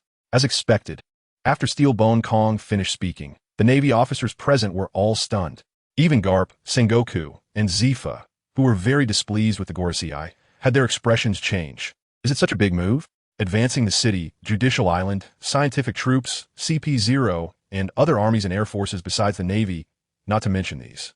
These all fall under the jurisdiction of the world government, and they will naturally accept the orders of the world government. However, even some member countries of the world government have to send out their top experts, indicating that this time they are serious. This could be an all-out war against the Rocks Pirates. Not only that, the five elders are also preparing to use the power of pirates to wear down the Rocks Pirates. Steel Bone Kong continued, the Solitary Red, Bondi Waldo, Green Pepper, the Roger Pirates, and other great pirates may all come. Upon hearing this, the high-ranking Navy officials also took a deep breath. A full-scale encirclement. This is the definition of the operation by the high-ranking officials of the Navy. The five elders, Marine Headquarters, CP0, Impel Down, Judicial Island, the Science Unit, and even the power of pirates. The Rocks Pirates will face an all-out siege in God Valley. There are still 6 months until God Valley. Everyone, we have our work cut out for us. Steel Bone Kong looked at everyone, his eyes once again filled with fervor. The five elders have fully realized this time that the threat of the Rocks Pirates is too great. At that time, the world government will almost mobilize all its forces to eliminate the Rocks Pirates. Success or failure hinges on this one move. However, in Steel Bone Kong's view, the world government has almost no chance of losing. After all, the gap in strength is too large. The five elders, the Navy, CP0, Impel Down, the Science Unit, and even the top experts from the member countries of the world government are all coming. It is as if the entire world's power is being mobilized to besiege the Rocks Pirates. As long as the Rocks Pirates dare to come, they will be met with certain death. In these 6 months, Kazan, Sakazuki, Borsellino, and Dragon, you four must make full use of your time and engage in devilish training every day. Steel Bone Kong cast his gaze upon these 4 recruits. If Garp, Sengoku, and Zephyr are the backbone of this generation of the Navy, then Kazan, Sakazuki, Borsellino, and Dragon are the core strength of the next generation of the Navy. It must be said that the next generation of the Navy is also filled with talent, not inferior to the Rocks Pirates. Admirals, you can rest assured that I will definitely work twice as hard during this time and absolutely regain the honor lost from the last humiliation. Sakazuki clenched his fists, steeling his resolve. During the last Golden City incident, he had almost been killed by the wicked villain. This also made Sakazuki realize that everyone is a newcomer. But people cannot be generalized. In short, evil cannot overcome justice. Sakazuki could only comfort himself this way. After saying that, Sakazuki directly left the conference room and went to train. Kazan, Borsellino, and Dragon also left one after another to undergo intense training. Good, very good. For this period of time, I will supervise you. Zephyr also became spirited. His strength had almost reached the level of a vice admiral, and he had reached his limit. Continuing to train hard wouldn't yield much improvement, so it was better to focus all his energy on Sakazuki and the others. After all, these 4 had already shown great potential. Although they weren't as terrifying as Rono, given time, these 4 could also become vice admiral level powerhouses and support the Navy. As for Roger and Green Pepper, Carp, you go contact them. Then Steel Bone Kong turned his attention to Carp. It was Carp who was responsible for pursuing Roger and Green Pepper. It was fine with Green Pepper. Steel Bone Kong always felt that Carp's relationship with Roger was somewhat complicated, but he couldn't quite pinpoint how. However, having Carp contact these 2 was definitely the right move. Carp did not refuse this. The threat of the Rocks Pirates was evident, and even if they had to utilize the power of pirates, they needed to be eliminated. You will contact Bondywald, Zephyr. Zephyr often clashed with Bondywald, so handing it over to him was the best choice. As for the red-haired Shanks, I will personally contact him. Steelbone Kong said at last. The red-haired Shanks could be considered his fated enemy, as he often pursued him. This person's mood is unpredictable, and I don't know if he will come. After all the arrangements were made, Steelbone Kong announced the meeting's adjournment. Meanwhile, the Roger Pirates, who had already entered the New World, were making waves. It's really scary, Rono. You've actually done something like this. Under the protection of the Navy and the Gorosei, you still managed to kill 19 celestial dragons. It seems I need to hurry and catch up with you. Roger stood on the deck of the Oro Jackson, made entirely of atom wood. Holding today's newspaper, he gazed out at the distant sea and sighed. We all set out to sea together, yet the gap keeps widening. Roger could only smile bitterly. Captain, it's a call from the Navy. To be precise, it was a call from Garp. At that moment, the first mate Rayleigh walked up to Roger, handing him a din-din mushy with a serious expression. Garp? What does he want? As soon as this was said, the crew members on board, including Spark Jabba and Douglas Barrett, stood alert. Garp had chased the Roger Pirates several times, becoming a sworn enemy. Ha! Why are you all so tense? Roger didn't seem to care and directly connected the call. Hello, Roger, I need to talk to you. As soon as the call connected, Garp's serious voice came through. The two talked for nearly 10 minutes, and the members of the Roger Pirates listening became increasingly alarmed. The world government is planning a full-scale encirclement of the Rocks Pirates at God Valley. The Gorosei, the Navy, CP, and Impel Down will all be mobilized. They intend to crush the Rocks Pirates at God Valley in one fell swoop. Roger, I know your personality, and you must be unhappy with Rock's brutality. So you must come. If Rock succeeds, the entire world will be worse off than under the Celestial Dragons. After saying this, Garp added, hoping to sway Roger. I understand, Garp. Without giving Garp a precise answer, Roger decisively hung up the phone and then looked at his crew. You all heard that, right? Yeah. The crew members nodded, clearly shocked by the news. Even Rayleigh and Jabba had expressions of shock on their faces. The world government has made a firm decision. God Valley will be the burial place of the Rocks Pirates. Captain, what are you planning to do? Rayleigh was the first to ask. We have to go to God Valley. Although the Celestial Dragons are despicable, as Garp said, if Rocks achieves his goal, the world may be worse than under the Celestial Dragons. Roger said firmly. However, Rono is my friend. I don't care if Rocks lives or dies. They want to use Rono's life as a sacrifice? I absolutely won't allow it. After Roger finished speaking, the expressions of the crew members visibly changed. They all knew Roger's temperament. When he said this, he had definitely made up his mind. His decisions cannot be changed by anyone. So it's decided then. Yeah, it seems like another dangerous journey ahead. It looks like we're going deep into the tiger's den this time. Rayleigh, Jabba, Barrett, and the others understood the captain's decision. Sure enough, the next moment, Roger ordered, Jabba, adjust the course to Hakanosu. Let's go find the Rocks Pirates. The Oro Jackson immediately changed direction. About a week later, the banquet at Hakanosu had ended, and everyone had a great time. However, after the banquet, the next thing should be confirmed. At this time, Rocks was gathering the 7 major officers to discuss the next action of the Rocks Pirates 6 months later at God Valley. The Celestial Dragons Sacrificial Ceremony. All adult Celestial Dragons will be present. Report. Captain Rocks, Vice Captain Rono. The Roger Pirates have suddenly appeared nearby. Just then, a pirate hurriedly came to report. Report. Captain Rocks, Vice Captain Rono. The Roger Pirates have appeared at Hakanosu. While Rocks was discussing the next action with the 7 major officers, a member of the Rocks Pirates responsible for Lookout rushed over to report. The Roger Pirates? That's the famous pirate crew. They currently have only 10 crew members, but their total bounty has reached 10 billion berries. Vice Captain Rayleigh has a bounty of 478 billion berries, and the third-in-command Spark Jabba has a bounty of 322 billion berries. GOLD, Roger has a bounty of 925 billion berries. That's slightly higher than Captain Whitebeard.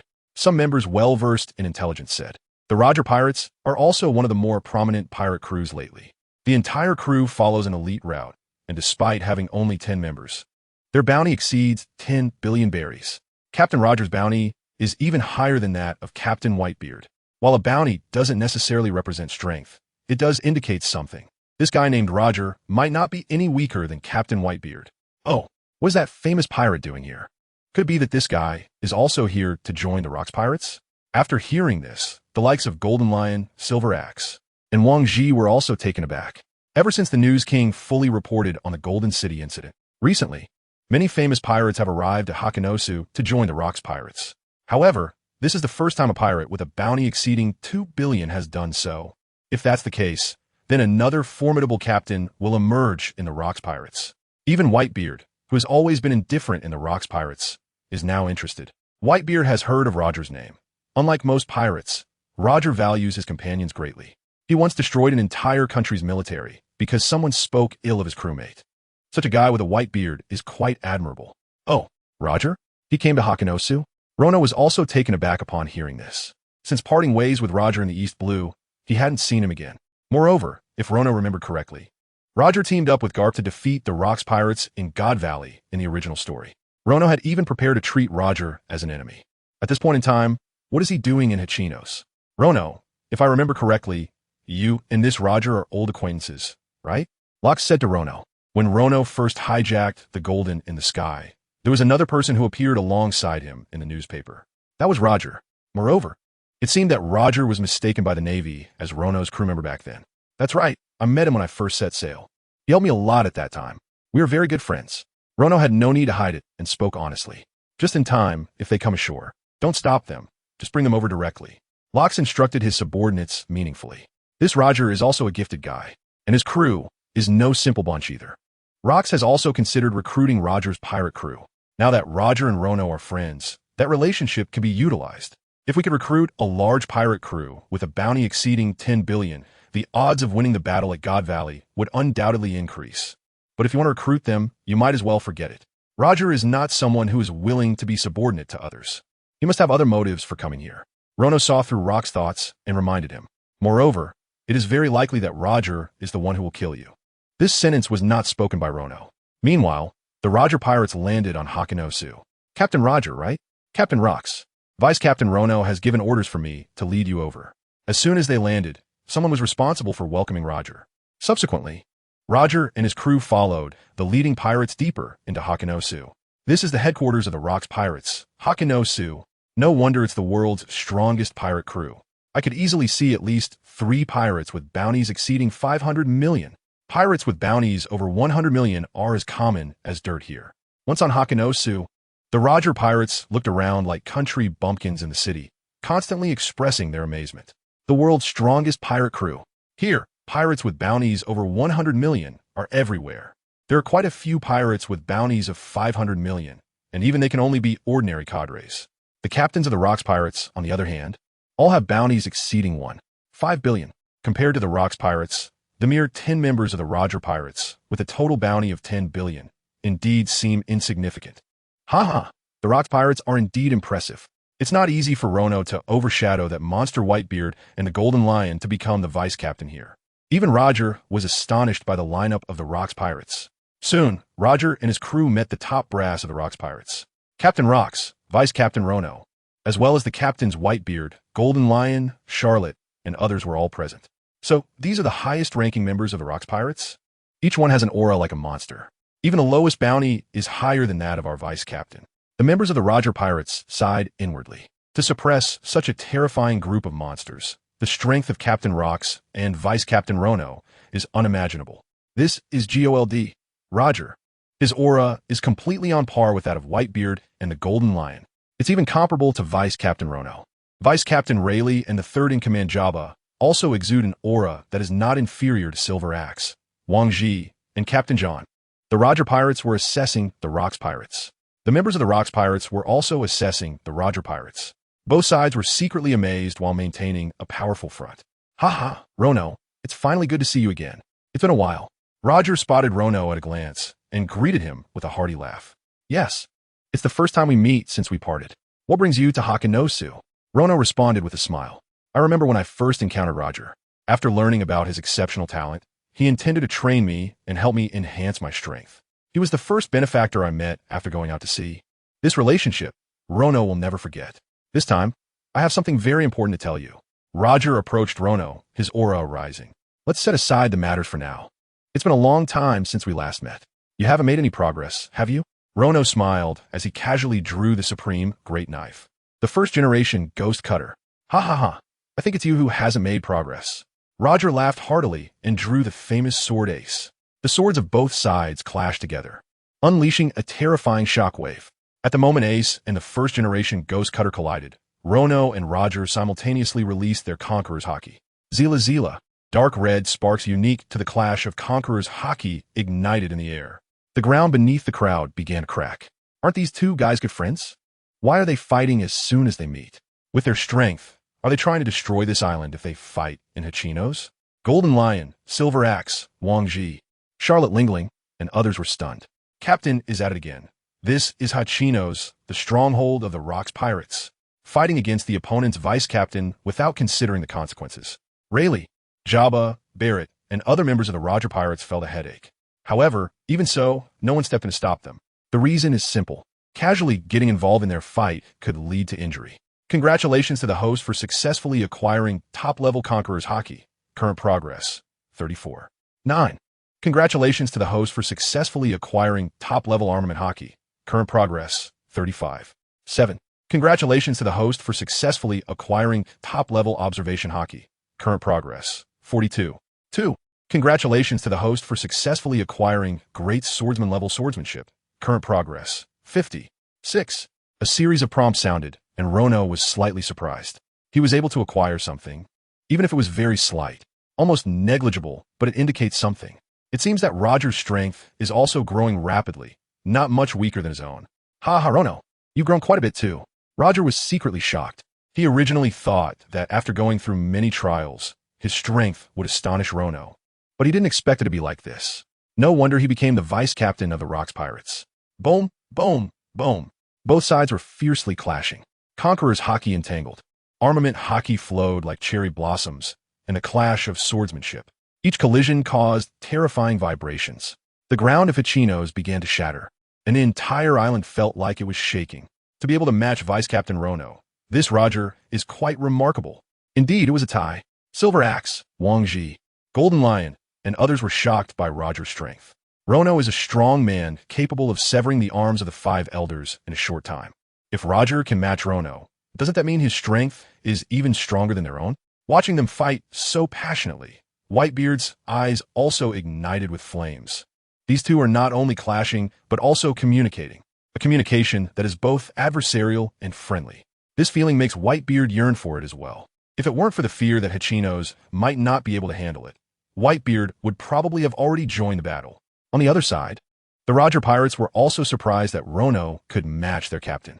Truly worthy of the 3.5 billion bounty for a notorious criminal. Soon, the battle entered a heated phase. The shockwaves and energy from their clashes had already destroyed most of the buildings on Hachino's island. However, neither Roger nor Rono noticed this. God of Void. At the moment of rising, Roger swung his sword with all his might, unleashing his strongest move, God of Void. A sword energy that seemed capable of destroying a mountain swept out. The moment it was released, Roger realized something was wrong. He had only come for a friendly spar and hadn't intended to hurt Rono. Interesting. It's just the right time to see whose God of Void is stronger. Rono also got into the spirit of it, swinging the first-generation Kitetsu. Then, a sword energy identical to Roger's swept out. What is this? Captain Roger's technique. Rono learned it? Seeing this scene, the members of the Roger Pirates were stunned. It was rumored that notorious criminals possessed a monstrous talent to learn any technique just by seeing it once. At that time, the members of the Roger Pirates treated it as a joke. They never expected it to be true. There are actually people who can do such things. Boom. Both sides' divine defenses are fierce and astonishing. Before they even clash, the energy waves generated have already caused the small peaks on Hachino's island to start collapsing. Not good. If this continues, this place is no longer safe.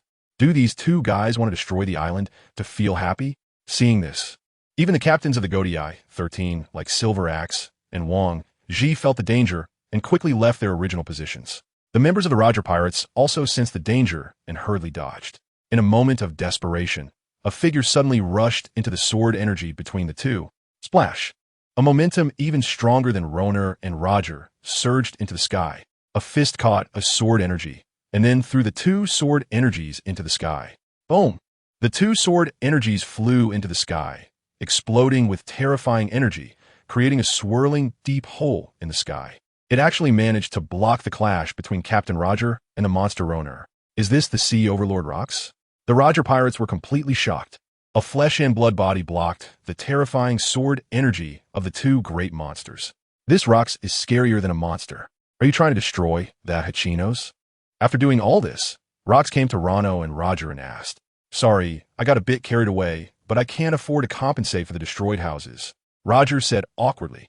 At that moment, he noticed that the houses on Hachino's island had been flattened. "Don't worry, the captain won't be angry about this." Rono patted Roger's shoulder. Looking nonchalant, Rono knew Rock's personality very well. He had never seen Rocks angry on the ship. This is the privilege of the strong on the Rocks ship. Even if crew members are killed in front of him, Rocks won't frown. The strong can do as they please in the Rocks pirates. This is the way of Rocks. "It's okay. By the way, Roger, what exactly are you doing here?" Sure enough, the next moment, Rocks said to Roger, his tone showing no sign of anger, "All right, I almost forgot. This is bad." It was only after Rocks reminded him that Roger remembered the reason he came here. The Valley of the Gods is the Dragon King's sacrificial ceremony. You should know that. "Of course, we're discussing the matter of going to the Valley of the Gods."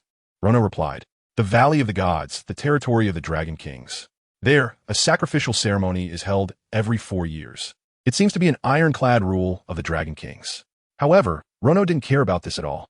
What is important is that all adult Dragon Kings must participate in the sacrificial ceremony. This is what Rono should be concerned about. In the Battle of God Valley, the world government is fully prepared. This time, the Gorosei has mobilized all the forces they can. Roger said with concern, "All forces?" Upon hearing this, the high-ranking members of the Rocks pirates frowned slightly. "That's right, all forces. The Gorosei, the Navy, CP, Impel Down, Eni's Lobby, the Science Corps as well as the Army, Air Force, and even the top powerhouses from the affiliated countries of the world government." Roger recounted the information he had heard from Garp. Upon hearing this, the high-ranking members of the Rocks pirates, who had just been frowning, were now all taken aback. From Roger's words, it seemed that the world government was about to unleash almost all of its resources. It could be said that they were coming out in full force, mobilizing the entire army. With such a lineup, even the world's strongest Rocks pirates would find it impossible to return. Is that really the case? Even Rocks frowned slightly upon hearing this. The five elders, the Navy, and CP go without saying.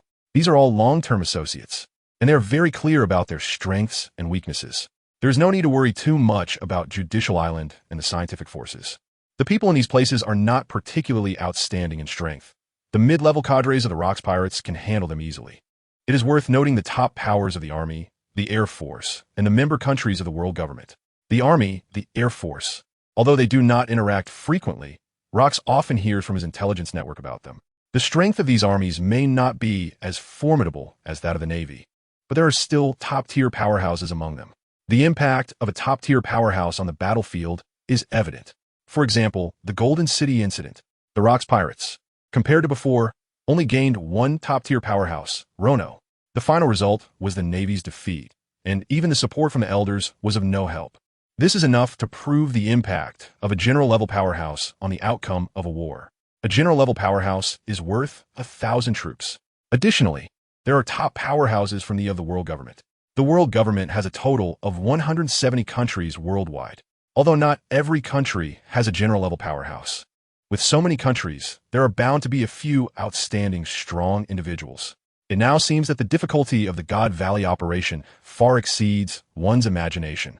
After all, deploying so many powerhouses at once is equivalent to the five elders strategically abandoning Judicial Island, advancing the defense of the city, army, and air force. These powerful individuals are being mobilized to God Valley, and at that time, the defense will be extremely weak, allowing some pirates to take advantage of the situation. But the five elders no longer care about that. In the eyes of the five elders, there is only the Rocks pirates. To ensure the eradication of the Rocks pirates, the five elders have already pulled out all their resources. It will definitely be a fierce battle, and the intensity may exceed their imagination. At this moment, a hint of caution flashed in Rock's eyes, but it quickly returned to normal. "Indeed, it is true," Roger said very sincerely, his tone incredibly firm. "Have those old bastards of Mariewa gone mad? The Marine headquarters, the Army, and the Air Force have all been mobilized. Have they abandoned these places? Deploying so many powerful individuals means they are prepared for a decisive battle. That's right. It seems our Rocks pirates have already been regarded as the #1 enemy by the world government. With such a lineup, even if our entire army attacks, we might not be able to compete." "Captain, Do we still need to go to God Valley? Upon hearing this, the people present, including Charlotte Linlin, Silver Axe, Wang Ji, John, and even the Golden Lion, were all incredibly shocked. Even among these division leaders, some began to waver. After all, the power mobilized by the five elders this time is too terrifying. It is not an exaggeration to say that they have almost mobilized the entire world's forces to deal with the Rocks pirates. Can a pirate crew really fight against the whole world? Such a situation would make even the greatest pirates feel a bit intimidated. Rono, the reason I came here is exactly this. Although the five elders are here for the Rocks pirates, their real targets are only two people. One is Rocks, and the other is you. Everyone else can be spared, but you and Rocks must die. This is a death order from the five elders. Seeing some of the captains show signs of wavering, Roger seized the opportunity to say, as long as Rono doesn't go to God Valley, everything will be fine. Then everyone turned their attention to Rono and Rocks. These two are the decision-makers of the Rocks pirates. Whether to go to God Valley is up to them. Captain Rocks, I only have one question. Is it really true, as you said, that all adult celestial dragons will be present? At this moment, Rono turned to Rocks and asked. Of course, Rocks replied. That's right, Roger. You know the grievances between me and the celestial dragons. If we are friends, don't stop me. I must go to God Valley. The celestial dragons must die. Rono said firmly, word by word. He had no particular goals for the future and did not want to become the pirate king or the king of the world. If he had to say, his only goal was to kill all the celestial dragons and avenge his parents. Now, such an opportunity was right in front of him. With all adult celestial dragons present, Rono would definitely not let it go. Ha ha ha. Good.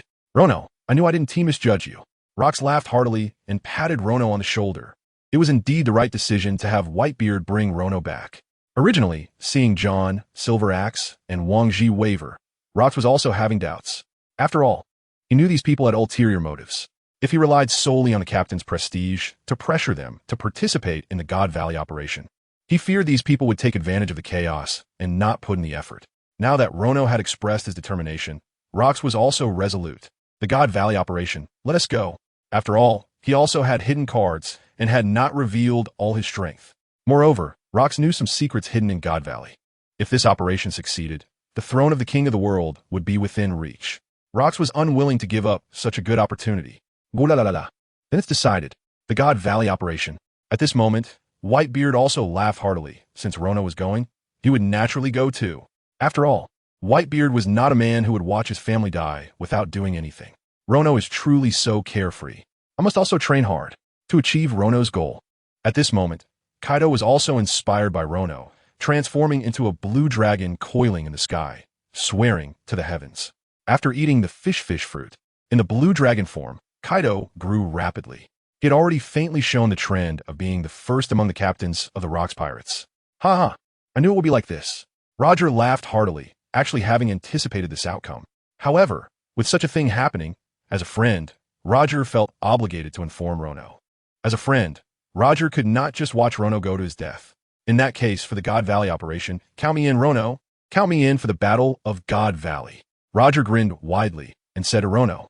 As soon as his words fell, all the pirates present were stunned. A second later, the entire place erupted in an uproar. Captain Roger is back. Hey, that's south the place where the five elders gathered the world's powers. That's too reckless. Even a reckless captain is of the level of a sea overlord. The crew of the Roger pirates was also speechless at their captain's recklessness. Ha! He is Roger. What can we do? Rayleigh and Jabba also laughed helplessly. Complaints aside, they chose to follow their captain, and they had to complete the mission even with tears. The Roger pirates don't need to say. Even the members of the Rocks pirates were stunned. God Valley was a trap set by the five elders, gathering all the world's powers, waiting for the Rocks pirates to seek their own destruction. Going to God Valley would likely mean 9 deaths out of 10. It was normal for Vice Captain Rono to go, as he had a feud with the Celestial Dragons. Anyone with Rono's experience would go to God Valley. Captain Rocks had been planning the God Valley operation, so it was understandable for him to go. But why was the Roger pirates getting involved? Was Rono vice captain and you brothers? Is it worth risking your life for someone else? Roger, you. Rono was also stunned in place. He did not expect Roger would go to such lengths for him. No wonder he would be the future pirate king. His spirit was even stronger than Rocks. Ha ha, aren't we friends? As friends, how could I just watch you go to your death? Roger laughed heartily, filled with bravado. Gula la la la. Rono, your friend is really interesting. Roger, I will remember your name. Whitebeard also laughed heartily. Not expecting there to be such an interesting guy in this sea. Oh, the first division captain of the Rocks Pirates, Whitebeard, is also a unique presence in the Rocks Pirates. Roger also noticed Whitebeard, his eyes filled with admiration. Before Rono joined, Whitebeard was the only man in the Rocks Pirates that Roger had his eye on. One incredible spirit, truly astonishing. Even the Golden Lion was shocked by Roger's decision. For the sake of a friend, risking life and death. This is the pirate I imagined. Interesting, the 5 elders, the world government, just wait to die. Seeing this, Rocks couldn't help but smile faintly. Although Roger's intention was for the entire pirate crew to join the Rocks Pirates, his willingness to help the Rocks Pirates at God Valley was enough. This guy's strength is not much different from Roner's. Plus, with Vice Captain Rayleigh and third-in-command Jabba, both of whom are strong enough to be captains of the Rocks Pirates divisions. If it comes to a fight, it's anyone's guess who will win. But don't celebrate too early. Rocks, I'm going to God Valley to help Roner, not to fulfill your ambitions. If you want to use this to become the king of the world, I will be the first to stop you. Just then, Roger suddenly spoke to Rocks. He just noticed Rocks smile. Roger was well aware of Rocks' goal, to become the king of the world and rule this world. Roner is his friend, and he is willing to sacrifice his life to help him. But Roger does not approve of Rocks' brutality. If Rocks wants to become the king of the world, he will not hesitate to stop him, even to kill him. Ha ha! Feel free to try, Rocks said with a faint smile, not angry at all. In fact, in Rocks' mind, whether it's Roner, Roger, Whitebeard, Golden Lion, Charlotte Linlin, and others, they're all tools to achieve his ambitions. Roner's talent is indeed terrifying, and even Rocks himself feels inferior. But as the overlord of the seas, Rocks knows the deepest secrets of this world. No matter how terrifying a person's talent is, in the end, they are still mortal. Mortals can never rival the power of gods. That is an almost invincible power, a power capable of controlling the entire world, and the power of immortality. In Rock's eyes, only the person deep within Mary Geo's Panga City is worthy of being his opponent. He is also the only person Rocks needs to be wary of. This is also why Rocks never gets angry on the ship, because there is no need. In Rocks' view, the quarrels and killings among these crew members are nothing more than children playing house. It doesn't matter what happens, as long as it doesn't hinder his ambitions. Also, are you division captains still planning to withdraw? Rocks approached several division captains, including Charlotte Linlin, John, Silver Axe, and Wang Ji. These few people just wavered, and they couldn't escape Rock's eyes. Of course, we won't back down. Let's storm God Valley and kill the Celestial Dragons. Since God Valley is the territory of the Celestial Dragons, there must be a lot of treasures. There might even be valuable devil fruits there. We absolutely won't miss out on such a treasure, Captain Rocks.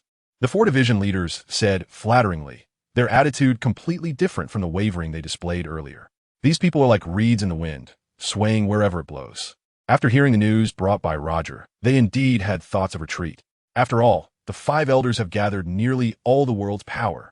Anyone would think of retreat upon hearing that. But now, the Roger Pirates are preparing to help the Rocks Pirates. Then there's a chance to fight. The Rocks Pirates united with the Roger Pirates can definitely stand against the combined forces of the world government. Great. You few are just a step away from breaking through to the Admiral level. For the next 6 months, don't go out to plunder. Stay here in Hachinos and focus on training. Strive to break through your strength. Rocks nodded, not minding it. It's enough that these people can be useful to themselves. Yes, Captain. The 4 division captains responded in unison and then left to train. We also need to seize the time to train. There are many strong opponents in the Battle of God's Valley, so we cannot be slack. Roger, too, rarely showed a serious expression and advised his crew. Although they were going to help, Roger did not want his companions to be in danger. You all train here in Hachinos. There isn't too much else here. But the training grounds are plentiful. Kaido, take them there, Roner said to Roger. In order to enhance the crew's strength, Rocks had people build many training grounds. All right, let's drink together when we have time. Roger nodded and left with Kaido. I should also improve my own strength. After Roger left, Roner seemed to be speaking to himself. After the Golden City incident, he had the chance to enhance his strength. Just in time, he had a new idea. To learn techniques from top-tier powerhouses and merge them together. To form an entirely new fusion swordsmanship. Fusion swordsmanship. Roner's heart stirred. This thought had appeared in Rono's mind since the moment he fought against the sword-wielding 5 elders in Golden City. At that time, Rono used his ultimate move, the Silver Axe's Chilin. He utilized the heavenly thunder attached to his sword, controlling it with his domineering aura to increase the destructive power of his swordsmanship. It was this move, combined with the innate talent of his steel balloon body that directly severed one of the sword-wielding 5 elders' arms. However, that was still far from enough. If he could unleash an even stronger technique, it wouldn't just be the elder's arm that would be severed, but his head. It was precisely because of this that Rono thought of the ultimate techniques he had learned from various powerful figures during his time at sea. Wave Slash, Lion's Thousand Cuts Valley, Cloud Cutting Slash, Divine Escape, Qilin, Iron Fist. He had even acquired the ghostly slash of the sword-wielding 5 Elders 10 styles. These techniques are all incredibly powerful and unreasonable, honed by great masters through years of hard work and dedication. Having learned so much, why not integrate them together to create even more terrifying destructive power? After all, who else in this world possesses the ultimate skills of so many strong warriors like oneself? Failing to make good use of this, and instead using a particular warrior's ultimate skill in isolation, would be a tremendous waste. This is the original intention behind Rono's idea: to fuse all the ultimate moves of these powerful beings together. The explosive power generated will definitely be several times stronger than a single ultimate move.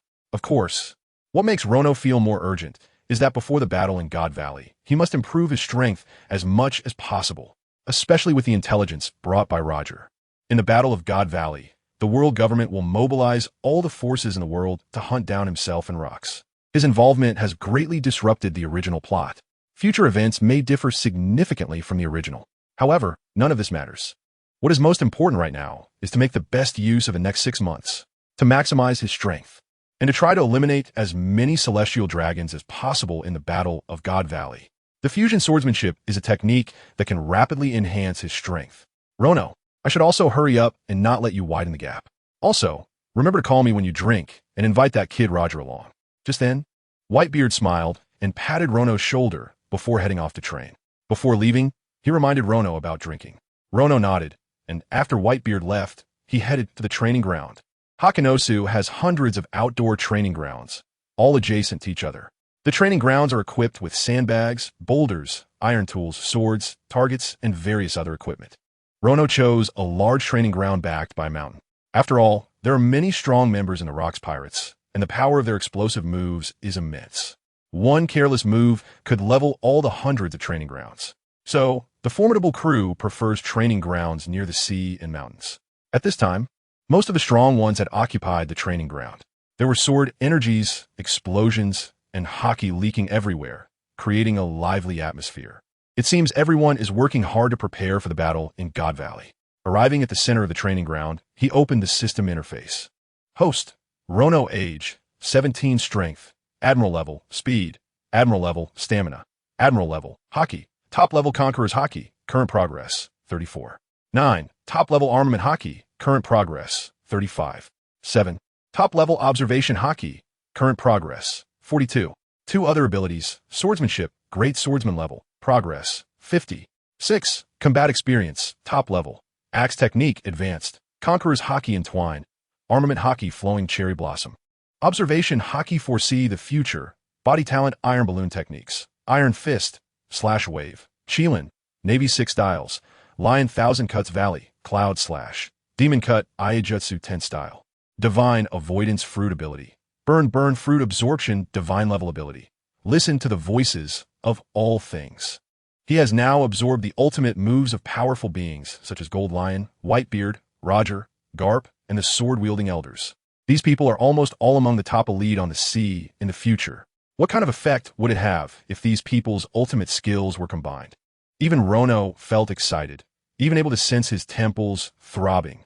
Come on, like giving himself a pep talk, Rono shouted loudly, wielding the Supreme Great Blade, the original Onitetsu. As the Supreme Great Blade, once it acknowledges its master status, it almost requires no adjustment. The original Onitetsu itself can perfectly complement the domineering aura and sword intent emitted by Rono. As a demon sword, Onitetsu can further combine with the domineering aura and sword intent to emit a chilling demonic energy. ZZZZ. Soon, Rono summoned the Conqueror's Haki, drawing lightning to attach to the original Onitetsu. Immediately, the Conqueror's Haki wrapped around the original Onitetsu. The demonic energy spread. If someone were observing Rono's training at this moment, they would see a vague, devilish face appearing behind him. Fusion. In an instant, As he attempted to fuse the demonic energy, domineering aura, and lightning power together, Rono failed. No problem, let's try again. Not discouraged, he still had half a year. There should be enough time. Fusion. Failed again. Fusion. Failed once more. In the blink of an eye, 3 months had passed. For the past 3 months, Rono has been training for 16 hours a day. Although he has repeatedly failed to merge the sword techniques, he has become increasingly proficient. After all, these killing moves were created with great difficulty by various powerful figures, so it wouldn't be easy to merge them.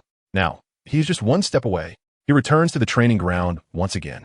After 3 months of training, the mountain in front of Rono, which stands hundreds of meters high, has been chopped to pieces.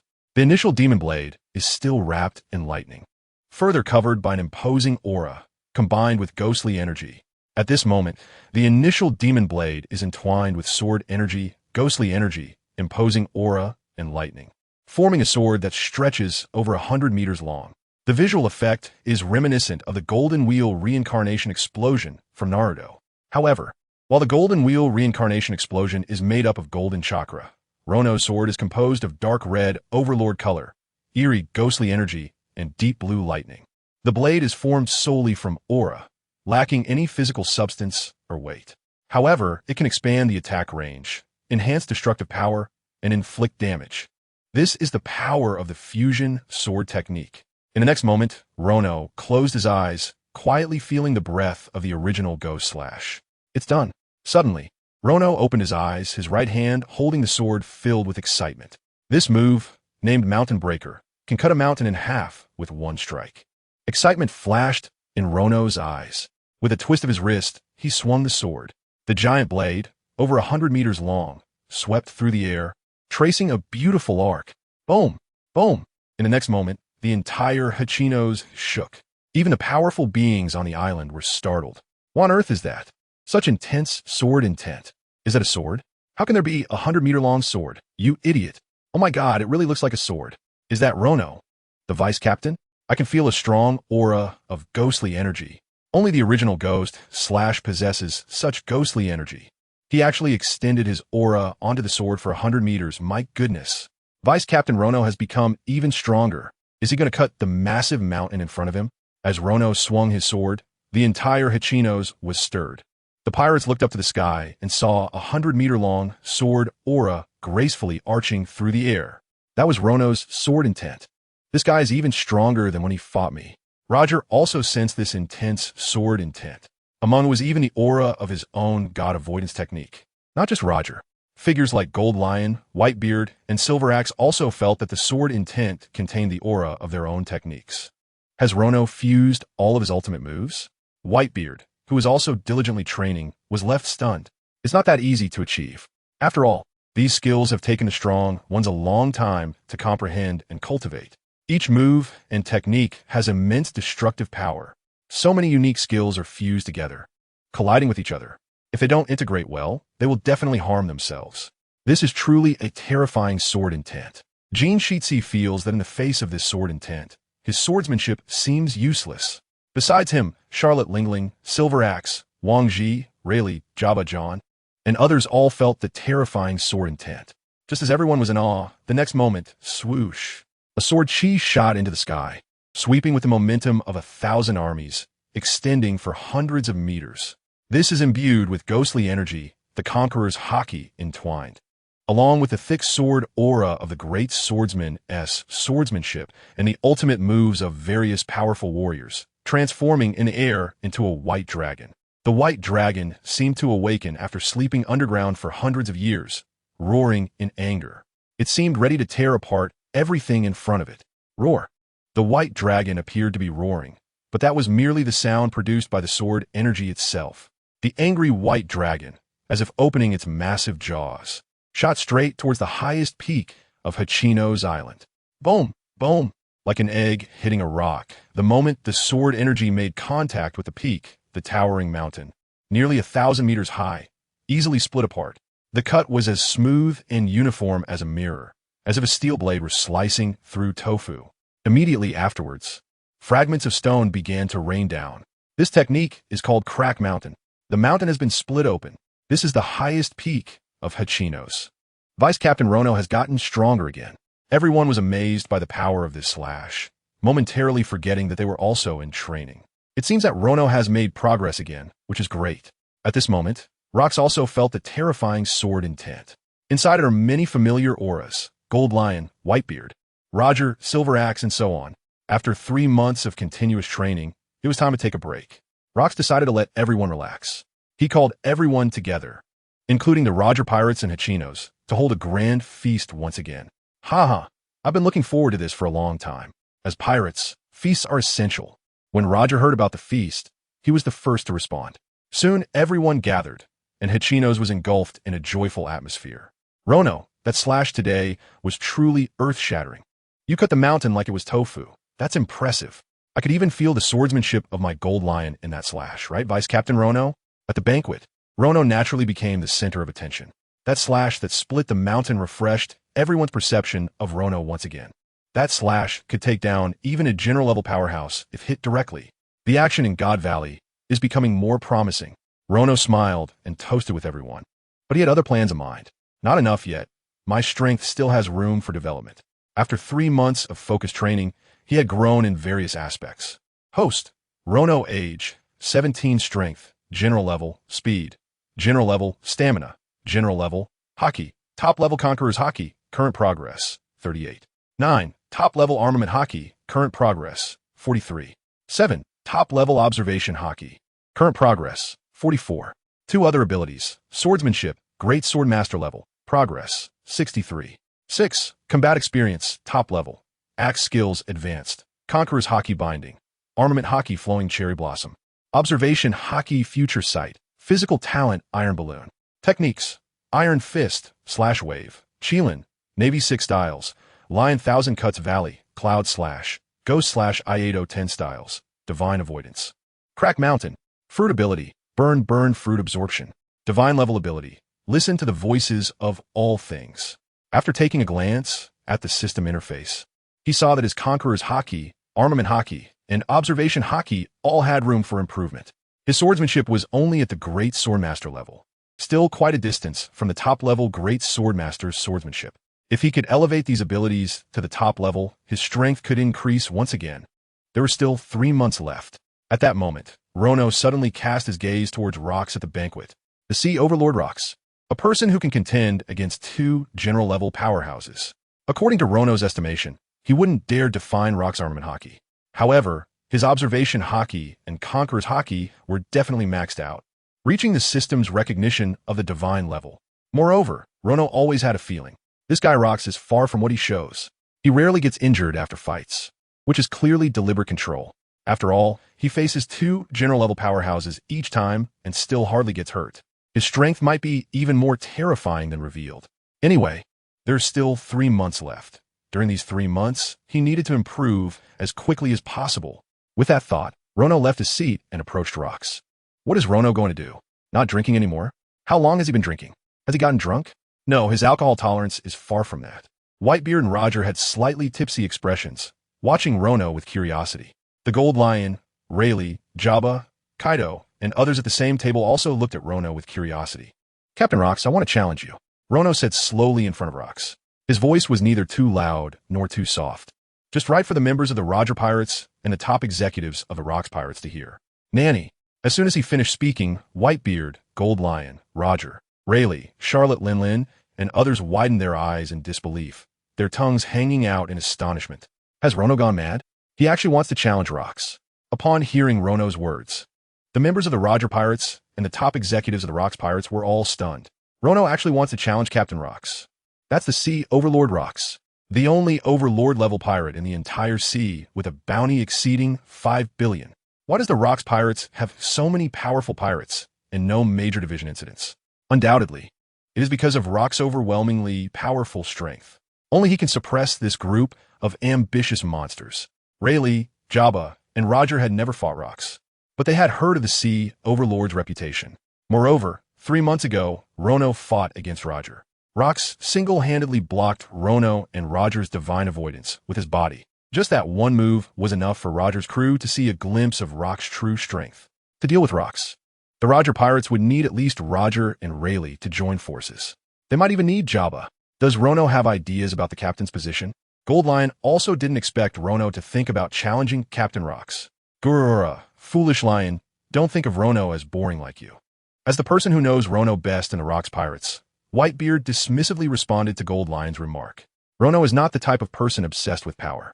Although he holds the position of vice captain, he never acts arrogantly even when facing ordinary members. He has never ordered the division leaders to do anything. How could someone like him covet the position of captain? In Whitebeard's view, there's only one reason why Rono wants to challenge Rocks. That is to prepare for the Battle of God Valley 3 months later. He wants to grow rapidly from fighting Captain Rocks. Then, in the Battle of God Valley, he aims to kill as many celestial dragons as possible. All right, I accept your challenge. Rocks nodded lightly. He understood Rono's thoughts. This guy appreciates himself a lot. And Rocks is also happy to see Rono become stronger. After all, the strength of that figure in Mariewa is unfathomable. Even Rocks himself doesn't know the depths of their power. To achieve his ambitions, the stronger his crew is, the better. Vice Captain Rono has challenged Captain Rocks. My God, is that true? The captain is going to duel with the vice captain. What kind of nonsense banquet is this? If you miss this, there won't be another chance to see it. Originally, only a circle of high-ranking members inside the banquet knew about Rono's challenge to Rocks. It's unclear who let it slip, but it immediately stirred up a wave in the Rocks Pirates. The banquet was directly interrupted, and most people came to watch the duel between the captain and the vice captain. Soon, Rocks and Rono arrived in open space, and both sides took their stances. Around them, nearly all members of the Rocks Pirates and the Roger Pirates were present. After all, no one wanted to miss such an exciting duel. Boom, boom. 2 waves of Conqueror's Haki soared into the air, rubbing against each other and erupting with terrifying dark red metallic sparks. Congratulations to the host for successfully picking up top-level Conqueror's Haki. Current progress, 44. 4. Congratulations to the host for successfully picking up top-level Conqueror's Haki. Current progress, 45. 9. Congratulations to the host for successfully picking up top-level Conqueror's Haki. Current progress, 47. 3. Just the clash of Conqueror's Haki made the system in Rono's mind ring nonstop. It took him 3 months of training to grow a few percentage points in top-level Conqueror's Haki. Now, it has increased by nearly a percentage point all at once. Rono felt delighted. He was right after all. Rocks, perhaps, is the best teacher on this sea. Whoosh! Rono took the lead and swung his sword, releasing terrifying sword intent. Intertwined with Conqueror's Haki and struck fiercely at Rocks. Rocks remained calm, wrapping Conqueror's Haki around his right arm and directly collided with the original Sword of Ghosts. Congratulations to the host for successfully picking up Strength 39, 458. Congratulations to the host for successfully picking up Speed 6, 698.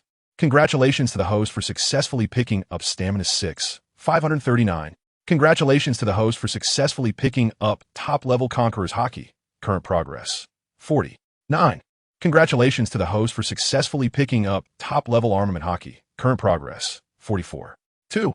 Congratulations to the host for successfully picking up top-level Observation Haki. Current progress, 44. 7. What terrifying power! Rono felt the terrifying strength transmitted from the original Sword of Ghosts. This is Rock's fighting style, abandoning all flashy techniques. He focuses on cultivating his dominance and physical strength. He has perfected these 2 aspects to the extreme. His fists are like 2 unmatched blades, incredibly powerful. Even Rono struggles to withstand it. Originally wielding the first-generation Ghost Slash with 1 hand, he immediately switches to 2 hands. Even so, his body is trembling. The strength is impressive. He can actually withstand my full force strike. Rocks is also surprised. He didn't hold back with this punch, and gave it his all. Rono actually didn't fly out. It seems Rono's strength has surpassed that of a Marine Admiral, reaching a new level. He withstood Captain Rock's full force blow. Vice Captain Rono's strength cannot be underestimated. The members of the Rocks Pirates are all shocked. It's already quite remarkable that Vice Captain Rono could take this punch. After all, in usual battles, the Marines would at least send out 2 Admiral-level powerhouses to deal with Captain Rocks. For a single Admiral-level powerhouse to face Captain Rocks, saying it could be a one-hit kill might be an exaggeration. But describing it as ruthless crushing is definitely not an exaggeration. Boom, boom, boom. Continuous clashes. The will of dominance unleashed, chaotic energy. Hachinos is trembling. In the sky, an extremely terrifying apocalyptic scene emerges. Whoosh. In the next moment, Rock suddenly gets an idea. Seizing the moment, Rono swings the first-generation Ghost Slash. He tightly grips the blade with his right hand. There's a flaw. Immediately, his free left hand swings with all its might. The violent energy seems to freeze space itself. The Conqueror's haki wrapping and sweeping across the world, charging towards Rono. This is why it almost takes two powerful commanders to confront Rox. After all, Rox has two hands. Oh no, Rono had to retreat a bit. However, Rox's strength was so great that while his left hand swung out, his right hand firmly grasped Rono's original Demon Slayer, leaving no way to retreat. He could only brace himself. Activating his future sight haki, he predicted the area where Rox would attack him. It was at his right waist. He covered his right waist with top-level armament haki. With a loud bang, it sounded like a monk striking a bell with a large mallet in the early morning at a temple. Congratulations to the host for successfully acquiring power 34,578. Congratulations to the host for successfully acquiring speed 2,432. Congratulations to the host for successfully acquiring stamina 2,368. Congratulations to the host for successfully acquiring top-level Conqueror's haki. Current progress 41. 9. Congratulations to the host for successfully acquiring top-level armament haki. Current progress 45. 2. With a loud bang, Rox's heavy fist landed on Rono's right waist. Crash. The next moment, Rono flew out like a human cannonball, crashing hundreds of meters away into a mountain peak before finally stopping. Is it over? The pirates present felt somewhat unsatisfied. Even being hit by Captain Rox's punch head-on, wouldn't Vice Captain Rono be unable to take it? No, Captain Rox seems to be injured. Drip, drip. At the same time, the pirates noticed that fresh red blood was dripping from Rox's right arm. The pirates present were immediately shocked. This is the first time they have seen Captain Rox injured in a one-on-one fight. Vice Captain Rono actually managed to injure Captain Rox, as expected of the Vice Captain. It's the first time I've seen Captain Rox get hurt in a one-on-one situation. That's right, it's also the first time I've seen it. It's truly terrifying. The pirate crew is in shock. And what about the division leaders like Golden Lion, Charlotte Linlin, and John? This is also their first time witnessing Captain Rox get injured in a one-on-one situation. It's over. You're the first person to injure me in a 1v1 situation. Rox glanced at the bloody wound on his right arm caused by the first generation of the sword, and said with appreciation. Just now, Rono exchanged injuries, using the first generation sword to slash his own right arm before being hit. The fierce conqueror's haki wrapped around him, causing even Rox's physically trained body to be breached. Whether it's this moment of combat experience or the powerful destructive force that can cut through his own flesh, it's enough to prove that the vice captain of the Rox Pirates is truly deserving of his title. For the remaining 3 months, take good care of your injuries. The Valley of Gods cannot be without you. After Rox finished speaking, he prepared to leave. Who said it was over? At that moment, from the deep pit, as the smoke dissipated, Rono's voice came out. The next moment, a figure flashed to stand in front of Rox. At this point, Rono had obvious wounds on his body, and a trace of blood was oozing from the corner of his mouth. There were some scars on his right waist, which looked slightly concave, but were only minor injuries. After all, Rono has the body talent of a steel balloon. Plus, he sensed the attacked area with his observation haki, allowing him to defend with top-level armament haki focused at a single point. This is how Rox's full power strike was neutralized. Otherwise, without any one of those abilities, it would be impossible to defend against that punch. The Sea Overlord Rox is truly terrifying. After being hit head-on by Captain Rox, he can still move around. No wonder he's the Vice Captain Rono. How'd he manage to withstand it? It's hard to imagine. Any Admiral-level powerhouse would probably not survive a direct hit from Captain Rox. The members of the Rox Pirates were stunned. To be able to stand up after being hit by Captain Rox? If it were me, I would at least be lying in a hospital bed for 3 months. Haha, it seems like it doesn't matter at all. It's truly terrifying. Has Vice Captain Rono's strength reached such a level? Golden Lion, Silver Axe, Charlotte Linlin, and others were also dumbfounded. The captains of the various divisions know best how powerful Rox is. After all, they've been following Rox the longest. That full power strike covered in Conqueror's haki landed directly. Even an Admiral-level powerhouse would probably be either dead or severely injured if hit. Just how much has Rono grown? Even Whitebeard and Roger were amazed. They believed that if they took a direct punch from Rox, they would never be able to stand up so quickly. It'd only been 3 months. How has Rono grown so fast? The gap doesn't seem to be narrowing at all. Instead, it's getting bigger. Interesting, haha, really interesting. After a slight surprise, Rox burst into laughter. This guy's growth rate has exceeded his own expectations. Then let's get stronger. Rono, The stronger the better. Boom, boom. The two sides engage in a fierce battle once again.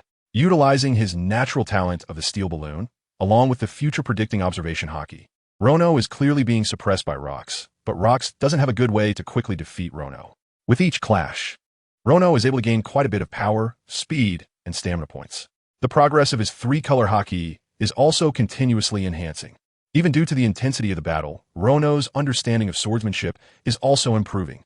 Ultimately, after a long-lasting fight, Rono loses because his haki is completely depleted. Rono's defeat to Rox is expected by everyone. However, no one could have imagined that Rono, the vice-captain, could fight Rox, the captain, to such an extent. This was also the first time they saw someone capable of fighting Captain Rox one-on-one and holding their ground. Even Rox was injured. Not even Captain Whitebeard or Captain Shiki could achieve that. Vice-Captain Rono is truly the strongest under Rox. Let's have a rematch in a week. You need to rest for a week to recover from your injuries, Rox said, looking at Rono, who was exhausted and covered in wounds. Of course, Rox also had some cuts on him. He could feel that Rono was becoming stronger with each battle against him. With that in mind, he intended to help him out. In 3 months, he hoped Rono would become as strong as possible before the Valley of Gods. All right, Rono agreed. At that moment, he checked his system interface, which had been completely refreshed. Host, Rono age, 17 strength, Admiral level, speed, Admiral level, stamina, Admiral level, haki, top tier Conqueror's haki, current progress, 48. 9. Top tier armament haki, current progress, 57.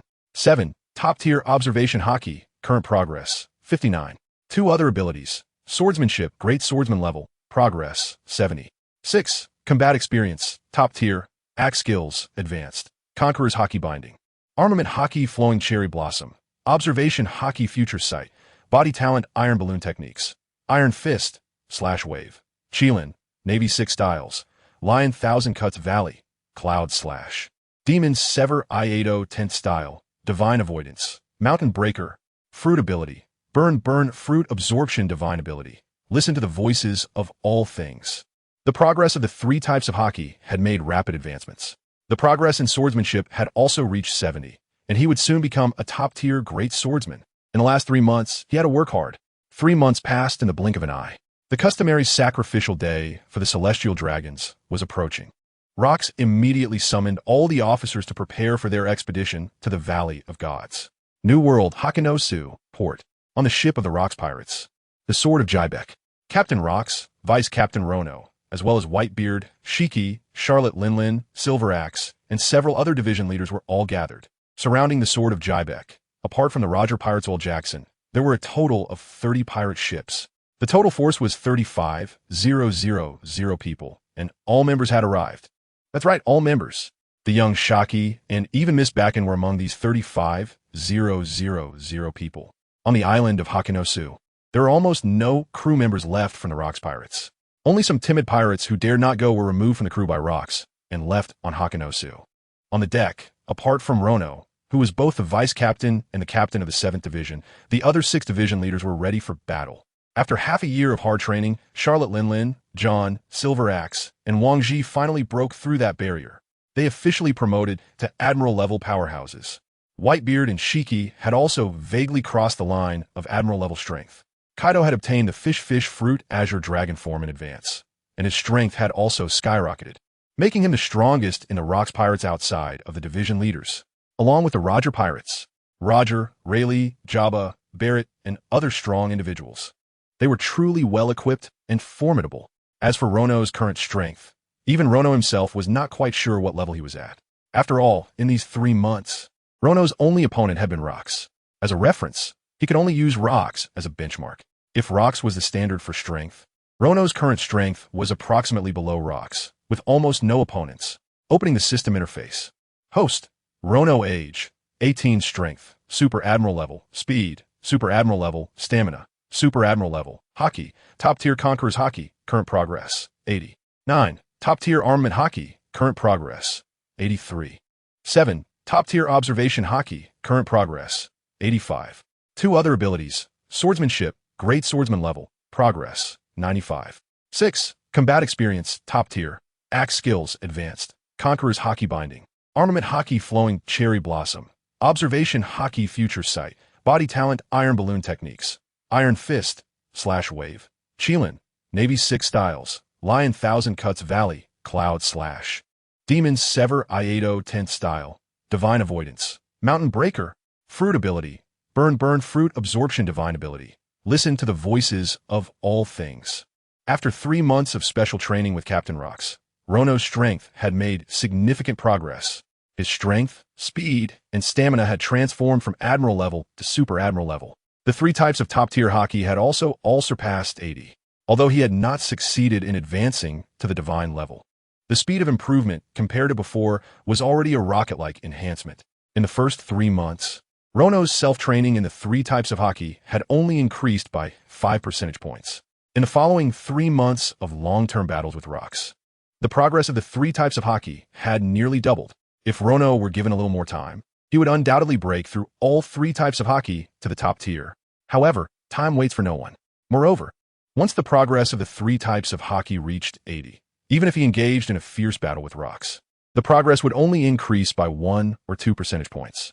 The later it gets, the harder it becomes to improve, which is common knowledge.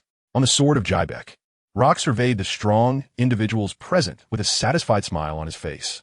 With such a lineup, even if those old bastards and Mary Geos gather the power of the entire world, we still have the strength to fight. In fact, we even have a chance of winning. Good. Very good. Before we set off, I want you to understand one thing. Rox began his pre-battle mobilization. Do you think those useless celestial dragons and Mary Geos are gods? If it weren't for their ancestors from 800 years ago, these useless celestial dragons are nothing. Even their ancestors from 800 years ago were just humans. Now, they have turned into a pile of yellow earth. The reason I bring this up is to make you understand one thing. No one starts off on a pedestal. Before becoming a god was just a mortal. Now, what we need to do is pull those so-called gods down from their thrones and take their place ourselves. After this battle, we will be the new gods of this world. Rox raised his arm and shouted, igniting the blood of the 35,000 members of the Rox Pirates present. Pull the celestial dragons down from their divine positions. Those useless bastards don't even deserve to be called gods. Awesome. Kill them. We are the new gods. Haha, brothers. Follow Captain Rox and Vice Captain Rono. Let's become gods. God Valley, here we come. 5 elders, Navy, get ready to clean your necks. The pirates were incredibly excited. And the division leaders like Gold Lion, Charlotte Linlin, John, and Wang Ji also showed expectant smiles. Becoming gods. Who wouldn't look forward to that? They were originally a group of ambitious monsters, gathered together because of a lucrative opportunity. Now that the chance to become gods is right in front of them, they are certainly tempted. Among those present, only Rono, Whitebeard, Roger, and a few others were not swayed by Rox's pre-battle mobilization. Rox didn't care about this. At this moment, the sky was dark and gloomy. Thunderclouds and rain arrived in an instant. It seemed to foreshadow the comprehensive war that would change the course of the entire world. Destination: God Valley set off. Seeing the timing was right, Rox smiled lightly, and the ship, the Sword of Jibek, set sail for God Valley. The Grand Line God Valley. At this time, God Valley was filled with a chilling atmosphere. In the center of God Valley stood a palace so magnificent that words cannot describe its grandeur. It was made entirely of extremely precious and hard gemstones, inlaid with plenty of gold, jewels, and more. It was called Emerald City. In the sunlight, Emerald City emitted a brilliant glow, and anyone who saw it couldn't help but marvel at the greatness of such craftsmanship. Here, similar to Mary Geos, is considered another palace of the Celestial Dragons.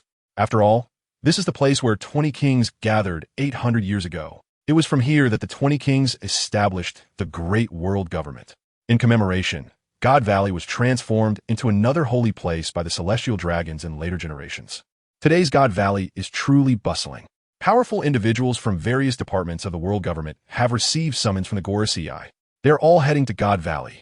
Currently, there are only 4 Gorosei left, and these 4 are all Admiral-level powerhouses. The 4 individuals stood in the most distinguished and prominent central position among the crowd. Flanking these 4 were the formidable supreme commander of the 3 armies and the masked leader of CP0.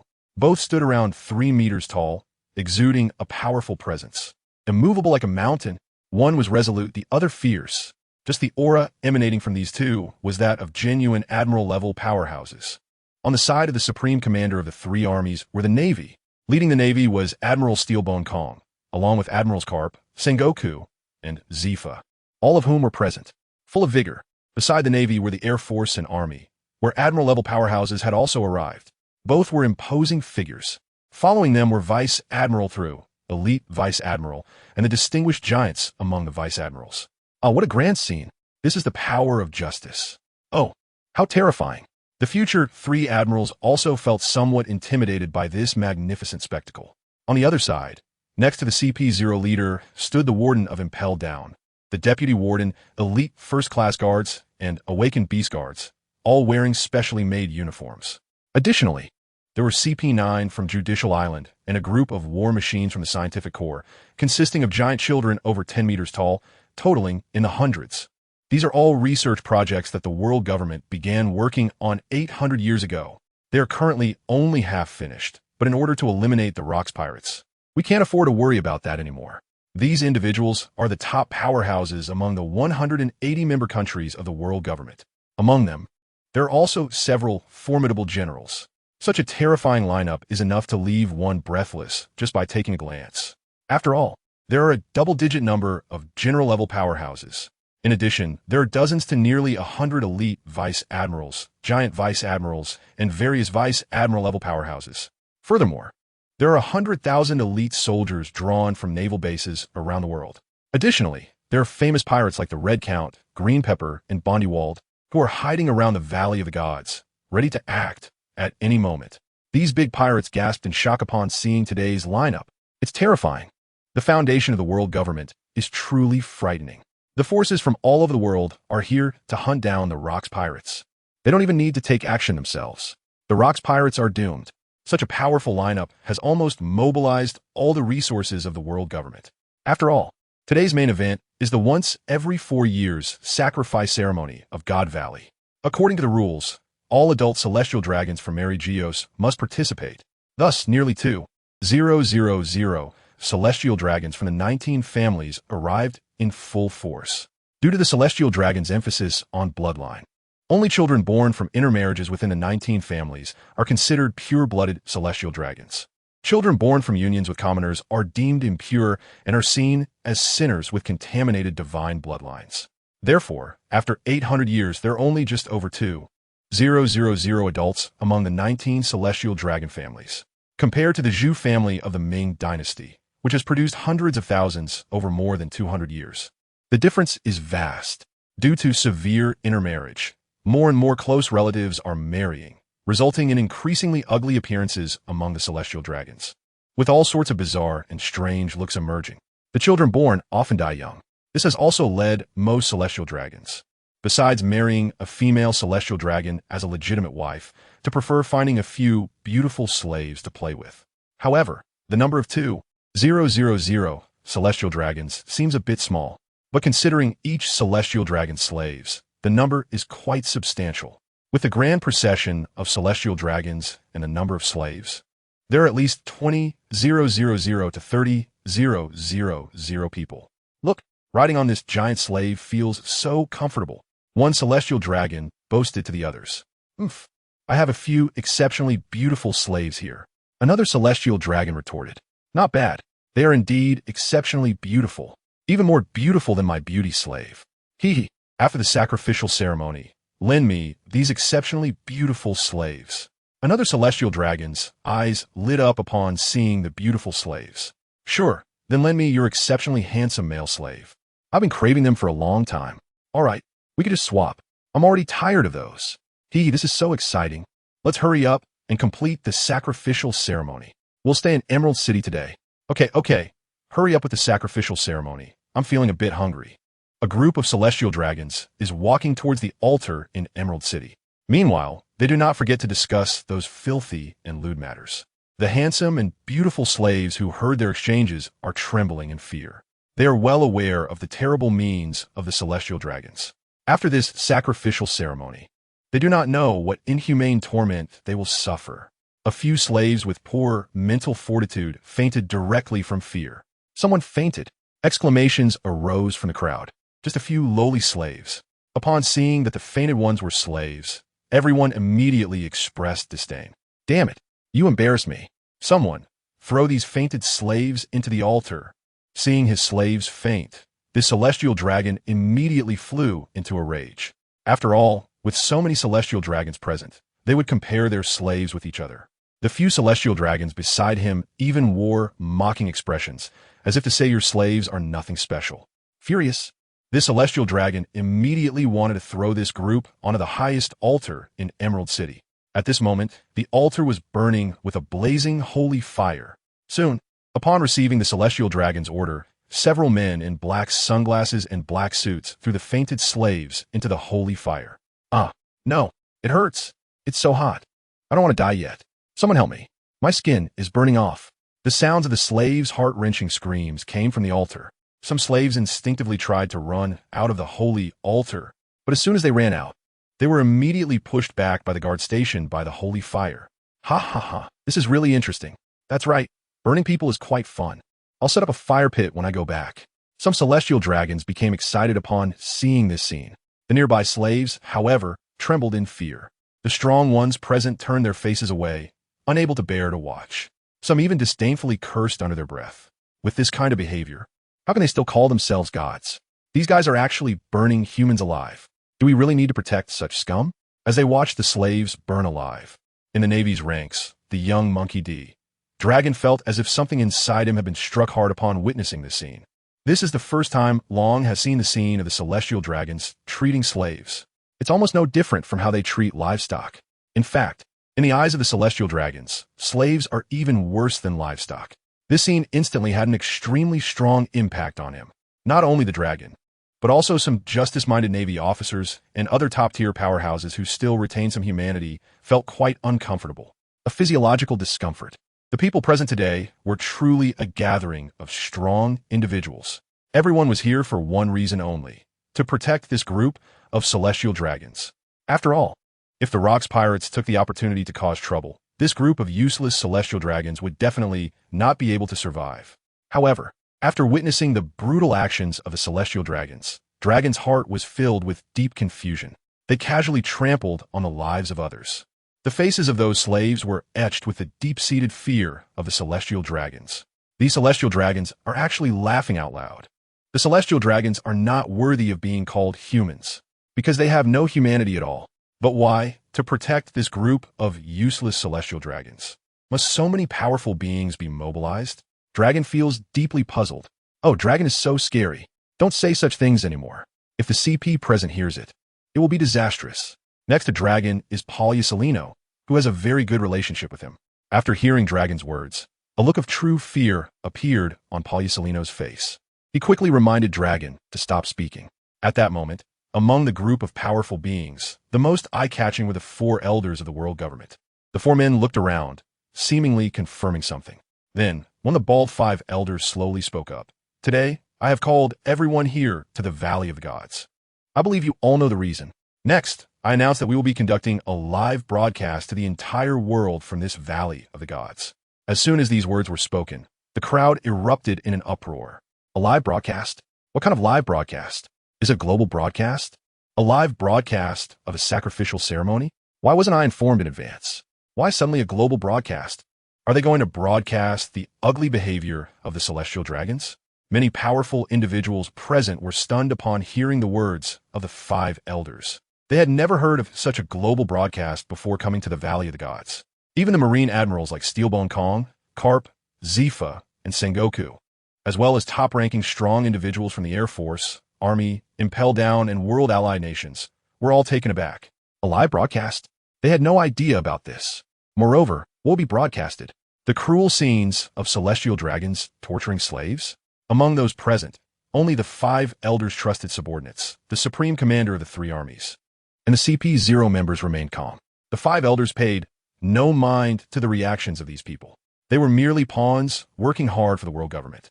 There was no need to inform these lower beings about many matters. They only needed to obediently follow orders. Immediately activate the live broadcast Den Mushi. As soon as the command was given, several masked CP0 members sprang into action. It was seen that the vast Valley of the Gods had at least dozens of live broadcast Den Mushi installed for comprehensive coverage. The next moment, in the East Sea, South Sea, North Sea, and West Sea, in every town across the 4 seas where there was a large screen, The broadcast footage immediately appeared.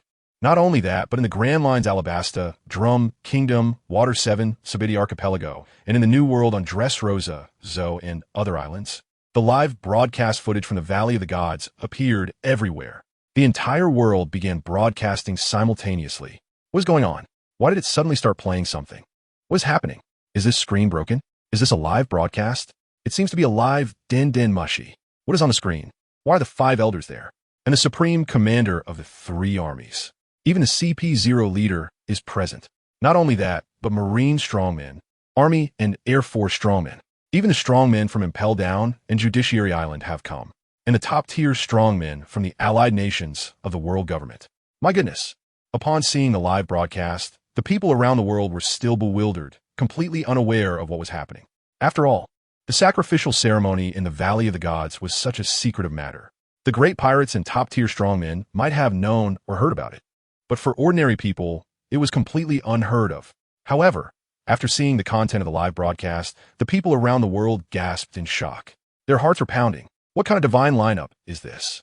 Almost all the powerful figures under the jurisdiction of the world government have gathered. At this moment, the people of the world are also quite puzzled. With such a powerful assembly and a live broadcast to the whole world, what exactly does the world government want to do? Is something big about to happen? Meanwhile, in the New World, the Rocks Pirates are on their way to God Valley. They consist of a total of 30 ships and 35,000 strong pirates, along with the Roger Pirates. At this moment, thanks to the reminder from the News King protected by rocks, they're also watching the live broadcast from God Valley. Is this all the power the world government can muster? So many strong figures. Just among the Admiral level strong, there are double digits. This is the foundation of the world government.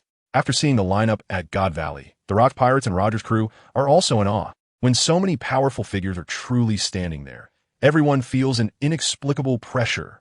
This scale is even more extravagant than the Grand Marine Ford War in the original story. Watching the live broadcast, Rono secretly thought to himself. He felt no fear at all, but rather a bit of excitement. After all, in that live broadcast, Rono saw the mighty celestial dragons. A vast number of celestial dragons, along with slaves. There are at least tens of thousands. This is the first time Rono has seen so many adult celestial dragons gathered together. Kill. Exterminate this group of pigs. Kill all those celestial dragons. Avenge our parents. Rono was so excited that his body trembled. The initial demon slayer in his hand emitted a chilling aura due to Rono's excitement. Hey, what's with this eerie feeling? Why does it feel a bit chilly on the back of my neck? Hey, look, Deputy Captain Rono seems a bit off. What's going on? Why is Deputy Captain Rono shaking like this? Is it excitement or fear? How could it be fear? Deputy Captain Rono must be overly excited. That's right. Deputy Captain Rono is fired up. Why do I feel like I've been infected too? On the deck, some sharp-eyed members of the Rocks Pirates also noticed that Deputy Captain Rono was acting strangely. He seems to be in particularly good spirits today. This is really exciting. Let us have a thrilling battle. Roger seemed to be infected by Rono's excitement as he laughed heartily. Gulala. That's right. Kill that group of celestial dragons. Let them pay for Rono's parents. Whitebeard slammed the Tsung-Yun onto the ground, equally exhilarated. After 6 months of contact, Whitebeard, Roger, and Rono had become close friends. After all, their temperaments and characters matched well. In 20 minutes, we will reach God Valley. Everyone get ready. Let us have a big fight. Rock shouted loudly, pointing his hands to the sky. His red cloak fluttered in the sea breeze. Let us have a big fight. All the thousands of members of the Rocks Pirates present were already prepared. Wait, Captain Rocks. I have a plan for a surprise attack.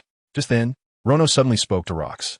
Meanwhile, at God Valley, a CP0 agent responsible for live broadcasting made a respectful OK gesture to the 5 elders, indicating that the equipment was ready, and now the people of the world could see the footage. Seeing this, the 5 elders nodded slightly. The bald elder continued, "People of the world, surely everyone is very curious. Why are we standing here today and gathering so many powerful individuals summoned by the world government? The reason is simple. The Rocks Pirates." The bald elder took a deep breath and continued, "The current Rocks Pirates have grown into a tumor for the entire world. The Golden City incident, due to the government's underestimation, led to the further expansion of the Rocks Pirates. This has brought great panic to the people of the world and various countries.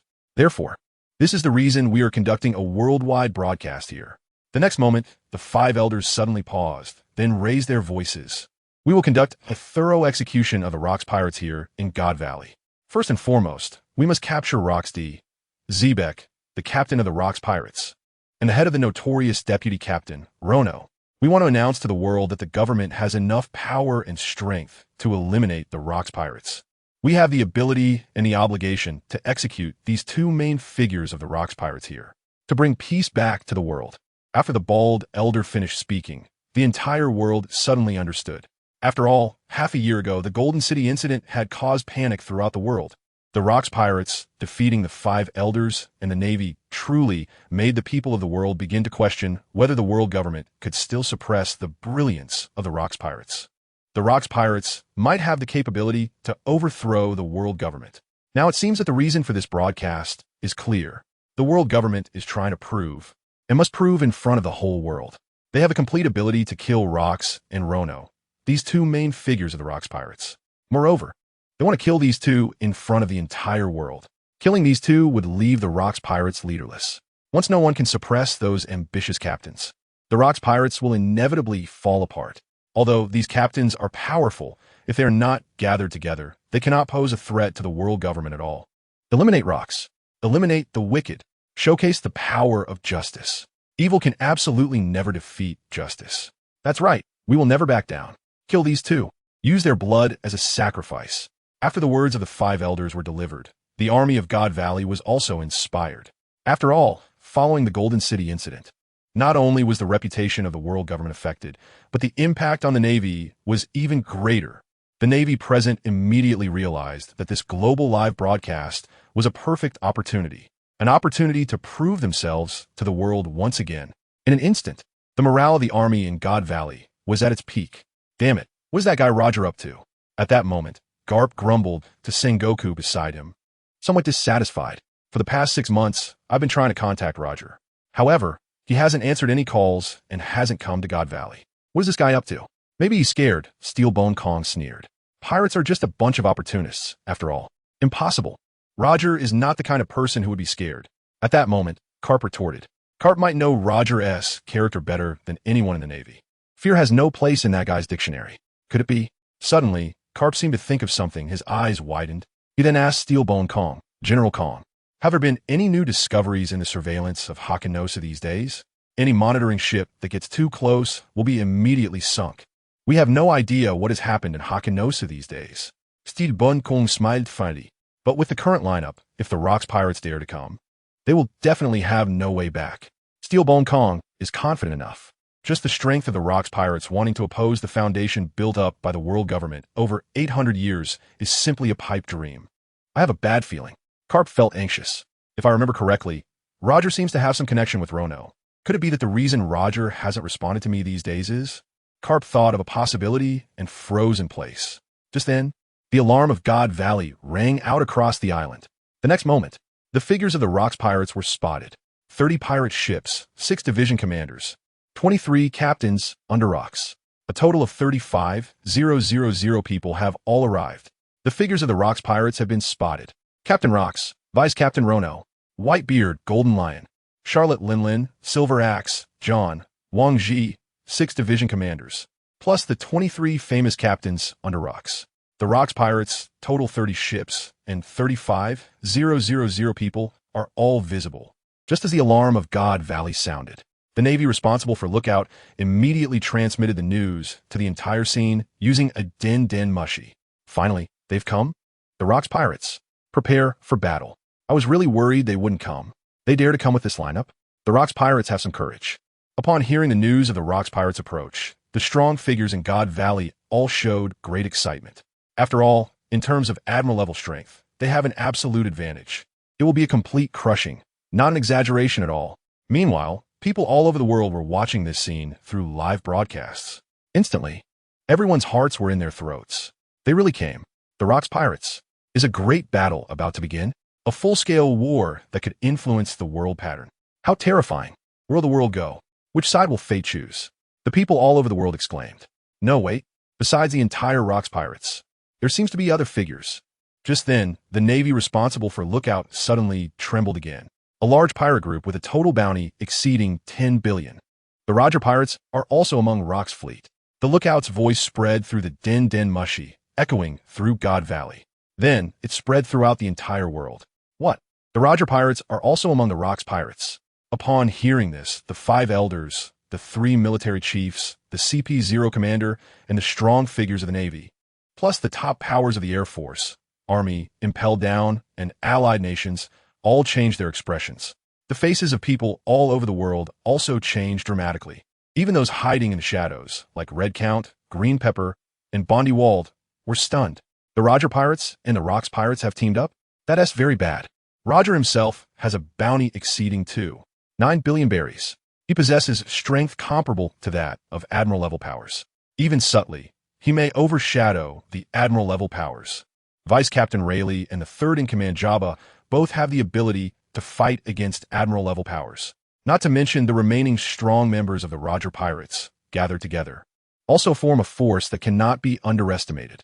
This is equivalent to the Rocks pirates suddenly gaining 3 Admiral-level combat powers. How could this happen? The 5 elders are somewhat taken aback. Roger, how could he team up with Rocks? This guy, isn't he quite disgusted with Rocks? After saying that, the Gorosei glared fiercely at the nearby Sogeking and Carp. After all, they were entrusted with Roger's affairs. And it ended up like this. It's Rono. Roger and Rono have an unusual relationship. Facing the hateful gazes of the Gorosei, Carp spoke nonchalantly. Now he finally understands why Roger hasn't responded to him in the past 6 months. It turns out this guy teamed up with the Rocks pirates. Damn. This huge change is enough to turn the originally envisioned battlefield upside down. It wouldn't be an exaggeration to say that the situation has completely reversed. Are they extreme villains again? Damn it. It seems we've miscalculated. The bald old star shouted in anger, not expecting that Roger actually teamed up with Rocks. Now, the originally huge advantage of the world government with its top-tier strongmen may very well become extremely minimal. Damn it. If I had known it would turn out this way. We shouldn't have started the worldwide live broadcast. Although the addition of the Roger pirates shouldn't lead to the world government losing this war, winning is definitely going to be a fierce battle. It won't be the easy, crushing victory we initially imagined. At this point, there's no use in saying these things. That's right, the worldwide live broadcast has already started, and we have no way out. We must bring out our strongest power to face the challenge. Even if there's an additional Roger pirates, it's nothing to be afraid of. We must capture the heads of Rocks and the notorious criminals in front of the whole world. The remaining 3, the curly-haired, the suited, and the kimono-clad Gorosei, adjusted their mindset. Although the worldwide live broadcast has begun, it can be interrupted at any time. Facing the increasingly approaching Rocks pirates is the most important thing. According to the previously adjusted strategy, priority should be given to the sky. As the chief strategic advisor, Admiral Tsuru shouted to remind everyone. The ability of the Golden Lion's float fruit is too troublesome. The consequences of an island being thrown down are unimaginable. Therefore, before every battle with the Rocks pirates, we must prioritize air defense to prevent the Golden Lion from launching a surprise attack.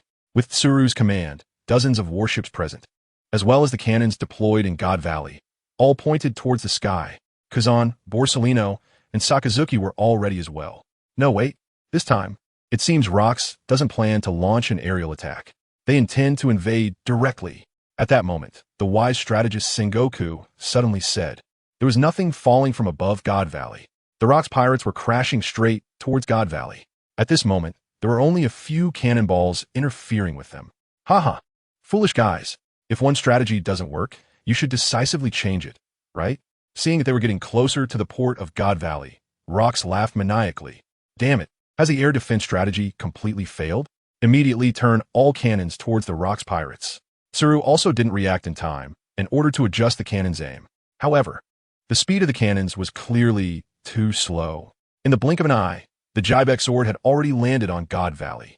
Soon, all 6 division commanders of the Rocks, including Rocks himself, successfully landed on God Valley.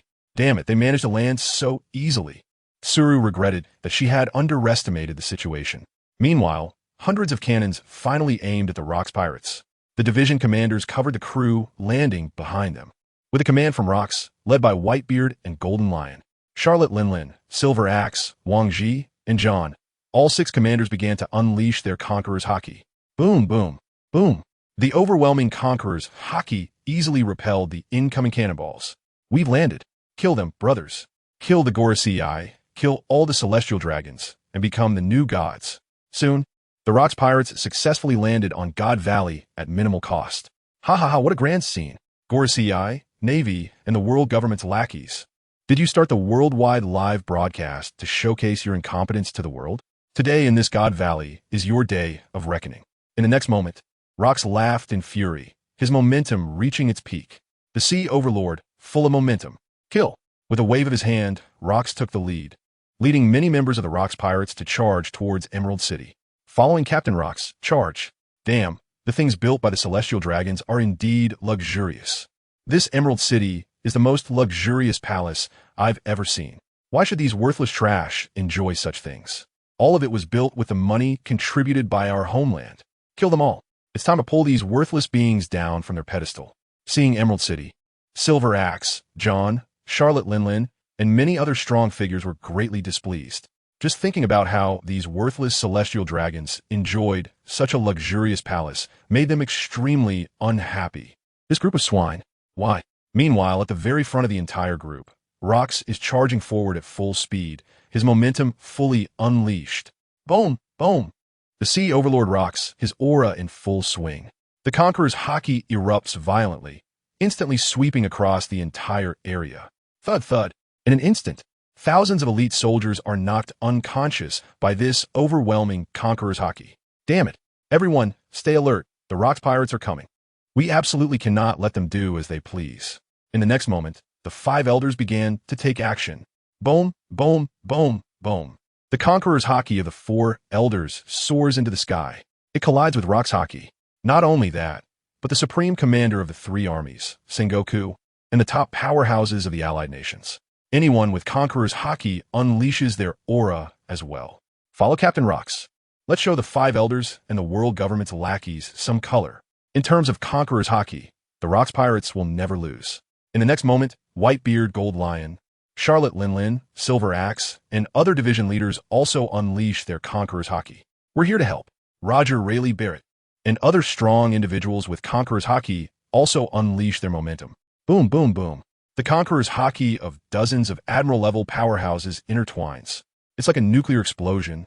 The Valley of the Gods is suddenly filled with terrifying dark, red, explosive energy. Thud, thud, thud. In an instant, countless Navy soldiers and pirates all fall under the clash of this powerful Conqueror's haki. In just the first moment, at least half of the tens of thousands of elite soldiers dispatched by the Navy were knocked down by the haki. The pirates of the Rocks pirates aren't faring much better. Out of 35,000, at least 15,000 were knocked unconscious by the Conqueror's haki. Protect the Celestial Dragons. CP0. Our mission is to ensure that not a single harm comes to the gods of this world. At this critical moment, the Admiral-level powerhouses and the leader of CP0 hurriedly gave orders. The Celestial Dragons cannot withstand such a shock from the Conqueror's haki. Under the leadership of the CP0 leader, several CP0 powerhouses at the level of the Yonko's vice commanders rushed to protect the Celestial Dragons. This allowed over 2,000 Celestial Dragons to avoid the impact of the Conqueror's haki. How terrifying. Is this the end of the world? So frightening. The Rocks pirates. These are the top powerhouses standing at the pinnacle of this world. The entire world was deeply shaken by this scene. It was the first time they saw so many strong individuals with Conqueror's haki clashing. Meanwhile, the members of the Rocks pirates are continuously approaching Emerald City. Soon, the 2 forces will clash. Prepare for battle. The 5 elders shouted, and the Navy soldiers below quickly prepared for combat.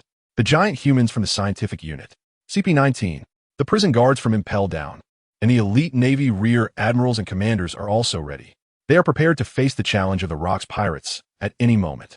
Steve Bunkong, Garp, Zifa, Sengoku, the Air Force General, the Army General, the Supreme Commander of the 3 armies, and the Admiral-level powerhouses from the Allied nations are also poised for action. They must block the Admiral-level powerhouses of the Rocks pirates as soon as they charge in. Otherwise, if an Admiral-level powerhouse breaks into the crowd, the losses would be absolutely catastrophic. Ha ha ha. It's time. Who told you that I wouldn't have an airstrike this time? Seeing this, the flying pirate Gold Lion sneered coldly. Then with a thought, rumbling, the sky over the Valley of the Gods darkens completely. At this moment, everyone looks up at the sky and realizes, in the sky over the Valley of the Gods, 3 or 4 gigantic islands have suddenly appeared, completely covering the sky above the Valley of the Gods. Everyone present is stunned. 3 or 4 islands, not just one. If this falls down, who knows how heavy the casualties will be. Damn it, immediately crush these islands. Crane gritted his teeth and ordered the warships and cannons present to adjust their firing angles. Relying solely on the power of the cannons is simply not enough. That guy, Golden Lion, has grown stronger again. Damn it, we've been played. Immediately destroy these islands. We absolutely cannot let them land. The 4 elders were shocked at the scene. In the next moment, the top powerhouses of the allied nations, the Air Force General, Army General, Commander-in-Chief of the 3 armed forces, and the current director of Impel Down, along with several general-level powerhouses, took action personally. 1 island might be crushed in a short time, but to crush 3 or 4 islands, it must be done by the general-level powerhouses to achieve a quick destruction. Boom, boom, boom. Several general-level powerhouses flew high into the air, launching a frenzied assault on the islands overhead. Bang, bang, bang. Fragments of stone fell like raindrops. Ha ha. Take this time. Little ones kill. Rox sneered, facing so many general-level powerhouses. The islands can't kill people, but they can hold them back for a short time. Now is the best opportunity. Quickly eliminate the enemy's living forces and break through the defense line. That is the way to victory. Whoosh, whoosh, whoosh. Taking advantage of the time when several general-level powerhouses from the world government's camp were being held back, Rox led his pirate crew into the Navy ranks. This is a live broadcast to the whole world. We must stop them. We cannot lose our composure. The 4 elders could not hold back any longer and made their move on the spot. The curly-haired and bald old men blocked Rox in front. The kimono and suit-wearing old men were about to face Golden Lion and Whitebeard, but they were intercepted by Wang Ji, John, Charlotte Linlin, and Silver Axe respectively. It won't be that simple, old man. Your opponent is me. Don't think about disturbing others. The 4 looked at the 4 elders in front of them, their faces showing cruel smiles. With just you, do you even deserve to be my opponent? The 4 elders looked disdainful. Their impression of these 4 division commanders was still stuck in the past. The strength of these 4 individuals is somewhat inferior to that of Whitebeard and Gold Lion. They are not true top-tier powerhouses. Hey, old bastard, stop looking down on people. Charlotte Linlin snorted coldly, wielding the famous sword Napoleon, and unleashed Conqueror's Haki. She slashed fiercely at one of the 5 elders in front of her. Conqueror's Haki? Where did you learn this, you guy? The bespectacled 5 elder barely dodged the attack and exclaimed in shock. Even that crazy woman, Charlotte Linlin, has broken through to the level of a top-tier powerhouse. It wasn't just Charlotte Linlin. Silver Axe, Wang Ji, and John also sprang into action. Boom, boom, boom. 3 sharp attacks struck towards the bald, curly-haired, and suited 5 elders. You 3 guys too? The 5 elders, caught off guard, were pushed back a considerable distance. Immediately after, their eyes widened in disbelief. This power, this aura. It can't be wrong. I never expected this. The 4 vice captains have actually broken through to the level of admiral-level powerhouses. Damn it, such important intelligence was not obtained in advance. A miscalculation. A huge miscalculation. The 4 vice captains ranked lower have all become genuine admiral-level powerhouses. It is absolutely impossible to bypass these 4 and stop Rox, Shiki, and Whitebeard in the short term. It seems that the situation of the war is far worse than I initially expected. Now, I can only hope that Steelbone Kong and the others can hold back Rox, Whitebeard, Shiki, and the others. We must not let them break into the interior. Without admiral-level powerhouses to stop them, if these 3 break through the defense line, the consequences would be unimaginable. I will stop them. Sure enough, in the next moment, led by Steelbone Kong, admiral-level powerhouses Carp, Sengoku, and Zifa confronted Rox, Whitebeard, and Shiki. Your opponents are us. Carp, it's been a long time. At this critical moment, the members of the Roger Pirates made their move. Roger drew his sword ace and engaged Carp in a fierce battle. The strong shockwave blew away the surrounding pirates and navy. Damn it, Roger, why are you helping the Rox pirates? Carp, who blocked Roger's slash, asked somewhat displeased. Carp, you know me. I can't just stand by and watch my friends go to their deaths. Let me stop you here, Carp. You don't want to protect those celestial dragons, do you? Roger said with a faint smile, swinging another slash. Upon hearing this, Carp, after blocking it, felt conflicted. He indeed did not want to care about those celestial dragons. But if no one stops Shiki and Rox, many of the navy present would be brutally killed. Sengoku, your opponent is me. On the other side, Rayleigh and Jabba faced off against Sengoku and Zifa, respectively.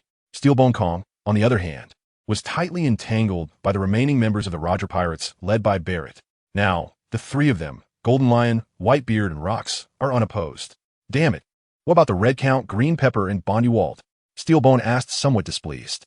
At this moment, they should have come out. However, little did he know that the Red Count and Green Pepper were not foolish either. Such a grand and comprehensive war was not something they could interfere with. Thus, these great pirates unanimously chose to avoid the battle and quietly observe the changes. It was even impossible for them to intervene in this war. The next moment, Rox, Whitebeard, and Gold Lion charged into the crowd. The earthquake, sword energy, and terrifying conqueror's haki instantly swept through the people of God Valley. In an instant, hundreds, if not thousands, of Navy impelled down guards and Judicial Island defenders fell to the hands of these three.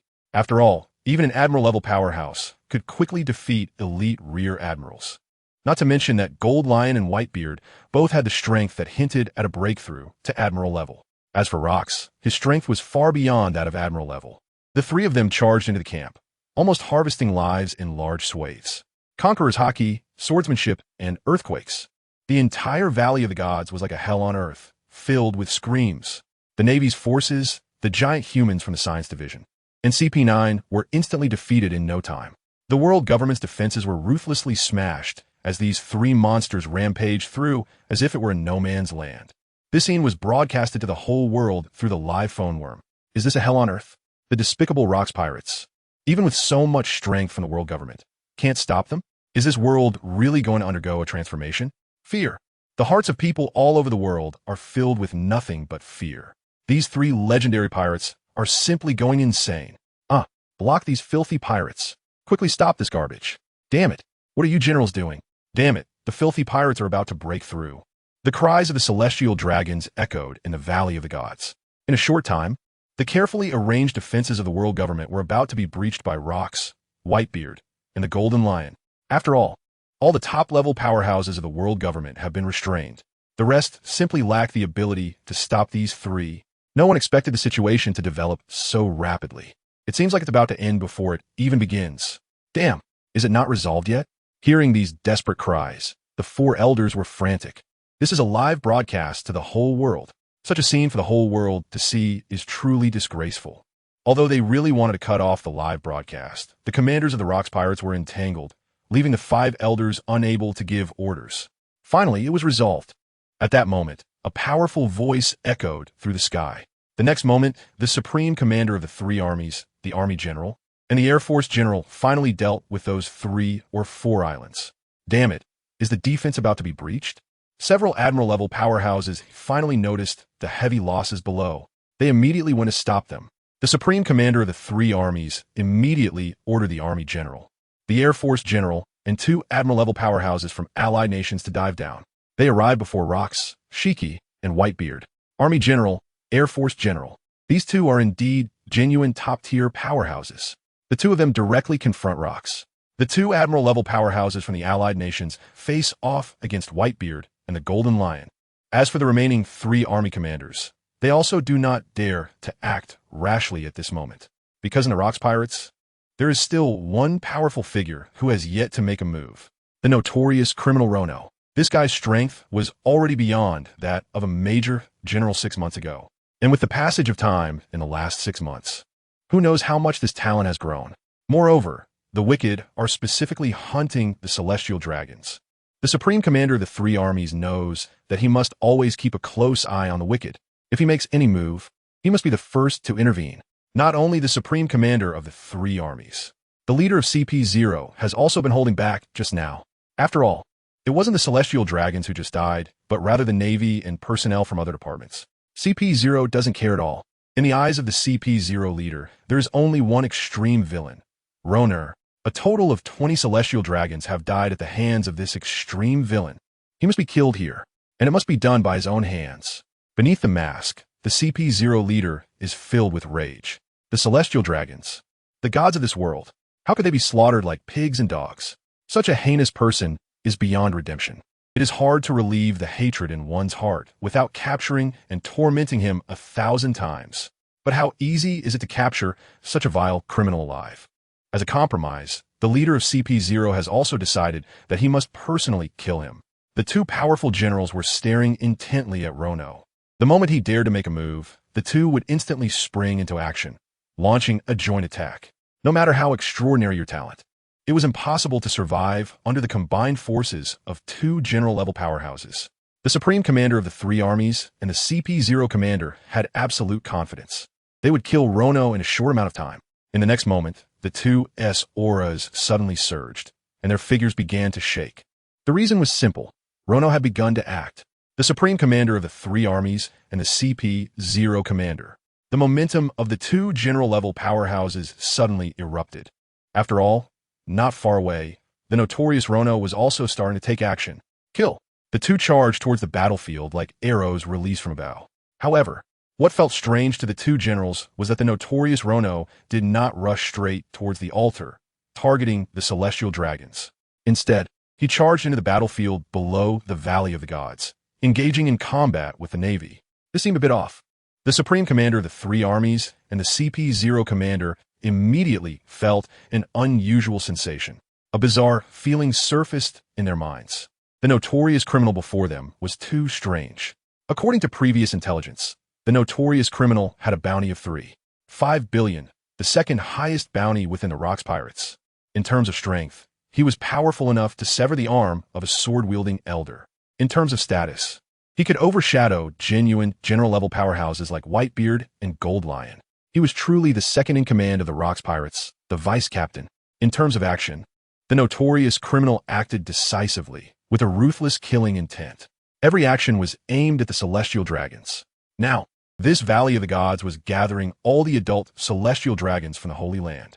Why was the notorious criminal not coming to kill the celestial dragons, but instead fighting with the Navy? Moreover, judging by the opponent's skills, he was actually having a back-and-forth fight with a rear admiral. What on earth is going on? Perhaps it's because the guards are exceptionally strict this time. Even the most vicious criminals have no good way to escape. In any case, let's kill this vicious criminal first. The CP0 commander gritted his teeth and said. Although it felt a bit off, the Supreme Commander of the three armies and the CP0 commander quickly unified their thoughts. This time, the five elders have given their highest order to kill Rox and the notorious criminals. Now, a perfect opportunity is in front of them. Rox, the Golden Lion, Whitebeard, and other powerful commanders are all being held down. The members of the Roger Pirates are also being held back by the 4 strong Navy officers. The current situation is 2v1.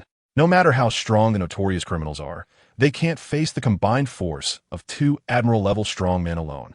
Taking advantage of this opportunity, they should first kill the notorious criminals. The morale of the Rocks Pirates will definitely be affected. Charge! Whoosh whoosh! 2 figures like human cannonballs quickly approached the notorious criminals. Haha! The Supreme Commander of the 3 armies, CP0's leader, you 2 fools. Vice Captain Rono's plan has succeeded, just as the 2 were about to intervene in the battlefield. Suddenly, the notorious criminal in front of them touched their own cheek. Immediately, their face changed and turned into that of a middle-aged woman. The middle-aged woman laughed loudly, as if mocking the foolishness of the 2. You guy, I recognize you. Member of the 2nd Division of the Rocks Pirates. Black Charcoal Mushy, a user of the Mimic Fruit. The Supreme Commander of the 3 armies immediately recognized them. That's right.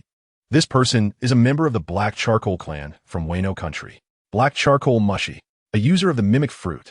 They are a member of the Rocks Pirates who is part of the Black Charcoal clan residing overseas. No wonder they can hold their own against a rear admiral. This is not the true villain at all. How infuriating. Where's the real villain? At this moment, the Supreme Commander of the 3 armies and CP0 surveyed the battlefield. They did not see the figure of Rono. Oh no, the 2 secretly thought it was bad. An extremely ominous premonition rose in their hearts. Just then, suddenly, a piercing dragon roar echoed through the sky. The next moment, whoosh, whoosh, a majestic azure dragon, several dozen meters long, suddenly appeared in the sky over God's Valley, roaring and bellowing, as if it were an ancient, ferocious beast. Even the great Buddha of Sengoku seemed somewhat overshadowed in front of this mighty azure dragon. What is this azure dragon? Is it an ability user? Could it be Kaido, a member of the 7th Division? Everyone was stunned by this scene. After all, the Navy and the world government had not received any new intelligence on the Rocks Pirates for half a year, They had no idea how much the Rock's pirates had grown during this time. However, considering the horns on the dragon's head, it could only be Kaido from the 7th Division. Upon closer inspection, they realized that there was actually a person sitting at the head of the dragon. It was none other than the villain, Rono.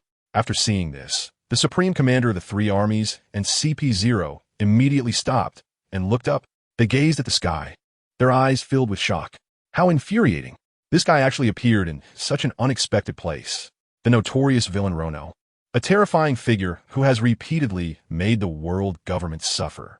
He actually made his entrance in this way. What a frightening character. At this moment, the pirates hiding in the shadows like Red Count, Green Pepper, and Bondi Wald were also deeply shocked by this scene. In front of the whole world, riding the Azure Dragon, charging straight at the Celestial Dragons. Such extraordinary demeanor makes them all yearn for it. Haha, the supreme commander of the army, the fools of CP0. You've fallen for the trap. Lord Rono, the scheme seems to have succeeded. All the strong members of the world government have been drawn in. In the sky, Kaido, transformed into a blue dragon, laughed excitedly. He grabbed the clouds in the sky with his dragon claws and kept soaring. The target is clearly the group of celestial dragons on the magnificent altar of Emerald City. Yes, it's surprisingly smooth. Those bastards of the world government want to kill me so badly? Rono smiled lightly. He instantly attracted 2 admiral-level powerhouses. The world government's determination to kill him is evident. Perfect. Now, almost all of the world government's admiral-level combat power has joined the battlefield. The guarding forces on the altar. Apart from a group of CP0 with elite vice admiral level strength, there are only a bunch of fully armed useless guards. After all, no one expected Rono to appear on the battlefield in such an unexpected way. In front of Rono, these people are nothing but ants. Charge, Kaido. Kill all these pig-like celestial dragons. Rono, riding on Kaido's shoulders, exudes an overwhelming aura. Suddenly, an intense killing intent rises. At this moment, Rono draws the supreme great knife. The first generation of Onigiri, radiating a sharp demonic energy. Like a god of death from hell, he is terrifying. He wants to wipe out this group of pig-like celestial dragons all at once. Ha ha ha, charge. Annihilate this group of trash. Kaido laughs heartily, extremely excited at this moment. After all, this is his first time fighting alongside Lord Rono. He absolutely cannot disappoint Lord Rono. His body continuously spirals in the air as Kaido charges towards the celestial dragons at top speed. Congratulations to the host for acquiring Power 9,999. Congratulations to the host for acquiring Speed 9,999. Congratulations to the host for acquiring Stamina 9,999. Congratulations to the host for successfully acquiring Top-Level Conqueror's Haki. Current progress 85. 9. Congratulations to the host for successfully acquiring Top-Level Conqueror's Haki. Current progress 88. 1. Congratulations to the host for successfully acquiring Top-Level Conqueror's Haki. Current progress 89. 7. Congratulations to the host for successfully acquiring swordsmanship at the Great Swordsman level. Current progress 97. 9. The moment Rono appears on the battlefield, the system's voice rings out continuously like an alarm. Such a great battle is truly exhilarating to participate in. The long-dormant tricolor top-tier dominance has immediately surged by more than 5 percentage points. The swordsmanship of the Great Sword Master is on the verge of breaking through to the divine level. After all, this battle has gathered dozens of general-level strong warriors. For Rono, this war is the best training ground. Kill. Feeling the ever-growing power, Rono rides on the back of Kaido transformed into the Azure Dragon, waving his hand. Kaido charges straight towards the Celestial Dragons. This scene was instantly broadcasted to the whole world through the live phone bug. This is heading straight for the Celestial Dragons. The war can't be ending so soon, right? Will the Celestial Dragons be completely wiped out by these evil villains? The people of the world stared at this scene in shock. Don't come over here, you lowly beings. Wow, that dragon is really cool. Catch it for me. I want to take it back as a slave. Don't fight me for it. This Azure Dragon is mine. I saw it first. How foolish. Can't you idiots see the current situation? Run. If you don't run now, you'll lose your lives. At this moment, the Celestial Dragons on the altar. Some are panicked, some are frightened, and some are turning to escape. Some even think about capturing Kaido as a slave. Are these people really this foolish or just pretending? They dare to be arrogant even when death is imminent. Kaido was also shocked by the bizarre thought processes of these Celestial Dragons. These guys can't all be the result of inbreeding. Damn it. Quickly protect the Celestial Dragons. We must not let them harm the Celestial Dragons. By the altar, a dozen CP0 agents hurriedly shielded the Celestial Dragons behind them. Stop, Rono, quickly. Where are the Air Force troops? Meanwhile, the three military commanders below shouted loudly. In the next moment, several vice admirals who had consumed bird-type devil fruits soared into the air. They blocked Kaido's path. You bunch of scum, die for me. Kaido shouted angrily, his mouth wide open. Heat breath. A scorching heat breath shot toward the few of them. Not only that, bad wind.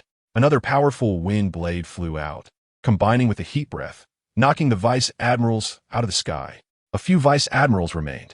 Leave the vice admirals to me, Rono said calmly, stepping on the dragon's back and leaping high. Holding the first-generation Ghost Slash, with a menacing aura, the smiling face of the Grim Reaper appeared behind him. Swish, swish, swish. Several simple, yet effective flying slashes burst through the air. We are people with flying abilities. We can't be hit by slashes. The few vice admirals remained calm and composed, flapping their wings and tilting their bodies significantly. They dodged the slashes. However, these slashes were infused with Conqueror's Haki. Even if they didn't hit, they could still cause terrifying internal injuries. How could this be?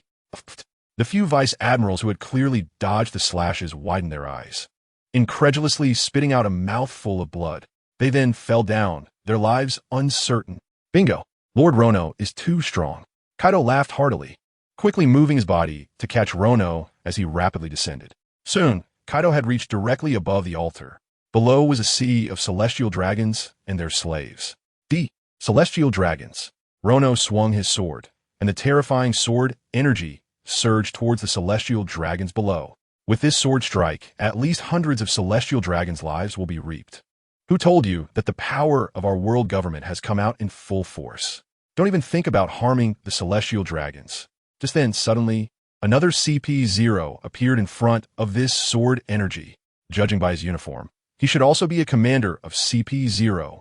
6 Styles' ultimate technique, Armor of Domination. In the next moment, this CP0 displayed genuine Admiral-level combat power. He forcefully withstood Rono's slash. Although he was knocked back several dozen meters and spat out a mouthful of blood, he ensured that no celestial dragons were harmed. Good. Buy me some time. I will arrive immediately. Yes, don't engage him in direct combat. Try to hold him off. The Supreme Commander of the 3 armies and the CP0 commander breathed a sigh of relief upon seeing this. Hold him off for 1 minute. I can reach the altar. As long as I reach the altar, the 3 admirals will join forces to encircle and eliminate him on the spot. Understood. The CP0 leader nodded as well. Although he had heard of the notorious title of Extreme Evil and was aware of Rono's terrifying talent, as well as his achievement of severing the arm of a sword-wielding Elder Star, this CP0, being a top-tier powerhouse, had enough confidence. All he needed to do was hold the opponent off for 1 minute. It would be a piece of cake. By the time the Grand Marshal and the Supreme Leader arrived, killing an Extreme Evil would be a breeze. Another top-tier powerhouse? The foundation of the world government is truly terrifying. Kaido also did not expect that the world government had such a hidden card in this Valley of the Gods. There is actually a hidden strongman at the Admiral level. Of course, CP0 is the strongest dog of the Celestial Dragons. If there were only one Admiral-level strongman, it would indeed be a bit lacking. Rono's tone was remarkably calm. Although the 5 elders are useless and from the Celestial Dragon lineage, they are at least the top tier of the Celestial Dragons on the surface. If they couldn't even keep a trump card hidden, how could they be chosen by him to become the 5 elders? What should we do, Lord Rono? The Supreme Commander of the 3 armies and the leader of CP0 are already charging over. Should we take a detour first? Kaido asked Rono for his opinion upon seeing the 2 Admiral-level strongmen that had already erupted. No need to retreat. Right now, I also want to test my own strength. A strange light flashed in Rono's eyes. For the past 3 months, my opponent has always been rocks. This has left Rono unsure of what level his current strength is at. That's good. Let's take a look at the results of my 3 months of training by facing this CP0 leader-level powerhouse. Just then, congratulations to the host for successfully acquiring the Great Swordmaster level swordsmanship. Current progress, 98. 5. Congratulations to the host for successfully acquiring the Great Swordmaster level swordsmanship. Current progress, 99. 1. Congratulations to the host for successfully acquiring the Great Swordmaster level swordsmanship. Current progress, 99. 7. Congratulations to the host for successfully acquiring the Great Swordmaster level swordsmanship. Current progress, 99. 9. Detection indicates that the Great Swordmaster level swordsmanship progress has been achieved. Congratulations to the host for successfully advancing swordsmanship to the top Great Swordmaster level. At that moment, the continuous clashes on the battlefield below brought another wave of growth to Rono. The Great Swordmaster swordsmanship has now evolved to divine level. That is, the top Great Swordmaster level, feeling an inexplicable warm current flowing to every corner of his body. Rono knew that he had once again evolved in swordsmanship, and it had directly evolved to the highest level. This enhancement is even more terrifying than the previous improvement from advanced to top-level swordsmanship. My sword intent can even be described as multiplying. Come on, CP0, if you're not afraid of death, try to stop me and see what happens. Rono sits on the dragon's back. He unleashes terrifying Conqueror's Haki. The air crackles with thunder. The power of thunder descends upon the first generation Onigiri.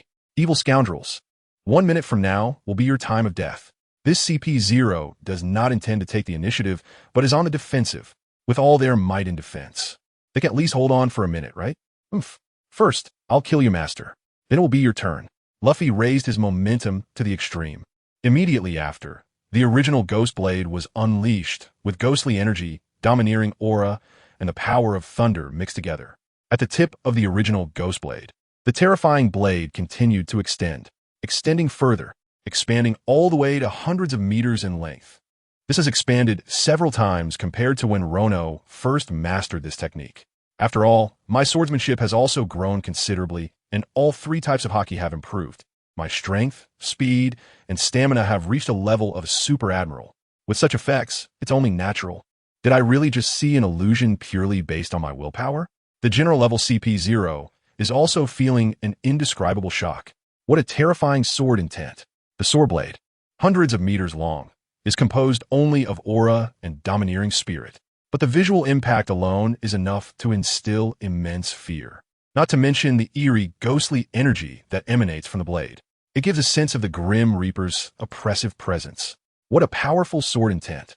Indeed, compared to the intelligence from half a year ago, the strength of these evil criminals has undergone a qualitative leap in the past 6 months. He must be killed here. Below, the 3 military commanders and the CP0 commander, who are rushing over, also feel this terrifying pressure. Is this the power of the evil criminals? No wonder he is a young powerhouse with a bounty of 3.5 billion, the vice captain of the Rocks Pirates. Can humans really achieve such feats? At this moment, the people of the world can clearly see it through the live broadcast. This visually striking scene. After all, it's their first time witnessing it with their own eyes. The sea pirate with a bounty of billions makes a move. This technique is called God-slaying, shattering mountains and rivers. Die, celestial dragon. As he spoke, Rono made his move. He suddenly swung his sword. The blade, hundreds of meters long, followed Rono's motion, carving a perfect arc in the air. At this moment, all the techniques of the powerful warriors such as Slash Wave, Cloud Slash, Lion's Thousand Cuts Valley, Divine Avoidance, Chilin, and Ghost Cut Iato Slash have been integrated into this terrifying strike, coupled with Rono's recently upgraded God-level master swordsman skills. In the next moment, a white ribbon nearly 1,000 meters in diameter suddenly flew out. The surrounding air seemed to solidify, and shockwaves began to sweep through. The temperature started to rise. Indeed, in addition to the overwhelming aura, thunder, and ghostly energy, Rono also infused a terrifyingly high-temperature flame onto the sword energy. Immediately after, this white ribbon transformed into the shape of a white dragon. Together with the surrounding flames, it resembled a ferocious beast awakened from hell, making one's legs tremble. The target of this sword energy is the celestial dragon on the altar. What a terrifying sword energy. In the eyes of that CP0 Admiral-level powerhouse, it seemed as if a mountain-sized sword energy was suddenly attacking. This impact, even with his general-level strength, made him momentarily stunned. Dangerous. The CP0 sensed an extreme danger from the sword energy. Charging in recklessly would definitely put his life at risk. Indeed, even as a top-tier powerhouse, he felt a threat to his life. However, the target of the wicked criminals was the Celestial Dragons, not himself. If he chose to hide here, he would surely escape the blade's edge. But if he did that, countless Celestial Dragons would likely perish. It could even lead to the total annihilation of the entire army. All the adult celestial dragons were here. If the wicked criminals managed to kill them all in one go, his sins would be unforgivable. Gritting his teeth, the CP0 made a choice in the next moment. He maximized his momentum. This CP0 resolutely charged into the terrifying sword energy. The celestial dragons are the gods of this world. You lowly commoners are absolutely not allowed to harm the gods. Sixth form ultimate technique. Maximum divine protection. Top-tier armament Haki enveloped his entire body. CP0 prepared to directly withstand this sword energy with his body. To buy time for the celestial dragons. Boom. As that CP0 rushed into the nearly 1,000-meter sword energy, the first thing that happened was that his armament Haki was cut open. Then, he felt that all his armament Haki was being breached. Damn it. How could this be? The CP0 agent did not expect that his armament color would be broken so easily. After all, he was a strong individual at the level of an admiral. Little did he know, this was a fusion technique created by Rono that combined the ultimate moves of various strong fighters. The ultimate of the ultimate moves, coupled with the top-level conqueror's Haki and the terrifying flames of the Mera Mera no Mi. Any admiral-level powerhouse attempting to forcibly block it with their body would not face a lighter consequence than he did. No, I will not allow anyone to harm the celestial dragons. Immediately, this CP0 agent seemed to have made a firm decision. His armament color armor had already shattered, but an even greater aura suddenly erupted from within him. Is this guy planning to use his life to protect the celestial dragons? What a loyal dog. As Rono swung his sword, he sensed the changes in the clash of sword energies with Kin Bunshiko Haki. This CP0 is using the method of burning his life to resist his god-slaying. Sure enough, boom. The next moment, a violent sonic boom erupted, nearly shattering the eardrums. Waves of air rolled, and the sword energy transformed into a white dragon that continuously bit at CP0. After lasting for dozens of seconds, an unprecedented explosion unfolded. Rumble, rumble. The entire Valley of the Gods was shaken to its core by this explosion, leaving the mountains and rivers in ruins. The Emerald City, made from incredibly hard gems, also showed signs of cracks at this moment. After the terrifying explosion, the sword energy finally dissipated. Following that, the CP0 of the Admiral level heavily fell to the ground from the air. Upon closer inspection, the CP0 member suddenly stopped breathing. Dead. Everyone looked at the scene in front of them, in disbelief. A general-level powerhouse. Just with one sword. Is he dead? Just like that. Looking at the CP0 member who had clearly breathed his last, many people present were stunned on the spot. The supreme commander of the three armies, the leader of CP0, along with the CP0 members on the altar and numerous guards, everyone was frozen in shock.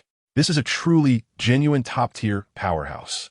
In the entire sea, he can almost be considered one of the strongest. And just like that, he was killed with a single sword strike. How much has the notorious criminal Rono grown? Especially the two of them, the supreme commander of the three armies and the leader of CP0. Upon witnessing this scene, several black lines appeared on their faces. It's terrifying. In just 6 months, the strength of this notorious criminal has already grown to such an extent. They originally felt confident, wanting to rely on the three top-tier powerhouses to instantly kill Rono, but now their confidence has been halved. They even began to doubt whether they could take down Rono.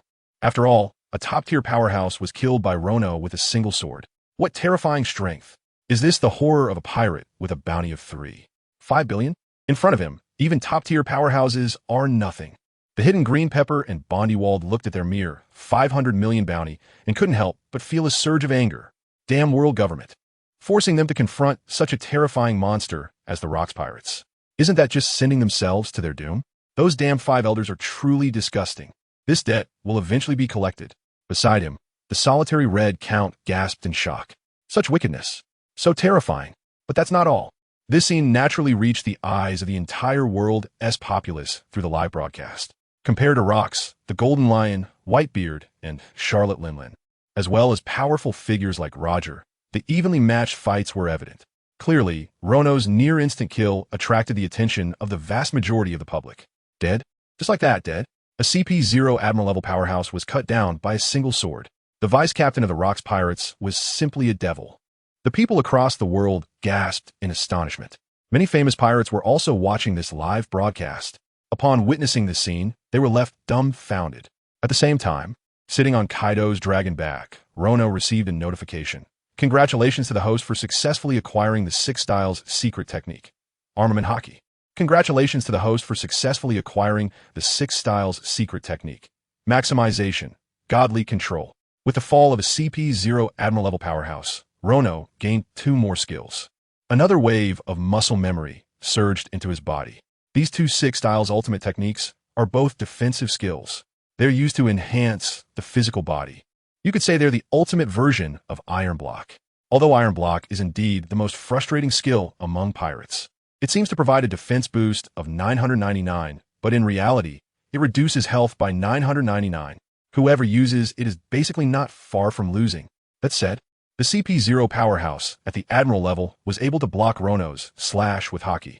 He only spat out a bit of blood, which shows the strength of this Iron Block ultimate. The Yushin technique can even directly counter Rono's currently strongest move, God-slaying, shattering mountains and rivers. It has protected the lives of so many celestial dragons. Of course, the price paid is the life of an Admiral-level powerhouse. With these 2 6 Styles techniques in hand, combined with Rono's steel balloon talent, the defense has reached a whole new level. Now, when facing Captain Rocks, perhaps it won't be as embarrassing as before. Let's eliminate these celestial dragons. With the obstruction of CP0 gone, Rono immediately set his sights on the celestial dragons present. With a powerful leap, Rono jumped off the dragon's back and landed on the altar. In the next moment, Kaido also transformed into his human form, following Rono's lead. Run, celestial dragons. We will guard this place. Several elite vice admirals, along with a mix of over a dozen admirals and rear admirals from CP0, aim to escort the celestial dragons away. Kaido, I'll leave this group to you. The celestial dragons will be handled by me personally. Rono pointed with one hand and commanded Kaido. Ha ha ha. Don't worry, Lord Rono. My subordinates will definitely not disturb your enjoyment. Kaido pulled out a several-meter-long wolf fawn club from his waist and began a fight with CP0. He can't let Lord Rono down. Ever since he obtained the fish fruit, Azure Dragon form, Kaido has become the top figure under Captain Rocks in the pirate crew. Before becoming a general-level powerhouse, he had the strength comparable to Charlotte Linlin, coupled with his already powerful physical talent. Facing these CP0, it's not about one-shot kills. Balancing them is completely fine. Intimidation. Facing the fleeing celestial dragons, Rono's dragon eyes widened, and the conqueror's haki immediately radiated out. In an instant, the celestial dragons who were about to escape suddenly froze in place. They felt as if an invisible giant hand was gripping their necks tightly. They couldn't take a single step. Their bodies trembled uncontrollably, as if being targeted by some ferocious beast. This is a perfect manifestation of the mastery of Conqueror's Haki. After all, the most fundamental function of Conqueror's Haki is to intimidate weaker opponents. If not controlled properly, it can easily knock them out. When controlled well, it can have a great intimidating effect. Even Rono can accurately control the range of his Conqueror's Haki. At the scene, only over 2,000 celestial dragons could move. But the thousands of slaves were not intimidated by Rono. Damn it, what is going on? Why can't my body move? What the hell is this? The celestial dragons began to curse loudly. The celestial dragons are immobilized. Damn it, fight back. This is a great opportunity to escape. Seeing that the celestial dragons couldn't move, the slaves present also reacted. This is a great opportunity to escape. So a group of people began to flee wildly. Tens of thousands of slaves suddenly lost control, and the scene was chaotic. Slaves are still slaves. Seeing the celestial dragons unable to move, their first reaction is to run away. Have they been abused for so many years in vain? Don't you all want to take revenge? At this moment, Rono suddenly spoke to the fleeing slaves. Just now, Rono had a brilliant idea. There wasn't enough time to torture and kill these useless celestial dragons. After all, the supreme commander of the 3 armies and the leader of CP0 were on their way. But killing a celestial dragon with a single sword seemed too easy for this group of worthless beings. He could just use these slaves. After all, these slaves had all been brutally abused by the celestial dragons in inhumane ways. Let them take revenge. Let those pig-like celestial dragons feel what they once inflicted on slaves. Sure enough, as soon as Rono finished speaking, some slaves continued to run for their lives. Yet, some spirited slaves seemed to have received some kind of revelation. They immediately stopped in their tracks. Then, they turned around and fixed their gaze on the celestial dragons in front of them, who were now paralyzed with fear. Yes, these celestial dragons. who have tortured themselves with inhuman means for so many years, are now so scared that they can't move. Isn't this a great opportunity for revenge? Some slaves looked into the eyes of the celestial dragons, filled with rage. For so many years, they have suffered inhumane humiliation and torment in the Holy Land. They have long hated the celestial dragons. Now that they finally have a chance to take revenge, they immediately sprang into action. Several slaves surrounded a celestial dragon. Lowly slaves, what do you want to do? Are you trying to rebel? The celestial dragon, sensing the slaves' hateful gazes, trembled as he spoke. Don't forget, you still have explosive collars around your necks. Dare to move a single hair on my body, and I'll send you on your way. A celestial dragon instinctively wanted to press the button on the explosive collar in his hand to threaten these slaves. Useless pigs. Without guards, you're nothing. Today, I will repay you for the torment I suffered in the Holy Land in full. Several slaves charged at the celestial dragon in anger. They pounced like starving dogs, first biting the arm that held the explosive collar button. It hurts. The scene erupted with screams like that of a slaughtered pig. Pain. Excruciating pain. The celestial dragon was nearly fainting from the pain. It was as if several zombies were enjoying a delicious feast. The celestial dragon's arm was being torn and bitten by these slaves, instantly becoming a bloody mess. Even bones and tendons fell out, scattered to the side. This is much more painful than Rono directly cutting off the hand. After all, Rono's knife skills are fast enough. One cut is enough to solve the problem. The cut is as neat as a mirror surface. These slaves are crushing the flesh bite by bite. Each bite is a heart-wrenching pain. On the other side, several slaves pulled out burning wooden sticks from the holy fire of the altar and brutally jabbed them into the body of another celestial dragon. You filthy commoners. I will kill you. I will kill you. The screams, accompanied by the sound of burning and the smell of charred flesh, are unbearable. And yet, the celestial dragon still does not forget to curse a few times. It doesn't stop there.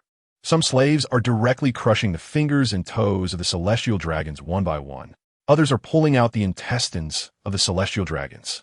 Another group of slaves is gouging out the eyeballs of several celestial dragons alive. The bones of several celestial dragons are being smashed one by the slaves with hammers. Other celestial dragons have had thousands of silver needles stabbed into their bodies by the slaves. Even more slaves have directly tied up several celestial dragons and thrown them into the holy fire of the altar to burn like firewood. It's so hot. It's so hot. My skin is going to be burned off. Someone save me. It hurts so much. I've never felt this much pain before. All my fingers are crushed. My toes are crushed too. My whole body is broken. I don't want to die yet. Suddenly, the scene is filled with the extremely tragic wails of thousands of celestial dragons. It's simply a hell on earth. In fact, in the Holy Land, the methods the celestial dragons use on these slaves are several times harsher than this. Good. Continue. Let this group of useless beings feel the revenge they deserve. Rono watched this scene with great pleasure. Indeed, killing this group of useless beings with one sword was too lenient for them. They must feel their own medicine. Let these pig-like celestial dragons experience what despair truly is. Despair worse than death. Damn it, the celestial dragons are being harmed by the slaves. Hurry and rescue them. The CP0 present also heard the ghostly wails and were in a panic. The lackeys of the celestial dragons. You will not protect your masters. Your opponent is me. Thunderous 8 trigrams. Kaido laughed loudly. The armed color, flowing cherry blossom hockey, caused the Wolfong Club to fall heavily. With one blow, he killed the nearest CP0. The remaining CP0, due to the unseen and intangible power of the flowing cherry blossom, quickly dodged. Damn it, the extremely wicked Rono. How could you think of this? Today, I must kill you. The supreme commander of the 3 armies, the leader of CP0, is now not far from the altar. However, upon seeing the chaotic scene on the altar comparable to the apocalypse, the two were shocked. So terrifying. The slaves are treating the celestial dragons like slaves, especially the leader of CP0. He was almost biting his teeth in anger. How could one treat the gods of this world like this? He must kill this extremely wicked person, even if it costs him his life. The supreme commander of the 3 armies is considering more comprehensively. After all, this is a live broadcast to the whole world. If such embarrassing scenes are broadcasted, how will people around the world perceive it? The credibility of the world government will likely be completely lost. In the next moment, just as these 2 people thought, this scene has already been broadcasted to the whole world through live streaming. Good. They deserve it. Kill those celestial dragons. They're the scum of this world. That's right. These wastes should have died long ago. Well done. Villains. What a good person. I was once treated as their slave. My eyes were gouged out.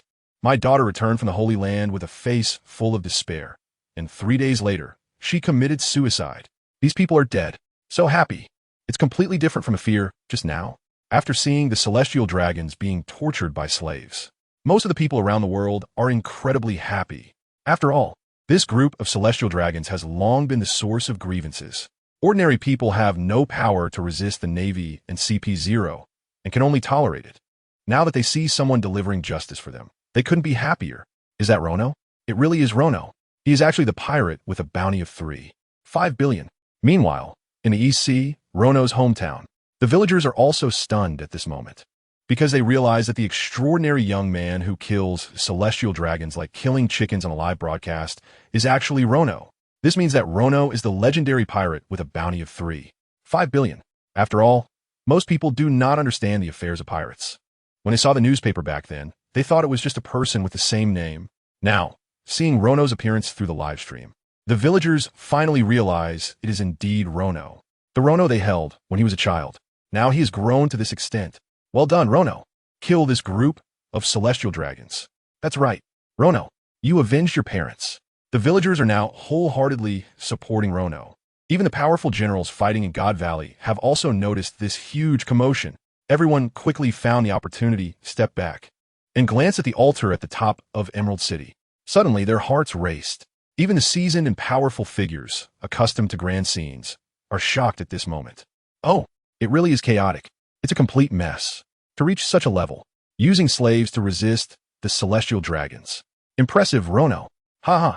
This is truly enjoyable to watch. These celestial dragons should have been dealt with like this a long time ago. That's right, I once had friends who were slaves. And the methods these slaves use against the celestial dragons seem cruel, but they are nothing compared to the treatment the celestial dragons inflict on them. This can be considered retribution. At this moment, powerful figures like Roger, Rayleigh, Whitebeard, Jabba, and the Golden Lion are deeply shaken by this scene.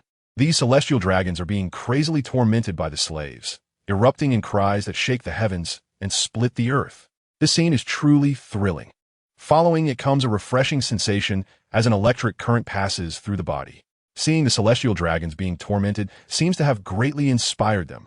They are even more motivated to deal with the enemy in front of them. Damn it. The Navy, aside from Carp, Sengoku, Steelbone Kong, and Zifa, were all affected to varying degrees. However, having learned from the experience of the Golden City incident, they dared not to be too distracted. It seems the plan has succeeded. Rox is also excited at this moment.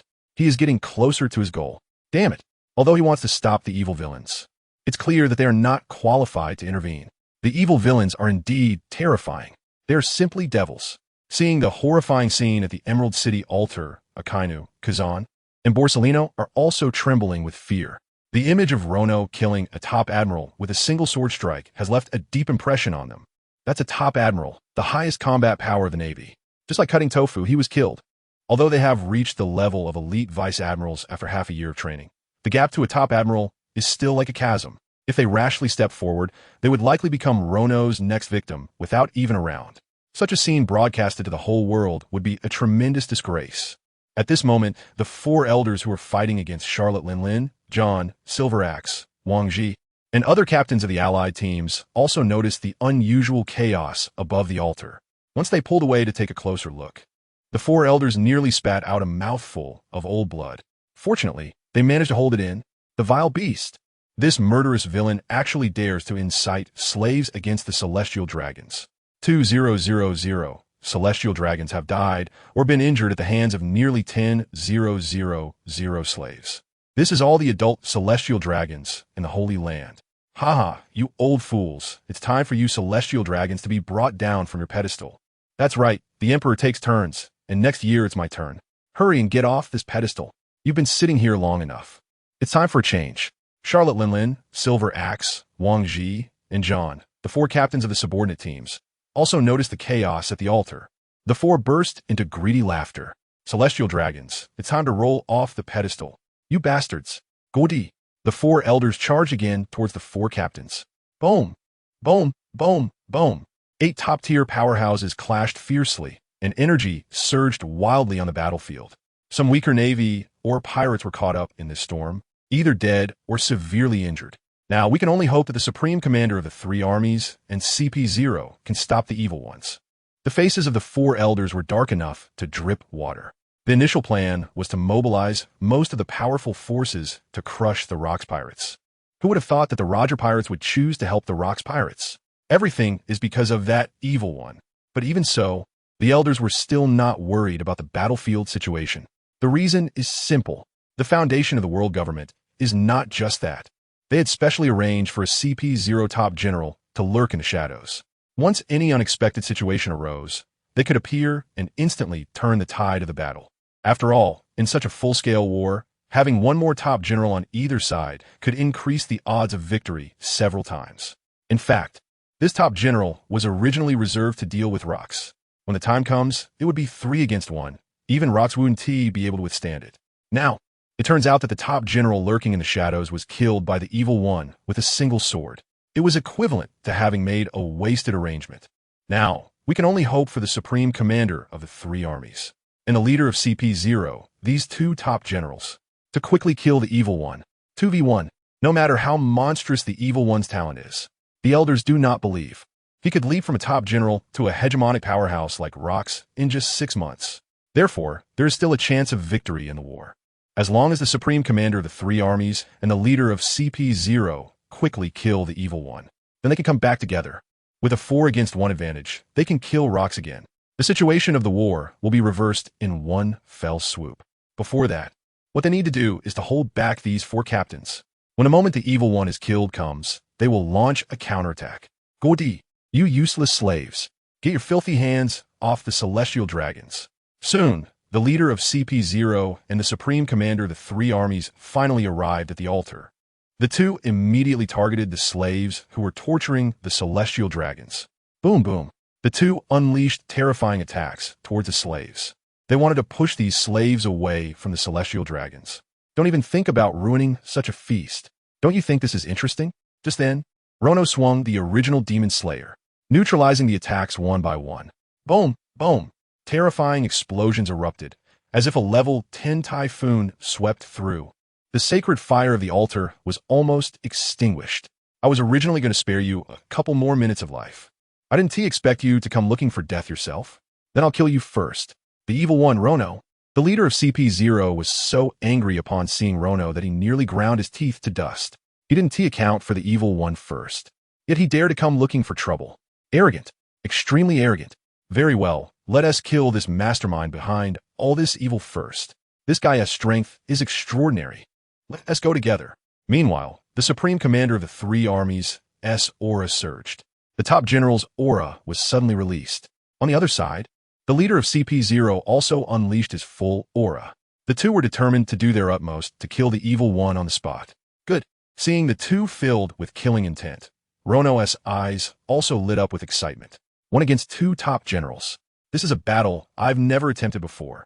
I wonder, after training with Rocks for 3 months, can I achieve the same feats as him? Boom. Rono unleashed his conqueror's haki.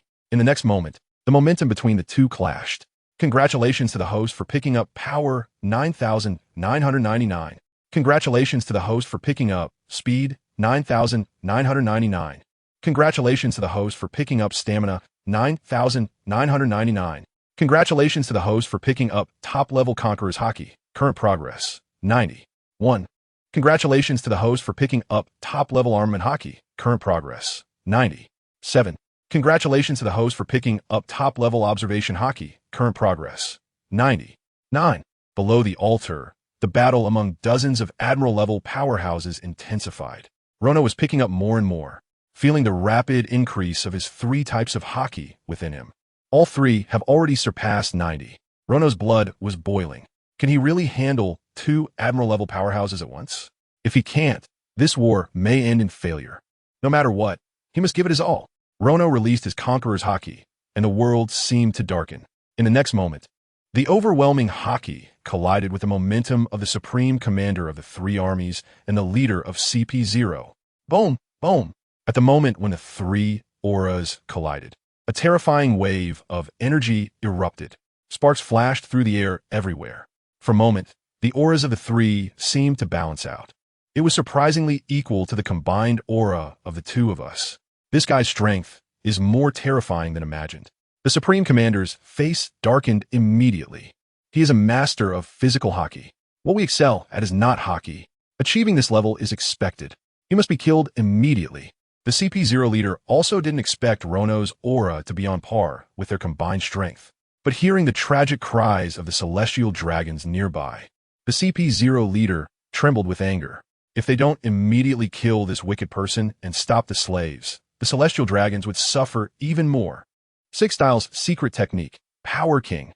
In the next moment, the CP0 leader transformed into a muscular demon. Like a human cannonball, he charged fiercely at Rono. It was as if a mountain was crashing towards him, and even Rono was knocked back several meters by this force. Congratulations to the host for picking up Power 9,999. Such powerful strength. After Rono steadied himself, he was also stunned. After training with rocks for 3 months in terms of power, he was already at the level of a super admiral. Only rocks could push him back to this extent. Even Whitebeard and Shiki couldn't push him back in battle. Now, he was actually knocked back by this person, truly worthy of being the power user of the power fruit. Rono thought to himself. On the night before coming to God Valley, Rox had already given the highest-ranking officers of the pirate crew important intelligence. The main content was about the crucial information of all admiral-level powerhouses dispatched by the world government this time.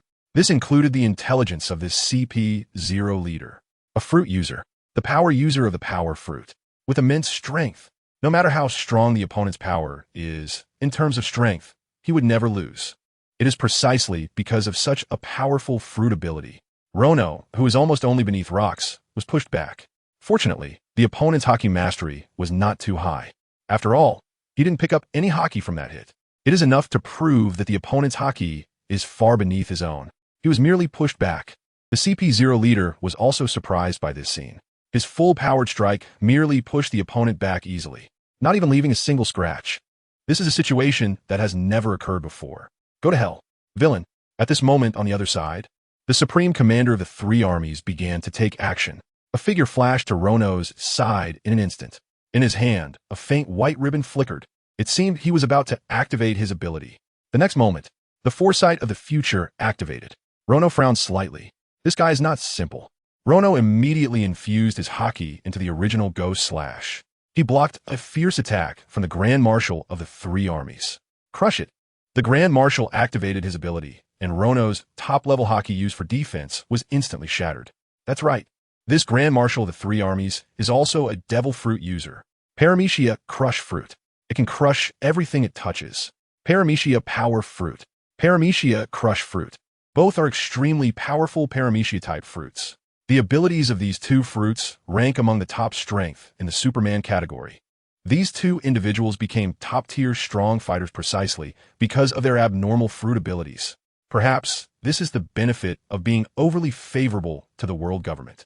The sword actually didn't break. What a powerful hockey. Even the supreme commander of the three armies was taken aback. After so many years of battle experience, only a few people's armament hockey can withstand their own destructive abilities. Rono shouted angrily, flicking his sword, and with a reverse motion he struck. A terrifying slash tore through the air. Oh no! Initially planning to use his ability to shatter this sword energy, the supreme commander of the three armies' expression changed upon sensing the terrifying conqueror's hockey contained within it. He quickly retreated. They must attack simultaneously. After a simple probe, the CP commander and the supreme commander of the three armies' expressions grew serious. To kill the notorious villain, both must attack together. Power Fruit, Shatter Fruit. Is this the benefit of becoming a dog for the world government?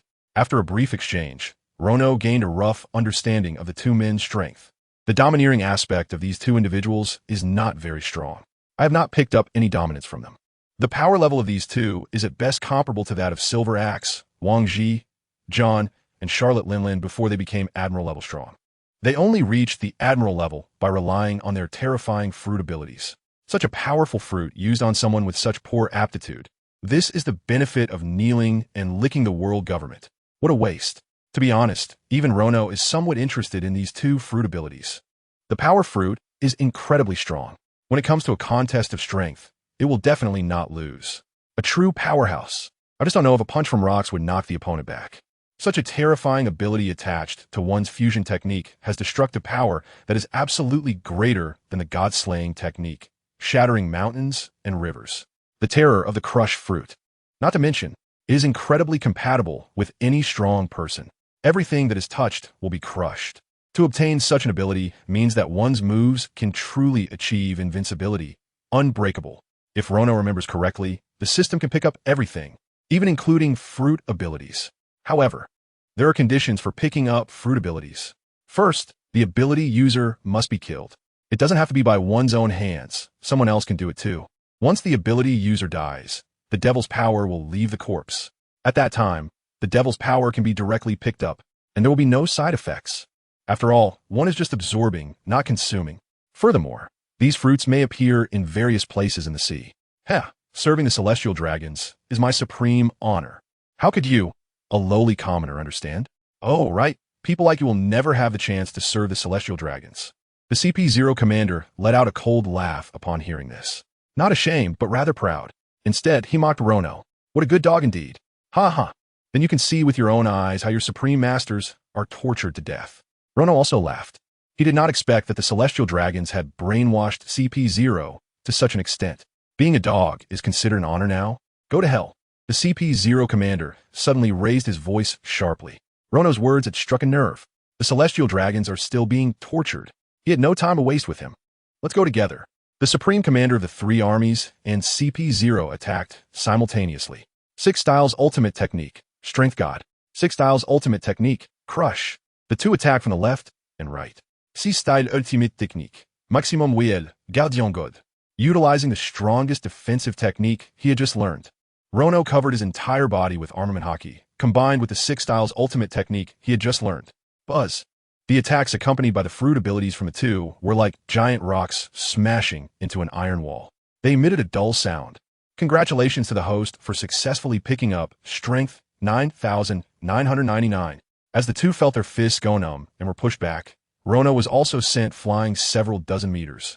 Facing two Admiral-level powerhouses at once, Rono felt a long-lost pressure. He even had to adopt a defensive posture. After all, the future sight of Kinbunchika Haki had already sensed that if he took the two's attacks head-on now, the consequences would be severe.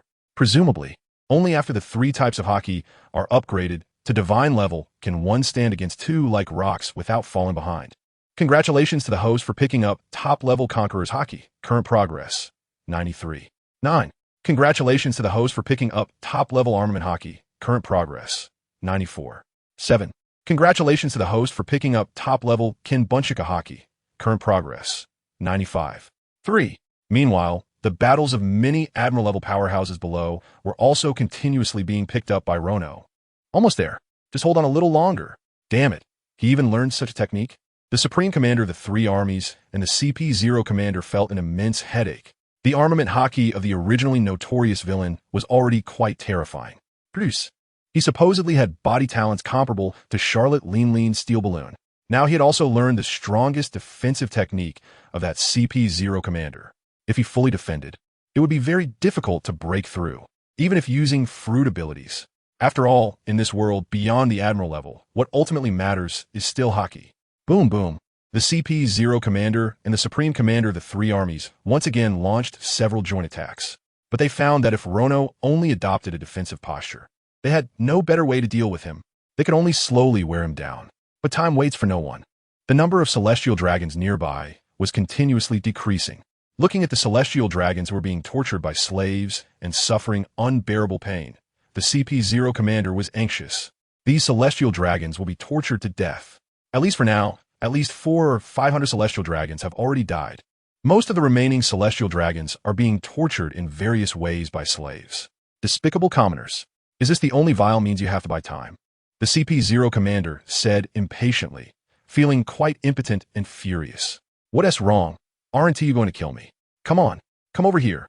Feeling the increasing power of the three types of hockey, Rono made a highly provocative gesture.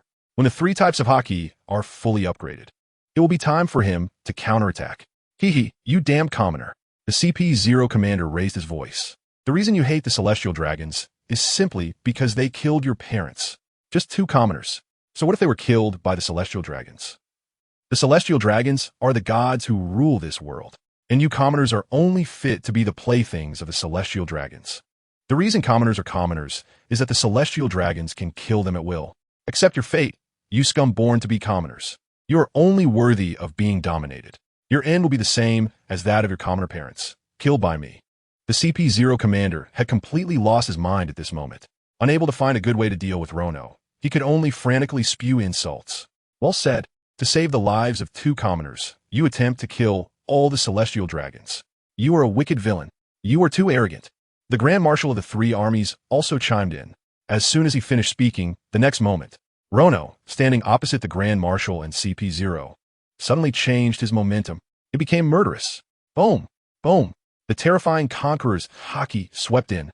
It even shattered the ground. Don't use your filthy mouths to insult my parents. You don't deserve it. Rono looked at the CP0 commander, his eyes filled with bloodshot rage. That gaze seemed to want to devour the 2 alive. Ha ha ha. Commoner, have you finally realized your own status? Your parents were also 2 commoners. Being killed by the Celestial Dragons was their blessing. Your fate as a commoner is also death. Seeing some effect, the CP0 commander continued to insult Rono's parents. Kill you bunch of pigs. You and your master must die today.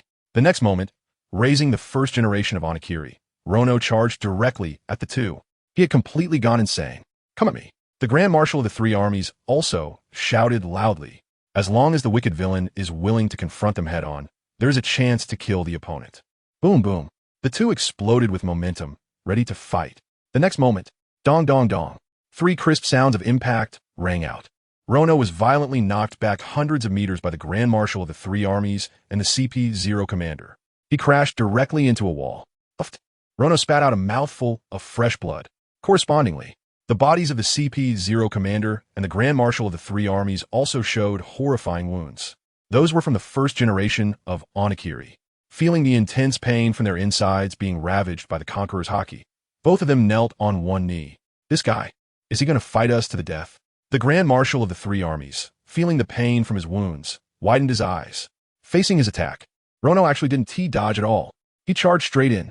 An eye for an eye. This guy is really giving it his all. Is this the consequence of angering the most heinous villains? What makes the Supreme Commander feel most desperate is that even though Rono withstood their full-force attack head-on, he seems to have only sustained minor injuries. How terrifying is this guy's defense? In the next moment, here they come again. Attention! In the blink of an eye, a shadow rushed over. The CP0 commander and the Supreme Commander of the 3 armies struck again. Bang! Bang! Bang! Once again, it was heavy slashes. Both of them now bore a terrifying sword scar. Rono was once again sent flying, blood spilling from the corner of his mouth. Whoosh!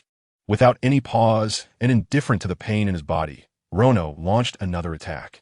D, you must die today. His eyes filled with bloodshot fury, Rono charged forward again. With blood-red eyes, Rono resembled an enraged lion. He charged fiercely at the Supreme Commander of the 3 armies and the CP0 commander, the Celestial Dragons lapdogs. They dared to insult his parents. Even though he knew that rushing into battle without fully upgrading his conqueror's haki would come at a huge cost, Rono could no longer endure it, even if he had to pay a tremendous price. He had to kill the CP0 commander and the Supreme Commander of the 3 armies here. He would shut that filthy mouth for good. Bang, bang, bang. A truly peculiar scene unfolded. At this moment, the 3 powerful beings made no attempt to defend themselves. Instead, they purely attacked. Rono's initial version of the ghost slash continually added new wounds to the 2. The fists of the Supreme Commander and the CP0 commander rained down on Rono's body. The 3 of them exchanged injuries completely. No, it was practically exchanging lives.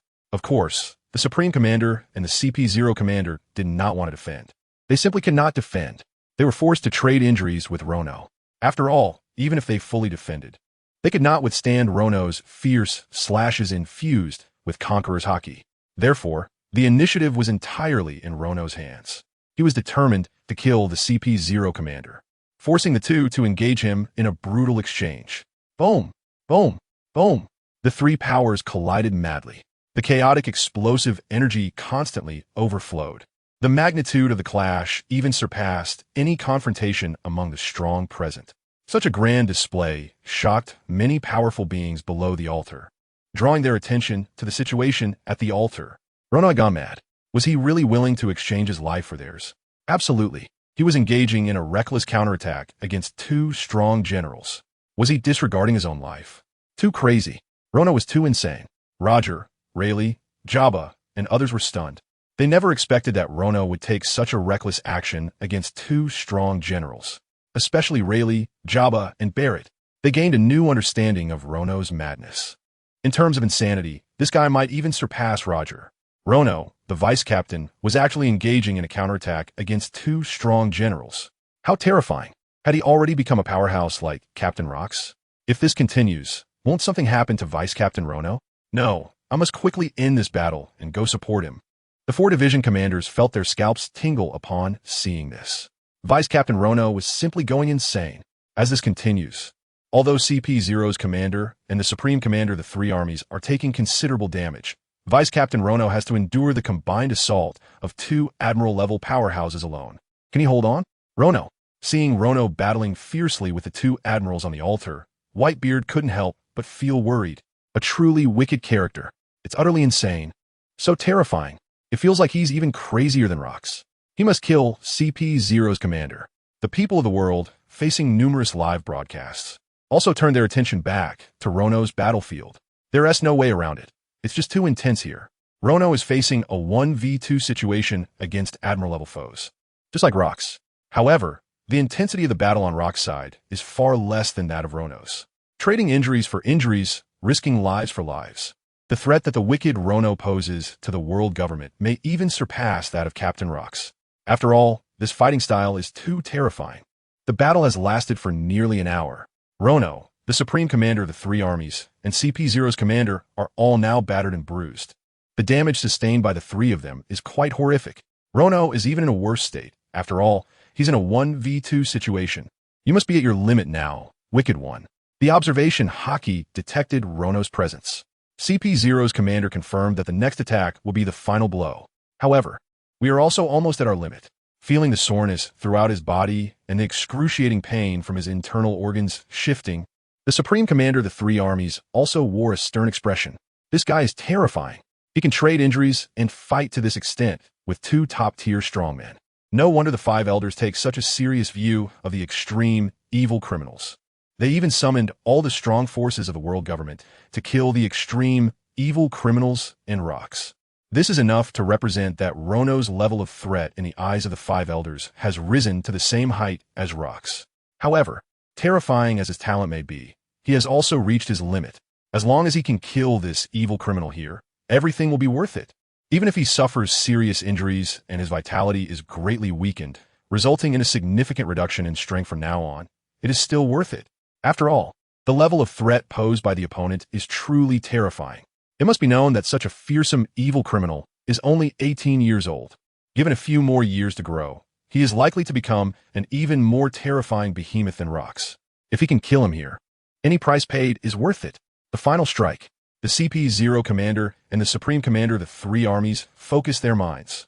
They mobilize all their strength and gather it together. 6 Styles Ultimate, King of Strength. The CP0 commander unleashes his final momentum.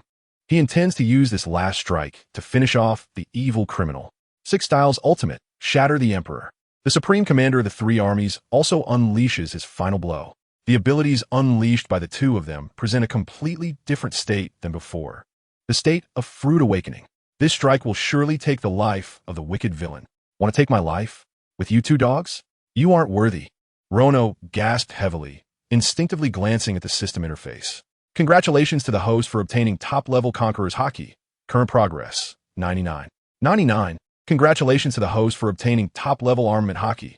Current progress, 99. 99. Congratulations to the host for obtaining top-level Observation Haki. Current progress, 99. 99. The progress of the 3 Haki types has reached 99. 99. Still tough talking at death's door. Now I will send you to meet your lowly parents. The CP0 commander sneered and prepared to deliver the final blow. At the same time, a pleasant voice finally rang out. The next moment, detected that the host's top-level Conqueror's Haki progress has reached 100, successfully promoted to Divine-level Conqueror's Haki. Detected that the host's top-level Armament Haki progress has reached 100. Successfully promoted to divine level armament Haki. Detected that the host's top level observation Haki progress has reached 100. Successfully promoted to divine level observation Haki. Detected that the host's conqueror's Haki has reached divine level. Comprehension of special conqueror's Haki. Observation kill. Note: observation kill, a type of conqueror's Haki, can control one's own aura, rendering the opponent's observation Haki ineffective. A series of sounds rang out. The three Haki types simultaneously reached divine level. Moreover, the observation kill was awakened. A special type of conqueror's Haki. It can directly render the opponent's observation Haki ineffective. A truly terrifying ability. In a contest between experts of the same level, one side cannot use observation Haki. What immense advantage this will be. Feeling the strange warmth flowing through every corner of my body. The discomfort from the battle just now seems to have disappeared. My whole body is once again filled with strength.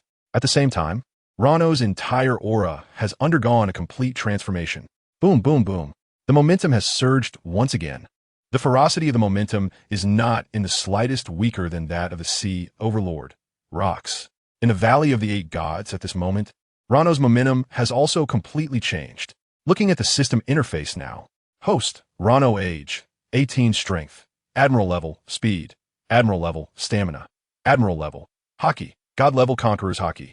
Current progress, 100, God level armament Haki, current progress, 100, God level observation Haki, current progress, 100 other abilities, swordsmanship, supreme great swordsman level, progress, 100, combat experience, top level, axe technique, advanced, conqueror's Haki binding, armament Haki flowing cherry blossom, observation Haki foreseeing the future, physical talent steel balloon, 6 styles secret technique, domineering armor, 6 styles secret technique, maximum wheel godly control, conqueror's Haki observation kill, techniques, iron fist, slash wave, Qilin, Navy 6 styles, Lion Thousand Cuts Valley, Cloud Cut, Demon Slashing IAI 10 styles, God Avoidance, Mountain Breaking, God Killing Shattering Mountains and Rivers, Fruit Ability, Flame Fruit Absorption God Level Ability, Listening to the Voices of All Things, Conqueror's Haki, Armament Haki, Observation Haki, Swordsmanship with the enhancement of the 3 types of Haki, all aspects have been completely upgraded to the top level. Moreover, a special Conqueror's Haki observation kill has awakened. Just in terms of the momentum that has erupted, Rono is already not inferior to the sea overlord, rocks. Boom, boom, boom. The violent Conqueror's Haki is being unleashed. Even Admiral-level powerhouses, upon sensing this terrifying Conqueror's Haki, would feel an inexplicable heart palpitation. This feeling spread through the hearts of all the top-tier warriors present. What a terrifying Conqueror's Haki. Is it Rono? In terms of Conqueror's Haki, he is already completely on par with the sea overlord rocks. Has he appeared again? Rono's incredibly terrifying talent, continuously growing in battle, ultimately becoming a powerhouse on the level of rocks. Even I can feel how horrifying this Conqueror's Haki is. Roger, Rayleigh, Jabba, Barrett, and the others all sensed Rono's violent aura. Then they were startled. Has he already grown to the level of the sea overlord rocks? Is this the Conqueror's Haki emitted by Rono? Has he gradually grown to this extent in battle? This is bad. It seems we have underestimated his talent. The second rocks has appeared. The 4 top-tier warriors fighting alongside Roger, Sengoku, Garp, Zifa, and Steelbone Kong were also left stunned on the spot. This terrifying momentum. The violent Conqueror's Haki. What is the difference compared to Rox himself? In just half a year, he has actually transformed from an Admiral-level powerhouse into a sea overlord of Rox caliber. Where exactly is the ceiling of this guy Rono's talent? In this case, won't we be facing 2 powerful figures at the Rox level? Oh my, is that the Conqueror's Haki unleashed by Vice Captain Rono? It's not much different from Captain Rox or has Vice Captain Rono already reached the same level as Captain Rox? Ha ha ha, world government, you old fool. Your doom is approaching. John, Wang Ji, Silver Axe, and Charlotte Linlin. The 4 division captains also sensed this terrifying Conqueror's Haki. They immediately burst into laughter. How could this be? Is this the aura unleashed by a notorious villain? What are those 2 idiots, the CP0 commander and the supreme commander of the 3 armies, doing? Not only did they fail to quickly eliminate the notorious villain, but they actually let him rise to this level. Those 2 incompetent wastes. Did they feed the power fruit and the crush fruit to the dogs? They surrounded one and didn't manage to kill it. The 4 elders also sensed the Conqueror's Haki emanating from Rono. Their faces immediately turned grim. Another powerful figure at the Rox level has emerged. Dealing with one sea overlord like Rox is already enough of a headache. And now there's another one. This is like a bolt from the blue for the world government. Rono, you truly live up to your reputation. I knew I wasn't mistaken. Below Rox, Whitebeard, Golden Lion, and others also felt the sudden change in Rono's aura. There was no way to ignore it. The momentum was too astonishing.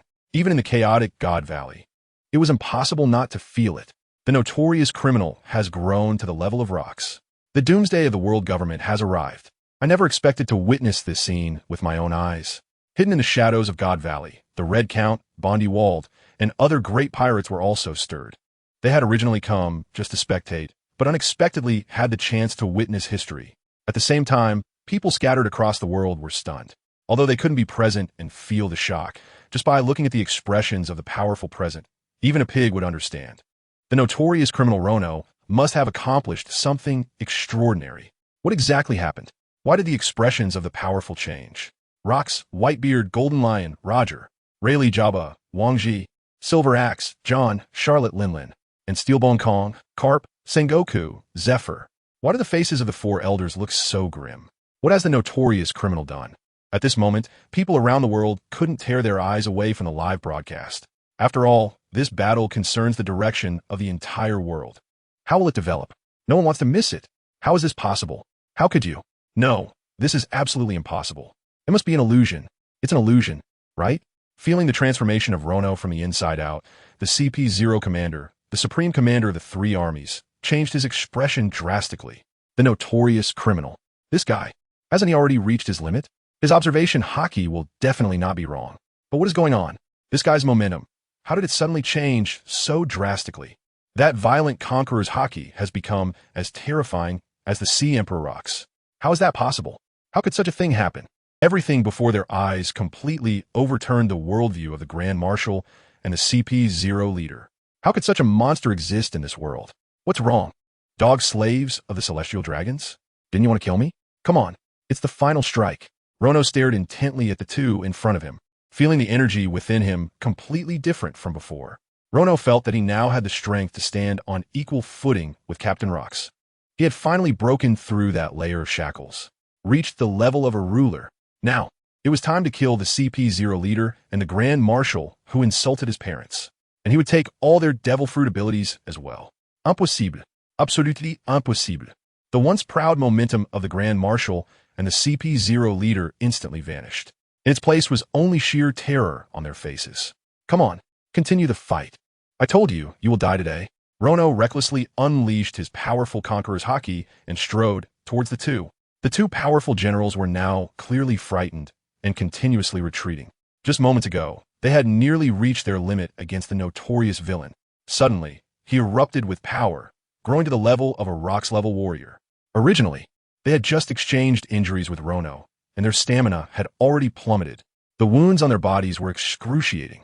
Just as Rono was nearing his limit and about to be able to kill them, the two of them barely managed to hold on without collapsing. Now, facing a Rox-level warrior again was equivalent to sending themselves to their deaths. Damn it, the CP0 commander gritted his teeth, filled with unwillingness. They were so close to killing the notorious villain. At the critical moment, he actually grew stronger. This is what the five elders told themselves before the battle. The rumored prodigious talent. For the past 800 years, there has probably only been this one. At this moment, the leader of CP0 felt a bit regretful. He had spoken too confidently just now, and the coming storm of revenge would be overwhelming. Whoosh! Sure enough, in the next moment, Rono suddenly disappeared from sight. Where is he? From where will he launch his attack? The commander-in-chief of the three armies and the leader of CP0, upon seeing Rono vanish in an instant, immediately activated their observation haki in an attempt to predict Rono's attack. However, something seemed off. The observation haki completely failed to capture the opponent's presence. It was as if the notorious villain had vanished into thin air. Their observation haki felt no trace of the opponent's existence. What exactly happened? The eyes of the CP0 commander and the supreme commander of the three armies were filled with terror. Boom! In the next moment, Rono's first-generation ghost fiercely swept across the neck of the CP0 commander. Six Form's ultimate technique, Steel. The CP0 commander has extremely rich combat experience. The moment he saw Rono appear, he immediately used the 6 powers technique, Iron Block, coupled with armament haki. He covered the part of his body that was being attacked. Your haki is too weak, Rono shouted angrily, twisting his wrist. The original Ghost Cutter carved a beautiful cross pattern in the air.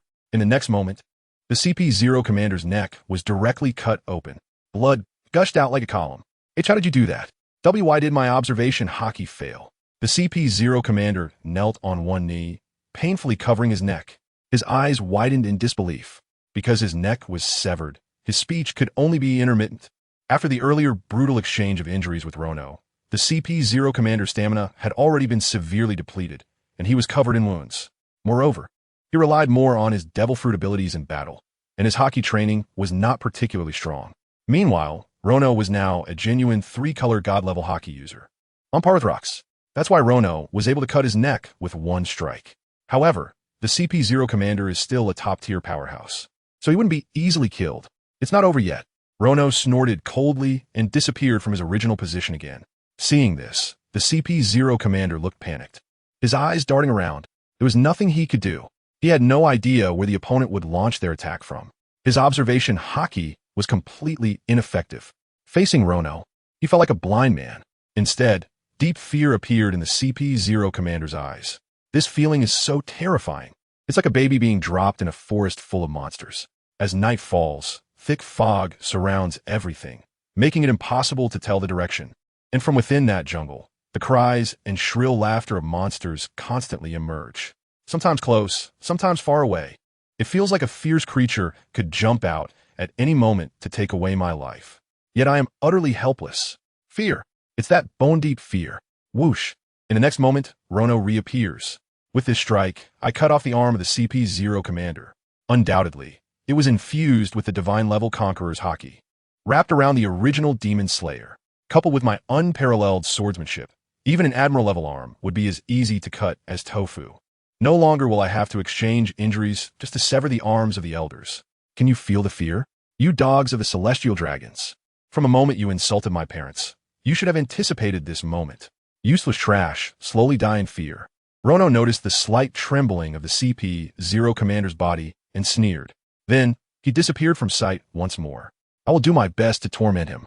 Damn it. At this moment, the Grand Marshal felt the same way as the CP0 commander. He was completely in the dark, unable to perceive from where and when Rono would launch his attack. It was as if a fierce tiger, before killing its prey, would mock and exhaust its energy to the fullest. Is this guy enjoying such fun? 6 Styles Ultimate Technique Power King. 6 Styles Ultimate Technique Power God. 6 Styles Ultimate Technique Power King God.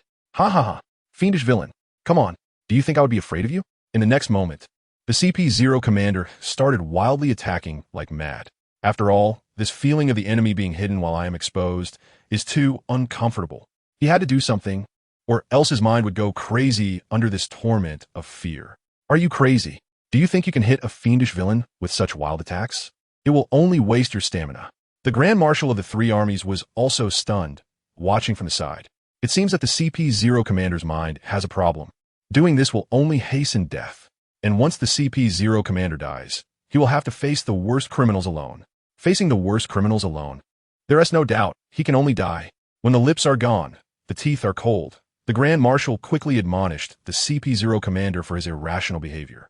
Who knew the CP0 commander wouldn't listen to him at all, still attacking the air recklessly. In the next moment, Rono finally severed both arms of the CP0 commander. He could no longer make a move. Why don't you kill me? The CP0 commander could no longer endure the torment at this moment. He directly shouted angrily at Rono. He was now desperate for death. After all, he was going to die anyway. Want to die? Then I will fulfill you. Rono coldly replied. The CP0 commander had almost been torture enough by him. Although he still wanted to continue torturing, it was more important to acquire the opponent's fruit ability first. Rono pierced the CP0 commander's mouth with the first-generation Go Slash. It went straight through. Fida. The bloodstained blade protruded from the back of the CP0 commander's head. Congratulations to the host for successfully obtaining the power of the Fruit of Strength. Feeling a warm current flowing through his body, Rono knew that his power had increased. With the enhancement of the Fruit of Strength, He had even surpassed Rocks in terms of power. Thus, in this great battle, the second Admiral-level powerhouse had fallen to Rono's hands. The situation of the war seemed to begin to tilt. The world government no longer had the advantage of Admiral-level powerhouses. Or rather, they were even losing the numerical advantage of Admiral-level powerhouses. Speak, how do you want to die? After killing the CP-0 commander, Rono turned his gaze to the Grand Marshal. At this moment, the Grand Marshal and the CP-0 commander were almost the same. Their stamina was running low, and they were covered in wounds. It wouldn't be long before he could kill him. Moreover, the fruit ability he possessed was also what Rono needed. Godi, worst criminal. I won't surrender. The Grand Marshal was also going all out. He wanted to fight Rono with his last breath. Although the hope was slim, the gap was too great. Rono sneered, and in less than 5 minutes, the first-generation ghost completely pierced through the Grand Marshal's body. Another Admiral-level powerhouse died at Rono's hands. Thus, Rono had caused the fall of 3 Admiral-level powerhouses in the Battle of God Valley. Congratulations to the host for successfully obtaining the power of the Fruit of Shattering. Once again, he felt an inexplicable power surge in. The power of shattering, combined with the power of strength. Rono now felt that he had reached a realm where nothing could withstand him and nothing could resist him. Anyone facing his head-on would probably pay a heavy price, even including Rocks. They are all dead. The Grand Marshal and the CP-0 commander have all breathed their last. The world government has lost 2 more Admiral-level powerhouses. It's over. On the battlefield, no one can stop the worst criminal now. Is the era of the world government coming to an end? At the very moment when the CP-0 commander and the Grand Marshal died, the whole world became restless. No one expected the course of the war to turn out this way. A worse criminal took down 3 Admiral-level powerhouses all by himself. This move has finally clarified the situation of the war. The scales of victory are rapidly tilting towards the Rocks pirate crew. The war is over. The world government is finished. That's right. Next up is the era of Rocks and Rono. It's a privilege to witness history, so it hasn't been in vain. Meanwhile, the Red Count, Green Pepper, Bondi Wald, and other great pirates lurking in God Valley have already seen the trajectory of this war. 3 Admiral-level powerhouses have died at the hands of the most notorious criminals. This also means that the world government can no longer stop the most evil villains. What kind of terrifying power would a hegemonic-level powerhouse with no rivals unleash in war? One can easily imagine the trajectory of the war ahead. Although it seems that the world government still has 4 elders, high-ranking Navy officers, Air Force and Army generals, and top-tier powerhouses from member states, they are facing 2 Gemin-level pirates. Not to mention Whitebeard, Gold Lion for division commanders, and Roger's crew. The world government will quickly fall into defeat. Meanwhile, on the altar, Rono cuts off the head of the CP-0 commander and the supreme commander of the 3 armies, holding it in his hand. He then glances at the celestial dragons on the altar. At this point, more than 2,000 celestial dragons have already perished, with at least 90 having breathed their last. Their deaths are extremely tragic. It seems those dead celestial dragons must have suffered tremendous torment and pain in their lives to end up with such miserable deaths. Good. Very good. This is exactly the effect he wanted. Death is not enough. They must endure excruciating torment before dying. They must die a miserable death. As for the remaining useless celestial dragons on the altar, he doesn't need to worry about them for now. After all, there are slaves around. When it comes to torturing and killing celestial dragons, these slaves are even more talented than he is. Some methods of tormenting celestial dragons are beyond Rono's imagination. Now, Rono's goal is to kill the remaining 4 elders. After all, these 4 are also celestial dragons, and they are even higher-ranking celestial dragons. These people must die too. After that, Rono jumped directly off the altar. Captain Rocks, let me lend you a hand. With this in mind, Rono jumped down from the altar and directly inserted himself into the battle between Rocks and the powerful generals of the Air Force and Army. Rono's appearance took the 2 general-level powerhouses by surprise. Scared, a heinous villain, the Air Force and Army generals immediately withdrew upon seeing Rono's figure. In the blink of an eye, they appeared several dozen meters away. There was no choice. The intimidation of the heinous villain was too terrifying. The burst of Conqueror's haki just now was completely on par with the Sea Overlord Rocks. Looking again, Rono was shockingly holding the heads of the supreme commander of the 3 armies and the CP-0 chief. The 2 of them gasped in shock. The supreme commander of the 3 armies and the CP-0 chief have been killed. Rono, it seems you've taken care of it. Seeing Rono's figure and the two heads in his hands, Rox was both shocked and delighted. He killed the CP0 chief and the supreme commander of the three armies. This means that Rono has already killed 3 general-level powerhouses in this war. Killed 3 general-level powerhouses. Such a brilliant achievement. Even Rox was momentarily taken aback. Rono's current strength is probably on par with his own. At the same time, the moment Rono appeared on the battlefield, the observation haki of the top commanders below instantly sensed it. The situation on the battlefield underwent drastic changes. Steelbone Kong, Sengoku, Zifa, Karp, the top powerhouses of the allied nations, as well as the 4 elders, immediately stopped their actions. Then, they were shocked to discover, at some point, Rono had already left the altar and arrived on the battlefield below. Not only that, what shocked everyone even more was, Rono was actually holding the heads of the supreme commander of the 3 armies and the leader of CP0. This guy has killed 2 more admiral-level powerhouses. For a moment, the 5 elders, the Navy's strong fighters, and the admiral-level powerhouses from the allied nations all felt a sense of cardiac arrest. The CP0 commander and the supreme commander of the 3 armies were actually killed just like that. This means that the notorious criminal has killed 3 admiral-level powerhouses. He single-handedly destroyed all advantages of the world government. The 5 elders looked ashen. Even figures like Steelbone Kong, Garp, Sengoku, and Zifa were all astonished. It's over. The situation is dire. The war has already shown signs of defeat. Now, there's only one way to reverse this. That is for Lord M of Panga City to take action personally. Meanwhile, in Mariehua, inside Panga City, the being named M is currently strolling leisurely, completely showing no signs of panic. Upon closer inspection, Lord M is holding 2 wanted posters. On them are the names of Rox and the notorious criminal Luffy. Step back. M ordered all the attendants to leave and came alone to a secret chamber deep within Panga City. Upon opening the secret chamber, a gigantic straw hat appeared. Joy Boy. For 800 years, people bearing your will have continued to appear. Truly, the restless souls do not disperse. Looking at the enormous straw hat, M spoke with a complex tone. Then, looking up, a sharp gaze like that of an eagle flashed. It's time to extinguish the light of destiny. It's time to extinguish the light of destiny. M seemed to be speaking to himself. Then, his gaze turned to the other side of the secret chamber. There lay a gigantic coffin. Inside the coffin lay a man. His expression was peaceful, looking more like he was asleep than dead. The man was extremely tall, comparable to a giant, perfectly matching that enormous straw hat. Joy Boy, the sun god Nika, the king from 800 years ago. It seems a bit wasteful to move for just crushing 2 ants. After all, he can only awaken once every 100 years. Looking at the man peacefully sleeping in the coffin, M rarely showed emotional fluctuation and spoke with some sentiment. The world-shattering battle 800 years ago. He had barely managed to defeat Joy Boy and the immense kingdom he led using the power of a national treasure. And it was a narrow victory. The breathtaking energy of Joy Boy, capable of destroying the world, was something that M had been unable to forget for 800 years, especially the fear of that gigantification. M even ordered the world government to continue researching the experiment on gigantified humans for the past few hundred years. Soon after, M left the secret chamber and sat back on the throne of Void. Let him.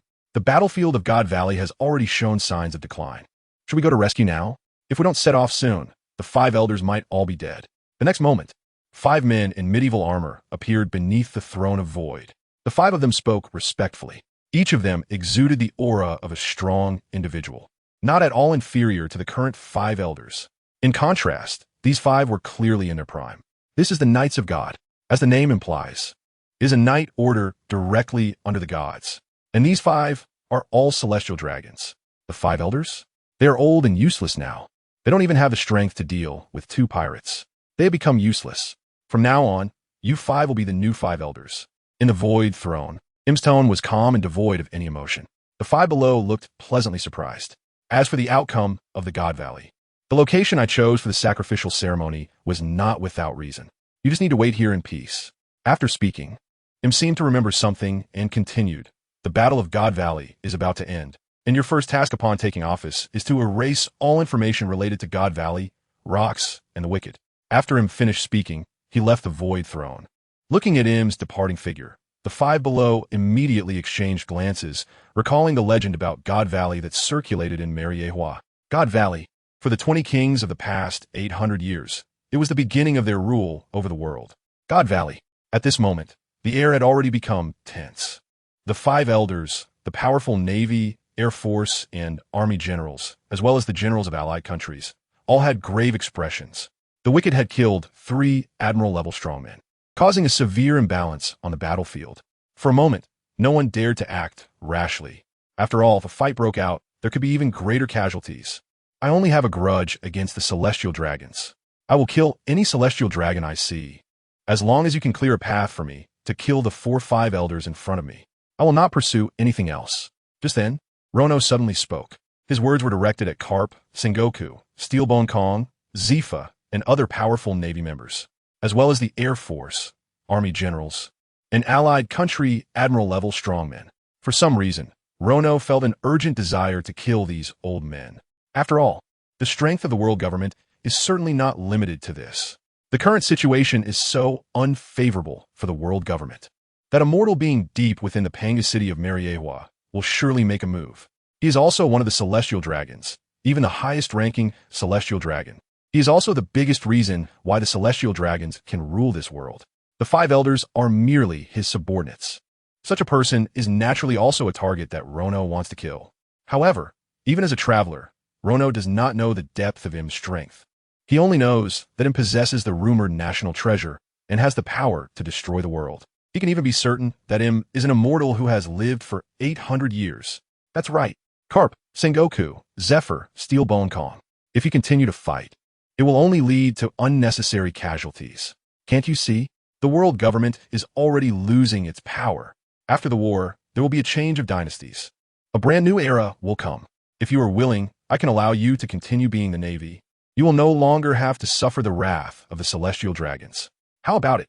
At that moment, Rox suddenly spoke up, advising them.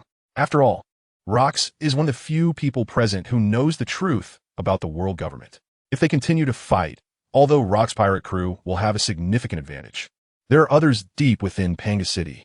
Rox wants to preserve his strength as much as possible, and then fight to the death with the person from Panga City. Upon hearing this, Carp, Sengoku, Zephyr, and the others' eyes flashed. Indeed, the 3 of them were somewhat tempted. After all, the events of Golden City were still fresh in their minds. They had previously advised the 5 elders not to care about the lives of the Celestial Dragons and to wipe out Rox's pirate crew on the spot. As a result, they did not listen to the advice. Now, being forced into this situation, it is also the 5 elders' fault. However, this temptation was fleeting. After all, Rox's brutality is well known. He absolutely cannot be allowed to become the king of the world. Rox, Rono, if you want to fight, then let us fight. Enough with the nonsense. When did it become your pirate's turn to command the Navy? At that moment, Steelbone Kong stepped forward and retorted. As a general, Steelbone Kong had the chance to understand the truth about the world government. The 5 elders are merely superficial. Within the world government, there are still powerful figures. The situation is far from needing a change of dynasties. Upon hearing this, the 4-5 elders showed a hint of appreciation for Steelbone Kong's resolute attitude. They did not expect that Steelbone Kong, who sometimes disagreed with them, would be so reliable at a critical moment. Evil villain. Rox, did you hear that? You were just dreaming. If you want to fight, then let us fight. The curly-haired 5 elder shouted angrily. The bald, kimono, and suited 5 elders also erupted with momentum. They believe that this situation will not last long. Lordom will definitely extinguish the lights. Throughout the long river of 800 years of history, there have been many troublesome figures like Rox who have caused great trouble for the world government. However, Lordom has wiped them all out. As long as Lordom is here, no matter what kind of challengers arise, they are just small waves. Only Lord Im is the eternal God. In that case, come and take your life. Rono also did not want to waste words with these people anymore. Since they are unwilling, then he will have to start a massacre. Kill. Quickly resolve these people. Rox also knows that he must resolve these people quickly, then concentrate all his combat power to deal with the people of Panga City. After saying that, Rox's momentum soared. Rono also raised his momentum to the extreme, not weaker than Rox at all. Kill the 5 elders. Become the new god. Kill these old men. Following Captain Rox, Vice Captain Rono charged in. Whitebeard, Golden Lion, Charlotte Linlin, John, and other captains of Rox's pirate crew also charged in alongside Rox and Rono. Roger, what should we do? Meanwhile, the crew members Rayleigh, Jabba, Barrett, and others looked at Roger. They were somewhat indecisive. They came to God Valley to help Rono, not to help Rox become the king of the world. If this continues, Rox might really become the king of the world. Let us fight. We need to hold off the Navy. Let Rono deal with the 5 elders first. Then we will deal with Rox together. Roger gritted his teeth and made up his mind. He decided to help Rono eliminate the 5 elders first. As for Rox, when the 5 elders are killed, Roger will prepare to personally stop Rox. He absolutely cannot be allowed to become the king of the world. Boom, boom, boom. The war has begun again. It is still Roger and his crew holding off the 4 powerful Navy admirals. Even so, it has already given Rox pirate crew tremendous support. With 6 captains, plus Rox and Rono, they only need to deal with the Air Force, the Army, the 2 powerful admirals from the world government member countries, and the 5 elders. Although it is a 6 against 8 situation, Rono and Rox can both fight as dominant level powerhouses at 1v2. Boom, boom. They unleash terrifying slashes, coupled with the recently acquired power, the Shattered Devil Fruit. Even if the 2 5 elders joined forces, they were still violently knocked away by Rono. Damn it, what terrifying power. If his armed color hockey was even a moment slower, he felt he would be shattered. This guy, did he absorb the abilities of the CP-0 commander and the 3 army commanders? Wiping the blood from the corner of his mouth, the bald and curly-haired 5 elders felt that familiar power. Their eyes were filled with shock. It can't be wrong. That is the power fruit, the Shatter Fruit, which they personally bestowed upon the CP-0 commander and the 3 army commanders. Can he even learn the abilities of the fruit? What kind of monster is this evil villain? 2v1, the 2 of them still had considerable stamina. Yet, they were still at a disadvantage. Even the Sea Overlord Rox wasn't this powerful. Could it be that he has surpassed Rox? Boom, boom. Rono unleashed all his strength to battle against the bald and curly-haired 5 elders. Each slash contained the powers of the Power Fruit and the Shatter Fruit, coupled with the fire attribute of the Blaze Fruit. Originally, Rono possessed top-tier swordsmanship, combined with the 3-color god-level hockey and 2 highly destructive fruits. The 2 stamina-filled 5 elders were actually being pushed back by Rono. That formidable destructive power forced them to use all their armed color hockey to defend. Otherwise, with the slightest mistake, they would be cut to pieces. Rono's destructive power is even stronger than Rox. Hold on. I believe Lord M will definitely come. Even though they were being pushed back, the bald and curly-haired old men gritted their teeth and held on. They believe that Lord M will not allow Rox and the evil villain to cause such a ruckus. 6 Styles' secret technique, Life Return. At that moment, the 2 5 elders made up their minds. At the cost of sacrificing their lifespan, they would restore their power to their youthful peak. The cost of this technique is very high, especially for the already aged Gorosei. It is highly likely that using this move could directly lead to death due to the depletion of their lifespan. Therefore, the Gorosei will not use this technique unless absolutely necessary. But right now, it is indeed a situation of utmost necessity. Immediately, green life energy surged from the bodies of the Gorosei. In the next moment, the originally gray beards of the 2 Gorosei turned black. The wrinkles and age spots on their faces disappeared. They suddenly looked much younger. Congratulations to the host for successfully acquiring the 6 Powers secret technique, Life Return. There is actually a hidden move. Seeing this scene, Rono was slightly taken aback. It seems this is a technique that temporarily grants immense power at the cost of lifespan. The Gorosei being chosen by him to become the visible highest authority in the world indeed shows their exceptional qualities. Rono once again engaged in battle with the 2. The initial demon clashed continuously with their physical techniques and imposing aura, releasing terrifying energy fluctuations. Their strength and aura were much stronger than before. They actually maintained a balanced state against Rono. However, this is only temporary. Once the acquired power is depleted, they will fall back into defeat. They may even be killed directly by Rono. On the other side, the 2 Gorosei targeted by Rox also adopted the same strategy of sacrificing their lifespan. 6 Powers secret technique, Life Return. The hair of the kimono and suit-wearing Gorosei also turned pitch black. Their strength and imposing aura were restored to their peak levels from their youth. The 2 joined forces and charged forward, even pushing Rox back several meters. Blood trickled from the corner of his mouth. Hee, you old men with half your bodies in the ground.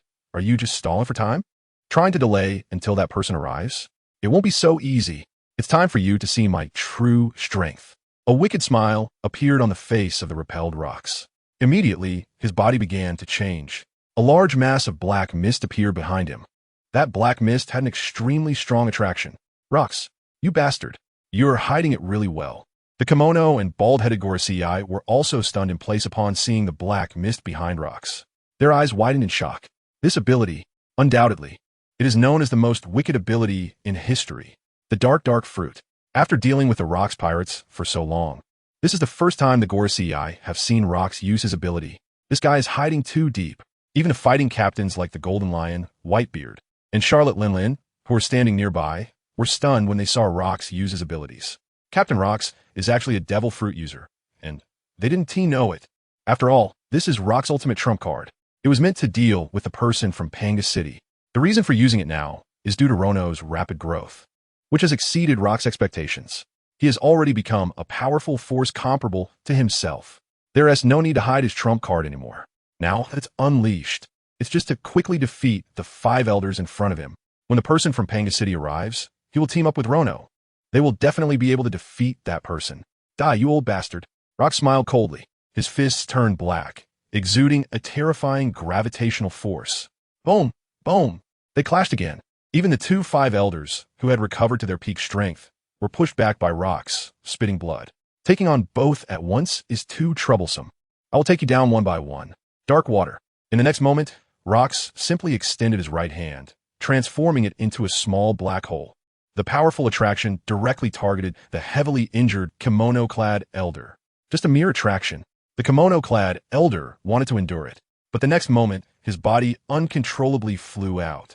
With his haki and strength, plus his serious injuries, he couldn't resist Rock's powerful gravity at all. After all, Rocks had already developed his fruit's abilities to the extreme. The kimono-clad elder is no pushover either. During the flight, he concentrated his haki, preparing to counterattack. C'est style ultimate destruction. The powerful martial arts combined with haki unleashed extreme energy. Trivial skills. Rock's eyes flashed, wrapping his fist with the fully trained conqueror's haki. Bang! With a gravity punch, he shattered the kimono elder's technique while simultaneously delivering a heavy blow to the elder's chest. Crack, crack! The crisp sound of bones being crushed echoed. The kimono elder flew hundreds of meters, crashing into several buildings before finally stopping. He stood up again. Cough, cough. The kimono elder coughed up several mouthfuls of blood. The front of his kimono was already stained red with blood. After all, his internal organs had been damaged by Rock's fierce conqueror's haki. Originally back to his youthful black-haired state. Now a few strands of white hair appeared. If it weren't for overextending his lifespan to return to peak condition, that blow might have cost him his life. The kimono elder was horrified. The Sea Overlord Rocks. Terrifying indeed. He didn't die. Rock's eyes widened slightly, also a bit surprised. Since he didn't die, then let's continue. He used dark water again to attract the kimono elder. You want to get away with it. Another suit-clad elder wanted to help. Get out of my way. Rock's thoughts moved. Immediately, the ground beneath the suit-clad elder turned into black mist. It tightly bound him. The ability to assimilate surrounding objects. No doubt, the fruit has awakened. Taking advantage of the opportunity while the suit-clad elder was entangled in the black mist. Rocks delivered several heavy punches filled with conqueror's haki to the kimono elder. Head, chest, abdomen, waist. Every vital part of the kimono elder was struck. After enduring several heavy blows of conqueror's haki from Rocks, the kimono elder's 7 orifices bled profusely. His eyes wide open, not closing them in death, as if reluctant to leave this world. His death was extremely tragic. His internal organs had been almost completely destroyed by Rock's conqueror's haki. The kimono elder was not like Jiminwai Jinwang. He couldn't withstand so many heavy blows of conqueror's haki and still remain vigorous. In the scene, another admiral-level strong presence dissipated. Damn Rocks! At the same time, just as the suit-clad elder finally broke free from the gravitational entanglement of the dark fruit and was about to help, he looked up and saw the tragic death of his companion. His eyes instantly filled with anger. After the sword-wielding elder, another partner was dead. The kimono elder died too. Damn Rocks pirates. The curly-haired and bald-headed elder, who was fighting Rono, also sensed the familiar aura disappearing. He was furious. 2 partners have already died because of the Rocks pirates. The sword-wielding elder is one. The kimono elder is another. Among the 5 who had partnered in controlling the world government for decades, only 3 remain now. What are you worried about? Soon, I will personally send you down, and then you can reunite down there. Rono sneered, having sensed with observation haki. The auras of the two were gradually weakening. It seems they are nearing their limit. It's time. Swish, swish. A terrifying slash, infused with the powers of destruction, strength, and flames, shot up from the ground. It fiercely aimed at the curly-haired and bald-headed elder. Boom! The two immediately used armament haki to defend. Crash! In the next moment, their armament haki was shattered, and they spat out a mouthful of blood. Is this the end? The curly-haired elder's hands trembled continuously from exhaustion. The power of life returning was gradually weakening. His originally black and shiny hair now showed strands of white. On his smooth skin, faint wrinkles began to appear, visibly deepening at a rapid pace. This is the proof. Once the energy of life returns disappears, they will instantly age significantly, and what awaits them will be Rono's slaughter. Lordum, have you abandoned us? On the other side, the bald-headed 5 elders gazed unwillingly at the sky. They've held on for so long, yet there's been no sign of any reinforcements. The Knights of God, not a single trace. Lordum, when will you descend? Or have you already abandoned us? Hee, after being a dog for someone for so many years. Have we been abandoned? This is the fate of being a dog. Rono felt no sympathy for the two, only mockery. A sycophant meets a terrible end. The truth reigns across the seas. When you are useless, your master will not hesitate to abandon you. This is the fate of being a dog. The 5 elders treat the Navy as the outer face and dog of the world government. Are they not also the dogs of him? Then drew the first generation of Ghost Slash. Swish! With just one strike, the head of the curly-haired 5 elder fell to the ground. Blood sprayed like mist. This is proof of the blade's sharpness. When Lord M gave up on himself, the curly-haired 5 elders felt as if their hearts were dead. They directly abandoned resistance, allowing Rono's original demon slayer to cut off their heads. One generation comes, and one generation goes. For 800 years, it has always been this way. Only Lord M remains forever seated upon the throne. This is the fate of the 5 elders.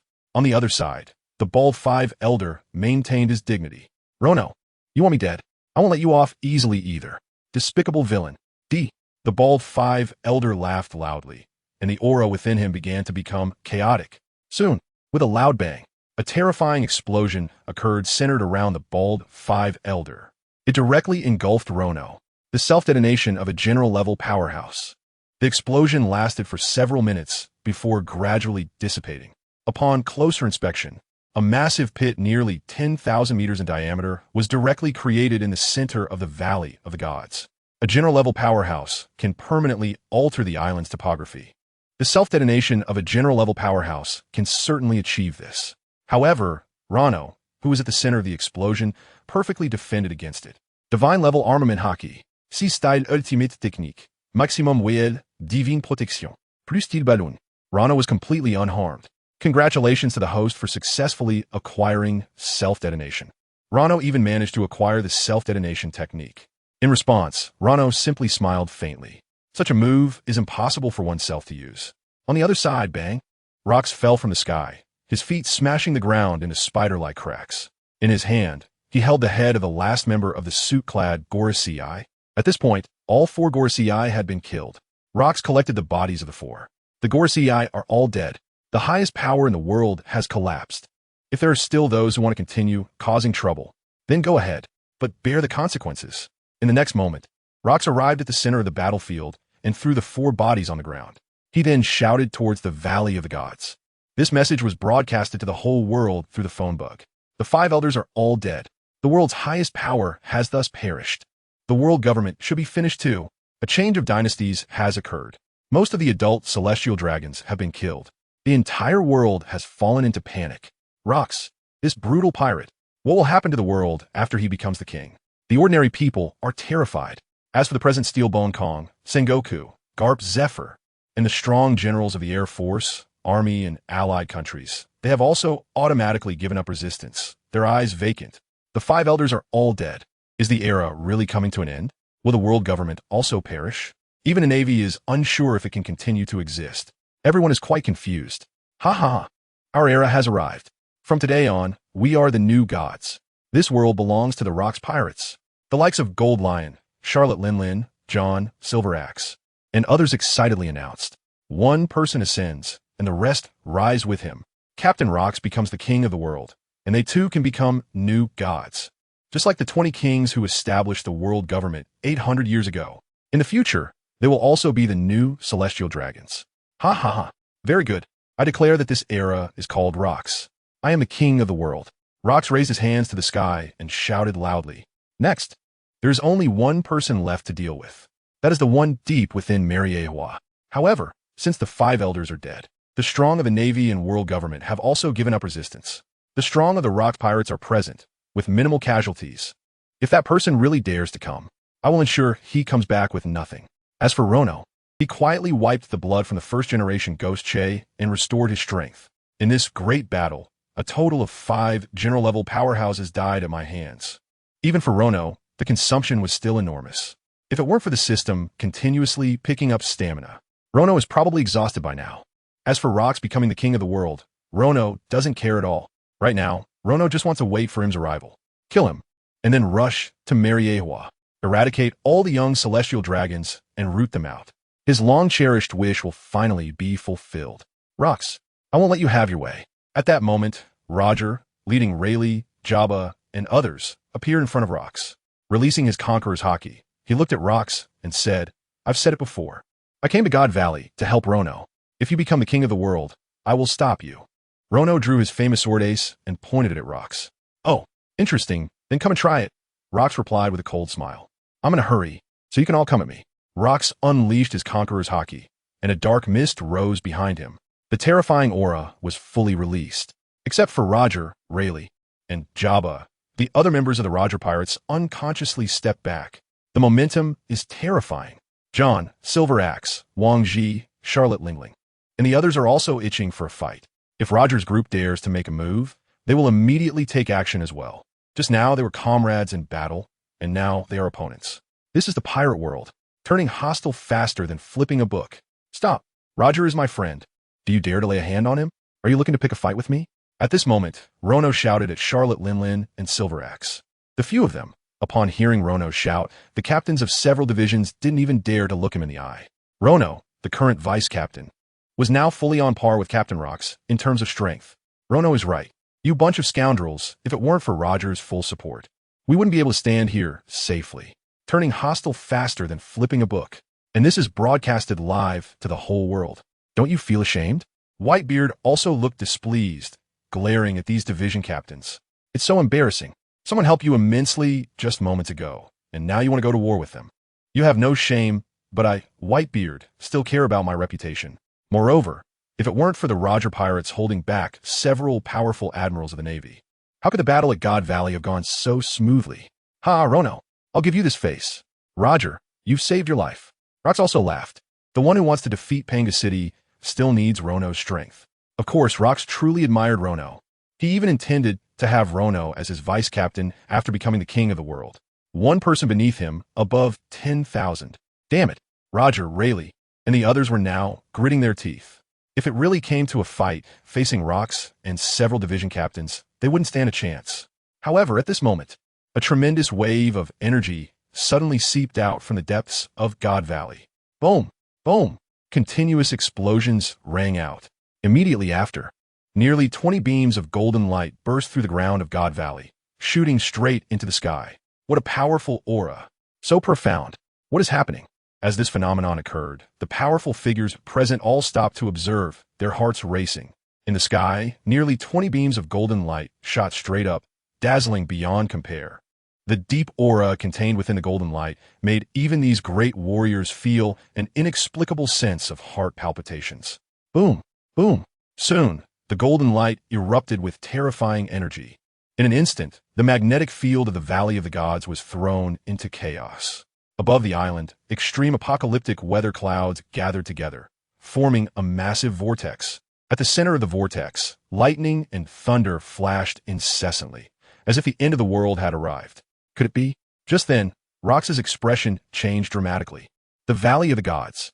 It is said to be the place where the 20 kings who founded this world 800 years ago began. It was in this very place that the 20 kings united after discussions. They engaged in an unprecedented war against the colossal kingdom recorded in history. That battle nearly engulfed the entire world. After that battle, the 20 kings emerged victorious. The colossal kingdom vanished. The 20 kings and their descendants became the Celestial Dragons. They have ruled the world government for 800 years, up to this day. Could it be that? A terrifying thought floated in Rox's mind. Soon, the explosion ended, and the golden light gradually dispersed.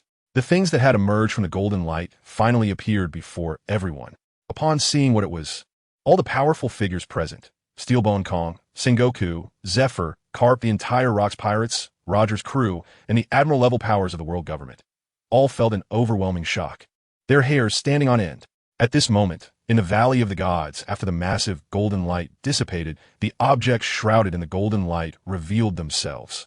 When all the powerful figures present saw what lay beneath the golden light, they were all horrified, their hairs standing on end. The reason was simple. What was shrouded in the golden light were none other than 19 massive coffins. The material, carvings, and design of the coffins were extremely elaborate and exquisite. They were adorned with gems, diamonds, and gold, showcasing remarkable craftsmanship. One glance made it clear that only individuals of extremely high status would use such meticulous craftsmanship and materials. In other words, the people inside these coffins held immense power and influence. Not only that, these 19 giant coffins lie across the ground of the Valley of the Gods. Each coffin emanates an extremely eerie aura: darkness, death, disease, and ominousness. In short, it gives an incredibly strange visual impression. Not only that, the aura seemed to have received some kind of nourishment, suddenly starting to grow stronger. Bang, bang. It grew larger and more terrifying. In the end, the aura erupting from the coffin was not at all weaker than that of a general-level powerhouse. What on earth is going on? Where did these coffins come from? Why is the aura inside these coffins so profound? The powerful individuals present were all incredulously asking. Thump, thump, thump. In an instant, the 19 massive coffins erupted with terrifying conqueror's haki. Dozens of conqueror's haki fused together, unleashing a shocking aura of dominance. On the battlefield of God's Valley, all the elite below the rank of Major General had their eyes turn white and fainted. At the same time, due to the disruption of the magnetic field in God's Valley, the worldwide live broadcast was also forcibly interrupted. The public stared blankly at the black screen. What exactly happened? Why are there so many coffins appearing in God's Valley? Look at the astonished expressions of those powerful individuals. Those coffins seem very unusual. Why was the live broadcast cut off? Who will reconnect our signal? In an instant, people all over the world sighed. It can't be wrong. That rumor is true. God's Valley. At this moment, Rock spoke up, even his voice sounding somewhat distorted. What rumor? Upon hearing this, the Whitebearded, Golden Lion, Charlotte Linlin, Silver Axe, and other division leaders present all looked at Rox. Even Roger's group looked curiously at Rox. After all, these coffins are too unusual. The aura emanating from them is far too eerie. This is a total of 19 coffins. Each one emanates the aura of a general-level powerhouse. This means that the Valley of the Gods suddenly gained 19 general-level powerhouses. 19 general-level powerhouses. They surpass the strength of any faction present. Where do these strange powers come from? The most critical question is, what exactly is their stance? The Valley of the Gods, as rumored, is the place where 20 royal families reached an agreement 800 years ago, the ancestors of the Celestial Dragons. 800 years ago, a war broke out in the world. The scale of the war was so immense that forces from all over the world were drawn into it. The main opposing sides were two major forces.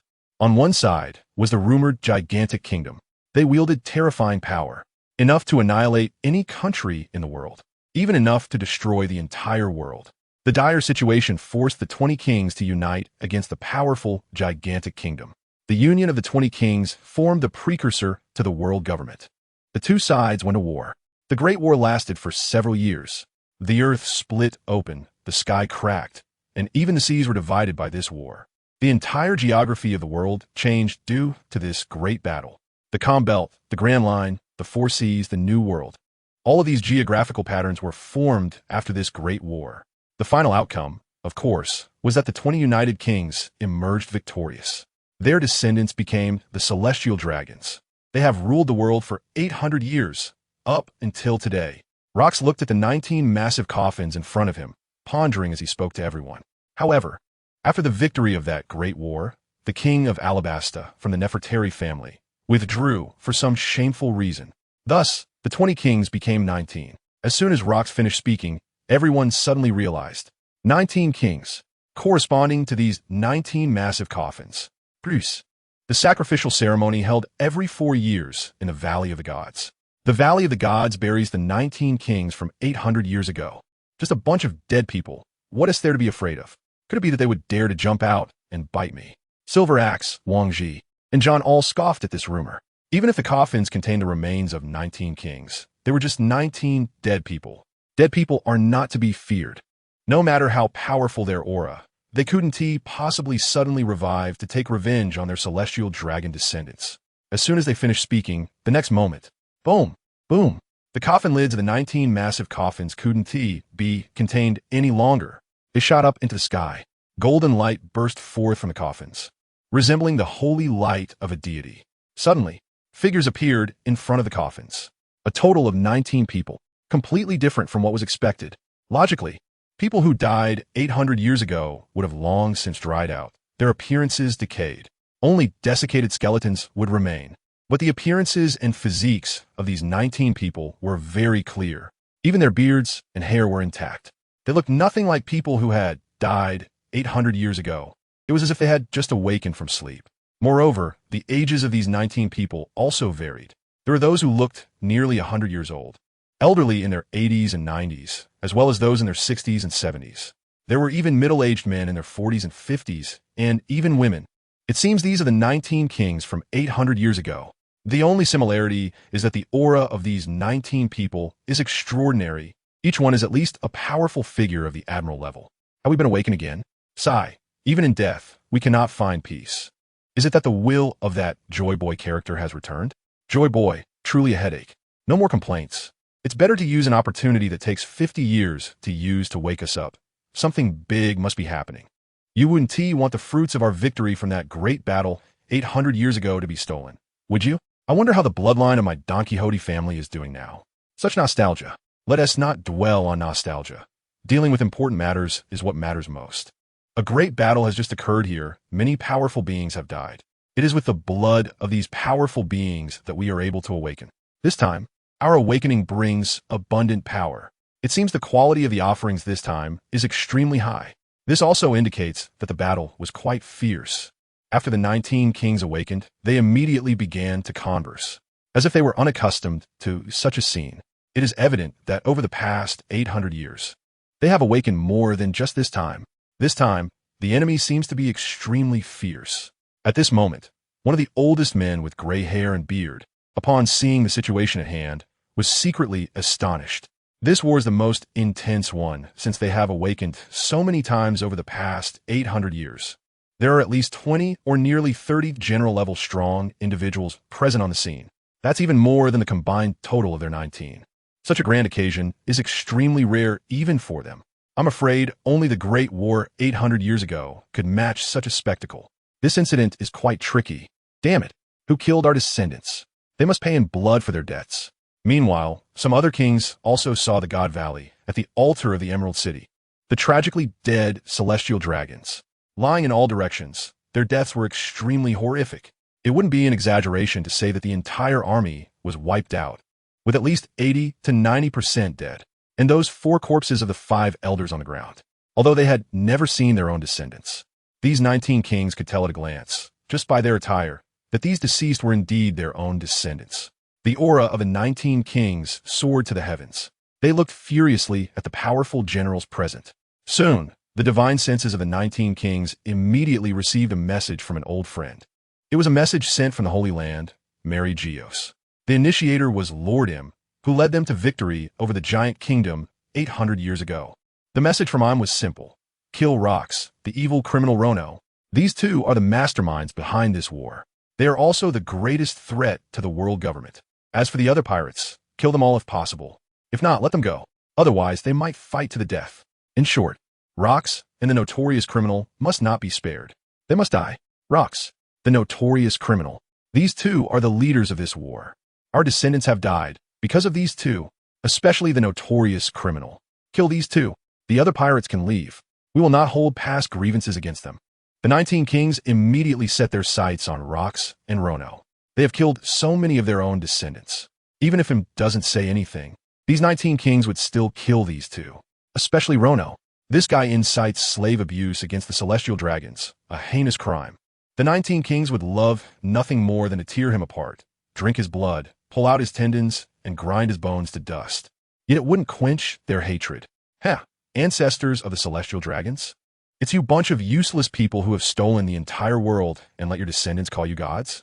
If that's the case, you bastards deserve to die. Faced with the threat of 19 Admiral-level powerhouses, Rono showed no fear and remained completely unflustered. Even if these people had already died once, then let them die once more. What a cocky kid. Are you the ultimate villain? Take my blade. Soon, a king wielding a large sword unleashed his aura and swung at Rono. This is a strike filled with rage. Upon closer inspection, this slash is surprisingly imbued with Conqueror's Haki. Trash. Rono snorted coldly. With his strength having grown to this point, such a general-level slash was completely beneath Rono's notice. Dead man. Swinging the original Ghost Cutter, a strike emerged that was several times more terrifying than that of the king. The swordsmanship and Conqueror's Haki infused in the slash were several times more formidable than that of the king's strike. Boom! The two slashes collided. Rono's slash engulfed the king's slash while directly shattering the opponent's large sword. That is the power of the crush fruit. Nothing is unbreakable. Nothing is indestructible. My sword? The king looked incredulous. This is a black blade that has been tempered countless times with overwhelming power. It was actually cut in half by this kid with one strike. The other 18 kings were also stunned by the slash unleashed by Rono. This guy's strength is truly remarkable. After all, the strength of that sword king is well known to the other kings. That sword is a black blade forged through constant tempering with Conqueror's Haki. The blade is incredibly hard. It was cut in half by a wicked villain with a single strike. The 19 kings finally understood why I'm had to pay a price to awaken them. The guy known as the ultimate villain likely possesses strength that far exceeds any one of them individually. This person is not simple. Let's go all out. Kill him first. In the next moment, all 19 kings sprang into action, preparing to surround Rono. Rock's pirates, go! Rox shouted angrily, unleashing his Conqueror's Haki in dark aura. One person faced off against 3 kings. Rox, this guy's strength is on par with the ultimate villain. The opponent they encountered this time seems to be much more troublesome than before. The other kings were once again shocked by Rock's power. Rox, the ultimate villain. These two individuals possess incredible power. Even during the Great War 800 years ago, few had strength comparable to these two. Rono, be careful. Since you're dead, don't come out to disturb this world. Songyun slash. Whitebeard immediately stepped in to help, wielding Songyun cut, imbued with Conqueror's Haki, and this he swung it out, causing the entire Valley of the Gods to tremble. You won't harm Lord Rono. Seeking death. In the next moment, Kaido didn't care that his opponent was a top admiral anymore. He wielded his kanabo and went after one of the kings. Roger pirates. Everyone, let's go. God avoid. Seeing this, Roger also drew his famous sword ace, leading Rayleigh, Jabba, and other elites of the Roger pirates. They charged at the 19 kings. The others, including the Golden Lion, Charlotte Linlin, John, Wang Ji, Silver Axe, and others, also threw caution to the wind and engaged in battle with the 19 kings. The Valley of the Gods was once again plunged into intense warfare. The weather above the Valley of the Gods changed dramatically, resembling the apocalypse. For a moment, those 19 kings were unable to gain any advantage against the combined forces of the Rox pirates and the Roger pirates. After all, these were 19 top-tier, powerful individuals. This is the first time since the 19 kings awakened that such a situation has occurred. Navy, what are you standing there for? Go. That's right, kill these damn pirates. Aren't you serving the world government? Seeing the situation stalemate, the 19 kings spoke to the watching Navy, Air Force, Army, and the top powerhouses of the Allied nations. Yes, this is a great opportunity to eliminate the Rox pirates. Prioritize killing Rox and those evil criminals. Steelbone Kong led Carp, Zifa, Sengoku, and other admiral-level powerhouses into battle. The Air Force and Army generals, along with the top powerhouses from the Allied nations, also joined the fight. Originally, Rox was not at a disadvantage in a 1v3 situation, but with Carp's strong entry, he immediately fell into a disadvantage. Whitebeard, Golden Lion, and Roger went from 1v1 to 1v2, and the situation became extremely unfavorable. Finally, with several more admiral-level powerhouses joining the battlefield, it immediately became one-sided. The Rock's pirates and Roger's crew were retreating step by step. The momentum was too fierce. I never expected that the world government had such hidden strength. The 19 kings. They are actually 19 admiral-level powerhouses. How terrifying was their opponent, the giant kingdom, 800 years ago. The Rock's pirates and Roger's crew both looked grim. Many strong individuals, such as Roger, Whitebeard, Golden Lion, Charlotte Linlin, Silver Axe, Rayleigh, John, and others were already injured. The number of admiral-level powerhouses on the opposing side was simply too many. A quantitative change led to a qualitative change. Even with Rox and Rono, the two overlord-level powerhouses on their side, it was still extremely difficult. Captain Rox, Vice Captain Rono. What should we do? Should we retreat? At this moment, Golden Lion, Wang Ji, and others took the opportunity during the battle to ask. Since the battle began, the Rock's pirates and Roger's crew had killed several admiral-level powerhouses of the world government, including 4 of the 5 elders, as well as 2 CP0 leaders, and the commander-in-chief of the 3 armies. But now the opposing side suddenly had 19 additional admiral-level powerhouses. The already exhausted group was gradually unable to hold on. Let's retreat. Continuing to fight will only increase losses. As long as we have a breath left, overturning the world government is only a matter of time. Rox decisively decided to retreat at this moment. Yes, I didn't expect the world government to have such deep foundations. It seems that next time, we need to be fully prepared. Even though he greatly despised the ancestors of these 19 celestial dragons, Rono had to admit that continuing to fight was extremely unfavorable. There was even a possibility of total annihilation. The cost is too great. If it were just him alone, Rono would definitely fight to the death against these people. But Roger and Whitebeard got involved in this war. Because of him, especially Roger. The Battle of God Valley had nothing to do with him originally, but he treated him as a friend, not only providing important intelligence, but also leading his entire crew to help him. Now that the adult celestial dragons have suffered heavy casualties, Roger deserves a significant share of the credit. If he insists on fighting the ancestors of these celestial dragons to the end, he shouldn't involve Roger in it. Friends shouldn't be harmed. This is Rono's bottom line. If because of his own personal matters, it leads to the death of a friend, Rono will regret it for a lifetime. Retreat. Golden Lion, get ready. Rono commanded the Golden Lion. In terms of retreat, the Golden Lion's float fruit is the most convenient. Ha ha. Good. Watch me. The Golden Lion took a deep puff of his cigar and immediately summoned the power of his devil fruit. Half squatting, he touched the ground with his palm, and a piece of God's Valley Island began to float into the sky. Now's the time. Let's go. Charlotte Lingling, Wang Ji, John, Silver Axe, and others quickly jumped onto the floating island. Don't even think about escaping. Wang, who was fighting against these 4, shouted and tried to pursue. Wait. If these guys run away, let them go. Don't forget our goal. Soon, those kings who attempted to chase were persuaded to return. Among the pirates present, anyone could be let go, but Rox and the extremely wicked must not be spared. Upon hearing this, the 4 kings who wanted to pursue immediately gave up. They turned around and joined the encirclement against Rox and Rono.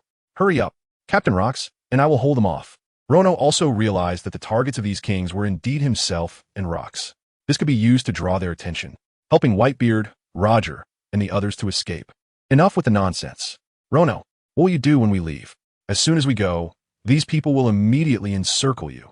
Roger and Whitebeard said worriedly, unwilling to leave. After all, once they left, the admiral-level strongmen they were holding back would immediately join the battle to encircle Rono. Lord Rono, let's go together. Kaido was also reluctant to jump onto the floating island. Don't delay. You all leave quickly, and then it will be easier for me to retreat. Do you understand? Continuing to drag this out will only be more disadvantageous. Rono observed the situation on the battlefield. Roger's group was still holding back the 4 admiral-level strongmen. Whitebeard was in a tough battle 1v2. Kaido, heavily injured, was desperately holding back 1 admiral-level strongman. Among the remaining 10 or so admiral-level strongmen, 4 kings have been taken down by himself and Rox. Even so, the enemy still had nearly 20 admiral-level strongmen. Among them, a dozen were dealing with himself and Rox.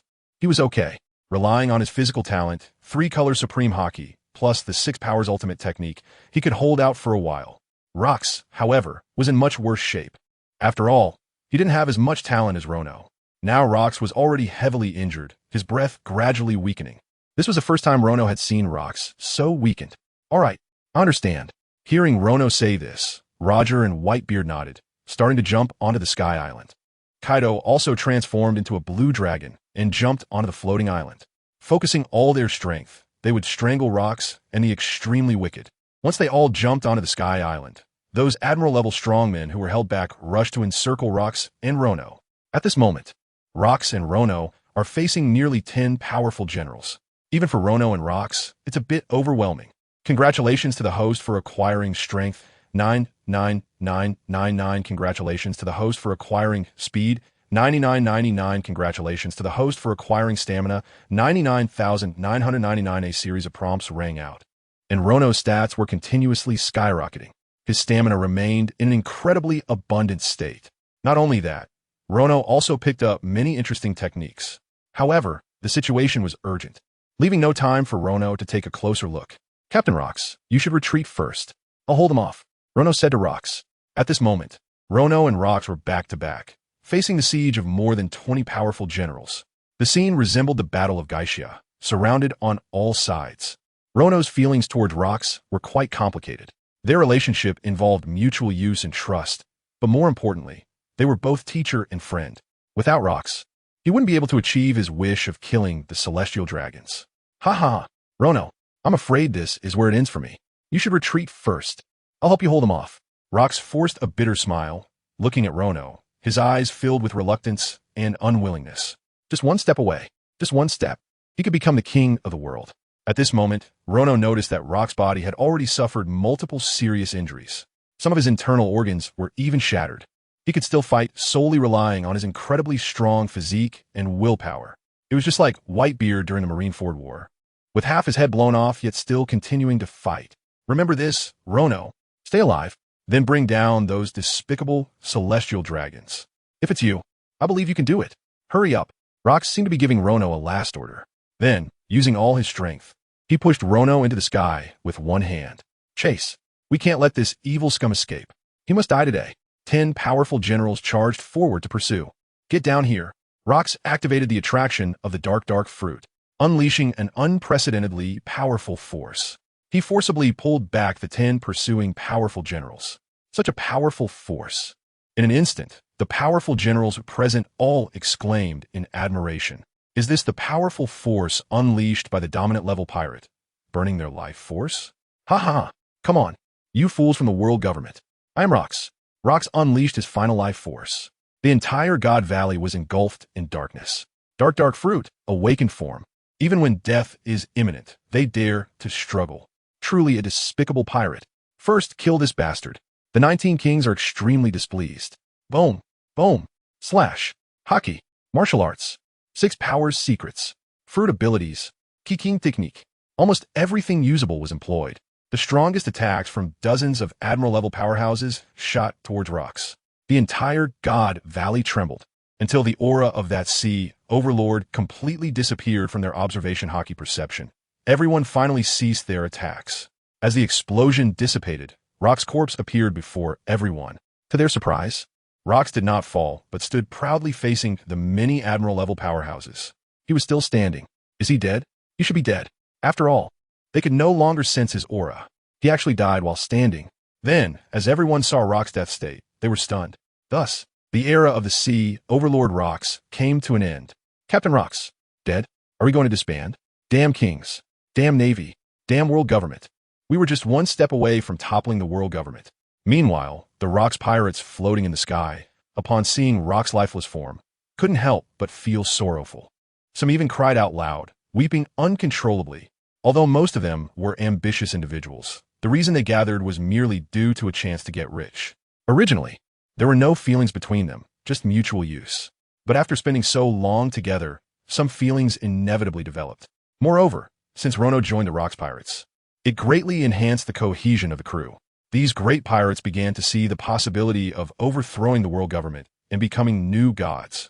It turned out that the frequently lazy Shiki, Wang Ji, Silver Axe, John, and Charlotte Linlin had also gradually developed a sense of belonging to the Rocks pirates. In recent operations, there had been no instances of slacking off or backstabbing. Instead, everyone gave their all.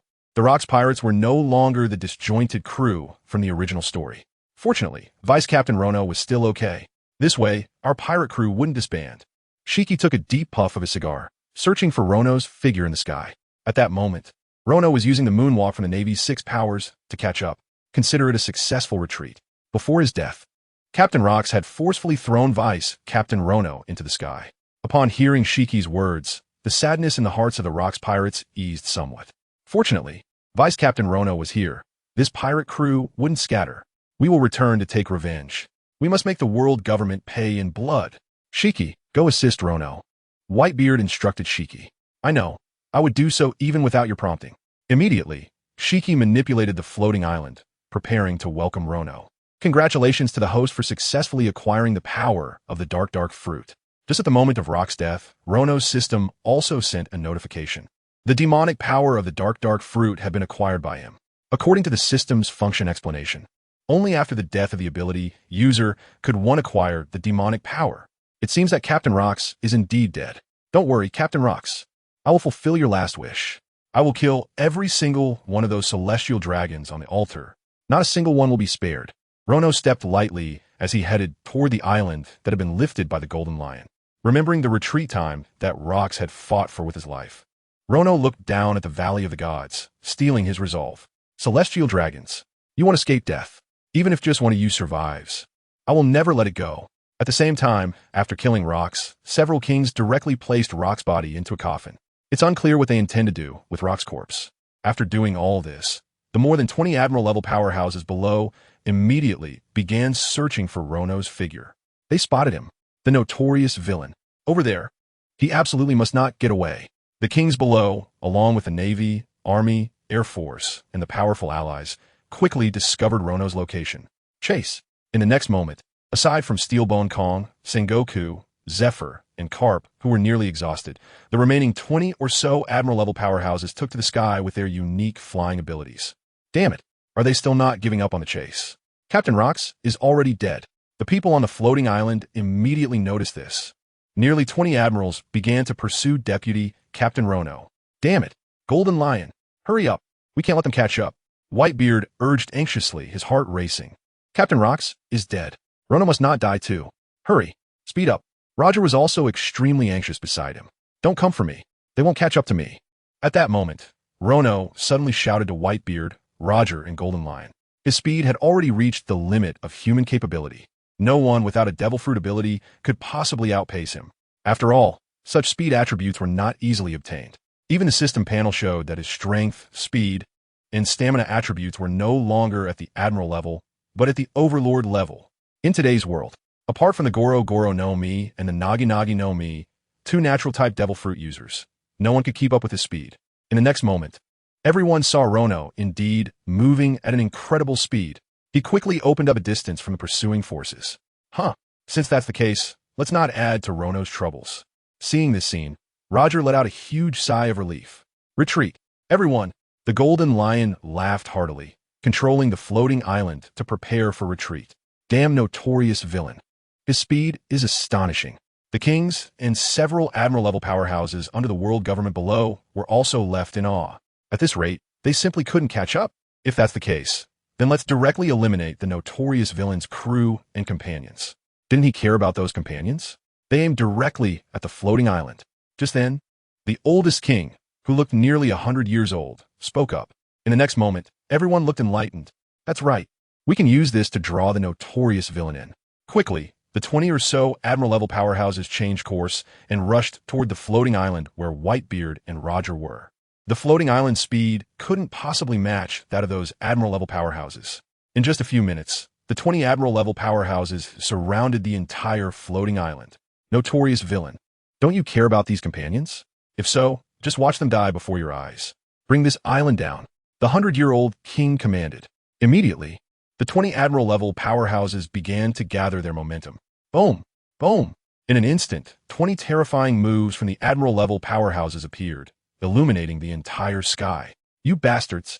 Dare to touch my friends. You seek death. Just then, Rono also discovered the whereabouts of those 20 Admiral-level powerhouses. They weren't coming after him. Instead, they aimed at Roger and Whitebeard's floating island, trying to use this trick to force him to submit. Although he knew this was the enemy's scheme, Rono couldn't ignore the lives of his friends. Whoosh! Like an arrow released from a bow, Rono sped toward the floating island. Ha ha ha, notorious villain. You really came. Your friends are doomed. Today, you shall also be buried here, to honor the souls of our descendants. Seeing Rono approaching quickly, the kings let out triumphant and angry shouts. Nearly all of their descendants had died at the hands of the notorious villain. If he doesn't die today, this war will never end. Rono, don't come over. Take this opportunity. Quick escape. Seeing Rono rushing over, Whitebeard, Roger, and even Kaido hurriedly reminded him. Now the target of the 20 kings is their group. Rono could take this chance to leave. What nonsense are you saying? You've done enough already. How could I let you sacrifice yourselves for me again? You bastards of the world government. Your target is me. Kulme. Then come and kill me. Rono shouted angrily, arriving below the floating island, directly facing those 20 admiral-level powerhouses. He focused his momentum to the maximum. The overwhelming conqueror's haki disrupted the weather. Ha ha, notorious villain. You will die today. Kill him. Just then, the 100-year-old king gave the order. The 20 admiral-level powerhouses surrounded Rono. Boom, boom. The attacks from the 20 admiral-level powerhouses unleashed. Congratulations, host. You have gained 9,999 strength. Congratulations, host. You have gained 9,999 speed. Congratulations, host. You have gained 9,999 stamina. 6 Styles Secret Technique. Maximum God Defense. In the next moment, Rono unleashed a terrifying momentum. The divine level armament haki combined with his steel balloon body talent allowed him to withstand all of the attacks from these 20 people. He spat out a mouthful of old blood. A few ribs also broke. However, such injuries were nothing serious for Rono. If he exerted all his effort to defend, he should be able to stall for 10 minutes, buying enough time for Whitebeard, Roger, and the others to escape. What kind of monster is this guy? The attacks from 20 powerful generals surprisingly couldn't kill him. The kings and the admiral-level strong ones from the world government were also stunned by Rono's defense. Even the CE Overlord Rox died after being besieged by 10 admiral-level strong ones. The full-force attacks from 20 admiral-level strong ones couldn't kill this extremely evil criminal. He wasn't even seriously injured. Just how terrifying is his power? Such a terrifying guy. No wonder it made his group wake up. Damn it. No way. Go help Lord Rono. Seeing this, Whitebeard, Roger, Kaido, and the others wanted to step forward to help. Don't come. Everyone, take this opportunity to escape. Their target is me. Rono hurriedly stopped Whitebeard, Roger, and the others. As long as he could delay long enough, he could buy time for their escape. You all have to die. Continue to kill. Eliminate the wicked ones in one go. 20 admiral-level strongmen unleashed terrifying attacks once again. The sky roared and thunderclouds erupted. It felt as if the world was about to be destroyed. The king's secret technique, annihilation, especially those dozen kings, their moves actually combined into one attack. The combined technique of the dozen kings. No matter the range, power, or momentum, it was incredibly fierce. It felt as if it could devour an island into dust in an instant. No, even 4 or 5 islands could be obliterated to ashes. It was just like the legendary ancient weapons, powerful and intimidating. After all, these dozen kings had experienced a protracted war 800 years ago. They had long cultivated the tacit understanding for combined techniques. They could actually unleash such a move. These guys, so terrifying. This is the strength of the kings from 800 years ago. The people on the floating island, seeing this terrifying technique, also had faces full of disbelief. The extreme energy contained in that move. Even Whitebeard and Roger were deeply shaken. Hurry and leave. If you don't go now, it will be too late. Rono almost shouted angrily. Rono also felt the horror of this move. Let's go. In the end, Roger and Whitebeard recognized the reality. They prepared to leave. It wasn't that they didn't want to help Rono, but that reality was like this. With their strength, facing 20 admiral-level strongmen, even if they went to help, it would be just a drop in the bucket. It might even lead to their total annihilation. Since Rono had already made up his mind, then his friends, they couldn't waste the opportunity Rono had fought for with his precious life. Never doubt a man's determination. If they insisted on staying here, it would be equivalent to wasting Rono's life. This does not align with Rono's original intention.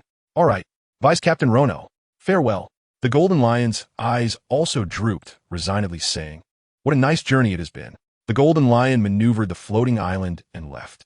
Vice Captain Rono, farewell. Is the Rocks Pirates going to take a bow now? Whoa. Vice Captain Rono, Lord Rono, I will definitely avenge you. Many members of the Rocks Pirates began to cry. Even the captains like Charlotte Linlin, John, Silver Axe, and Wang Ji secretly wiped their tears.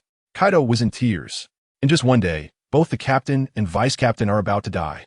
The Rocks Pirates are falling apart. Even Whitebeard and Roger shed tears. This distance should be safe enough. 20 admirals, huh? Even if I really die, I want to let you all have it easy. At the very least, these powerful beings from the world government's affiliated countries must die. Rono looked towards the island floating further away. Then he turned back to face the combined attack of the 19 kings. With a determined heart, congratulations to the host for successfully acquiring the king's secret technique, annihilation of nations. In the next moment, Rono drew his sword, the first generation of Onit. In an instant, the aura of demons surged and thunder roared. This is the final fusion technique. He must exhaust all his haki and physical strength in one go. At least he must kill those few Air Force and Army admirals, as well as the powerful beings of the affiliated countries. Boom, boom. Facing the king's secret technique, annihilation of nations, Rono remained unperturbed, with a determination to die. He attached the divine-level Conqueror's haki to the first generation of Onit. In the next moment, countless heroes' ultimate moves surfaced in Rono's mind. Iron Fist, Wave Slash, Chilin, Lion's Thousand Cuts Valley, Cloud Slash, Onit, 10 forms of Iato, Divine Avoidance, Mountain Breaking, God Slaying, Shattering Mountains and Rivers, coupled with the recently acquired King's secret technique, Annihilation of Nations, and the powers of the 4 great fruits, Strength, Crush, Burn, and Dark Fruits, all fused together. With one slash, he unleashed God Slaying, breaking heaven and earth. Rono's sword intent and aura were astonishing. This is to buy us the last bit of time. Even though they were already far enough away, Whitebeard, Roger, Golden Lion, Rayleigh, Charlotte Linlin, and others still felt the overwhelming aura emanating from Rono. For a moment, it was as if they were matching the momentum of the 20 Admiral-level powerhouses. Fearless. Vice Captain Rono is just like Captain Rocks, burning his own life to unleash such a terrifying momentum. John, Wang Ji, Silver Axe, and others murmured, remembering the momentum of Captain Rocks before his death. It was exactly the same as Vice Captain Rono. This is a determination to fight to the death. However, Vice Captain Rono's aura is even more formidable than Captain Lox's. Still trying to struggle in the face of death. To oppose a deity with a mortal body? It's truly overestimating oneself. A mere ant trying to shake a big tree? How pathetic, you wicked scoundrel. Seeing that Rono has not given up resistance. Even in the face of the King's ultimate technique, the annihilation of nations, he still dares to think of fighting back. The 19 kings couldn't help but sneer. An insect trying to shake a tree, a mantis trying to stop a chariot. This small, wicked scoundrel still dares to dream of resisting a deity? This guy really has no self-awareness. However, when Rono's sword energy, powerful enough to, suddenly appears, the expressions of these 19 kings, as well as several other high-ranking powerful figures under the jurisdiction of the world government, suddenly changed dramatically. What happened? What is this terrifying sword intent? Rumble, rumble. A force that shakes heaven and earth emanates from Rono's original ghost cutter. It seems as if the thunder and fire of the earth have merged at the tip of the blade. The 20 top-tier warriors present feel as if nothing can withstand it. Nothing can resist it. God slaying, breaking the heavens and the earth. In the next moment, Rono swings the original ghost cutter in his hand. He unleashes all of his conqueror's haki and physical strength. This final strike must make the opponent pay the price. Boom! A plain white ribbon flew out. In the next moment, that white ribbon suddenly transformed into a nearly 10,000-meter-long, blue-eyed giant dragon. The dragon's body was entwined with dark red. Surging conqueror's haki, coupled with the rampant thunder wrapping around the giant dragon, the eerie, ghostly aura further enhanced the dragon's already extremely oppressive presence.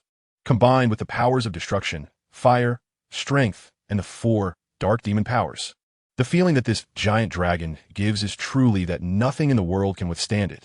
Boom! In the next moment, the giant dragon collided with the attacks of 20 powerful generals. In the first instant, the attacks from the Air Force, Army generals, and allied nation generals were directly torn to shreds by the giant dragon. They were utterly helpless. Only the secret technique of the 19 Kings United, annihilation of nations, was battling fiercely against the dragon's roar. Boom! Boom! As the two powerful forces collided in the air, they unleashed extreme energy. In an instant, that energy suddenly exploded. It engulfed all 19 kings present, Rono, and the powerful generals under the world government. In the sky, an energy sphere the size of an island, with a diameter of tens of thousands of meters, formed. It resembled a small sun hanging in mid-air. Boom, boom. It trembled the entire sky like a nuclear explosion. In the midst of the extreme energy explosion, explosions continued to occur, like the nuclear reactors on the surface of the sun, constantly erupting. Crack, crack. It was unclear how long the explosions continued. At the center of that energy sphere, it seemed something shattered. Immediately after, a powerful gravitational pull suddenly emerged from the core of the energy sphere, instantly pulling everyone inside. Whether it was the 19 kings, the powerful generals of the world government, or Rono, they were all engulfed by this powerful attraction. What on earth is happening? The extreme gravity made even Rono feel dizzy. He felt as if he were inside a large washing machine, his body spinning continuously. A buzzing sound filled his ears, making it impossible to discern direction or even where he was at that moment. In his observation hockey, he sensed that the powerful presence around him was fading. One person, two people, three people, four people. First, it was the Air Force, Army, and two allied nation generals whose presences disappeared. Next, the 19 kings vanished one by one. Finally, it seemed like a complete silence. Rono's observation hockey could no longer sense any presence. Silent, dead silence. Only the sound of a howling wind rushed past his ears, reminding Rono that he seemed to still be alive. Everyone was dead. What about me? Am I dead too? The violent shaking of his body gave Rono a terrible headache, making it impossible to open his eyes. He could only murmur incoherently. In fact, the attack that Rono and the 20 powerful generals just executed was terrifying. The space was directly torn apart, and everyone was drawn into a time-space tunnel. However, the bodies of the others could not withstand the turbulence of this time-space tunnel. They were directly crushed to dust. The 4 powerful generals were the same. Even the bones of the 19 kings were crushed to dust, dispersing without a trace. Only Rono, with his extreme physical strength and terrifying steel balloon talent, he remained unharmed. He could only drift along with the turbulent time-space, not knowing where he was headed. Meanwhile, above God's Valley, everyone on the floating island had extremely serious expressions. The godlike explosion from earlier had already disappeared. Then Whitebeard, Roger, Shiki, and others were astonished to discover Rono was gone. Not just Rono, the Air Force, Army allied nation generals, and the 19 kings, all completely vanished. All disappeared without a trace. Their observation hockey could not sense the existence of these people at all. It was as if that scene had never happened. Everything felt like a dream. On the ground, Steelbone Kong, Carp, Sengoku, and Zephyr were also dumbfounded as they looked at this scene. Strange. Too strange. What on earth is going on? Why has everyone disappeared? Not even a trace left behind. Could it be that they were all crushed to atomic-level cells by that terrifying explosion? At this point, even if they couldn't understand it anymore, they could only interpret it this way. Everyone was crushed to dust. Rono alone caused 20 powerful generals to accompany him in death. Is this the power unleashed by an extremely evil person at the cost of their life? 20 powerful generals all accompanied him in death. But no matter what, it was finally resolved. Thinking of this, Steelbone Kong, Sengoku, Carp, and others all breathed a sigh of relief. That's right, it's finally over. Rox and an extremely evil person are both dead. But the price is not light. For Elder Stars, plus 2 CP generals, the Supreme Commander of the 3 armed forces, plus the Air Force, Army generals, and the powerful figures of the allied nations. And the bones of these kings were also shattered, leaving uncertain whether they could awaken again in the future. God's Valley. How are we going to clean up the aftermath? Looking around the island of God's Valley, Steelbone Kong suddenly discovered the entire island was completely barren, as if it were at the beginning of creation. Emerald City and some buildings on the island, as well as the greenery, were destroyed beyond recognition. God's Valley was filled with the bodies of the Navy and pirates. There were also some people who were not dead, but were stunned. After all, that unprecedented battle involved dozens of powerful generals. Just the Conqueror's hockey alone was enough to stun all those below the level of a general. Even elite vice admirals, Crane, Akainu, Kazan, Borsellino, Dragon, etc., were all knocked out. The only ones still standing in the entire God Valley were Steelbone Kong and his 3 companions. As for the Celestial Dragons, nearly all 2,000 of them were dead. Only a small number of lucky celestial dragons escaped in time. As for the slaves, they were all affected by the earlier battle and died. With just the 4 of us, it's impossible to handle this. We can only wait for someone from the government to come. Sengoku also smiled bitterly. His stamina was almost exhausted. The aftershocks of the battle were too great, and there weren't even any usable communication devices on the island. No one knows how long it will take for someone to discover this. For those garbage celestial dragons. So many navies died. Was all of this worth it? Carp was in tears. The naval battle suffered heavy casualties. Nearly the entire force of the 100,000 elite troops drawn from around the world was wiped out. Most of the crew of the Rocks pirates also perished here. This time, Steelbone Kong surprisingly did not stop Carp. After all, there weren't many people left on the island, so he thought it was fine to talk. Someone is coming. At that moment, Zephyr's keen observation sensed someone approaching. The next moment, 5 middle-aged men in medieval armor appeared in God Valley. Is there really someone still alive? This is quite unexpected. It turns out to be the Navy. So, does that mean only these 4 are alive here? The 5 men were slightly taken aback when they saw the 4 figures of Steelbone Kong's group. However, their expressions quickly returned to normal. The Knights of God, Carp, Sengoku, Zephyr, and Steelbone Kong immediately recognized their attire. The Knights of God, a knightly order directly under the god. In terms of status, they are even above the Navy. Since they are not dead, we should leave here quickly. In 5 minutes, the entire God Valley will sink into the sea. One man said with a smile, What does this mean? There are still many Navy soldiers alive here. Are you going to sink them too? Upon hearing this, Carp, Sengoku, Zephyr, and Steelbone Kong immediately retorted sternly. Crane, Kazan, Akainu, and others are still alive, just unconscious.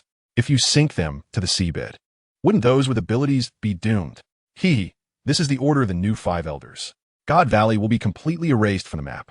This war will also be erased from history. The existence of Rocks, the notorious criminal, must be eliminated as well. Do you Navy intend to defy the order? Another man emphasized with an implicit threat. New 5 elders. Upon hearing this, the few were stunned. The 5 elders had just died, and now there are new 5 elders. I don't care about your 5 elders. God Valley absolutely cannot sink now.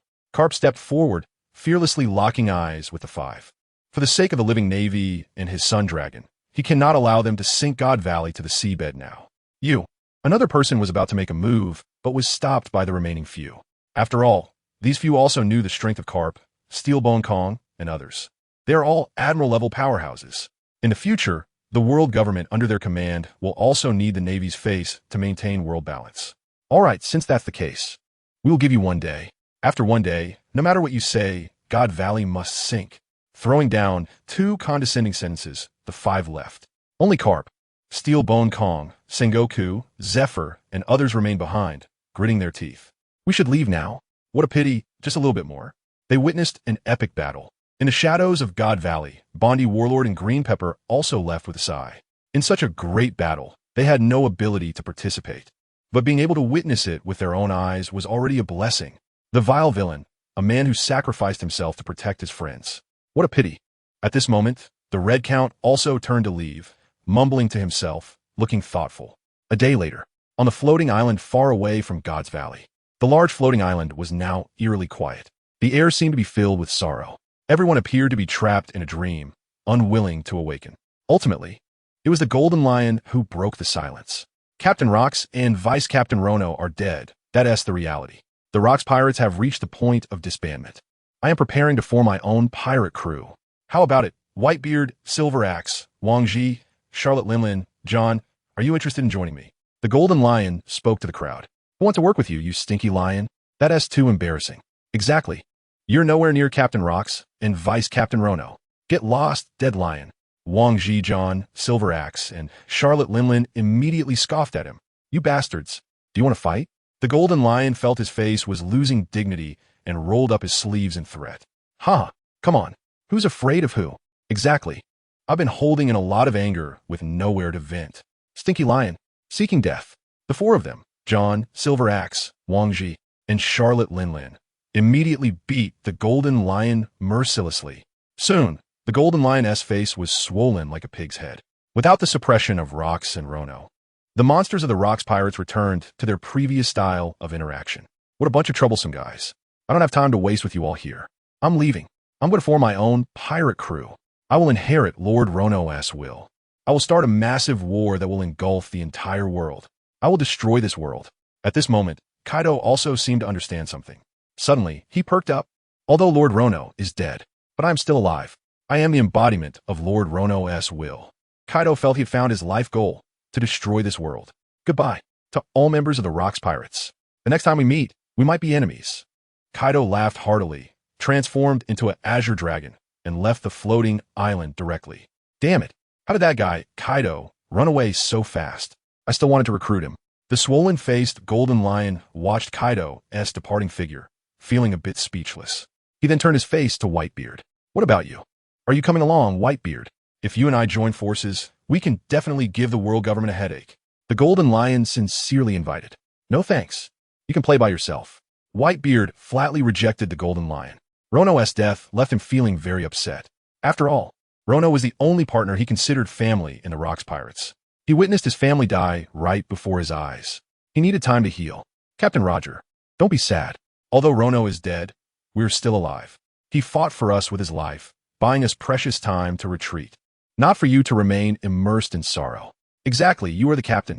What are we supposed to do if you act like this? At this moment, Rayleigh, Jabba, Barrett, and others came to comfort the grieving Roger. Okay, I understand. Roger nodded and wiped his tears. Yes, I still have a group of partners. There are still great aspirations. If Rono knew I was still immersed in sorrow, he would probably be angry. Then let us start a new adventure. Let us seek the truth of this world. Together, let us turn this world upside down. Roger was filled with motivation again. What's that crying sound? At that moment, a cadre of the Roger Pirates suddenly heard a crying sound. Following the sound, he found two infants. Their features were quite distinct. One had a red nose, and the other had red hair. Oh, two infants. How strange. Isn't this island part of Goddess Valley? How could there be infants here? The members of the Roger Pirates exclaimed in surprise. These two children can't be the reincarnations of Rox and Rono, right? Roger exclaimed in delight upon seeing the infants. It can't be that quick to reincarnate, you fool. Rayleigh rolled his eyes at Roger, but he felt relieved inside. With this foolishness, Roger should have emerged from his sorrow.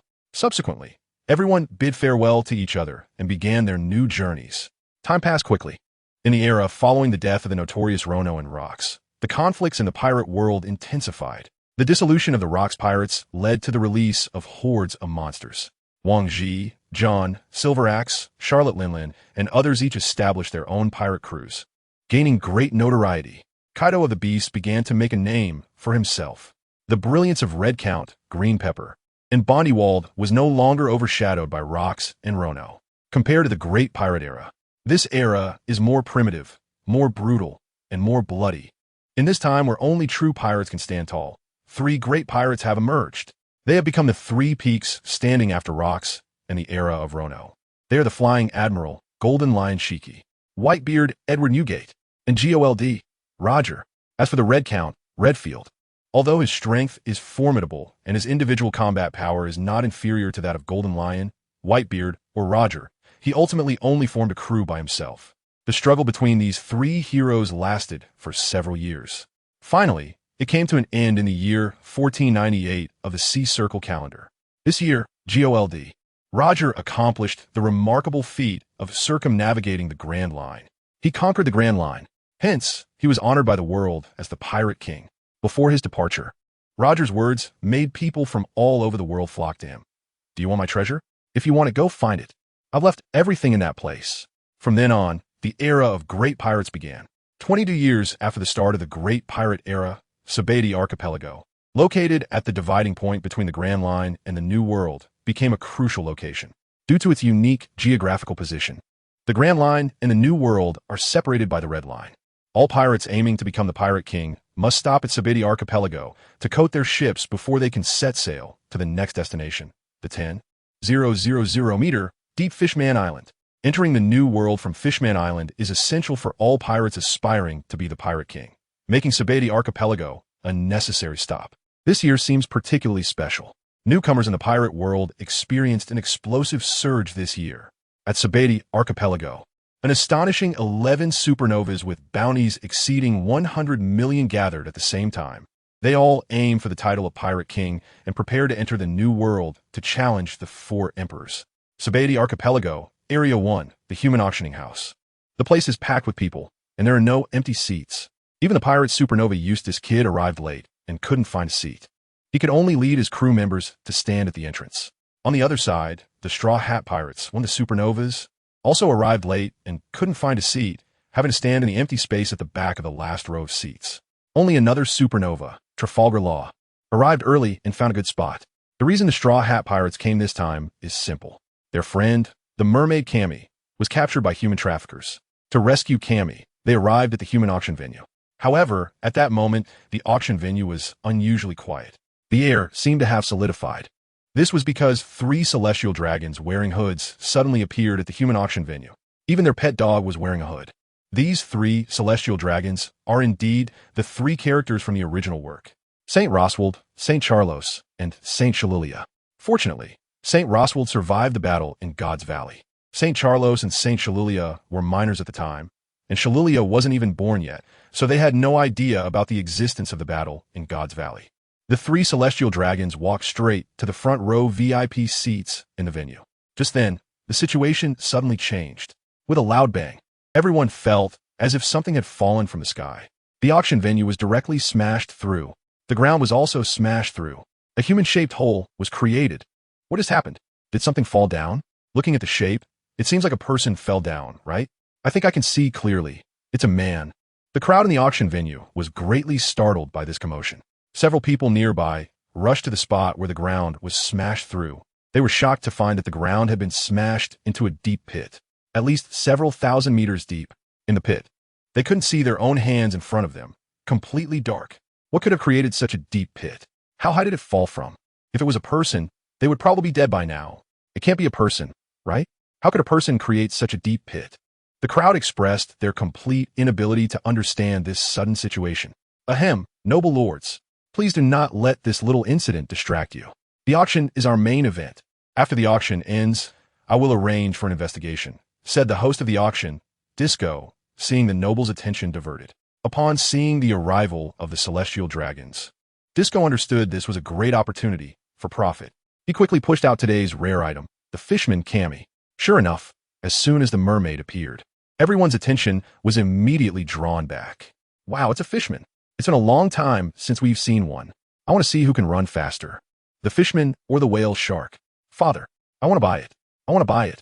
Indeed, upon seeing the beautiful mermaid, St. Charlos started dancing around, his large snotty nose swinging back and forth, looking quite comical. The host, Disco, didn't dare to delay and quickly announced that the auction had begun. All right, we have 200 million berries. We must redeem Cammy. The Straw Hat Pirates navigator, Nami, held the auction paddle, full of ambition. However, before Nami could feel proud for long, St. Charlos, sitting in the front row, lazily raised a hand, spreading 5 fingers. 500 million berries. Suddenly, no one in the venue dared to speak. They were all stunned. As expected of a celestial dragon, they opened their mouth, and it was 500 million berries. Truly enviable. After all, every year they have plenty of heavenly gold to spend. For the celestial dragons, 500 million berries is just a small amount. At this moment, the Straw Hat Pirates were also stunned. 500 million berries. For the celestial dragons, it might just be a few coins in their pocket. But for the Straw Hat Pirates, it was an astronomical figure. They couldn't afford it at all. What to do? What should they do? The entire Straw Hat Pirates crew panicked. Just then, boom, the roof of the auction venue was broken through by a flying fish motorcycle, crashing down to the center of the venue. Following that, a 17-year-old boy wearing a straw hat, a blue vest, and shorts stood up. It was none other than one of the supernovas, the Straw Hat Kid, Monkey D. Luffy, with a bounty of 300 million berries. Beside him stood a green-haired man, wearing a belly band and carrying 3 swords, who was also a supernova with a bounty of 120 million berries, Roronoa Zoro. Where's Cammy? Where's Cammy? Luffy rushed into the auction venue and immediately started looking around. Soon, he spotted the fishman Cammy right in the center of the auction venue. Found you, Cammy. Luffy didn't care about anything else and charged straight towards Cammy. Wait, Luffy, don't be reckless. Seeing this, Frankie hurriedly went to stop him. In the midst of the chaos, Frankie revealed his fishman appearance. Fishman. A fishman appeared on land. How disgusting. There are so many hands. I heard they carry infectious diseases. Keep your distance. Monster. Get back to Fishman Island. Don't come to human islands. The nobles all avoided him, as if they had seen a plague. "Oh, there's a fishman?" Upon hearing the voices from behind, St. Charlos immediately turned around and spotted Frankie. "It's a fishman." St. Charlos raised his diamond-studded gun like a lovesick man seeing a beautiful woman. He loaded it, aimed, and pulled the trigger. Bang! The gunshot rang out, and Frankie immediately fell into a pool of blood. Luffy was also stunned. He didn't expect Frankie to be shot down and hurried over to check his wounds. "Father, I caught a fishman. I caught a fishman. It's free. It costs no money. I'm so capable, right? A free octopus. A free octopus." At this moment, St. Charlos was overjoyed, and the fat on his face began to jiggle.